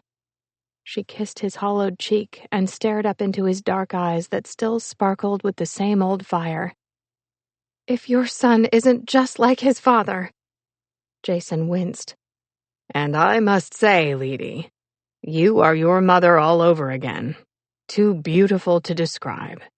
She looked from him to Jason as they embraced, trying to control her emotions. "I'm going to do this right," she thought. "I'm not going to let him know how much I'm suffering to see him look so gaunt. His last days are going to be his happiest days. No shadows, only sunshine." Still, they were hardly on the highway leading home when the sun clouded over. Brisk high winds pushed long layers of clouds and moved them in confusing opposite directions. Telling her something. The roadside trees were whipped and driven wild by the wind, like dancers gone crazy. They were telling her something too. A fist closed about her heart as Daddy turned onto Hemlock Road. She swallowed and turned to chatter merrily to her grandfather, trying to take everyone's mind off what had happened to her mother on this very road 9 years ago. Rain began to patter down and darken the road ahead, just like it had rained then, and it began just when they reached the break in the trees where her mother had gone over. Burned. All that beautiful hair burned off her scalp so they couldn't open the coffin, even if she'd worn a wig. Scarred so badly it was difficult to recognize her. Who had told her that? Dreams? The atmosphere was so heavy she felt smothered by depression. She stared off toward the island which came mistily into view. Bird Lane Island, the home of her heart. Her paradise on earth, if only. On the island she was enchanted, protected, safe. There, time passed, flowers bloomed, fall and winter came and went, and nothing changed very much. An eon of time could pass by, and still the pounding surf wouldn't erode the bedrock shores of her sanctuary. In the library was a huge old family Bible listing all the births and deaths of the Lorraines, and not one had died on the island, although many a babe had sounded its first cry in Winddown House, and many a Lorraine had met his or her death on the mainland, but not on Bird Lane. How wonderful to have a home like Winddown House that refused to hear the rattle of death. And this was her comfort, her consolation. Death would not come for her there, but only on the mainland where other Lorraines had died. On the island she was inviolate from the vicissitudes of life. On the island she was impregnated by its strength, and with the additional strength Jamie gave, perhaps she would survive to old age. Jason's long green Lincoln turned onto the island bridge, and not one of the three inside could speak of what was on their minds. This was the last time Charles Lorraine would come home. She fixed her eyes on the high gray waters that almost had the bridge awash. The waves of the bay churned in extreme agitation, hurling the surf with thunderous power to crash against the rock shores. Towering sprays of water arched back upon themselves. And this was safety? This was her sanctuary and her lonely paradise? The wind came and shrieked under the archway of trees leading to the house. Screaming wind that erased Sven's voice as he came to help with the luggage and the garage. Elka stood in the doorway of the kitchen to welcome home the master and his father. Elka was everything Jason deplored in Jamie McKittrick and admired in his housekeeper, who knew when to keep her mouth shut, taciturn but efficient. She was his jewel, his cook, his mainstay when Lisa was sick, and most of all she intimidated her husband so much, it seemed Sven just didn't exist at all. "Sven's like a houseplant that surprises you when it moves," Lisa had whispered once to Jason. "Don't bother," said Lisa when she saw Elka heading toward the dining room with their second-best china. "I'll set the table." And she'd use the best porcelain, too. Take out her mother's wedding crystal, the sterling silver, do it up right. "If that's what you want, miss," said Elka, who put the china back in the kitchen cabinets. Elka had the placement of a drill sergeant when setting a table, lining everything up in precise rows. Even flowers in a vase stood at attention when Elka placed them there. With the same questing need for a woman's companionship, Lisa stared after Elka longingly. Why didn't Elka like her? Why couldn't she see she needed a mother now that her own mother was gone? And why had her mother chosen Elka above all the other nurses who'd been in the hospital when she was born? Does Elka see Mama in me? Is that it? Wipe away ugly thoughts by keeping busy. Put the flowers in the low bowl, make it pretty, and only then did she drift to the French windows to stare out at the tempestuous ocean. There it was, beyond the spacious lawns, that huge, cold, indifferent sea, always a threat, her enemy, and Jamie's. The rain-washed windows blurred her vision, though she imagined she could see Jamie on the slippery deck of the Seabird. He'll be all right, she kept telling herself. He's old enough to know what he's doing. A chummer no longer, hauling up the big fish as soon as one bit the line. Surely all those long years of childhood training would pay off now. He'd find the tuna. He'd fill the holes. He'd come sailing home on the very day he'd promised to return. Hands were placed lightly on her shoulders, making her start. She swung around, as if to defend herself, then felt silly and embarrassed. It was only Daddy.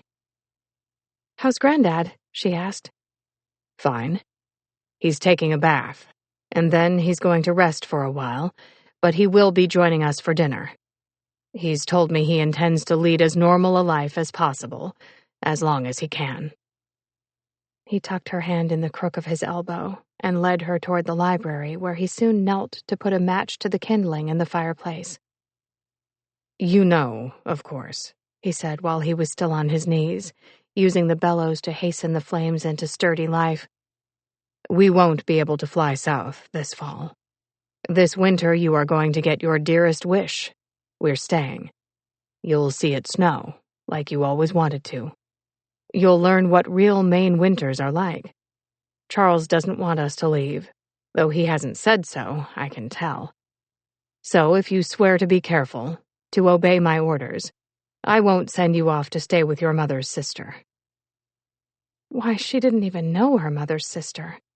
Why was he even suggesting that when he knew she knew he'd never let her go anywhere without him? Once he was settled in his favorite chair by the fireplace, he opened the New York Times he'd purchased at the airport. She watched him with troubled eyes, not understanding something that vibrated from him, some silent communication that told her he was aware of her presence, and he wanted her to stay where she was. "You're forgetting your New Year's resolution," she said when he lit a cigarette. "That's what resolutions are for." He went on reading. She picked up a paperback and opened to her bookmark, but her thoughts kept drifting. All the winters the two of them had spent together since her mother died, spent anywhere but here. Arizona, California, Hawaii, Italy, anywhere but here when the cold came to stay. In the winters, so the villagers said, the coves froze over with ice projecting out into the bay. Then the Coast Guard icebreakers had to come to tear up the ice and sweep it into the faster-moving currents of the sea. Certainly this winter they would be more isolated than they'd ever been in the summers. Lonely on this side of the bridge. That expensive bridge he'd had constructed just so he could get her quickly to the peninsula and a doctor or hospital. Tutors. They came and went in her life, all pretty young women. Every one of them falling in love with Jason. Every one of them ignored by Jason, as if he didn't need any woman after his wife died. Mama, did you steal his manhood? Did you take even his sensuality with you into your grave? At that moment, Jason looked up from the newspaper. Smoke from his cigarette circled aromatically above his head, weaving toward her lamp. His eyes locked with hers. Then slowly, charmingly, he smiled. She flushed, half afraid he'd somehow divined her thoughts. For some uneasy reason she couldn't understand or identify, she put down her book and left the room. Left him staring after her in the oddest way. 7. Sometime during the night, the storm blew out to sea. When Lisa wakened, there was only a residue of dense fog lingering around Bird Lane, to shroud the trees with wisps of veils, to impart an otherworldliness to what might have seemed to her ordinary if the weather didn't constantly change her perspective. She felt happy, healthy, glad to be up and about before anyone else. As soon as she was bathed and dressed, she peeked in at her grandfather, afraid somehow he might not be here after all. Already she'd passed her father's bedroom, and through the open door had seen his rumpled bed. She suspected he'd be in the dining room, but only Pipkin ran to greet her, racing from the music room where she'd established his small bed. For a moment she hugged his small warm body close as he tried to lavish her with wet slurpy kisses. "Now you be quiet," she whispered. "You're my pet and have to be on my side, and not let my father know I'm up and about." She didn't guess at how he would feel about her leaving the island. She knew he'd forbid her to do this without him beside her, in the small car her grandfather had given her last year as a birthday gift. It wasn't often she had the chance to drive and be alone in her bone of contention, and this made her smile again. This car would have gone right back to the dealer if Jason had his way. He'd stormed, indignant, offended. "Charles had no right. He should have asked me. He knows you shouldn't be driving yourself. Lisa, you are never to drive this car alone." Refusing to be intimidated, she laughed and caught his hand, and swayed. She'd driven with him cringing beside her, criticizing every time she whipped around the cars ahead, taking curves on two wheels, and all to make him realize he was only irritating her, so she wanted to drive dangerously. "Damn if I can stand a woman driving me around," he complained when she drew to such an abrupt stop he was thrown forward. "You make me so nervous I'm sweating." She got out and raced to open his door and assist him out. He jerked his elbow from her hand. "What the hell are you trying to prove? I'm not an invalid, or a fool." "You make me feel like both, so I'm giving you the chance to wear my shoes. How do they fit?" "You're just a girl, and I only treat you with courtesy." "All right, so now you know what it's like to feel female and incompetent, when you taught me to drive in the first place, and you know I am just as capable of good driving as you are." She dropped the car keys in her purse and looked up into his face earnestly as they headed for the specialty wine and cheese store. "There are times when being assisted in and out of cars and having doors held open for me sometimes makes me feel pampered and well taken care of. It's sweet, too, but you carry it to the extreme. You manage to show condescending superiority when a sensitive man like you should know better." "Are you telling me in your subtle way I am not sensitive? That I am tactless, too? Reaching 18 has gone to your head." She smiled to win him back. "I'm much too happy to argue over trifles. So to make up, this shopping spree is on me, Daddy. Help yourself to anything your heart desires." Helplessly, she watched as he set to. There was nothing Jason liked better than shopping for gourmet food. Let Elka buy the mundane stuff. By the time he was halfway through the cheese section, his anger was over. In the wine shop, he bought to such a degree Lisa furtively slipped out her checkbook and blanched.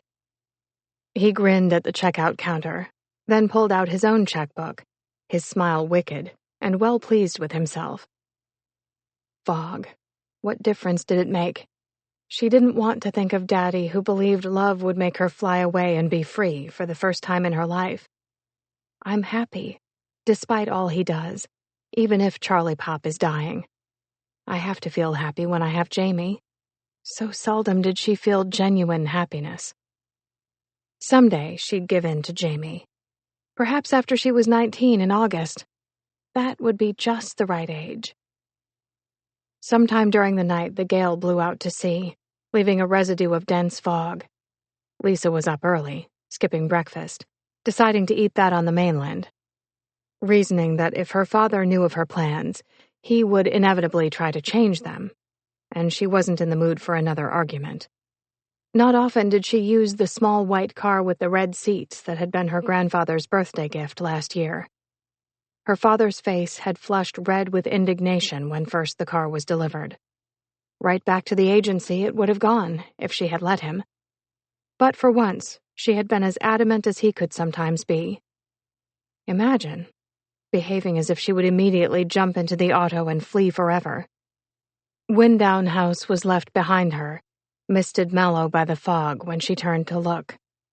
The thick fog enchanted her, for it had the elusive reality of night dreams lingering too long.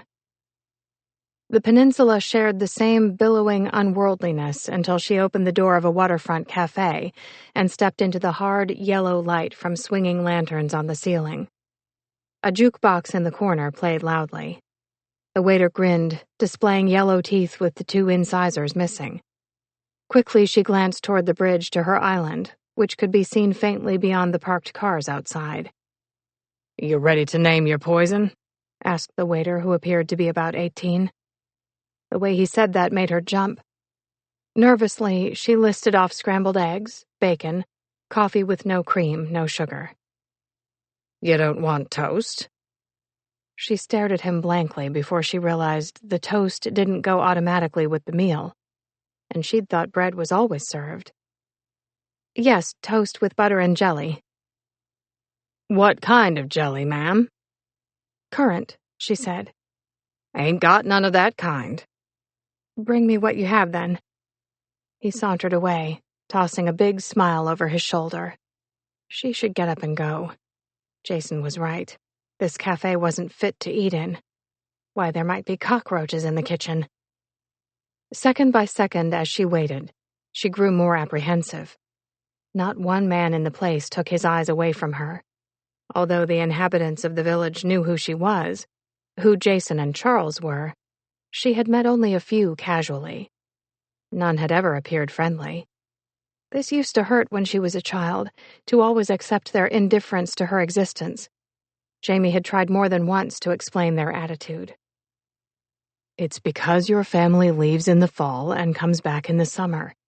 They think it makes all of you seem frail, less hardy than the ones who stay, the ones who endure the weather, come what may." And none of them knew she couldn't endure. Secrets. An island of secrets. Not a paradise like Jason believed, like her mother refused to believe. Lost in her thoughts, she came back to the cafe with a start. The skin on her neck prickled. Thoughtlessly, she turned her head to squarely meet the brown eyes of that man with the beard. That same man who always stared. She shifted her eyes, feeling a visual rending, and tried to ignore what she saw him doing next. In her peripheral vision, she watched this shabby young man gain his feet. He spoke in a low voice to the 2 men with him at his table, then picked up his plate, cup, and saucer, and headed her way. Unbelievable. I won't speak. I'll ignore him. "Now don't look so scared. I don't bite. I've come to protect you from all the leers. I just told my 2 companions you came to meet me, and in a way I don't think that's an absolute lie. Fate has sent you into my life, Lisa Lorraine." Very surprised, somewhat caught off guard, she stared as he placed his plate, flatware, cup, and saucer on her table. Nothing like this had ever happened to her before. Always she was under the protective wing of her father. A strange panic began in her heart. And yet, she was oddly fascinated with this young man whose laughing brown eyes spoke directly of the sensual pleasures he had in mind.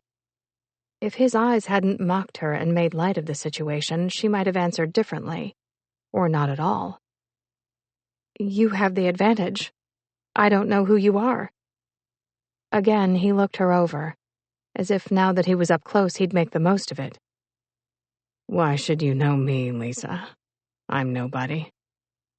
"Everyone is somebody." "That's true in a way," he said as he sat down to pick up his fork and stab into his stack of griddle cakes. "But I'm nobody special like you. And that's what I mean. You're the beautiful princess who lives in a mysterious castle on an enchanted isle." Frowning, she said slowly, "An island you've taken to prowling, and that's trespassing. My father could have you arrested." He said nothing, offering no excuses, just continued to eat, all the while watching her facial expressions, her body movements, as if he'd never see enough. She went on more nervously. And even nobodies have names, especially nobodies who paint pictures. Or else how would somebodies know which nobody was responsible for the art? Pleasure sparkled in his eyes even more. So, you've noticed me after all. I'm honored to introduce myself as Kyle Peters. I hail from a long, long way from here. He didn't have to say that. Just his soft, mellow voice told of his differences from those native to this storm-driven, rocky coast. "Hello, Mr. Peters," she said with a certain intuition that she knew she was saying hello to more than just a brief acquaintance. "Hello, Lisa. I've waited a long time to say that to you. You're so seldom alone. I couldn't believe my good fortune when you walked in here without your father in tow." Something earnest in his voice, in his eyes, made her eyes drop shyly, thinking even then that Jamie wouldn't like the events of this morning, and she mustn't hurt Jamie. Never. Nor was she sure she liked this man's easy familiarity, eating with her as casually as a man who'd lived with her for years on end. Was this what was called a pickup? "You don't look like any girl I've ever seen before." Is that a compliment or a criticism? "Take your pick," he answered as she put the last of her dry toast into her mouth.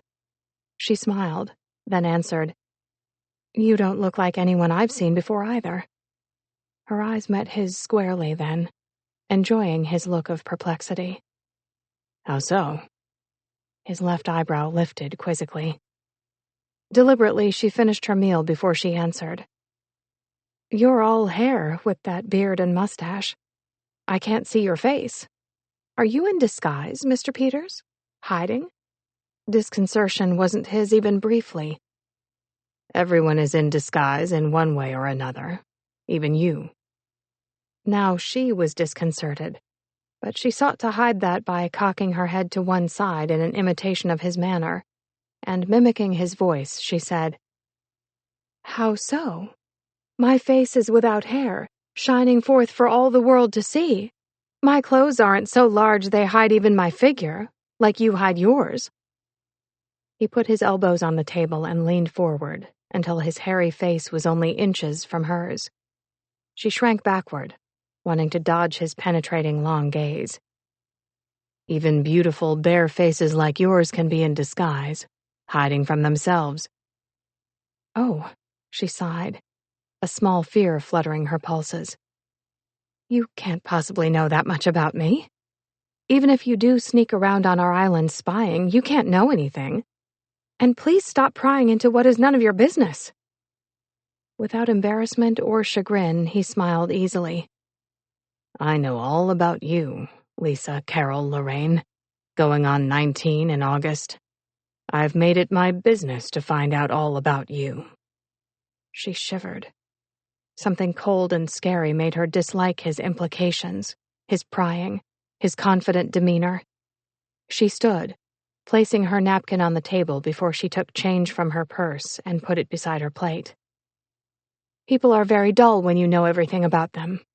So, I'll leave you now, Mr. Peters, before my predictability begins to bore you." Not waiting for his reactions, or looking to see his expression, she went swiftly to the cashier's cage to pay her bill. When she slammed the cafe door, it seemed to echo. On impulse, she decided to stop by and see Jamie's father, who was confined to shore life now that his leg was in a cast to his hip. John McKittrick sat comfortably on the back porch of his saltbox home, with his casted leg propped on a hassock. Crutches leaned against the house. It seemed to her ironic that an accidental fall on a wet kitchen floor would put him down for the first time in his life. And he was a man of the sea, accustomed to rolling decks. She knew him only slightly since he was very seldom home. "Hello there, lass," he called cheerfully as she ascended the steps. "If you aren't the prettiest thing I've seen since the last time you were here. Jim told me to expect you to drop by, but somehow I didn't think you would." She smiled before she leaned to hug the large, sandy-haired man with his sea-chaffed skin. His blue eyes were blurred by the brightness of the sun on the ocean, looking at it year after year. Now she didn't know what to say. "Jamie told me about your wife, Mr. McKittrick," she began haltingly. "I hope she comes back soon." "Call me John," he said with a hard tone to his voice, as if his wife's leaving was something he didn't want to discuss. Rowena McKittrick with the blue-black raven wing hair, so much like her daughter's. Rowena who hated the sea, hated when her 2 sons and husband put out to sea and stayed for weeks on end, leaving her lonely, worried, praying every night they'd come home safely. And her eldest son had gone overboard during a storm. His body never recovered. Poor Robbie McKittrick, dead so young. Jamie had told her. She just pinned a note to her pillow the night after his memorial services, telling us she couldn't stay on and worry another day. When we woke up, she was gone. She said, too, she wasn't going to hang around and grow older while she waited for another of her men to die. Now John said, "No need to feel sorry for me, Lisa. I have my son, and I have my daughter, and I have the sea." He gave her a shrewd look. "It's not easy to love a man of the sea. I hope you know that." "Yes, I know," she said weakly, and started to get up and go, suddenly very uneasy. "Sit and stay a while," he said, pulling out a checkerboard from under a stack of magazines. "I suspect you didn't come to just see me, so I'll get on with tales of my son. He radios me every day, and he's doing fine. He told me to tell you not to worry. His navigational ability far exceeds mine. Jim knows the ocean currents like he knows the streets of this village. He'll come home. You can bet on that." His blue eyes sparkled as he smiled and leaned closer. "Any young man would come back to you, Lisa." But, she sputtered, knowing she should say nothing more. "Jamie adores his mother. She hurts him too by leaving." "Aye, but that's the name of the game, didn't you know? Before you make a permanent commitment to my son, Lisa, you think a long time about my wife and how she felt about the sea. She wasn't born to it, like the other village women, nor are you born to it. Take the best out of life, lass, before you grow old and the best has passed you by." "But Jamie is the best," she flared, oddly angry that he should try to discourage her. He looked at her with soft eyes of pity before he touched her hair. Such soft, soft hair. Such a beautiful, rich color. Not gold, not wheat, not auburn, but a combination of all 3. Only you and your mother. "I think my mother's hair was a bit lighter." "Was it?" he asked with a faraway look. She would have said yes, but at that moment Kate McKittrick came into view carrying 2 bags of groceries. A frown puckered Kate's dark brows when she saw Lisa. Her long hair was jet black, her eyes dark too, her manner brisk and no nonsense. Only 2 years older than Jamie, she seemed almost 10 years older in mannerisms. "Hi, Lisa," she said without warmth. "Will you be leaving again this October for some warm place where people do nothing but play in the sun and seek to amuse themselves by constant partying?" Why was everyone trying to hurt her? Lisa rose to go. "No, Kate. We won't be leaving this fall. My grandfather has come home and wants to spend the winter on the island." "That must be terribly disappointing and such a bore," said Kate, before she flipped through the kitchen screen door and let it slam behind her. She could be seen through a porch window placing food in the refrigerator and on the cupboard shelves.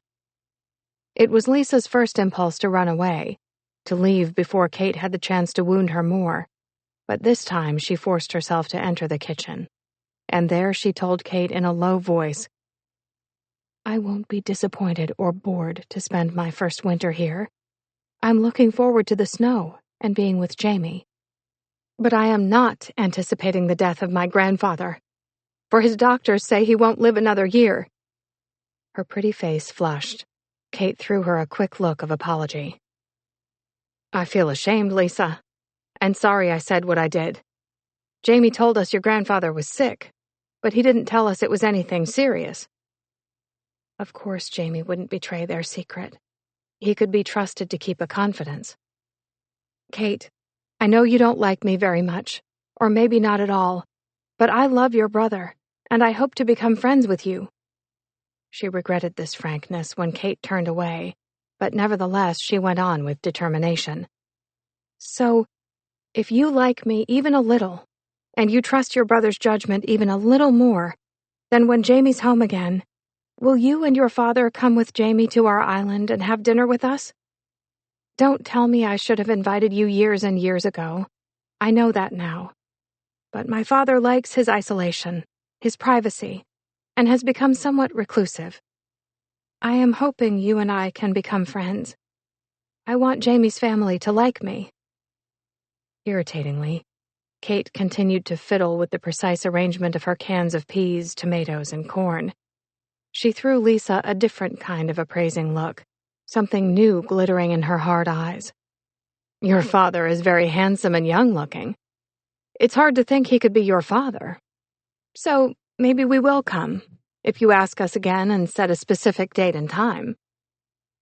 No matter the reason, Lisa sighed in relief. Let Kate come. Daddy wouldn't like her. He never liked any of her tutors, and all of them had been more feminine than Kate. On the island, Charles and Jason had moved their chairs from the flagstone terrace out onto the lawn facing the Atlantic. A steamship could be seen on the horizon. Jason stared at that, and not at Pipkin, who chased after a new rubber ball that Lisa had given him. The moment the dog saw her, he dropped the red ball and went flying in her direction, yipping happily all the way, his tail a frantically waving flag. She swooped him up, and in a wild display of affection the two of them lost themselves. Jason grew impatient. "Where have you been, Lisa?" he asked coldly. She jumped. Why was he glaring at her? What had she done to deserve such a look? She didn't dare do anything but ignore his attitude and his question. Greeting Charles, she pulled a chair close to his and watched the squirming puppy playing at her feet. "Yes, lady," said Charles, reaching to hold her hand. "It does feel good to be home again in all this fresh, invigorating salt air. Already I feel better, and every time I look your way, I see you're lovelier, more beautiful than your mother, if that is possible." Why did Jason wince? "Where the hell have you been?" he demanded again. He snuffed out his cigarette, glaring at her suspiciously. Trying to control her emotions of panic, she watched Pipkin play by scattering a flock of chickadees into flight from the bird feeder. She didn't want to tell him anything, but the silence grew so loud she said faintly, "I drove into the village." "Why?" "Does it matter?" "Of course it matters. Suppose you had an attack while alone in the car driving over that bridge. Who would be there to keep you from going over into the water? Who would be there to take care of you in case you didn't go into the bay? That is, if you didn't die first from the attack. And you left without eating your breakfast. Now don't lie and tell me you did. I've already questioned Elka, and she told me you didn't eat. Lisa, I won't have you being so careless with your health." Now she was quivering, on edge, as talk of her health always made her nervous. Why couldn't he let her forget it? She didn't look his way as she explained slowly how she'd driven carefully, and she had eaten at a cafe, though she didn't tell him which one. "And it's time I started doing things on my own, without you beside me every second." "You went to see him, didn't you?" Jason snapped angrily. "What other reason would you have for disobeying my specific order for you never to drive alone?" That fragile strength she tried to retain began to dissolve before the onslaught of his rage that grew to more frightening heights with each of his words. She squeezed her eyelids tight, thinking of Jamie, and what he would think of her if she let her father overrule her even on small things. "You know you had an attack just the other day, and here you go off alone, risking your life, without regard to the consequences." She blanched and bowed her head, trying to regain control of a situation that was raging toward a tempest. "Father, I've had only one small attack in 3 years, and you speak as if I have one every day. You're embarrassing me in front of my grandfather, and I want you to stop it." "I will stop it when you stop and consider just what obligations you owe me. When you remember that I've devoted the major portion of my life to taking care of you and keeping you alive, you will realize you have to do your share by weighing the risks you take for some petty reason." Suddenly she could stand no more. She jumped to her feet and flared in his face. "All right! Every time I need something in a drugstore or need to visit the beauty parlor, I'll ask for your permission and demand that you go with me and sit in the car and wait, and I hope you are very happy while you sit there bored stiff." "Did you have your hair done?" he asked, rising to his feet to intimidate her with his towering height. "It appears to me very much as it looks every day, so if you had your hair washed and set, I'd demand my money back." She started to go, but he held her with his voice. "You were lying, weren't you? You didn't go to a beauty parlor. You don't like the way they do your hair. You had something else in mind when you drove off without me. Now don't think you can escape so easily by promising to do differently. Saying you will obey my orders just isn't enough. You have to swear you will never go off this island unless I am with you." Frozen in flight, she turned slowly toward him, disbelieving her ears. Her eyes met briefly with her grandfather's and saw his sympathy and understanding of her plight. "I won't say anything more," she thought as she headed for the French doors of the library. "I have to think about Charlie Pop." "Lisa!" called Jason loudly. "I want your promise!" It wasn't a request, but a demand. She spun around to face him, her face as flushed and angry as his. She saw him as she'd never seen him before, all the softness, all the compassion gone from his eyes, from his lips that were set in a hard, grim line. She'd seen that expression before in her dreams, her terrifying dreams.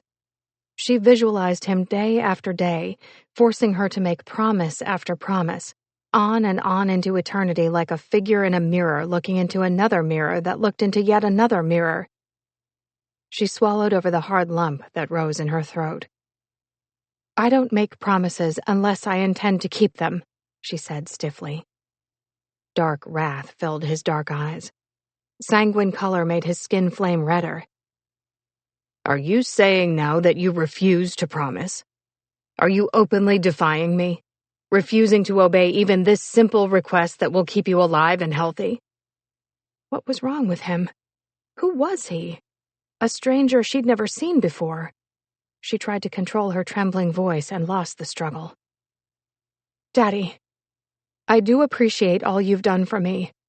I'm ashamed I have to talk like this to you, and in front of your father, but I'm not going to allow you to dominate over every aspect in my life, for it is my life and not yours. I'll take as good care of myself as possible, and that's all I can promise." Jason glanced at his father as if he'd completely forgotten his presence. His clenched fists relaxed. Had he meant to strike her? No, certainly he'd never do that. "Dad, I'm sorry about this. Sorry you have to hear." Without replying, Charles reached to pet Pipkin's head, as if he sensed the puppy's uneasiness and was trying to comfort him. Again, Jason turned his attention to the girl who lingered in the framework of the French doors, appearing on the verge of fainting. But regardless, he was going to have his say. "Lisa, don't you say one more word to me. I want you to go upstairs and stay in your room until you can reconsider your attitude and recognize the rashness of what you did this morning." Rashness? What had she done? Her first meal on her own, and then a visit to a man with a broken leg. And all of this was rash? But of course, none of that had anything to do with his fury. It was Jamie. He wanted to use this small infraction of his rules and enlarge it into mammoth size so he could forbid her access to the mainland without him. Forbid her, even more importantly, access to Jamie. She bit down on her tongue to keep from screaming this out and further increasing his anger. Pivoting about, she raced into the house. For the first time, something akin to hate rose up to make her feel sick. How could she hate the very man she'd always loved most? That was, until Jamie came sailing over to her island in the sea. Breathing hard, she leaned back against her bedroom door. That was it, too. This was also his island, and everything on it belonged to him, the same as her mother had belonged to him, and Mama had escaped only by dying. 8. Harsh words were on the tip of Jason's tongue, ready to lash out and strike down Lisa's rebellion that left him feeling unbelievably hurt and angry. He trembled with a rage so huge he wanted to strike out and hurt someone as he'd been hurt the day he knew Therese was having an affair with a fisherman. A common, coarse fisherman. Then, still trembling, he sank into his chair. What am I doing? He asked himself. She's not her mother. But why did it have to be a fisherman? Any other man wouldn't have angered him, but to waste herself like that was so incredibly what? History repeating itself? His head dropped into his hands. His fingers stabbed into his hair as he felt shame and guilt wash over him. Then the question he dreaded. Jay, just what are you trying to do to your daughter? His head lifted. His eyes stared blankly at Charles. What did you say? The question was repeated, louder, more sharply. I'm trying to keep her alive, that's all. He heard Charles sigh as if from miles away. Why was it a sigh that always irritated him? Jay, you've always been one to see everything from your own perspective. You're not trying to give life to Lisa. You're trying to keep life away from her. He spoke angrily. You speak without knowing the full facts. Everything I do to keep her healthy and alive. All right. If I don't know the full facts, then tell them to me. You and Lisa are all I have left. I'd like to help if I can. Jason slumped lower in his chair and stared off toward the sea, not seeing it, but always feeling its presence, ominous. Why didn't he hate it? You have your problems, Dad. I have mine. Son, I'm an old man, said Charles as he edged his chair closer. I've lived a rich and full life, most of it rather pleasant. I have my regrets. Who doesn't? The main one is I know I didn't make your mother as happy as I might have if I had given up music and stayed here with you and her. So, most of the unhappiness in my life was of my own doing. Don't follow in my footsteps. Allow me to help. Let me live to see the day both you and Lisa are on the road to happiness. We were happy until... And here Jason broke off. Until what? He wished Charles wouldn't persist. Until she fell in love, that's what. A flashing impression loaned his father's face a temporary youthful appearance when he smiled. Jay, have you forgotten what it's like to be young and in love? Do you want to rob your daughter of life's greatest moments? I don't want to deny her anything, he said bitterly. I wouldn't object at all if she'd chosen the right man. Jay, I marvel that Lisa found any man at all with you standing watchdog at her heels. You don't know him, Dad. He stands 6'5" and earns his living catching tuna. And that's not the worst of it. He's only 21 and already he's inflexible. She thinks she can change him and take him away from the sea, but he won't change. She'll be the one who has to fit into the mold he shapes. In the end, he'll break her, ruin her, and worst of all, waste her. Look at what she is. Delicate, talented, beautiful enough to be a movie queen, and she wants to live in a fishing village and spend the best years of her life alone with a brood of children to raise alone. Most of his life will be spent at sea while she waits for him to come home. And you know what that will do to her heart. He bit down on his lower lip, hoping to restrain himself with the blood he brought to the surface. Why, when I think of his huge hands handling her, I want to—" He paused, then considered better. But he'd said too much already. Strange how his father looked at him. So long and intensely he fidgeted and felt transparent, just as he had when he was a boy and facing up to this man. He shoved Pipkin from sniffing at his shoe just for something to do. "Take a look at that mutt. We found that dog on Mount Desert Isle, and she took a liking to him mainly because he has amber-colored hair, like his." "His?" asked Charles. "Can't you even use his name? And look again at your daughter's hair color. It's only a few shades lighter than amber." "You don't understand," flared Jason angrily. "He's a fisherman!" "Come now. You make yourself sound so snobbish. And our pedigree isn't 2 yards long. We've just been lucky enough to have been born with certain talents. Talent isn't enough, you know that. You've worked, and I've worked damn hard to achieve success." "Yes, you're right. We've worked hard, made our sacrifices, paid our dues. So now we reap the rewards. But there are other worthwhile crafts other than the arts." "It's not that," said Jason, looking uneasy, even as he hedged in his own mind, not understanding anything about the way he felt except the sense of being betrayed twice.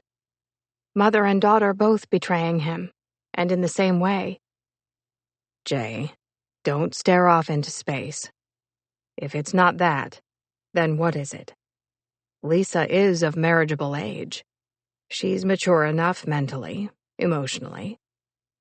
What do you know about her, Charles? You see her now and then. I live with her day in and day out. And how can I list the faults I find in what she plans to do? There are so many odds against her marriage to a fisherman working out. He'll be out there, God knows where." He gestured toward the Atlantic. "And she'll be stuck in some little village shanty, surrounded by people without her education, without her sense of the aesthetic. Night and day she'll worry about whether or not he'll come home, and then will come the babies, one after another the way they do it over there.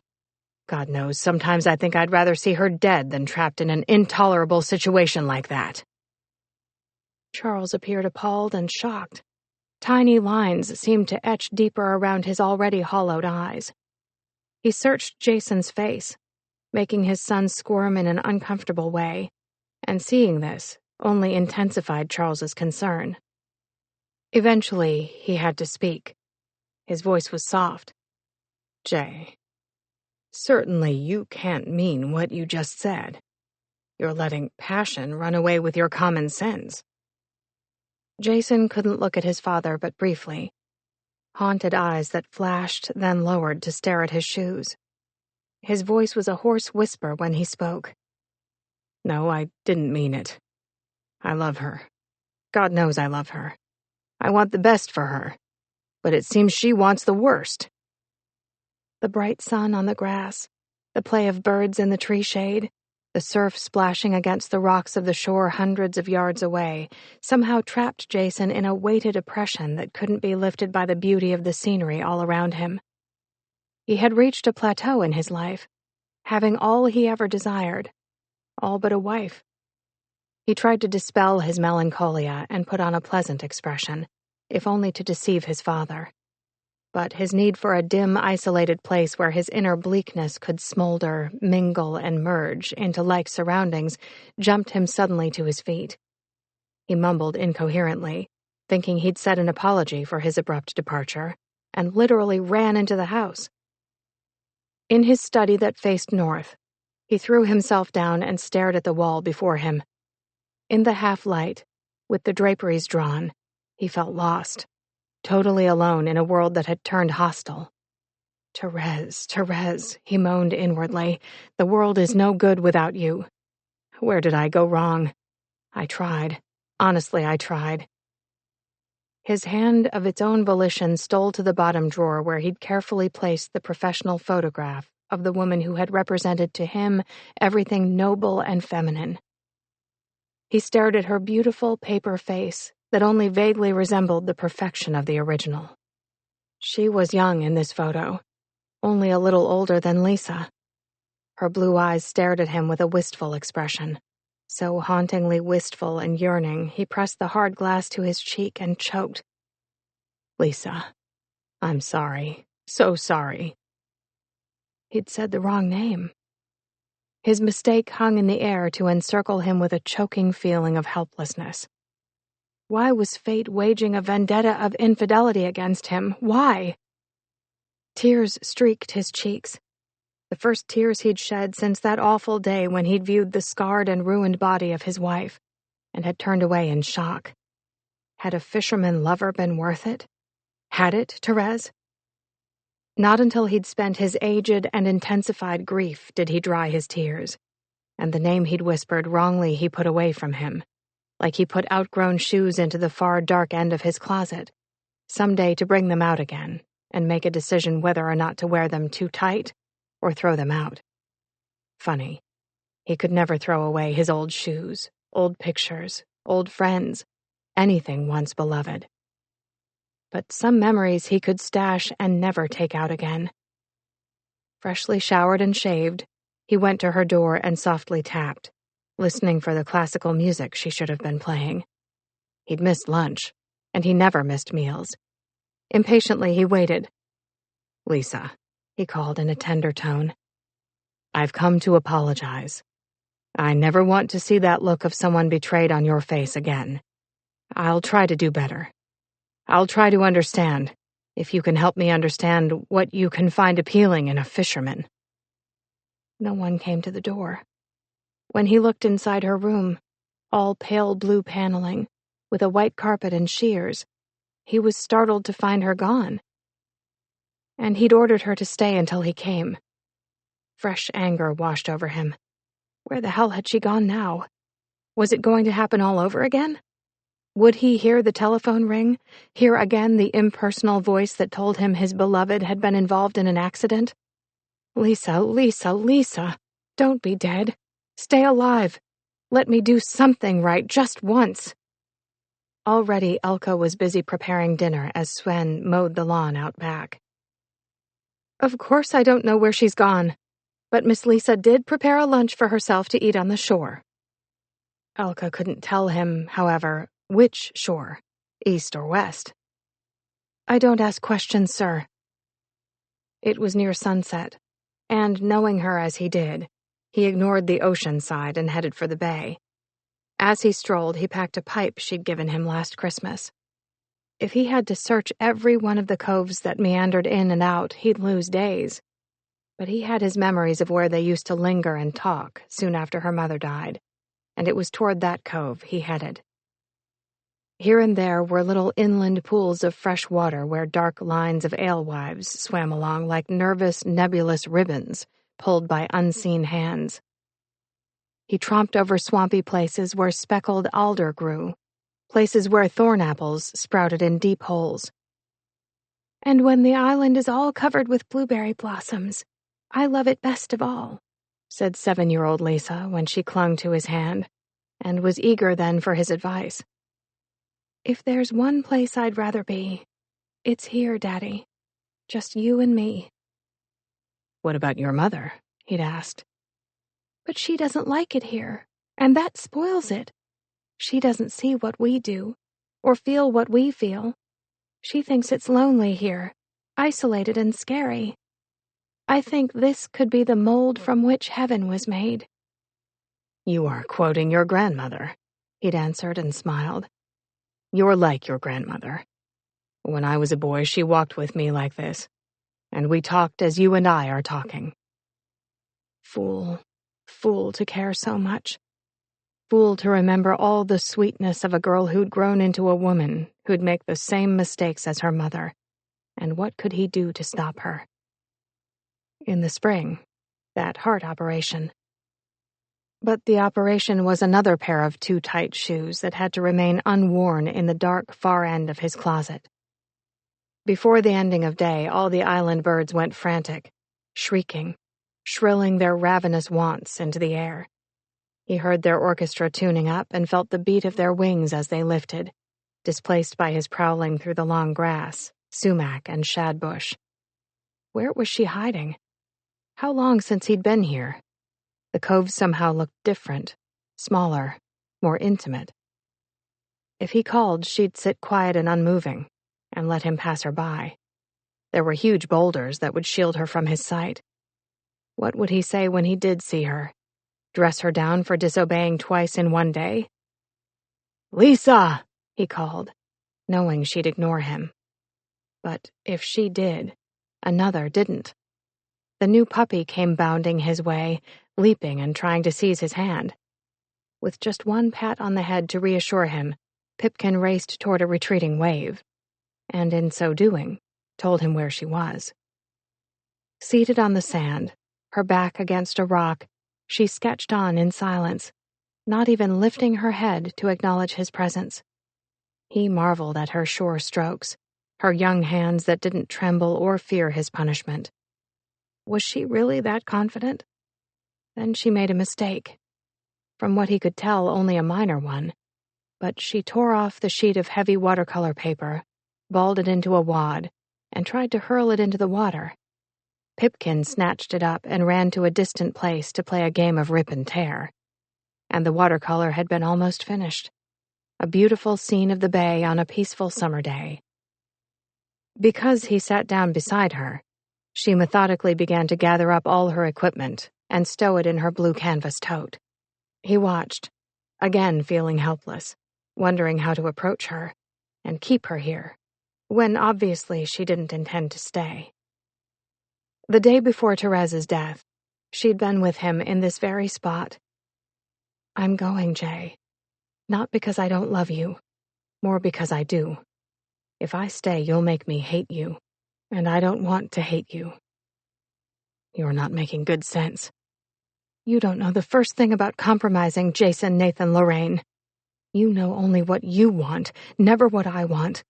You want to take from me while you give nothing of yourself. You absorb the best that's in me, making me feel depleted, making me feel a thing that's only used, never really loved for what I am." "What are you?" he'd asked, completely bewildered. "Only a woman who wants to feel really needed." He'd thought that ridiculous then, as he thought it ridiculous now. What more could he have done to express how he needed her always with him? Now Lisa's carryall was packed with the small folding easel, with everything. She tensed her muscles to rise, making them fill the tight faded fabric of her jeans, her breasts swelling the too small red-striped knit shirt. "I'm thinking back to a day when you were 7, he said, as if he hadn't noticed her preparations for departure. "I remember the sandcastle we built together. You used to pray at night to wake up a princess, and I said you already were a princess." Nothing from her, but her muscles relaxed. The strap of the canvas bag wasn't hefted to her shoulder. "I make mistakes. Every day of my life I make mistakes. I made many with your mother, and she left me." Her head turned then, her eyes large and darkly violet blue with an unasked question. What did she know? "There's something you don't know, Lisa. Your mother was leaving me to run away with a village fisherman." "No, Daddy," she cried, anguish darkening her eyes even more. "Mama loved you. She would never have left you and stayed. But you should have given her a little more freedom to come and go. She needed her own car, just as I need the one I have." "You're right. I know that, too late. I wanted her always near, so if I suddenly needed her, she'd be there. It was selfish. I know that now. I don't want to make the same mistakes with you." Her head bowed as if heavily weighted, until the long, loose waves of her hair covered all of her profile. "You could find someone else. You're only 44. You don't need me nearly as much as you think you do. You have to let me go, or else you will force me into actions both of us will regret." "So you too will leave me for a fisherman," he said bitterly. "There was a time when you were younger I thought you'd never leave this island, or me. You appeared happy, helping me with my research, learning to cook to please my appetite, learning all the ways to make my life comfortable. Did you do all of that just as practice to please some other man?" Oh, the look on her face when she lifted her head and flung her hair from her face so it fell in a wild mop to frame her suddenly very pale face, so scared-looking. "I would never hurt you, if I could keep from it. I would stay forever, just to repay you for all you've done to keep me alive and make me happy. But there's Jamie, and he needs me too." "What about your grandfather?" he asked, a coil of wire in his chest tightening. "Will you stay as long as he lives?" Had he said the right thing? Was she taking some small light from those words? Suddenly her arms were flung about his neck, and her head was on his chest. "I hate having ugly thoughts about you, Daddy," she cried. "I would stay with you forever, if you would let Jamie come and live with us after we marry." God, he thought sourly, always it came back to that. Every new road he traveled headed ultimately, inevitably, invariably toward the same detested goal. "Will you?" she insisted. "When the need arises, we'll discuss it then." She drew away from him sharply, her voice small, the look in her eyes suspicious. "If you won't let Jamie live here with us, then I'll be forced to live with him on the peninsula." Something hard as ice wanted to blast out and tell her about her mother, how she'd died from thinking she could have her cake and eat it too. Despite his thoughts, the hope in her eyes, the child she still was, reached out and touched him and made him speak tenderly. "Darling, don't you know there's a whole wide world of men outside of this island? A girl such as you are can pick and choose. You don't need to settle for the first one who comes your way." Silently, she rose to her feet and bent to pick up the canvas sack which had slipped from her shoulder. "I see. You have already decided that I can never have Jamie, and I have already decided I have no life worth living without him. So I will go, and you will stay, and Grandfather will understand. When I come for visits, I'll make sure you don't see me." "Lisa, what about this island? Have you lost your belief in this island's ability to keep you alive?" She shrugged to heft the bag more securely on her shoulder, then tossed her hair again. Something about the way she backed off told him when she left, she'd never again be as she was now, all his, in all the ways that counted. "Sorry, Daddy. I don't believe in magic islands anymore. You made this island a sanctuary when I was young enough to believe in everything you said. You convinced me I would die if I stayed too long away from Bird Lane. But now I think you were self-serving. That was your ploy to keep me here forever. Your ploy to postpone the heart operation forever. Your ploy to keep me from loving any man but my father. But it won't work.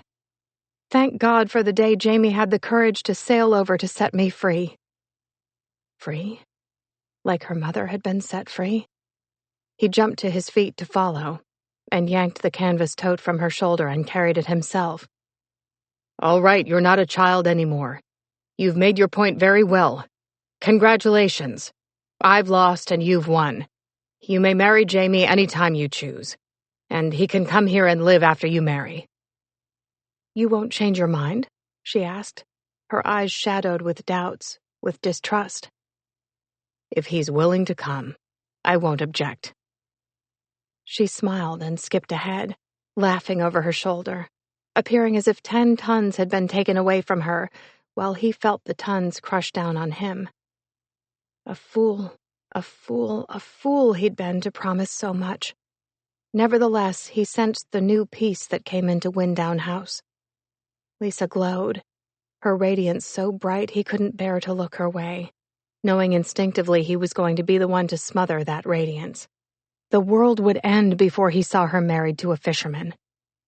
And yet, it was sweet to see her smiling so often, to watch her quick, graceful steps, to hear her practicing with Charles in the music room, their 2 violins alternating as one or the other took the lead, played the melody, and the other performed the variations. She was benefiting from being with Charles, intent on learning from him as if one day she'd be on stage, when he knew damn well her heart couldn't stand the pace of being a professional musician. Then one morning, not long before Lisa's 19th birthday, on August 18th, he was sitting at his desk and watching a small, battered red car swing onto the curving drive to the house.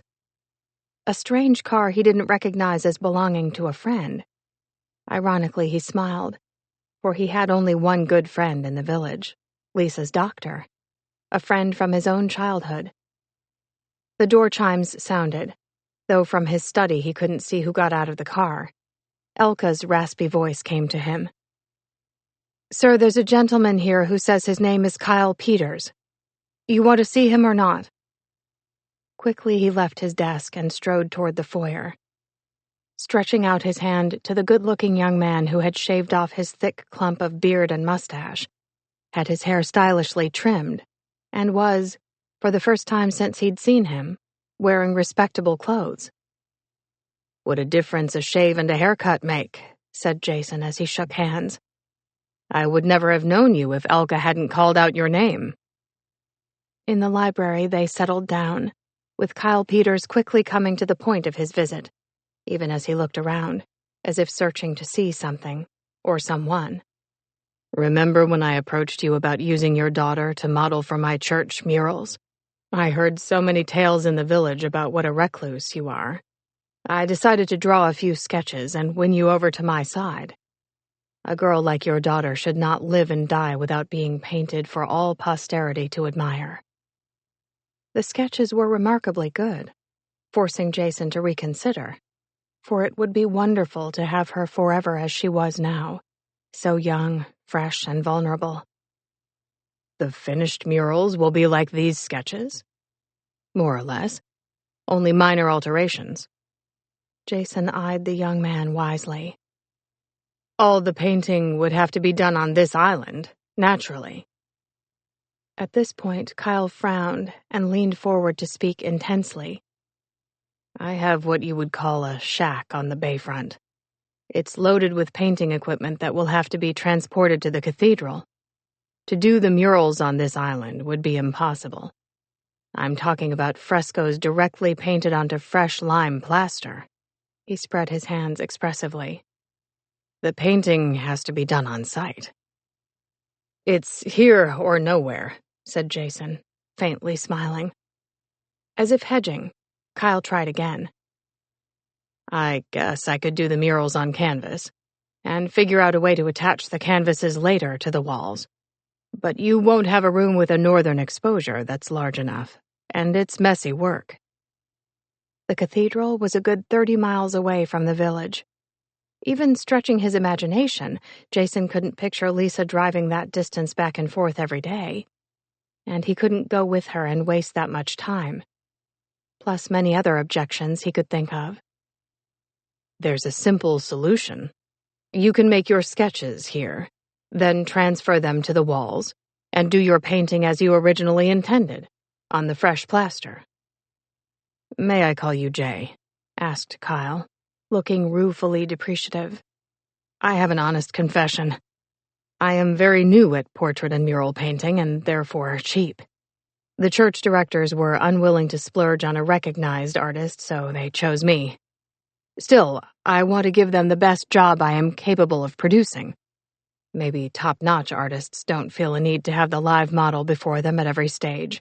But being a novice, I feel I'll need Lisa from the first preliminary charcoal sketch, right down to the last highlight." Looking reflective, Jason mentioned the old boathouse that might be ideal, all the while guessing Kyle exaggerated his need for a live model when good sketches would serve the purpose. Still, he liked his frankness, his direct approach, and the way he looked now in his expensive three-piece suit. "Its only heat is a coal stove that's not altogether adequate when the weather's near zero. But perhaps you'll be finished before it's too far into winter. We had a gardener once who made out very well there, but he was a hardy soul who was unaccustomed to creature comforts." An odd smile curved the artist's lips when he'd settled back in his chair, as if everything had been settled. "I'm a hardy soul, too," which you'd know if you saw my shack." He glanced toward the music room from which romantic music could be heard. 2 violins accompanying a recording that Charles had made himself. "Don't you think the major participant in this venture should be brought into this discussion?" In a second, he'd summoned her on his phone. In silence, they sat and waited, somehow suspended in time, as if all this had been planned long, long ago. The music in the distant room came to an abrupt halt. Kyle sat up straighter, to adjust his tie, to brush his hair back before he looked toward the foyer expectantly. Quick, light footsteps in the hall. Lisa there in the framework of the double doors, smiling at him, appearing startled to see he wasn't alone. Only then did it hit him. Seldom did they invite anyone to visit, and even this visitor hadn't been invited. Along with Kyle Peters, he rose to his feet, wondering why, even as he did, a show of respect for the beautiful image she presented. What a fool he was to admire her type, after Therese. She advanced toward Kyle, holding his eyes, faintly smiling as she put forth her hand. "Can you possibly be that savage-looking hippie type I saw in Pete's Grill?" "The very same," said Kyle. "Only this time I'm not hiding overtly. My bare face is showing, and I hope, shining." "It does look clean." "Then this time you approve?" Laughter sparkled her blue eyes as Jason narrowed his. What the hell was this? Had they met before? "I can't truly say, Mr. Peters. As you once remarked yourself, even bare and clean faces can be in disguise too." Kyle sighed in overacted, modest defeat. "Then all my efforts to please have been in vain." Jason watched. He listened. He connived, thinking just as he'd plot a book how to reach the conclusion he wanted. And when he had the chance, he intervened. "Lisa, why don't you show Mr. Peters the old boathouse, since you've agreed to model for his murals?" The look she gave him was so wise, so unnaturally wise. "I don't think it's really necessary, Father," she said with a cool sophistication that surprised him. "Mr. Peters had made himself comfortable on our island before. But if you prefer, you show him the way. I'm going back to my grandfather who's waiting to conclude today's music lesson." She smiled at Kyle and stood. "Goodbye, Mr. Peters. And I do approve of your new disguise. It's much friendlier. Less threatening than that bearded face and those shapeless clothes that made me think you were overweight." On that note, she left both men staring after her, both speechless. The Do-It-Yourself Romance, Love's Savage Desire. For years, there have been rumors that Virginia Andrews published romance stories under a pseudonym. None has ever been found. One of the most widely speculated on stories was a mystery titled "I Slept with My Uncle on My Wedding Night," supposedly written years before Flowers in the Attic. The following rendition of it was part of a submission on May 2, 1982, to The Do-It-Yourself Romance, created by the publishers who had done the Do-It-Yourself bestseller. In spite of her massive success at that point, Virginia had been flattered by the request and wanted to publish her story. She titled this version Love's Savage Desire. No one has yet located a copy of the original short story, I Slept with My Uncle on My Wedding Night, which was supposedly published in a romance magazine. No one in the family had ever heard of it, and few were even aware of the excerpt of the Love's Savage Desire version presented here. She was to submit only a beginning and an ending for consideration, and what follows was her submission. Title: Love's Savage Desire. Opening: 2 paragraphs or more. There wasn't a light to be seen. No farmlands were tilled and ready for spring planting. Peering through the window of the carriage which careened drunkenly over the rocky and rutted dirt road, heading obviously for that highest mountain with the dark castle riding its top, Torella Llewellyn sought some other sign of human inhabitation. It was then she heard the lonely and somehow frightening wail of an animal, not quite wolf or dog. Troubled thoughts ran through her head. Who was this man who claimed to be her father's uncle? When she knew her father had been an only child, had it been a mistake to lie and tell the authorities she did remember an uncle? Why had he sent for her? And would that high and forbidding castle be a better home than the misery of the orphanage she'd just escaped? An hour later, she was standing before a massive wooden door that was barred across with iron. The night was bitterly cold.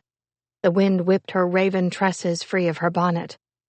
Her thin clothes felt inadequate as she waited for someone to respond to the driver's urgent pounding. Resting beside her feet was her single bag, containing all the pitiful possessions she'd managed to acquire in her 17 years. Her heart pounded madly with the expectations of seeing someone like her father when the door opened. But when it did, the man that stood there sent a terrifying shiver down her spine. Her lips parted to sound a scream that she quickly smothered.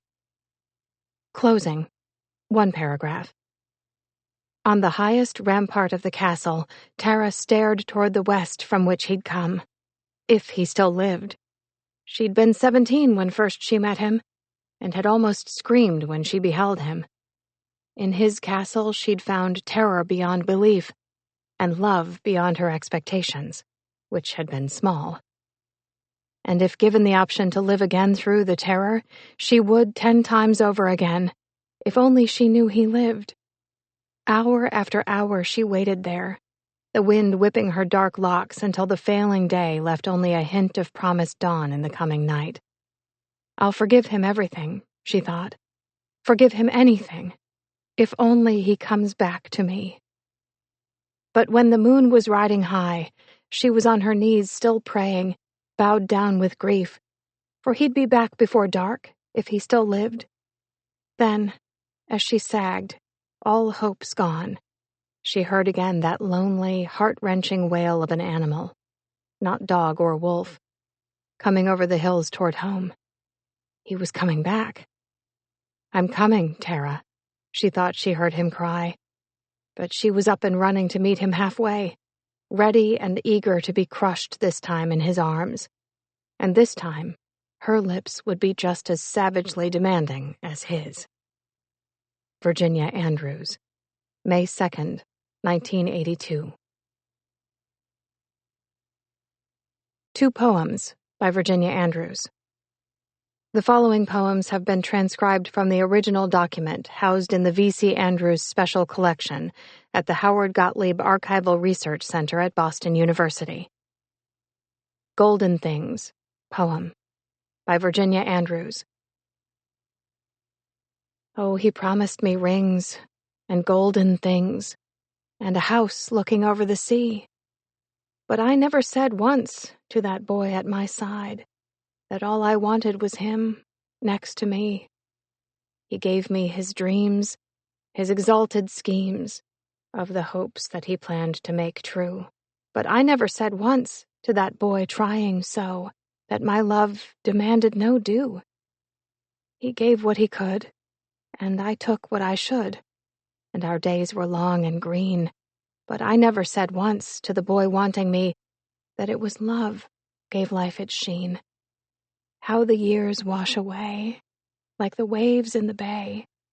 Love, for him, is a game to play, for his dreams became things, and his schemes were the means of making every wish come my way. But I lost him somewhere, as he climbed up the stair. Where's the boy my man used to be? With his rings on my hands, and his gold shining round, I'm alone in my house by the sea. For I should have said once to this man that I loved, that all I wanted was him loving me. Regretting. Song lyric by Virginia Andrews, July 13th, 1971. Summer comes and summer goes, like my dreams of old. Autumn gold turns into winter snow, like my dreams gone cold. I should have taken the grape, not waited for wine. I should have tasted at least, while I sat at the feast, and when the wine came my way, I shouldn't have let it pass by because the cup didn't shine. Now, summer comes and summer goes. There is a tear in my eye. Autumn gold turns into winter snow, for my youth has gone by. Where are my spring days, my daffodil time? Where are the bird songs, my bells that should chime? Where is the green grass and the love that was mine? So, summer comes and summer goes, and I walk alone. Autumn gold turns into winter snow, and I would give all I own for just one yesterday and the chance to play the game another way.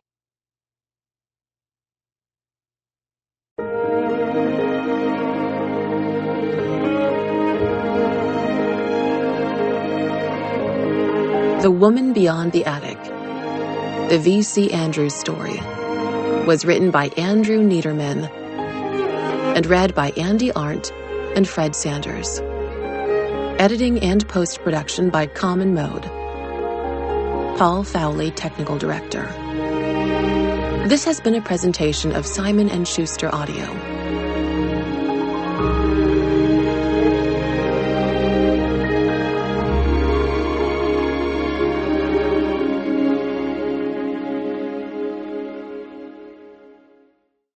The Woman Beyond the Attic, the V.C. Andrews story, is available in print from Gallery Books.